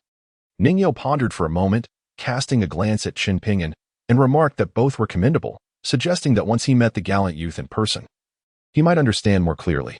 On the battlements of the Sword Qi Great Wall, the sword immortal proposed that Chao Ci and Chen Pingan engage in a friendly match. Both agreed, and the outcome was evident. Chen Pingan, who had just arrived at the Sword Qi Great Wall, lost all 3 bouts. As Chao Ci consoled him to persevere, a seemingly ordinary young man with a fierce glint in his eyes passed by them. Ning Yao also turned her gaze towards the youth. Clad in white and bearing a sword at his waist, he glanced at the group. And when his eyes fell on Chao Ci, Jiang Tang remarked, "Are you bullying a child?" Chao Ci retorted, "What business is it of yours? This is a friendly exchange among martial artists." Jiang Tang replied, "If it were anyone else, you would have shattered their resolve with a single blow." Chao Ci challenged, "If you're capable, come and spar with me." Jiang Tang chuckled, waved his hand dismissively, and said, "Forget it. My mother taught me not to engage with foolish bullies who prey on children." Chao Ci glared in frustration. Meanwhile, Chen Pingan curiously observed the lad known as the most notorious dandy of the Sword Qi Great Wall. As he watched the young man's retreating figure, Chen Pingan felt an odd sense of familiarity, though he could not quite place it. Ning Yao pointed at Jiang Tang, saying, "There he is. The dandy you're looking for. As for that gallant youth, once you get to know this so-called dandy, I shall reveal more about him." Chao Ci glanced at Chen Pingan and remarked, "Your martial arts foundation is commendable. I shall remain for an additional 2 months. If you believe your resolve is sufficiently strong, feel free to seek me out for instruction." Chen Pingan nodded in acknowledgement. Ning Yao suggested, "Come find Chen Pingan again tomorrow. Let him first acclimate to the sword energy atop the city walls. On those very walls, Qingdu cast a glance at Qinpingen, suddenly seizing the recently departed Jiang Tang, who wore an expression of displeasure. Old master, provide me with a reason for this unwarranted grasp, or I shall depart tomorrow. Jiang Tang declared, clutching a bowl of wine and chastising Qingdu. Among all the master-disciple pairs Qinpingen had encountered, Jiang Tang and Qingdu were the most peculiar. One showed utter disregard for reverence, while the other appeared indifferent to everything. Qingdu pointed at Qinpingen, stating, "He is the second wielder of the sword, the chosen one by the sword spirit." Qinpingen's heart stirred, yet his exterior remained composed. Jiang Tang retorted, "What does that concern me?" Qingdu inquired of Qinpingen, "What is your opinion of my disciple?" Qinpingen replied, "He is quite exceptional." Qingdu chuckled, "When you speak, I must interpret it oppositely. Is that not akin to being less than a beast?" Jiang Tang laughed in response, and Qingdu waved his hand. "Enough of this. You may leave. I merely intended to let you witness the extraordinary talent selected by that sword, hoping it would stir something within you. To my surprise, you remain unflinching." Jiang Tang retorted, "Qingdu? But Qingdu waved him away, casting Jiang Tang back once more. Chapter 49. The arrival of the savage at Tuayu Mountain. Jiang Tang gazed at Qinpingen across from him, his mind swirling with countless thoughts. Yet ultimately, he could only bow his head, for he was now known as Jiang Yun, not Jiang Tang. That rascal Lu Qindai had summoned him to the flower house for drinks, but as a paragon of virtue and the beloved of Sister Lu. How could he possibly comply? Nevertheless, he found himself in dire financial straits, and Lu Qindai was indeed quite generous, offering several 10-realm demon pills, which tempted him greatly. On his way to the flower house, Jiang Tang encountered the hidden official, and their eyes met briefly. The hidden official inquired, "Why do you not ascend the city to slay demons?" Jiang Tang retorted, "Why should I ascend the city to slay demons?" Upon hearing this, the hidden official, with a cold smirk, wasted no further words. He suddenly unleashed a punch towards Jiang Tang. This punch was akin to an overwhelming tide, the force of the blow whistling through the air, compressing the surrounding space to emit a sizzling sound. Jiang Tang, faced with the might of a peak 13th realm swordsman, had little time to react. In his eyes, the heavens shifted, the once clear sky darkened abruptly. He felt his breath catch, as if his very spirit were gripped tightly by an unseen force, rendering even breathing a challenge.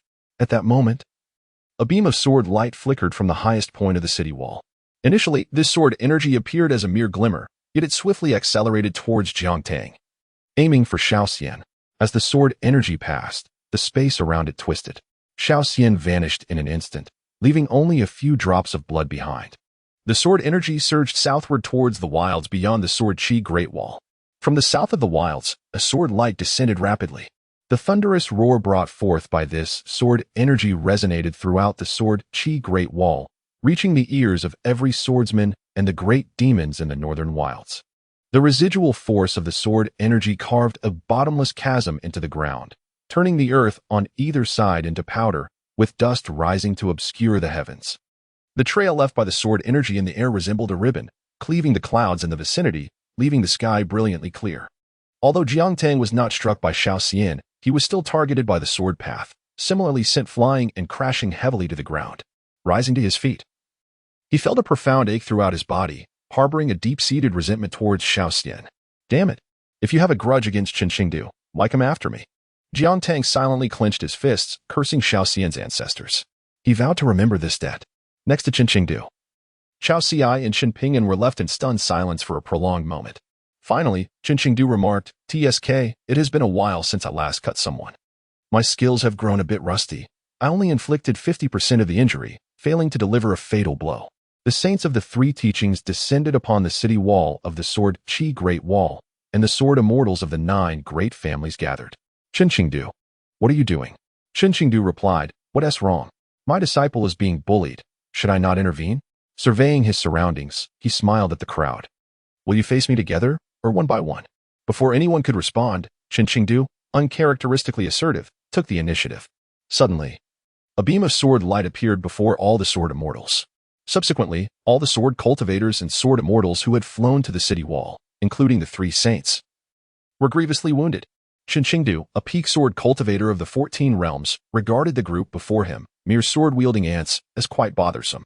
With a single hand, he grasped the distant hidden official, Xiaoxian, who was 100 miles away, gazing at her. His calm voice resonated in the ears of all sword cultivators at the Sword Chi Great Wall. My disciple's ascent to the city wall bears no relation to you. If he wishes to ascend, he shall. If he does not, then he shall not. I am aware of your grievances against me. Perhaps you all share them. But it matters not. You may strike me down with your swords. If you do, this Sword Chi Great Wall shall belong to you. As Qin Shengdu spoke, he lowered his right hand toward the wild lands, and in that moment, countless sword lights erupted, claiming the lives of numerous onlookers from the 13th realm and countless formidable beings from the 5th realm. The Sword Chi Great Wall looked up at the highest figure on the city wall, Qin Shengdu, and felt that even the pinnacle of swordsmanship in this world seemed to pale in comparison to the towering presence of the city wall. Subsequently, the sword immortals dispersed, each to their own abode. What else could they do? Could they still trouble Qin Shengdu? Below, Jiang Tang raised a middle finger, to which Qin Shengdu merely chuckled, unperturbed. Hidden official Xiao Xian spat blood, baring her teeth at Qin Shengdu, muttering curses under her breath. Qin Shengdu did not take offense. In due course, Jiang Tang, as was customary, teamed up with Lu Chendai to vanquish the demons, utilizing the teleportation talisman given to him by Qin Shengdu, while Lu Chendai employed his own talismans. A talisman of the 10th realm could transport one across 1,000 miles. As Jiang Tang headed south to exterminate demons, a scheme was afoot at Tuoyu Mountain, where an elder chuckled, "Let us return the courtesy." Liang and Qin Shengdu repeatedly took the initiative to draw their swords, seemingly disregarding Tuoyu Mountain. In an instant, the world dimmed. Atop the city wall, demonic energy surged forth from the wilds, obscuring the sun and sweeping toward the Sword Chi Great Wall with the force of a tidal wave. In the northern city, the sword cultivators sprang into action. Waves of sword light ascended into the sky, and in the blink of an eye, the sword cultivators halted at the city wall. In that moment, the city wall of the Sword Chi Great Wall was thronged with sword immortals, their sword energy radiating outward. Soon after, a dense mass of dark shadows emerged from the wilds. As they drew closer, the myriad of demon clans became apparent. 6 formidable demon lords stood before them. The foremost, resembling a bear, towered at a staggering height of 5,000 zhang, its body bulging, fur bristling, each step sending tremors through the ground. Behind it, figures reminiscent of wolves and jackals lurked, their eyes glinting with ferocity, fangs bared, and their claws tracing arcs in the air. In the sky, a massive eagle-like demon lord spread its wings, casting a shadow over all, its claws resembling iron hooks.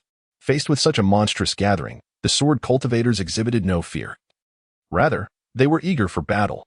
Then, from among the 6 demon lords, a young gentleman emerged, carelessly stepping upon the head of a sword immortal.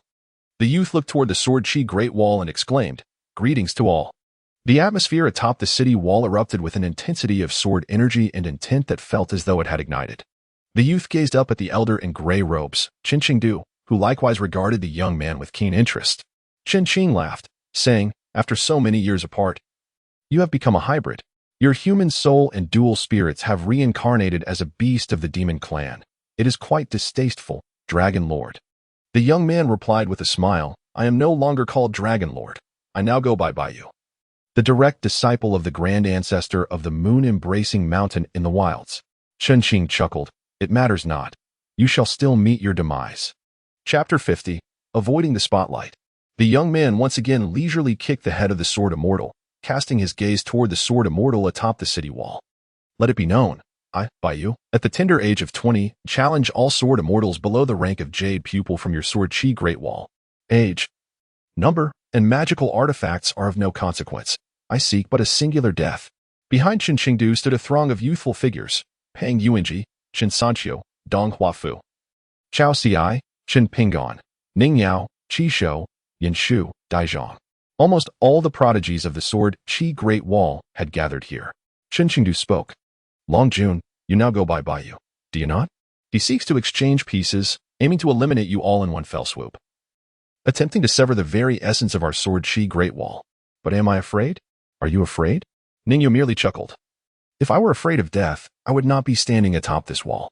Suddenly, Qin Shengdu turned his gaze towards the demon clan, where 2 figures emerged from their ranks, an elder in a gray robe, akin to Qin Shengdu, and a young man dressed in scholarly attire.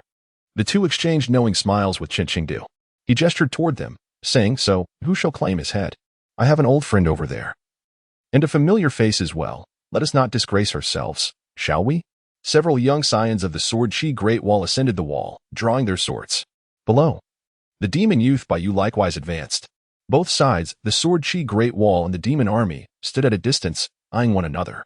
Chen Qingdu declared, "In this battle to the death, neither side may advance recklessly. If one remains alive, the other must not approach, dare to transgress, and you shall perish." He unleashed several strands of sword energy, delineating a line akin to the Chu River and Han River, establishing a standoff. The elder in the gray robe nodded in agreement, extending his hand to conjure a 10-mile arena. He chuckled, "No one dies. Do not descend." Tension filled the air, as if the very fabric of reality were on the verge of tearing. Baiyu struck first, delivering a punch that sent the leading Dong clan youth retreating 10 paces. With another punch, he struck even faster. Although a young man from the Qin clan attempted to intervene, he was grievously injured nonetheless. The strength of Baiyu was evident. Baiyu laughed, "I shan't take advantage of you. I shall suppress myself to the third realm, using my sixth realm prowess against you. Yet, I did not expect you to be so inept, unable to withstand even a single punch." The ensuing events were overwhelmingly one-sided, as the renowned sword cultivators from esteemed families fell before Baiyu as if they were mere ants. He could slay them, yet he chose not to. Meanwhile, far afield, Jiang Tang, alongside Lu Qindai, was engaged in slaying demons, both puzzled by the absence of any demons that day. Jiang Tang remarked, "It is indeed curious. Not a single one to be seen." Lu Qindai suggested, "Perhaps we should refrain from hunting demons today and return to the city for a day of rest?" Jiang Tang replied, "No, returning to the city feels lacking. It seems a waste of the day." Lu Qindai produced a talisman, stating, "This talisman can sense demon energy within 100 miles. The complete absence of any response indicates we must return." With a resigned rub of his forehead, Jiang Tang acquiesced. "Very well, I shall head back first and wait for you at our usual spot." Lu Qindai nodded in agreement. As Jiang Tang was transported back, he gazed at the formidable army of the demon race encroaching upon the city, feeling somewhat perplexed. Wasn't it supposed to be nearly a decade before the grand offensive of the Wildlands commenced? Why had they arrived so soon? Jiang Tang glanced around, counting only 6 unfamiliar low-ranking monarchs, which starkly contradicted the accounts he had read. It seemed that the breach of the Sword Chi Great Wall was still a distant prospect. With this thought, he felt a wave of relief wash over him. At least he still had time to strategize. Jiang Tang intended to stealthily return to the Sword Chi Great Wall. But the demon army and the sword cultivators had surrounded the area so tightly that only a single thoroughfare remained for the confrontation.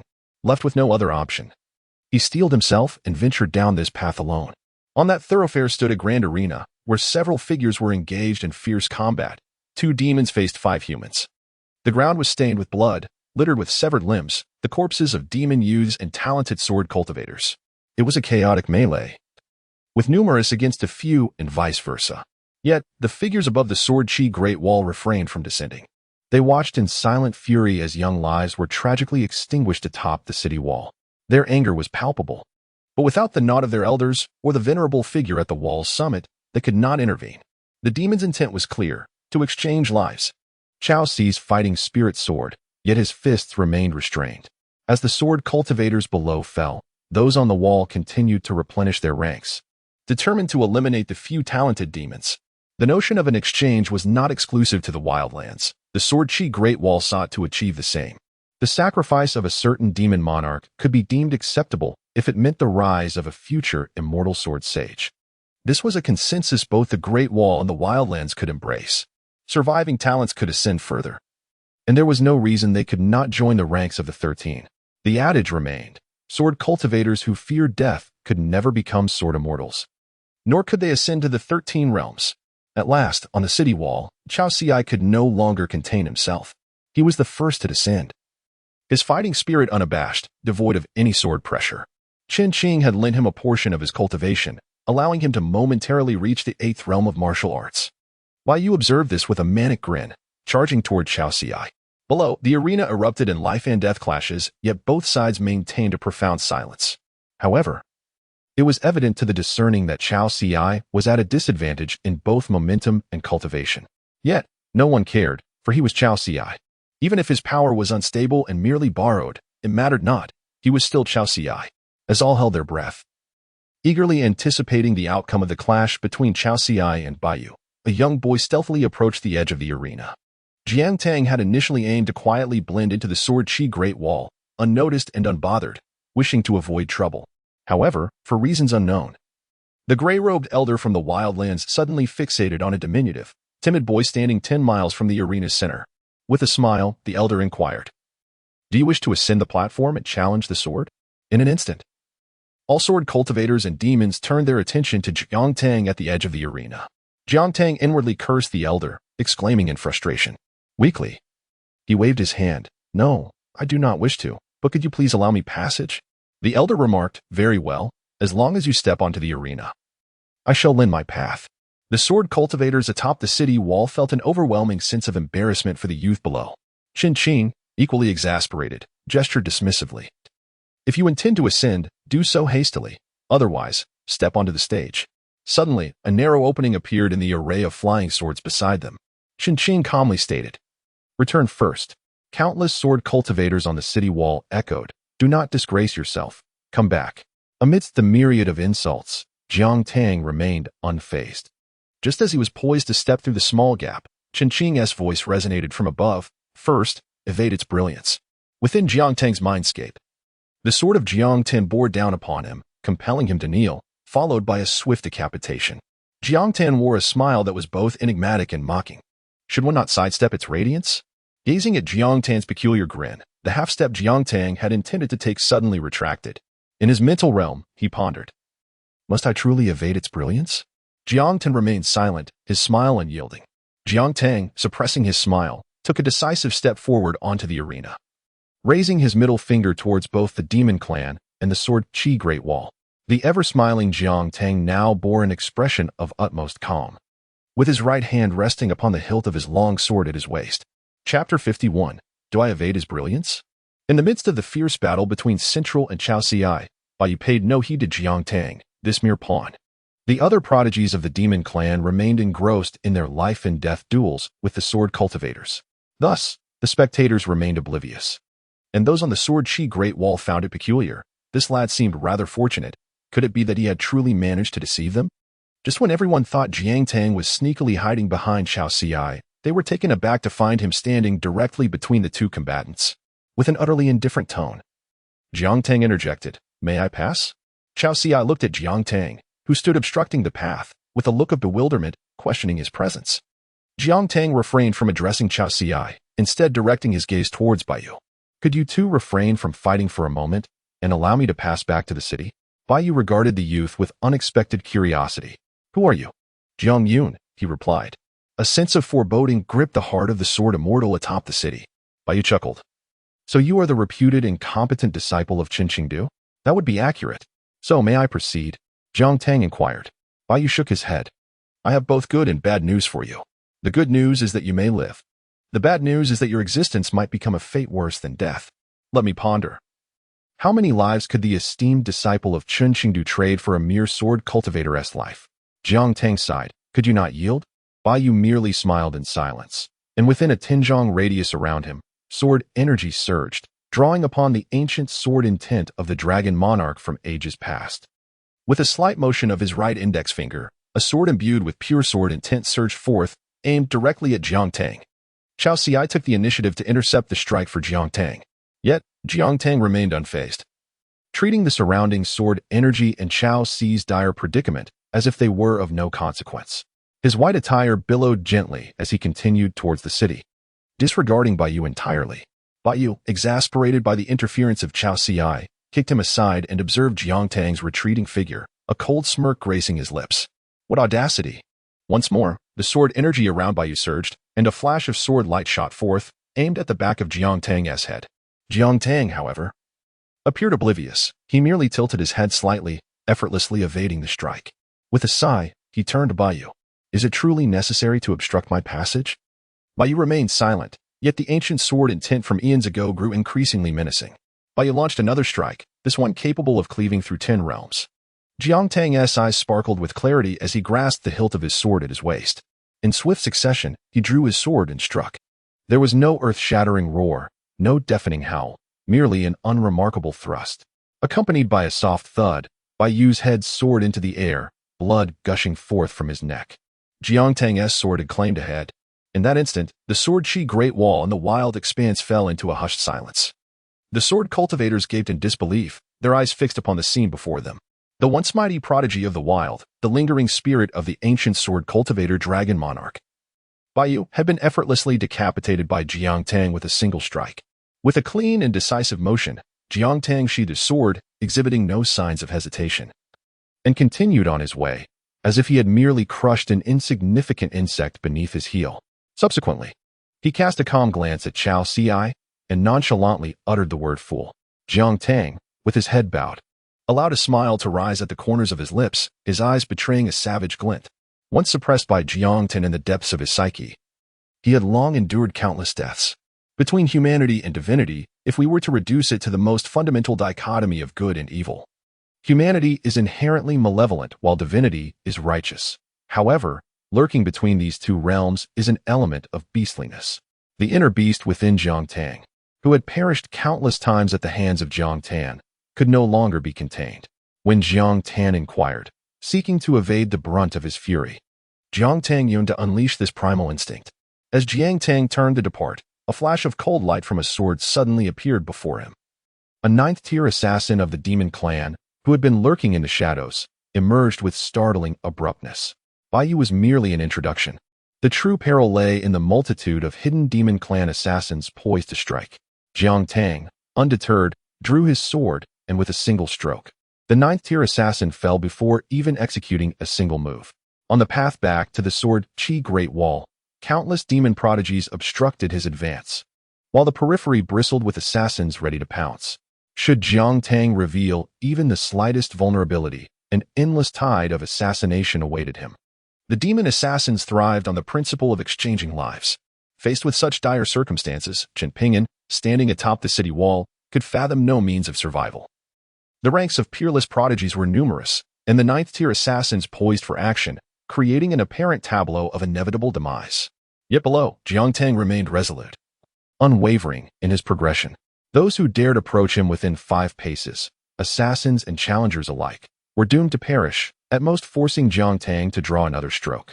Within 5 paces, the youth was invincible among 8th-tier peers. Beyond that distance, all were adversaries.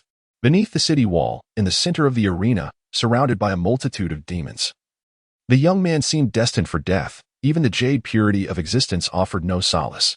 In the minds of all present at the Sword Chi Great Wall, including the demons, this was a foregone conclusion. Clad in white, the youth advanced, sword raised against the prodigies, surrounded by foes. A young man in a white robe stood atop the corpses of myriad demons, wielding his sword forward. The blade, marred and battered, was stained with the essence of demons, and his garments bore splatters of their crimson ichor. Around Jiang Tang, sword energy surged, slaying peers among the demon cultivators with the ease of drinking water, and dispatching ninth-tier assassins as if they were mere poultry. Upon the city wall, all sword cultivators beheld a prodigious talent in the art of the sword ascending steadily. The youth remained unfazed, indifferent to the number of foes, solely focused on his strikes. Irritated by the incessant onslaught of the demon clan, Jiang Tang cast a glance at the 2 figures atop the primal summit, his expression devoid of emotion as he remarked, "Could you refrain from sending such worthless beings my way?" He then turned to the sword cultivators on the city wall, and below, "You too. A bunch of great fools and petty rubbish. What purpose do you serve here?" With a demeanor as light as a cloud, he casually dispatched another would-be assassin with a flick of his sword. Jiang Tang lifted Baiyu's severed head, the lifeless eyes glaring fiercely at him, forever fixed in a stare of defiance. Upon the battlefield stage, 2 more Ninth Realm assassins of the demon race approached. Jiang Tang cast a glance at Baiyu's head, musing, "A millennium ago, you were worthless. A millennium later, you remained so." He then regarded Chun Qingdu atop the city wall, pondering what sort of amusing entity could engage and play with a swordsman like him. In the midst of his thoughts, the 2 Ninth Realm Golden Core assassins found themselves at his mercy. One was impaled by Jiang Tang's sword, while the other was crushed beneath his foot, both unaware of their imminent demise and utterly defenseless. These 2 Golden Core assassins, in their attempts at assassination, wielded combat power comparable to that of 10th Realm nascent soul assassins from the moment the attack commenced until their fates were sealed. They stirred not the slightest ripple before Jiang Tang. "My destructive force may not be overwhelming, yet among the 8th Realm, I stand unrivaled. In the 9th Realm, I can slay, and in the 10th Realm, I can negotiate." Jiang Tang surveyed his surroundings, his typically calm demeanor suddenly breaking into a smile as he said, "I implore you, repeat that. Who is it that shuns whom's brilliance?" With his hands gripping the hilt of his sword tightly, he felt the depths of his power surge within him. The sword aura erupted like a tempest, and with one sweeping strike, the entire 10-mile arena was engulfed, obliterating the hordes of demons. Am I the one to evade his brilliance? Chapter 52. The martial artist of 9 realms. The youth flicked his tattered longsword, raising an eyebrow as he surveyed his surroundings. Was there no one left?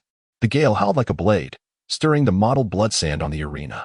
Jiang Tang's white robe was soaked with demonic blood, yet the area over his heart remained pristine.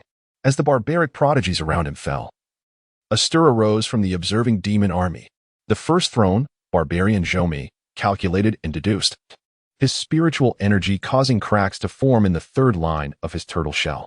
The renowned swordmaster Zhou narrowed his eyes. An outsider? Jiang Tang shook the blood droplets from his sword's edge, his boots grinding over the corpses of the barbaric elites. Suddenly, several dark figures plummeted from the sky, their breath extinguished. From a distance, they were revealed as 3 assassins of the 9 realms, who had stealthily approached the edge of the arena. Their movements faltered abruptly. Their poisoned daggers shattered to dust, and their heads suddenly severed. Under the 10th realm, do not seek death. The youth's sword tip lifted the head of the demon assassin, shaking out the demon core, a fine demon core indeed, perfect for brewing wine, albeit slightly pungent. As the demon head rolled away, the clouds surged violently. The great ancestor of the barbarians gazed at the youth with a smile, lamenting the loss of such talent and promising a glorious future. He called out, "Who will help me vent my anger and extinguish his arrogance?" The winds of the demon surged, and a roar erupted from the barbarian army. The demon had yet to arrive, but the voice had already reached him. From Tuayu Mountain, the Tuoba clan beckoned, inviting the friend to his demise. As the heavy hammer descended, enveloped in the sin of blood, Jiang Tang released several sword rays with a flick of his blade. 3 rays pierced the furious single eye of the cow demon, slicing through its fingers along the spiraled handle of the hammer. Before Tuoba Mountain could cry out in pain, several sword energies erupted from the fissure in the ground, piercing through its jaw and into its brain, killing it instantly. The green plume of the Huanjue clan from Tuayu Mountain approached to challenge the sword. 12 emerald bells erupted in the air, with sound waves coalescing into a torrential hail of ice shards. Jiang Tang's magical power coursed along the blade, the sword energy howling as it shattered the sound barrier, causing the girl to bleed from all 7 orifices and stumble backward to her demise. The Thunder Demon clan's Tsangming from Tuayu Mountain summoned the heavenly thunder to smite him. The thunder clouds of the 9 heavens transformed into a 100-foot-long spear, crashing down. Jiang Tang suddenly closed his eyes and sheathed the sword. The lightning illuminated the smile on his lips, while the thunderbolt spiraled around his head, crashing down in a thick cloud of smoke, leaving him unscathed. With a casual swing of his sword, he wielded the might of divine thunder, striking at the Tsangming of the Thunder Demon clan.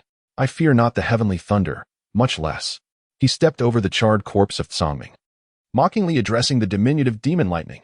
From the ranks of the demon army emerged the formidable warrior of the Xian Gui clan of Tuayu Mountain, each step resonating with the tremors of the earth, bone spikes erupting like a forest. Jiang Tang unleashed 7 sword techniques, all thwarted by the bone armor. Suddenly, he plunged his sword into the ground, breaking through. Beneath the earth, 300 sword energies surged forth, slicing through the marrow along the joints of the turtle shell. The warrior collapsed to his knees, lifeless. The Tianji clan's Shang Lu beckoned, inviting the friend into the array of clouds. The bronze descended, forming a formation that ensnared Jiang Tang's feet. The youth scoffed, raising a plethora of bronze around him. 37 array hearts suspended in the air formed a seemingly impenetrable death trap. The youth drew his sword, the sword energy cleaving toward the formation, soaring into the sky and piercing the clouds. Shang Lu's life array banner shattered, blood erupting from his 7 orifices as he fell from the arena, dead. Jiang Tang, clad in white, remained unblemished by a single drop of blood. In this savage realm, a youth wielded his sword with uplifted chin, treading upon the corpses of the demon race's elite. Is it too much to ask for a worthy opponent? The battlefield was filled with nothing but refuse. The Sword Chi Great Wall, long shrouded in silence, suddenly erupted with thunderous applause. Qin Qingdu fixed his gaze upon Jiang Tang, equally resolute. The aura of death had yet to dissipate. The cheers upon the Sword Chi Great Wall abruptly froze.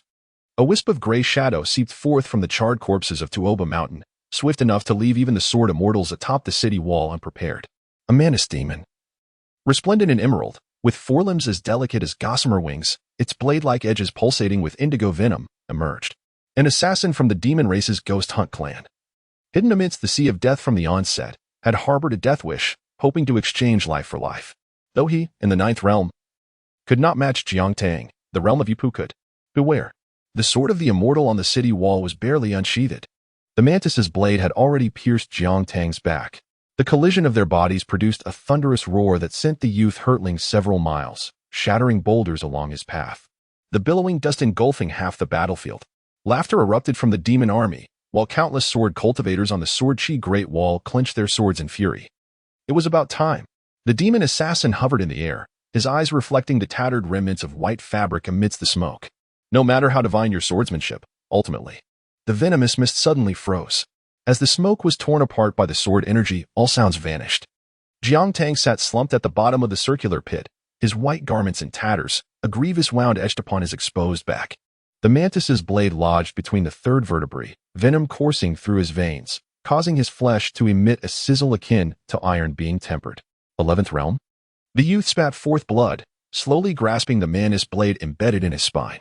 With a high-pitched metallic shriek, the poisonous blade fractured, yet it was still not enough. The eyes of the many sword immortals on the city wall trembled. Jiangtang's aura was not that of a sword cultivator. It was unmistakably that of a martial artist at the first realm. The mantis demon surged forward, its wings slicing through space, leaving behind a dark green afterimage. Yet Jiangtang had already shattered the earth beneath him and leapt into the air. Chen Qingdu, are you not concerned? On the city wall. Chen Qingdu's right hand moved slightly, and a surge of sword energy descended like a tempest. Where the sword energy passed, fissures in space spread like a spider's web. The mantis demon's proud glass-like carapace shattered in an instant, and the last image reflected in its eyes was the sinewy muscle beneath the youth's tattered white garments. The scars upon this body were all remnants of wounds inflicted by demons and lightning. As the dust settled, Jiangtang landed upon the remnants of the assassin's shattered wings. Casually tearing off a blood-stained sleeve to bind his wound, the vitality within him surging like smoke. The sound of the mantis blade breaking echoed through the cloud sea. Yet the arena fell into profound silence. The spiritual artifact in Zhou Mi's hand splintered into 8 shards. This scholar, who calculated the heavens, for the first time miscalculated the fate of the youth before him. The boy, merely a martial artist of the first realm, bore the unmistakable essence of a martial artist at the 9th realm. In the wild expanse above, 7 fate tokens spiraled uncontrollably to the ground. Countless sword immortals drew their blades by 3 inches, their ringing swords resonating with joy. Ning Yao's innocence throbbed in her dantian. Chao Ci's pupil shimmered with golden light. A martial artist of the 9th realm. Chen Qing gazed at Jiangtang with surprise. Jiangtang bent down to retrieve a half-broken mantis blade, reminding himself to strike with lethal intent next time. It was soft and lacked strength. He casually hurled the shattered blade towards the barbarian army. The sound of it slicing through the air shattered several demon clan members. As this tool was too dull even for chopping vegetables. Chapter 53. The 2 dashing prodigies. Jiangtang stood atop the arena, surrounded by severed limbs in a scene of utter devastation.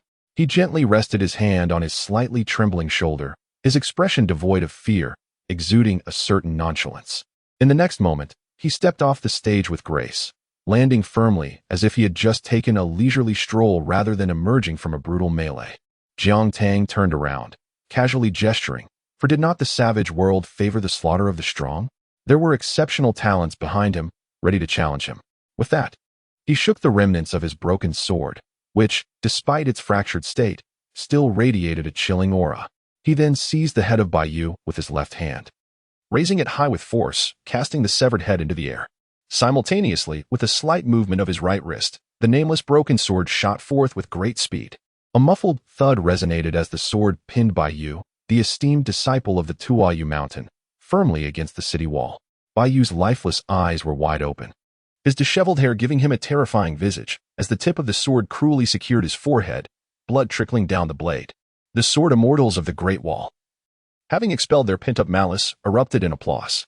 Jiangtang raised his gaze, scanning the densely packed army of demon tribes below, then turned his attention to several towering figures in the sky, a light chuckle escaping his lips. Alas, their strength fell short.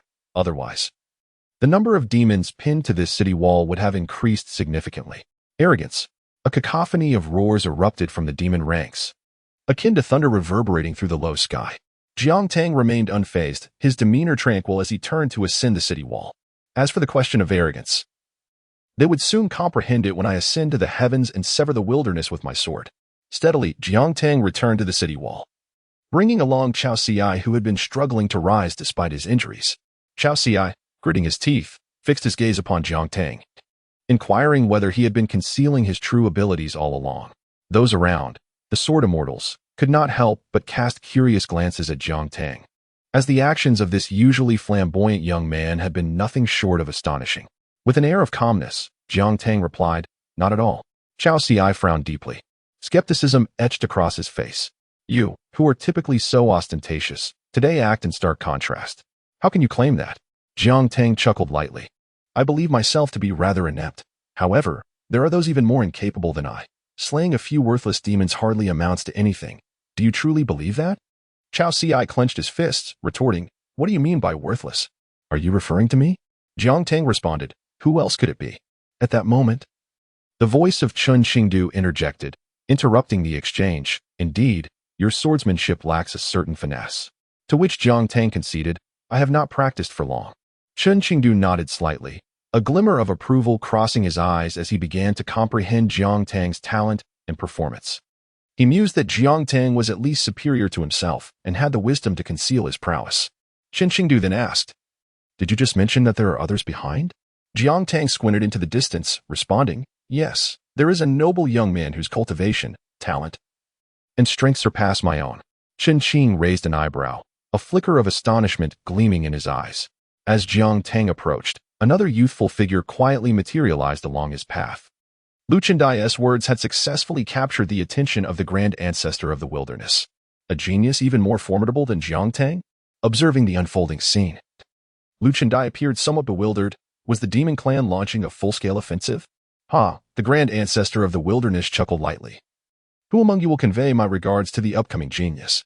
Anyone above the 10th realm will suffice. Do not allow him to pass unharmed." Among the demon army, several formidable Jade-level demons, eager to impress the grand ancestor of the wilderness, volunteered to take action. Noticing that Lu Chendai was alone, they exchanged glances before descending around him. The Jade-level demons summoned their innate treasures, striking fiercely at Lu Chendai. In the realm of the wilderness, the crafting methods for the demons' innate treasures starkly contrasted with the sword cultivators' flying swords of the Sword Chi Great Wall. While sword cultivators poured resources and spiritual energy into forging their swords, the demons' crafting process was brutally cruel, often drawing upon the blood and vitality of countless humans.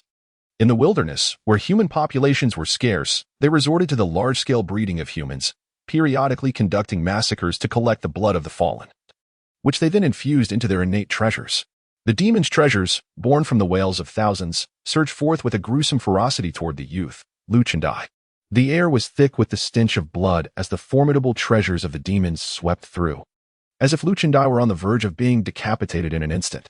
Yet, Lu Chendai merely cast a glance at the grinning Jiang Tang in the distance, then at Ningyu and Shen Ping'an beside him, momentarily dazed before letting out a sigh. His expression remained as tranquil as still water, standing quietly until the murderous intent loomed close, at which point he slowly raised his right hand, extending his index finger. In that instant, a sword chi blossomed around Lu Chendai like a lotus, warping the space surrounding him. Within a Tinjiang radius, all was rendered motionless. Then, with a gentle tap of his fingertip, a minuscule sword chi coalesced, as delicate as a hair. As it passed, fissures appeared upon the ground, spreading like a spider's web. The Jade-level demons at the forefront, charging with all their might, found their innate treasures shattered in an instant. Before they could endure the backlash from their treasures, they were lightly struck by this slender sword chi. In that fleeting moment, the once mighty bodies of the Jade-level demons, brimming with vitality, were utterly obliterated, leaving not even a trace of their existence behind. This scene struck like a heavy hammer upon the hearts of all the demons. On the side of the Sword Chi Great Wall, the sword immortals widened their eyes in disbelief. Chen Qing felt a surge of curiosity, pondering. Lu Chendai, as if nothing had transpired, maintained his calm demeanor, gently lowering his hand and continuing his stride forward. The young man's expression remained remarkably unperturbed, as if the astonishing sword strike had merely been a trivial display of his capabilities. Behind him lay a battlefield steeped in silence, with only the howling wind breaking the stillness. The demons regarded the youth with eyes brimming with murderous intent. Upon Luchindi's return to the Sword Chi Great Wall, Jiang Tang casually draped his arm around the shoulders of the young man beside him. "What do you say? Shall we indulge in some libations?" Lu Qindai nodded in agreement, then cast a glance at Qin Pingyun and Ningyu beside Jiang Tang, raising an eyebrow in curiosity. Following her gaze, Jiang Tang looked towards the two talented individuals. Under their scrutinizing stares, Qin Pingyun swallowed hard, straightened his chest, and met their gaze with clarity and composure. Jiang Tang playfully inquired, "So, you are the little husband that Ningyu sought out?" Qin Pingyun pressed his lips together, about to respond, when Lu Qindai interjected with a smile, "Haha. Not bad at all, though your cultivation and innate talent leave much to be desired." Jiang Tang shook his head. "Even with your shortcomings, you surpass me." A hint of a bone-chilling aura emanated from him, confirming his lack of prowess. The two then ambled towards the flower tower, laughing amiably as they went. Before departing, Jiang Tang deliberately asked Qin Pingyun if he would join them. Ningyu promptly declined on his behalf, giving his waist a firm pinch. With a stern glare, she cautioned, "Do not associate with these scoundrels. They could lead you astray." Qin Pingyun retorted, "Did you not previously mention that Jiang Yun was a good person?" Ningyu replied, "He may be good, but that does not guarantee his general character is commendable. Furthermore, Lu Qindai is a prime example of a prodigal son. They are two of a kind, squandering their exceptional talents. Neither of them is virtuous. By the way, when do you plan to leave?" "Very soon." Chapter 54, Reality, Ideals. In state of mind, the Sword Chi Great Wall and the savage demon clan stood in a rare stalemate, a spectacle of mutual challenge. Typically, when the demon clan besieged the Sword Chi Great Wall, they relied on their numerical superiority. Such a contest of prowess usually aimed for a fair exchange. Sacrificing several inconsequential demon lives for a single prodigious swordsman was immensely advantageous for the savages. The emergence of a singular Dong Seng from the Sword Chi Great Wall was already significant, should a few more Ascendant Sword Immortals arise. The positions of the Demon Clan and the Great Wall might very well be reversed. It could be asserted that the Ascendant Sword Immortals emerging from the Great Wall, aside from the throne's great demons and a few seasoned Ascendants, were virtually unrivaled in their realm. As Jiang Tang and Lu Qindai departed, the ancestral figure of the moon-holding mountain and the foremost throne of the Demon Clan lost interest in this contest, with the prospect of a fair exchange fading. Further challenges seemed devoid of purpose. Little did they anticipate that the Sword Chi Great Wall boasted more than just a single Ningyao. It appeared that their plans to assault Howren would need to be expedited by several years, necessitating the elimination of these prodigies in their infancy. The elder in the gray robe gestured lightly forward with his right hand, signaling the demon forces to advance. Instantly, a great battle erupted. Beneath the city, legions of demons, towering with bodies of 100 feet, swarmed like ants beneath the towering Great Wall. For every single foot the demon forces advanced, they paid the price of thousands or tens of thousands of mid-level demons' lives. The Sword Chi Great Wall was distinct. Atop its ramparts, 3 moons shone, representing the 3 months of the savage realm. The confluence of their luminous beams illuminated the battlements. Yet more dazzling than the moonlight were the flying swords wielded by the Sword Immortals and swordsmen above. Seated upon the city wall, a Sword Immortal wielded a blade in one hand while the other held a flask of wine. In the desolate yet magnificent night, such a grand display was a sight Jiang Tang had only glimpsed within ancient texts of his past life. In the cold night, under the bright moon, with Sword Immortals, flying swords, wine flasks, and the slaying of demons, this tableau was indeed more poignant and gallant than the verses of poetry depicting borderlands. Returning from the tavern, Jiang Tang gazed at the inkwash scene before him, stirred within his heart. The swords and swordsmen atop the wall nodded in acknowledgement upon his arrival. The Sword Chi Great Wall was grounded in reality. Those who dared to unsheath their swords and descend to slay demons earned the respect of those around them. It mattered not one's cultivation or background, as long as one was willing to risk their life for the sword, even if they were merely a low-level swordsman. Respect would be inevitable. The spectacle of Jiang Tang, with his single sword, challenging the entire savage realm, was nothing short of majestic. Especially when he drove the head of Baiyu, the direct disciple of the moon-holding mountain's ancestral figure, into the city wall. It was in that moment that the onlookers realized that the seemingly aimless Jiang Yun was merely a guise, surviving a lethal strike from a Jade Purity Realm assassin and emerging vibrant and unscathed. He truly embodied the genius of the old Master Sword Immortal's direct disciple. Such feats were sufficient to earn Jiang Tang the respect of these swordsmen. Jiang Tang remained beside these sword cultivators and suddenly inquired of several sword immortals. Do you know why you slay demons? The immortals took a few swigs from their flasks and chuckled. Is there any significance in slaying demons? Laughter erupted among the group. With a serious gaze, Jiang Tang reiterated, what I mean is, do you truly understand your purpose in slaying demons? The sword immortals were visibly taken aback. After all, it was the duty of sword immortals to eradicate demons. Jiang Tang pressed on. Do you not harbor any resentment towards the vast world of righteousness?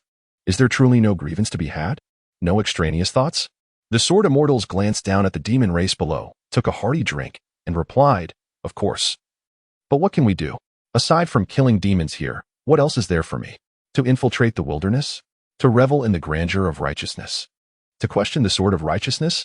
I cannot become a dog to the beasts, nor can I hide like a turtle, and I certainly lack the capability to do so. I can only weave my own entrapment. Jiang Tang asked, if, hypothetically, you could question the sword of righteousness, would you? The sword immortal fell silent for a long while before responding. The sword chi Great Wall is, in fact, harsher and more sordid than some places. One could assert that countless foul deeds transpire here daily. Yet, there exists a fundamental rule, one universally accepted. The sword points south. It is not that there is no hatred, but rather a conscious decision to refrain from certain actions while engaging in others. The elder sword immortal once said, if you fear death, what use is it to be a sword cultivator? I find his words to be profoundly true. We sword cultivators slay demons. But as for seeking vengeance against righteousness, to bully a group of drunken scholars? The swords wielded by us sword cultivators never cut down the weak. Jiang Tang suddenly fell silent. In his heart, he had always regarded the sword cultivators of the sword chi Great Wall as exceedingly foolish, particularly his master, Qinqingdu. His drunken ramblings revealed the thoughts within him. Jiang Tang could not comprehend why, despite their extraordinary prowess. The sword cultivators of the sword chi Great Wall never questioned the righteousness of the world or sought to establish their own dominion. Indeed, it seemed there were only two types of sword cultivators in the world, those of the sword chi Great Wall and those who were merely sword cultivators. A heart like a long sword, unyielding yet unwavering, with grand vision and noble spirit, such as the essence of the sword chi Great Wall. As for Qinqingdu, perhaps he contemplated matters even more deeply than these sword immortals, whether to atone, to redeem, or out of sheer resignation. To make amends for the transgressions of sword cultivators of yore, to repay the debts owed to either themselves or the human race. Through the passage of millennia. Witnessing the tragic demise of sword cultivators at the hands of demons, Qinqingdu surely harbored regrets and other thoughts. Yet, as the sword immortal earlier stated, what else could be done? Did this group of sword cultivators truly have a better path ahead? Much like Jiang Tang, was there really any choice for him aside from fleeing from Lizhu town? Even if Jiang Tang had foreseen that leaving the town would lead to his certain demise, he would still have chosen to emerge. The idealistic youth yearned to seek immortality and wisdom while desiring to share eternal companionship with a fairy, seemingly wishing to seize all that is good. However, the reality for the youth is one of constant struggle, entreaties for assistance, and pervasive suffering. Ideals represent the aspiration to return after mastering oneself, to ascend and merrily live. In stark contrast, reality portrays a harrowing journey, where upon arriving at Taiping Mountain, one meets an untimely demise, reduced to a mere pawn. While perusing books, Jiang Tang perceived the sword wielders of the Great Wall as feeble, a formidable force that refrained from drawing their blades. Yet, upon entering the world, he empathized with Qinqingdu, who must navigate the wilds with a sword while simultaneously suppressing fellow sword cultivators. As Jiang Tang traversed the city walls alone, his thoughts began to crystallize. He gazed towards the vast southern landscape, momentarily lost in contemplation, before self-deprecatingly acknowledging that after nearly 17 years in this realm, he had yet to grasp the nature of reality, still engrossed in literature, believing this existence to be but a fragmented dream. Throughout these years, he seemed never to have truly immersed himself in the mundane, perpetually viewing life as a tale recounted in his previous existence. He had examined himself from all angles, believing he had seized everything, yet he had never genuinely embraced his true self in this world. Jiang Tang is Jiang Tang, both the scholar from his past life and the youth of this current life. Ideals are noble, yet reality holds paramount significance. Approaching the thatched cottage by the city walls, he stood alongside a figure clad in gray, reluctantly addressing Qinqingdu as master. Qinqingdu raised an eyebrow, remarking that this was the first time Jiang Tang had proactively called him such. inviting him to share his thoughts. Jiang Tang replied, "It's nothing. I have merely come to understand a few things." "What have you come to understand?" Qin Qingdu inquired. Jiang Tang responded, "The disparity between ideals and reality is vast. I had simplified the notion of the Great Wall of Sword Qi, perhaps idealizing it too much." Upon hearing this, Qin Qingdu did not appear particularly gratified. "Do you know why I took you as my disciple?" he asked. Jiang Tang retorted, "Who knows what you think?" Qin Qingdu continued, "Which do you believe is more important? The ideal in your heart or reality?" Jiang Tang replied, "I think one should see reality clearly, gradually realizing their aspirations within it." Qin Qingdu shook his head. "I thought the same a millennium ago, believing in a slow approach. Yet now I find that the youthful fervor in my heart has long since dissipated. The Great Wall of Sword Qi lacks reality, but it is also devoid of ideals. It possesses rules, yet lacks a spirit of defiance. Compared to the current you, I prefer the version of you that dared to challenge the heavens and rebel against convention. Before accepting you as my disciple, I had already discerned your general disposition. Although I am unclear about your origins, I am aware of your heroic deeds across Tonggishao and the disturbances you caused at the Respect Sword Pavilion. I find your reckless audacity, coupled with an underlying timidity, quite admirable. The Great Wall of Sword Qi is sufficient with a law-abiding Ning Yao. Yet it craves a Jiang Yuan, one who is audacious and unyielding. It cannot solely consist of Ning Yao. It must also encompass a cunning and unscrupulous individual like you. This is the very foundation of my decision to take you as a disciple." After a moment of silence, Jiang Tang pondered aloud. "What if I were to leave without a word?" Qin Qingdu chuckled and replied, "You would not." Jiang Tang remarked, "I can. You cannot." With a sigh, Jiang Tang continued, "Very well, I have a friend who wishes to pose a question to you. How does one seek meaning in life? Or, more specifically, how can an individual who has never felt a sense of belonging in this world integrate into the realm of mortals?" Qin Qing chuckled softly, "I am uncertain, but perhaps he might begin by pausing at the edge of the Sword Qi Great Wall to reflect deeply. At the very least, he should engage in some endeavors, such as slaying demons and inscribing his aspirations to fulfill the ideals that dwell within his heart." Jiang Tang gazed into the distance and responded with a soft, "Oh." Chapter 55. I do not resent the ancients for not seeing me, but lament that the ancients did not witness my fervor. Jiang Tang descended from the towering ramparts of the Sword Qi Great Wall and approached a bustling tavern. He called out to the innkeeper and casually took a seat on a long bench, cheerfully requesting, "Bring me a jar of wine." Upon noticing Jiang Tang's arrival, the young waiter eagerly approached, saying, "Ah, young master, here to indulge in some wine. What would you like? We have subpar wine for 5 snowflake coins a jar, mediocre wine for 10, and fine wine for 20 snowflake coins. What shall it be? Is there any exceptionally exquisite wine?" Jiang Tang inquired. "Indeed, young master. We have a jar priced at just 1 small summer coin, with a remarkably delightful flavor, strong yet smooth, truly delightful." "Very well, bring me a jar of that, and put it on Qin Qingdu's tab." The young waiter hesitated. "Sir, we do not extend credit here." The innkeeper, overhearing the mention of Qin Qingdu, hurried to the front, turning to the bewildered waiter. "What are you dawdling for? Go fetch the wine." The waiter hastily brought forth a jar of the finest wine and placed it on the table before Jiang Tang. The innkeeper, with a forced smile, grabbed an additional wine cup and sat beside Jiang Tang, saying, "Thank you, young Master Jiang, for your patronage. Allow me to toast you with a cup. To you, for your remarkable victory over the barbaric demon clan yesterday, and for your prowess in challenging their champions." The waiter, upon hearing the innkeeper's words, suddenly realized that Qin Qingdu was the true name of the renowned sword immortal. How many could claim to call him by that name within the Sword Qi Great Wall? This young master must be the direct disciple of that illustrious sword immortal, the notorious young scion who astounded all sword cultivators just the day before. Jiang Tang chuckled, clinking his cup with the innkeeper's, and drank heartily. The innkeeper then attended to other patrons, instructing the young waiter to ensure that this esteemed guest was well taken care of, regardless of cost. As Jiang Tang surveyed his surroundings, he listlessly sipped his wine, finding it merely acceptable, and chose to endure.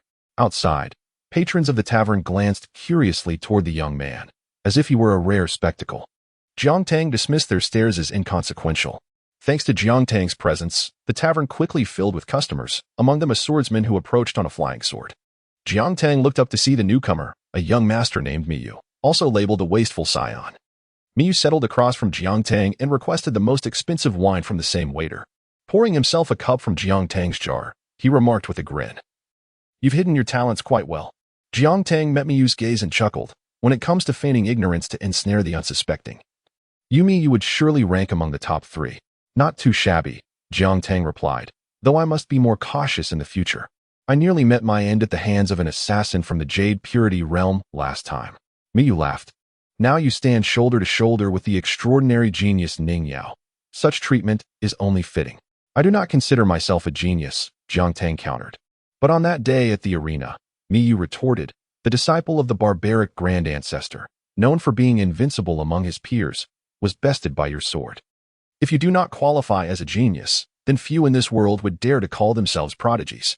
Jiang Tang raised his wine bowl, took a deep sip, and softly remarked, in comparison to my peers, what significance does being deemed invincible hold? Even if one is heralded as a genius of unparalleled caliber, what does it truly matter? My supremacy within this realm is not a testament to my brilliance, but rather a reflection of their utter ineptitude.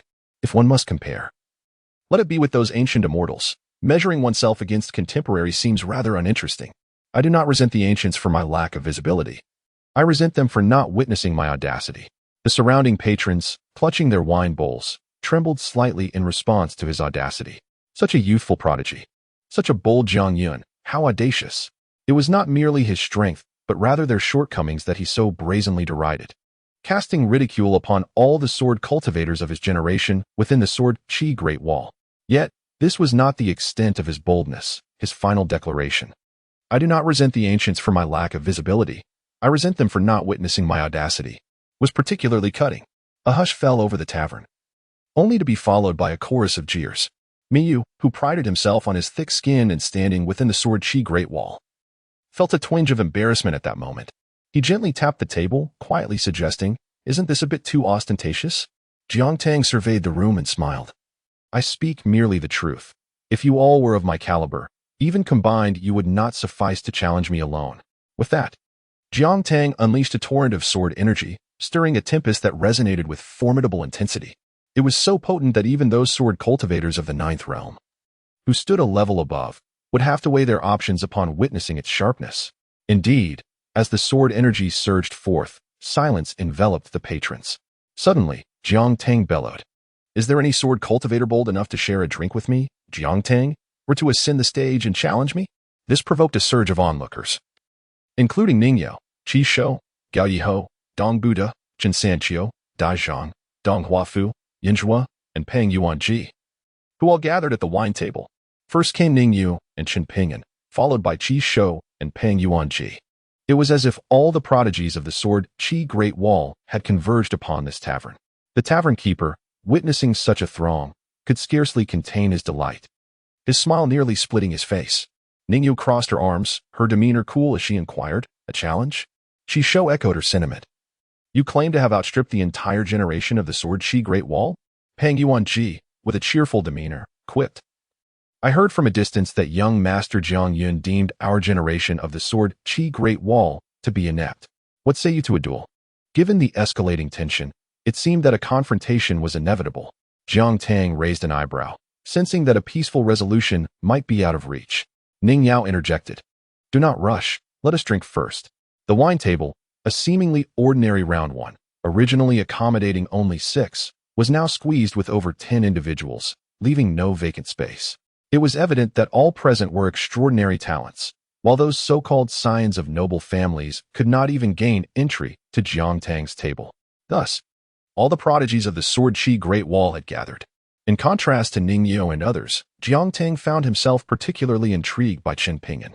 He inquired, what is your relation to Ning Yao? Chen Ping'an replied, the one who holds my heart. A chorus of whistles erupted, and countless sword cultivators wore amused smiles. A faint blush appeared on Ning Yao's face as she subsequently stepped on Chen Ping'an's foot. Jiang Tang, with one hand resting on his waist, smiled and remarked, scholars are indeed eloquent, yet you linger in the lower realms. With your current cultivation, it would be arduous to descend from the city walls and vanquish demons. Chen Ping'an nodded in agreement, acknowledging, indeed, that is why I have decisively chosen to leave the sword Qi Great Wall and return to the Howren for further training. Once my cultivation is sufficient, I shall venture southward to slay demons. Jiang Tang posed a rather peculiar question. Are you a sword cultivator? The crowd looked on in confusion.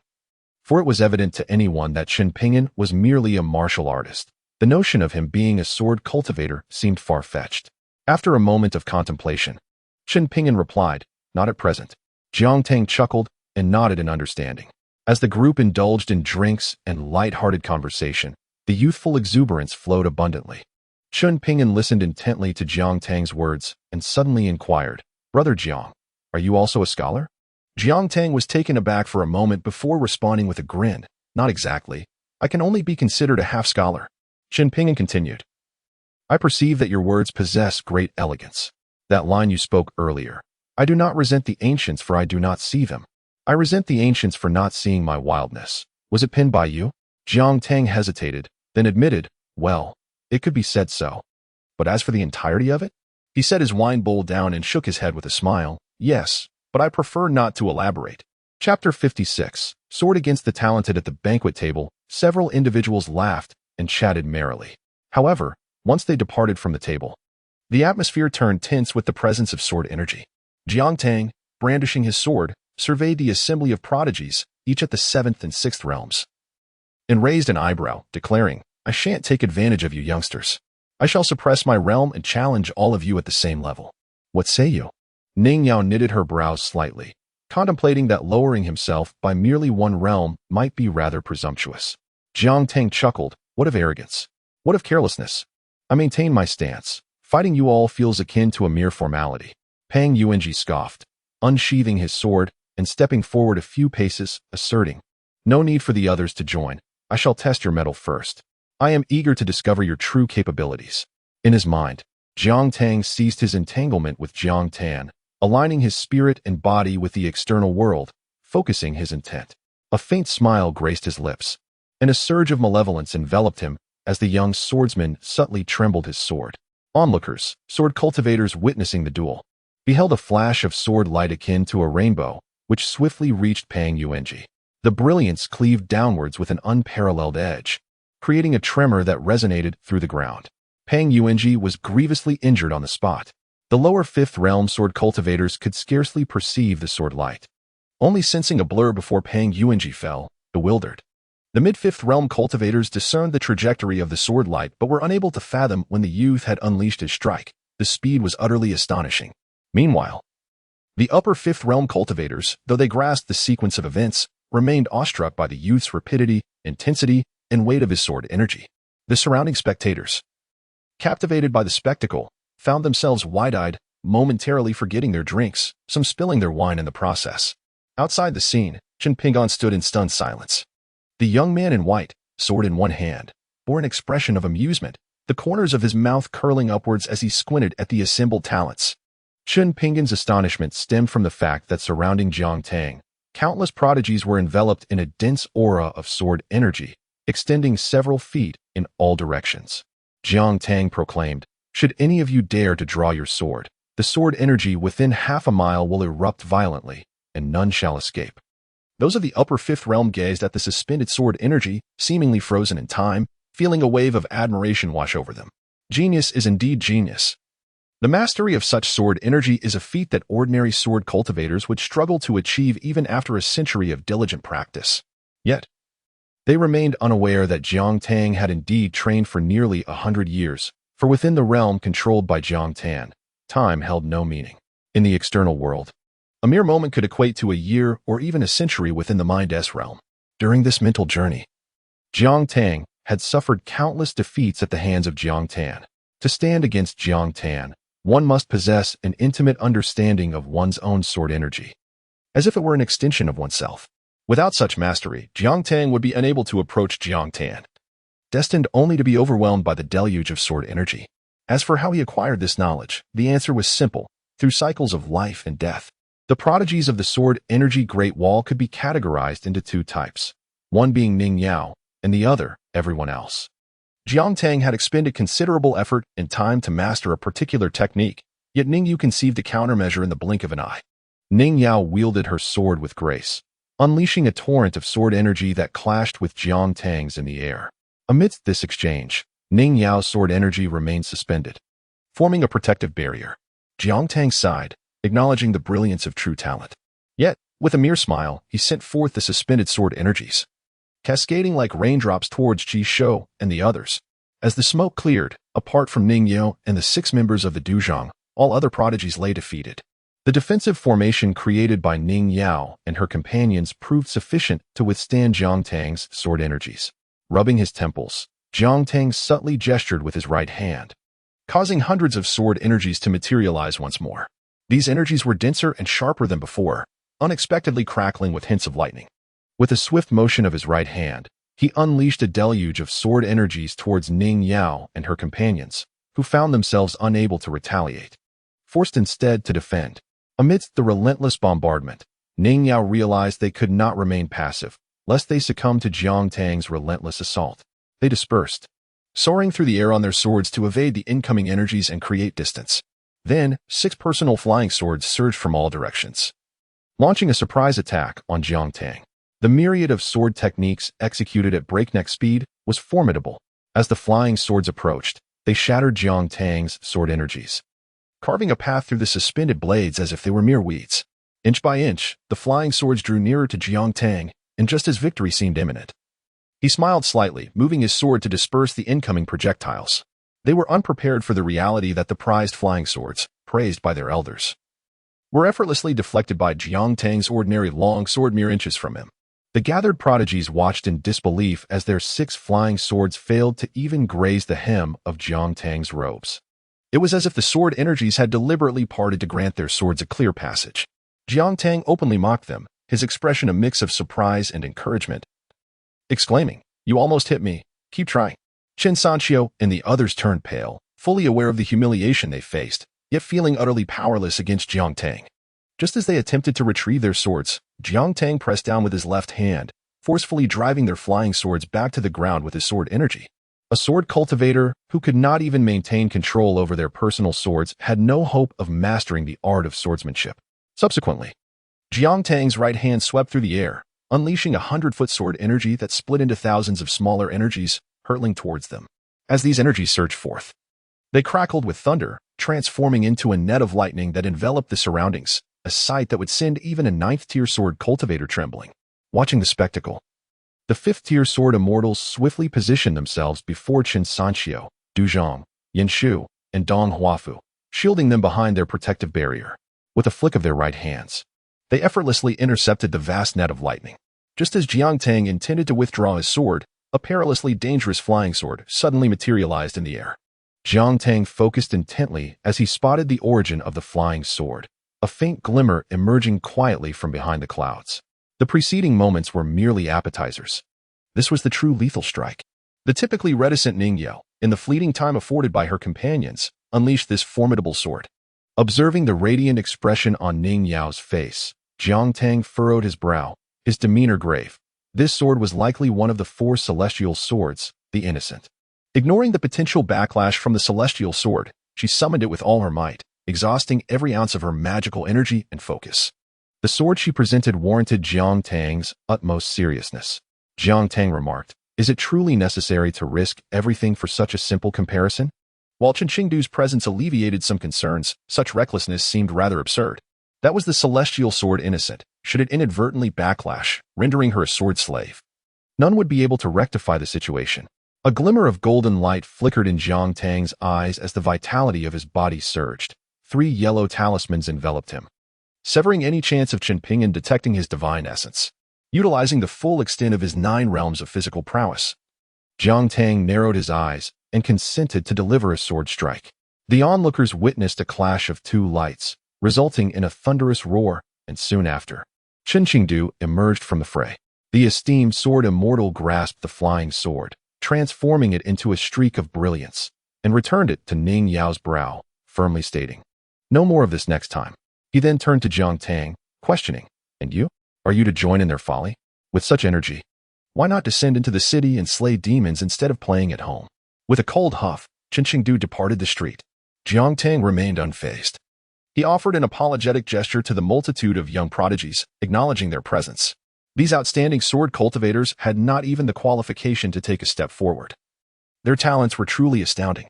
Ultimately, a figure clad in white departed, leaving a trail of astonishment in their wake.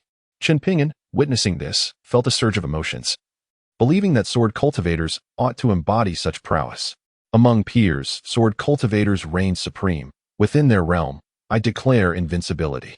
The following day, Ningyo stepped into the 8th realm of the Dragon Gate, boldly proclaiming her intent to challenge Jiangtang once more to determine their victor. However, despite her exhaustive search throughout the Sword Qi Great Wall, she could not locate him. Chen Ping'an, having resided at the Sword Qi Great Wall for 3 to 4 months, found today to be his departure day, planning to procure supplies for his travels. As he passed by the Respect Sword Pavilion, a familiar silhouette caught his eye. A youth, sword in hand, engaged in a heated debate with a group of tourists within the pavilion, his words articulated through the very blade he wielded. Chapter 57. Inward Reflection Soon. The Taoist from the upside-down mountain intervened, gradually calming the situation. The young man followed the Taoist with an air of indifference towards life and death. As he passed by, the onlookers instinctively parted to make way. Upon exiting the pavilion, the youth raised his gaze and was momentarily taken aback when he spotted Chen Ping'an. He then addressed the Taoist, declaring, "This time, the punishment for the thunder will be postponed. I shall repay it next time." The surrounding crowd was left in stunned silence at the youth's audacious bargaining. Could it truly be so? Engaging in private duels at the upside-down mountain warranted severe repercussions, ranging from grievous injuries to a fall from grace. What astonished them further was the unexpected acquiescence of the elder from the upside-down mountain, leaving the spectators speechless. What kind of influence did this youth possess that even the upside-down mountain would relent? The elder offered no further explanation, simply remarking, "Next time, ensure you add an extra layer." Jiangtang turned to Chen Ping'an, grinning. "Shall we go for a drink?" Chen Ping'an glanced back at Jiangtang, then at the flustered crowd behind him, and nodded in agreement. Jiangtang led Chen Ping'an to the Huangyang Tavern, where he addressed the old proprietor. "Bring us a pot of wine and charge it to Chen Qingdu's account." The old proprietor, upon seeing Jiangtang, smirked. "Ah, the little rascal returns for more wine. Does he?" He then regarded the taciturn youth beside Jiangtang, raising an eyebrow. "How did you two end up together?" Jiangtang waved his hand dismissively. "That's none of your concern. Just serve the wine. I assure you, payment will be made." The old proprietor, needing no further encouragement, sent Su Jia to the back to fetch a jar of wine, which was placed on their table. Su Jia's eyes sparkled as he exclaimed, "Brother Jiang, that day under the city walls, you sent the demon clan's prodigies fleeing in disarray. Truly impressive. I have always believed you would become a hero." Jiangtang nodded slightly. Turning to Chen Ping'an, "I presume you have visited this place before? I am somewhat acquainted with the proprietor here." The old proprietor scoffed. "You have no idea how cheeky this lad is. The first time he graced my tavern, he had the audacity to threaten me. While you, young man, are all too polite after a drink, he, however, boasts to such an extent that he managed to draw Chen Qingdu himself over. The level of arrogance in his words is something I dare say you would not want to hear." Jiangtang waved his hand. "Let bygones be bygones. The past is but a fleeting shadow." The old proprietor pointed to a section of the wall, "If you wish to gauge the extent of his arrogance, observe the calligraphy on the wall." Chen Ping'an blinked. Did all these poems and verses originate solely from Brother Jiang Yun? The old shopkeeper remarked, "Ah, what a pity that such remarkable talent is wasted on a mere dog." Jiangtang wore a look of helplessness. Chen Ping'an and Jiangtang sat at the same table, sharing drinks. Though words were scarce, the atmosphere was surprisingly pleasant. After a considerable time, Chen Ping'an finally posed a question. "Brother Jiang Yun, do you know the origin of those 2 replica flying swords?" Jiangtang replied, "Of course, I am a disciple of Chen Qingdu. It would be impossible for me to be unaware of certain matters." Indeed, he was that unparalleled youth, a poet of unmatched prowess, with a heart full of chivalry. Chen Ping'an inquired further, "Does Brother Jiang Yun come here every day?" Jiangtang said, "It depends on the circumstances. At times, I must venture into the city to slay monsters and hone my swordsmanship. At other times, I delve deep into the wilderness for 1,000 miles to pursue enlightenment. I only come here to guard the 2 swords when I feel a bit weary." Chen Ping'an pressed on, "Are you not afraid of the penalties from Mount Upside Down? I have heard that personal duels are forbidden there, and those who engage in them face the punishment of the 9 heavens' divine thunder." Jiangtang chuckled. "Can you guess why a simple personal duel warrants such divine punishment?" Chen Ping'an shook his head. Jiangtang pointed to himself, laughing, "Because of me. When I first arrived at the Sword Qi Great Wall, before I had become Chen Qingdu's disciple, I could not bear to see the heroes of the Great Wall being insulted. Driven by a sense of justice, I drew my sword without any ulterior motives, simply to right a wrong in my heart. As a result, Mount upside down imposed a penalty on me at Thundermarsh platform, warning that a second offense would result in the nine heavens divine thunder striking down upon me. At this point, Jiangtang chuckled, but I remain undeterred. What's a bit of lightning to me? Time and again. I care not. After a moment of silence, Chen Pingyan raised his glass, proclaiming, "To you, brother Jiang." Jiangtang smiled, but remained silent. As the drinks flowed, Chen Pingyan suddenly noticed Jiangtang gazing intently at him. Feeling somewhat uncomfortable under the scrutiny, he stammered, Brother Jiang, is there something you wish to discuss?" Jiangtang replied, "I wish to ask, if you were in my position, how would you act?" Taken aback, Chen Pingyan considered carefully before responding, "Perhaps I would find the world rather disheartening." Jiangtang queried, "Would you not feel disappointment?" Chen Pingyan replied, "Not at all." Jiangtang broke into a wide grin. "Then would you not take the initiative to change anything? Would you not even draw your sword?" This was Jiangtang's true intention, directly probing into Chen Pingyan's heart. After a moment's hesitation, Chen Pingyan slowly articulated, "I do not possess the mysterious backing that brother Jiang Yun has, nor the extraordinary talent. Perhaps I." Upon hearing this, Jiangtang's left hand clenched tightly beneath the table, his smile unwavering. "Do you think I, Jiangtang, possess greater talent than you?"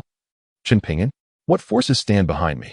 What difference is there between the cards I hold and those you possess, exchanged for the lives of others? At least you have a celestial sister supporting you, a sage before you to shield you, and a student, Cui Dongshan, strategizing on your behalf. I assure you, while you may face numerous grievances on your travels, you will certainly not meet your demise. As for talent, if I had even the slightest bit more, I would not need to step beyond the confines of my small town." Jiangtang interjected with a smile, saying, "It's nothing, merely a curiosity regarding your choice." Chen Pingyan continued to drink in silence. Jiangtang remarked, "At times, it is preferable to be somewhat more assertive. Alas, never mind, it is your decision. Some have claimed that brother Jiang Yun's name is also a fabrication. Behind him, a mysterious force of at least the 14th realm? Alas, wait a moment. I am merely of enigmatic origins, without beginning or end, that is all." The two fell into silence once more. Jiangtang inquired, "When will you depart?" Chen Pingyan replied, "Today." Jiangtang asked, "When shall you return?" "In 10 years. Jiangtang questioned, "Are you not afraid that during these 10 years, Ningyao might change her heart?" Chen Pingyan responded, "I am not afraid." "Why is that?" "Because she is Ningyao." Jiangtang chuckled softly. "I have heard that you and Ning Yao met in a humble alley within the cave realm. After she departed, did you not consider the disparity between you?" Chen Pingyan replied, "I did think about it, yet it was bearable. Although I felt a twinge of inferiority, I chose not to evade." Upon hearing this, it was now Jiangtang's turn to fall silent.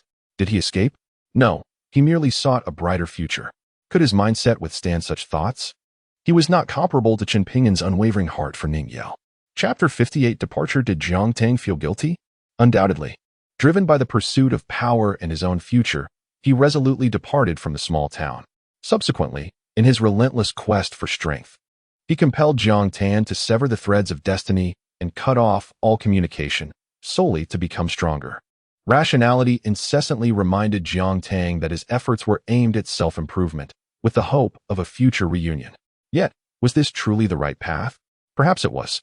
Jiangtang dared not fathom the depth of sorrow that would engulf Li Lu upon learning of his demise. During Chen Pingyan's time at the Sword Qi Great Wall, Jiangtang found himself lost in contemplation atop the city walls, gazing at the figures of Ningyao and Chen Pingyan, who appeared as a couple.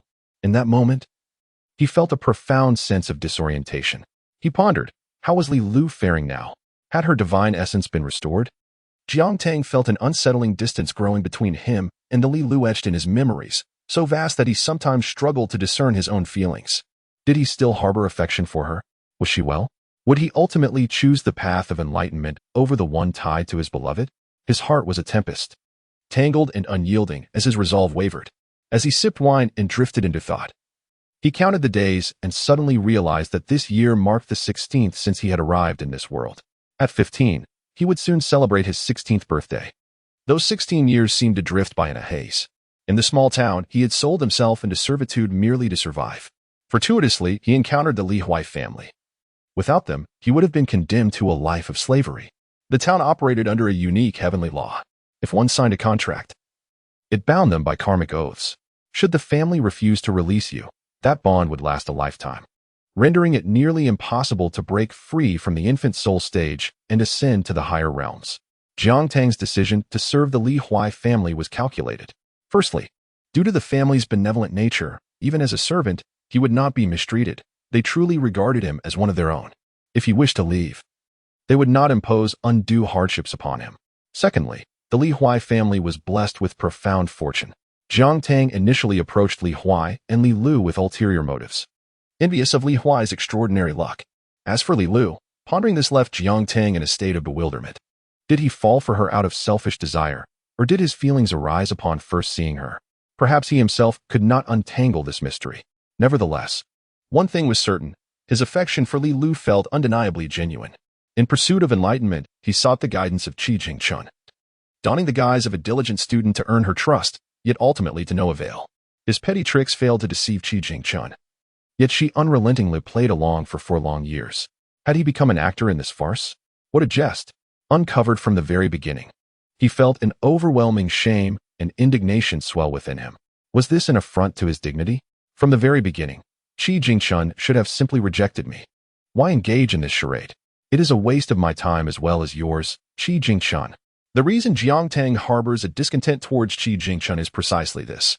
After leaving the small town, a sense of confusion gradually enveloped Jiang Tang. Within the Sword Qi Great Wall, he often found himself lost in thought. He struggled to discern the purpose of his existence in this world. Was it merely for the sake of cultivation, the pursuit of the Tao, or for love? While the Tao, cultivation, and love undeniably form parts of his life, they are certainly not its entirety. He was at a loss regarding what he should do. Should he solely focus on enhancing his cultivation, striving to become the strongest and compete with other prodigies? Jiang Tang could not fathom it, nor could he clarify his thoughts. Suddenly, a phrase spoken by Chen Qin came to his mind. Begin at the Sword Qi Great Wall, first slay demons, engrave characters, and subsequently ascend to become a grand sword immortal. Everything else can be contemplated later. The future is excessively lengthy. The present moment is what truly matters. Focus on the now. With this thought, a slight smile graced Jiang Tang's lips. Chen Pingan observed Jiang Tang, who had fallen asleep across from him, feeling somewhat bewildered. The innkeeper raised an eyebrow and remarked, "Do not mind him. Continue your drink. This lad has had too much to drink." Chen Pingan was puzzled. Isn't this Wangliang wine supposed to only intoxicate once? The old innkeeper chuckled. Indeed, but this lad is different. The wine does not intoxicate everyone. He simply wishes to be intoxicated. Chen Pingan was left in a state of partial understanding. Before departing, he instructed the old innkeeper to relay a message to Jiang Yun. On the battlefield, beneath the city walls, should Ning Yao encounter peril, if Jiang Yun has the capacity, lend her assistance. I, Chen Pingan, will owe Jiang Yun a favor. The old innkeeper nodded, and once Jiang Tang awoke, he recounted Chen Pingan's exact words without omission. Jiang Tang's eyes sparkled with vitality, and he nodded with a smile. Observing Jiang Tang's demeanor, the old innkeeper felt curious about what insights Jiang Tang had attained. Jiang Tang smiled and said, "It is nothing much. I have simply come to understand a few matters." He strode out the door, but before leaving, he glanced at the poetic wall beside him. Suddenly inspired, he conjured a brush into his hand. With a sweeping stroke, he inscribed a verse and departed with a smile. To evade destiny, to escape causality, myriad shackles confine the true self. The old innkeeper quickly restrained Jiang Tang from leaving, exclaiming, "You have not finished writing yet." Jiang Tang chuckled. "In the face of my current state of mind, I can only compose up to this line. When I comprehend the next realm, I shall complete it." The old innkeeper, resigned, allowed Jiang Tang to depart. Upon reaching the city walls, a figure clad in white suddenly appeared beside him. Jiang Tang raised an eyebrow. "Oh, is this not our esteemed Lu Chendai? It has been a while. Why have you become so low profile?" On the city walls, Lu Chendai stood with his sword alongside Jiang Tang and remarked, "Recently, the attention has been rather intense. I am laying low. I have heard that you, young master Jiang Yun, single-handedly challenged all the talents of the Sword Qi Great Wall, garnering quite the notoriety." Jiang Tang chuckled softly, gazing toward the southern wilderness, and remarked, "I just suddenly feel that a young man should possess a bit more brilliance." Lu Chendai responded, "That is not your usual disposition." Jiang Tang replied, "It is now." After a prolonged silence, Lu Chendai took the initiative to inquire, "What are your plans for the future?" Jiang Tang shook his head and curiously asked, "What about you?" Lu Chendai said, "I intend to leave the Sword Qi Great Wall." Jiang Tang was taken aback. "Is everyone departing today?" Lu Dai continued. The Sword Chi Great Wall is too small, with too few rivals. I seek to explore higher and farther realms, to inquire about the world. Jiang Tang affirmed. That sounds splendid. And what about you? Jiang Tang stated. I plan to remain at the Sword Chi Great Wall. Not leaving? No, I will stay until I slay the demons, carve my name, achieve the status of a Grand Sword Immortal, and break through my mental barriers. Lu Dai remarked, each of those tasks is more challenging than the last. Jiang Tang smiled and suddenly drew his sword, addressing Lu Dai. Before you leave, may I witness your full strength? Lu Dai rubbed his brow and replied with a smile, very well. In less than half a moment, Jiang Tang, the genius of the Sword Chi Great Wall, found himself pinned against the city wall by a single strike from the white-clad youth, a sword piercing his right shoulder and a talisman binding his left, rendering him as if a mere painting on display. Jiang Tang was gravely injured,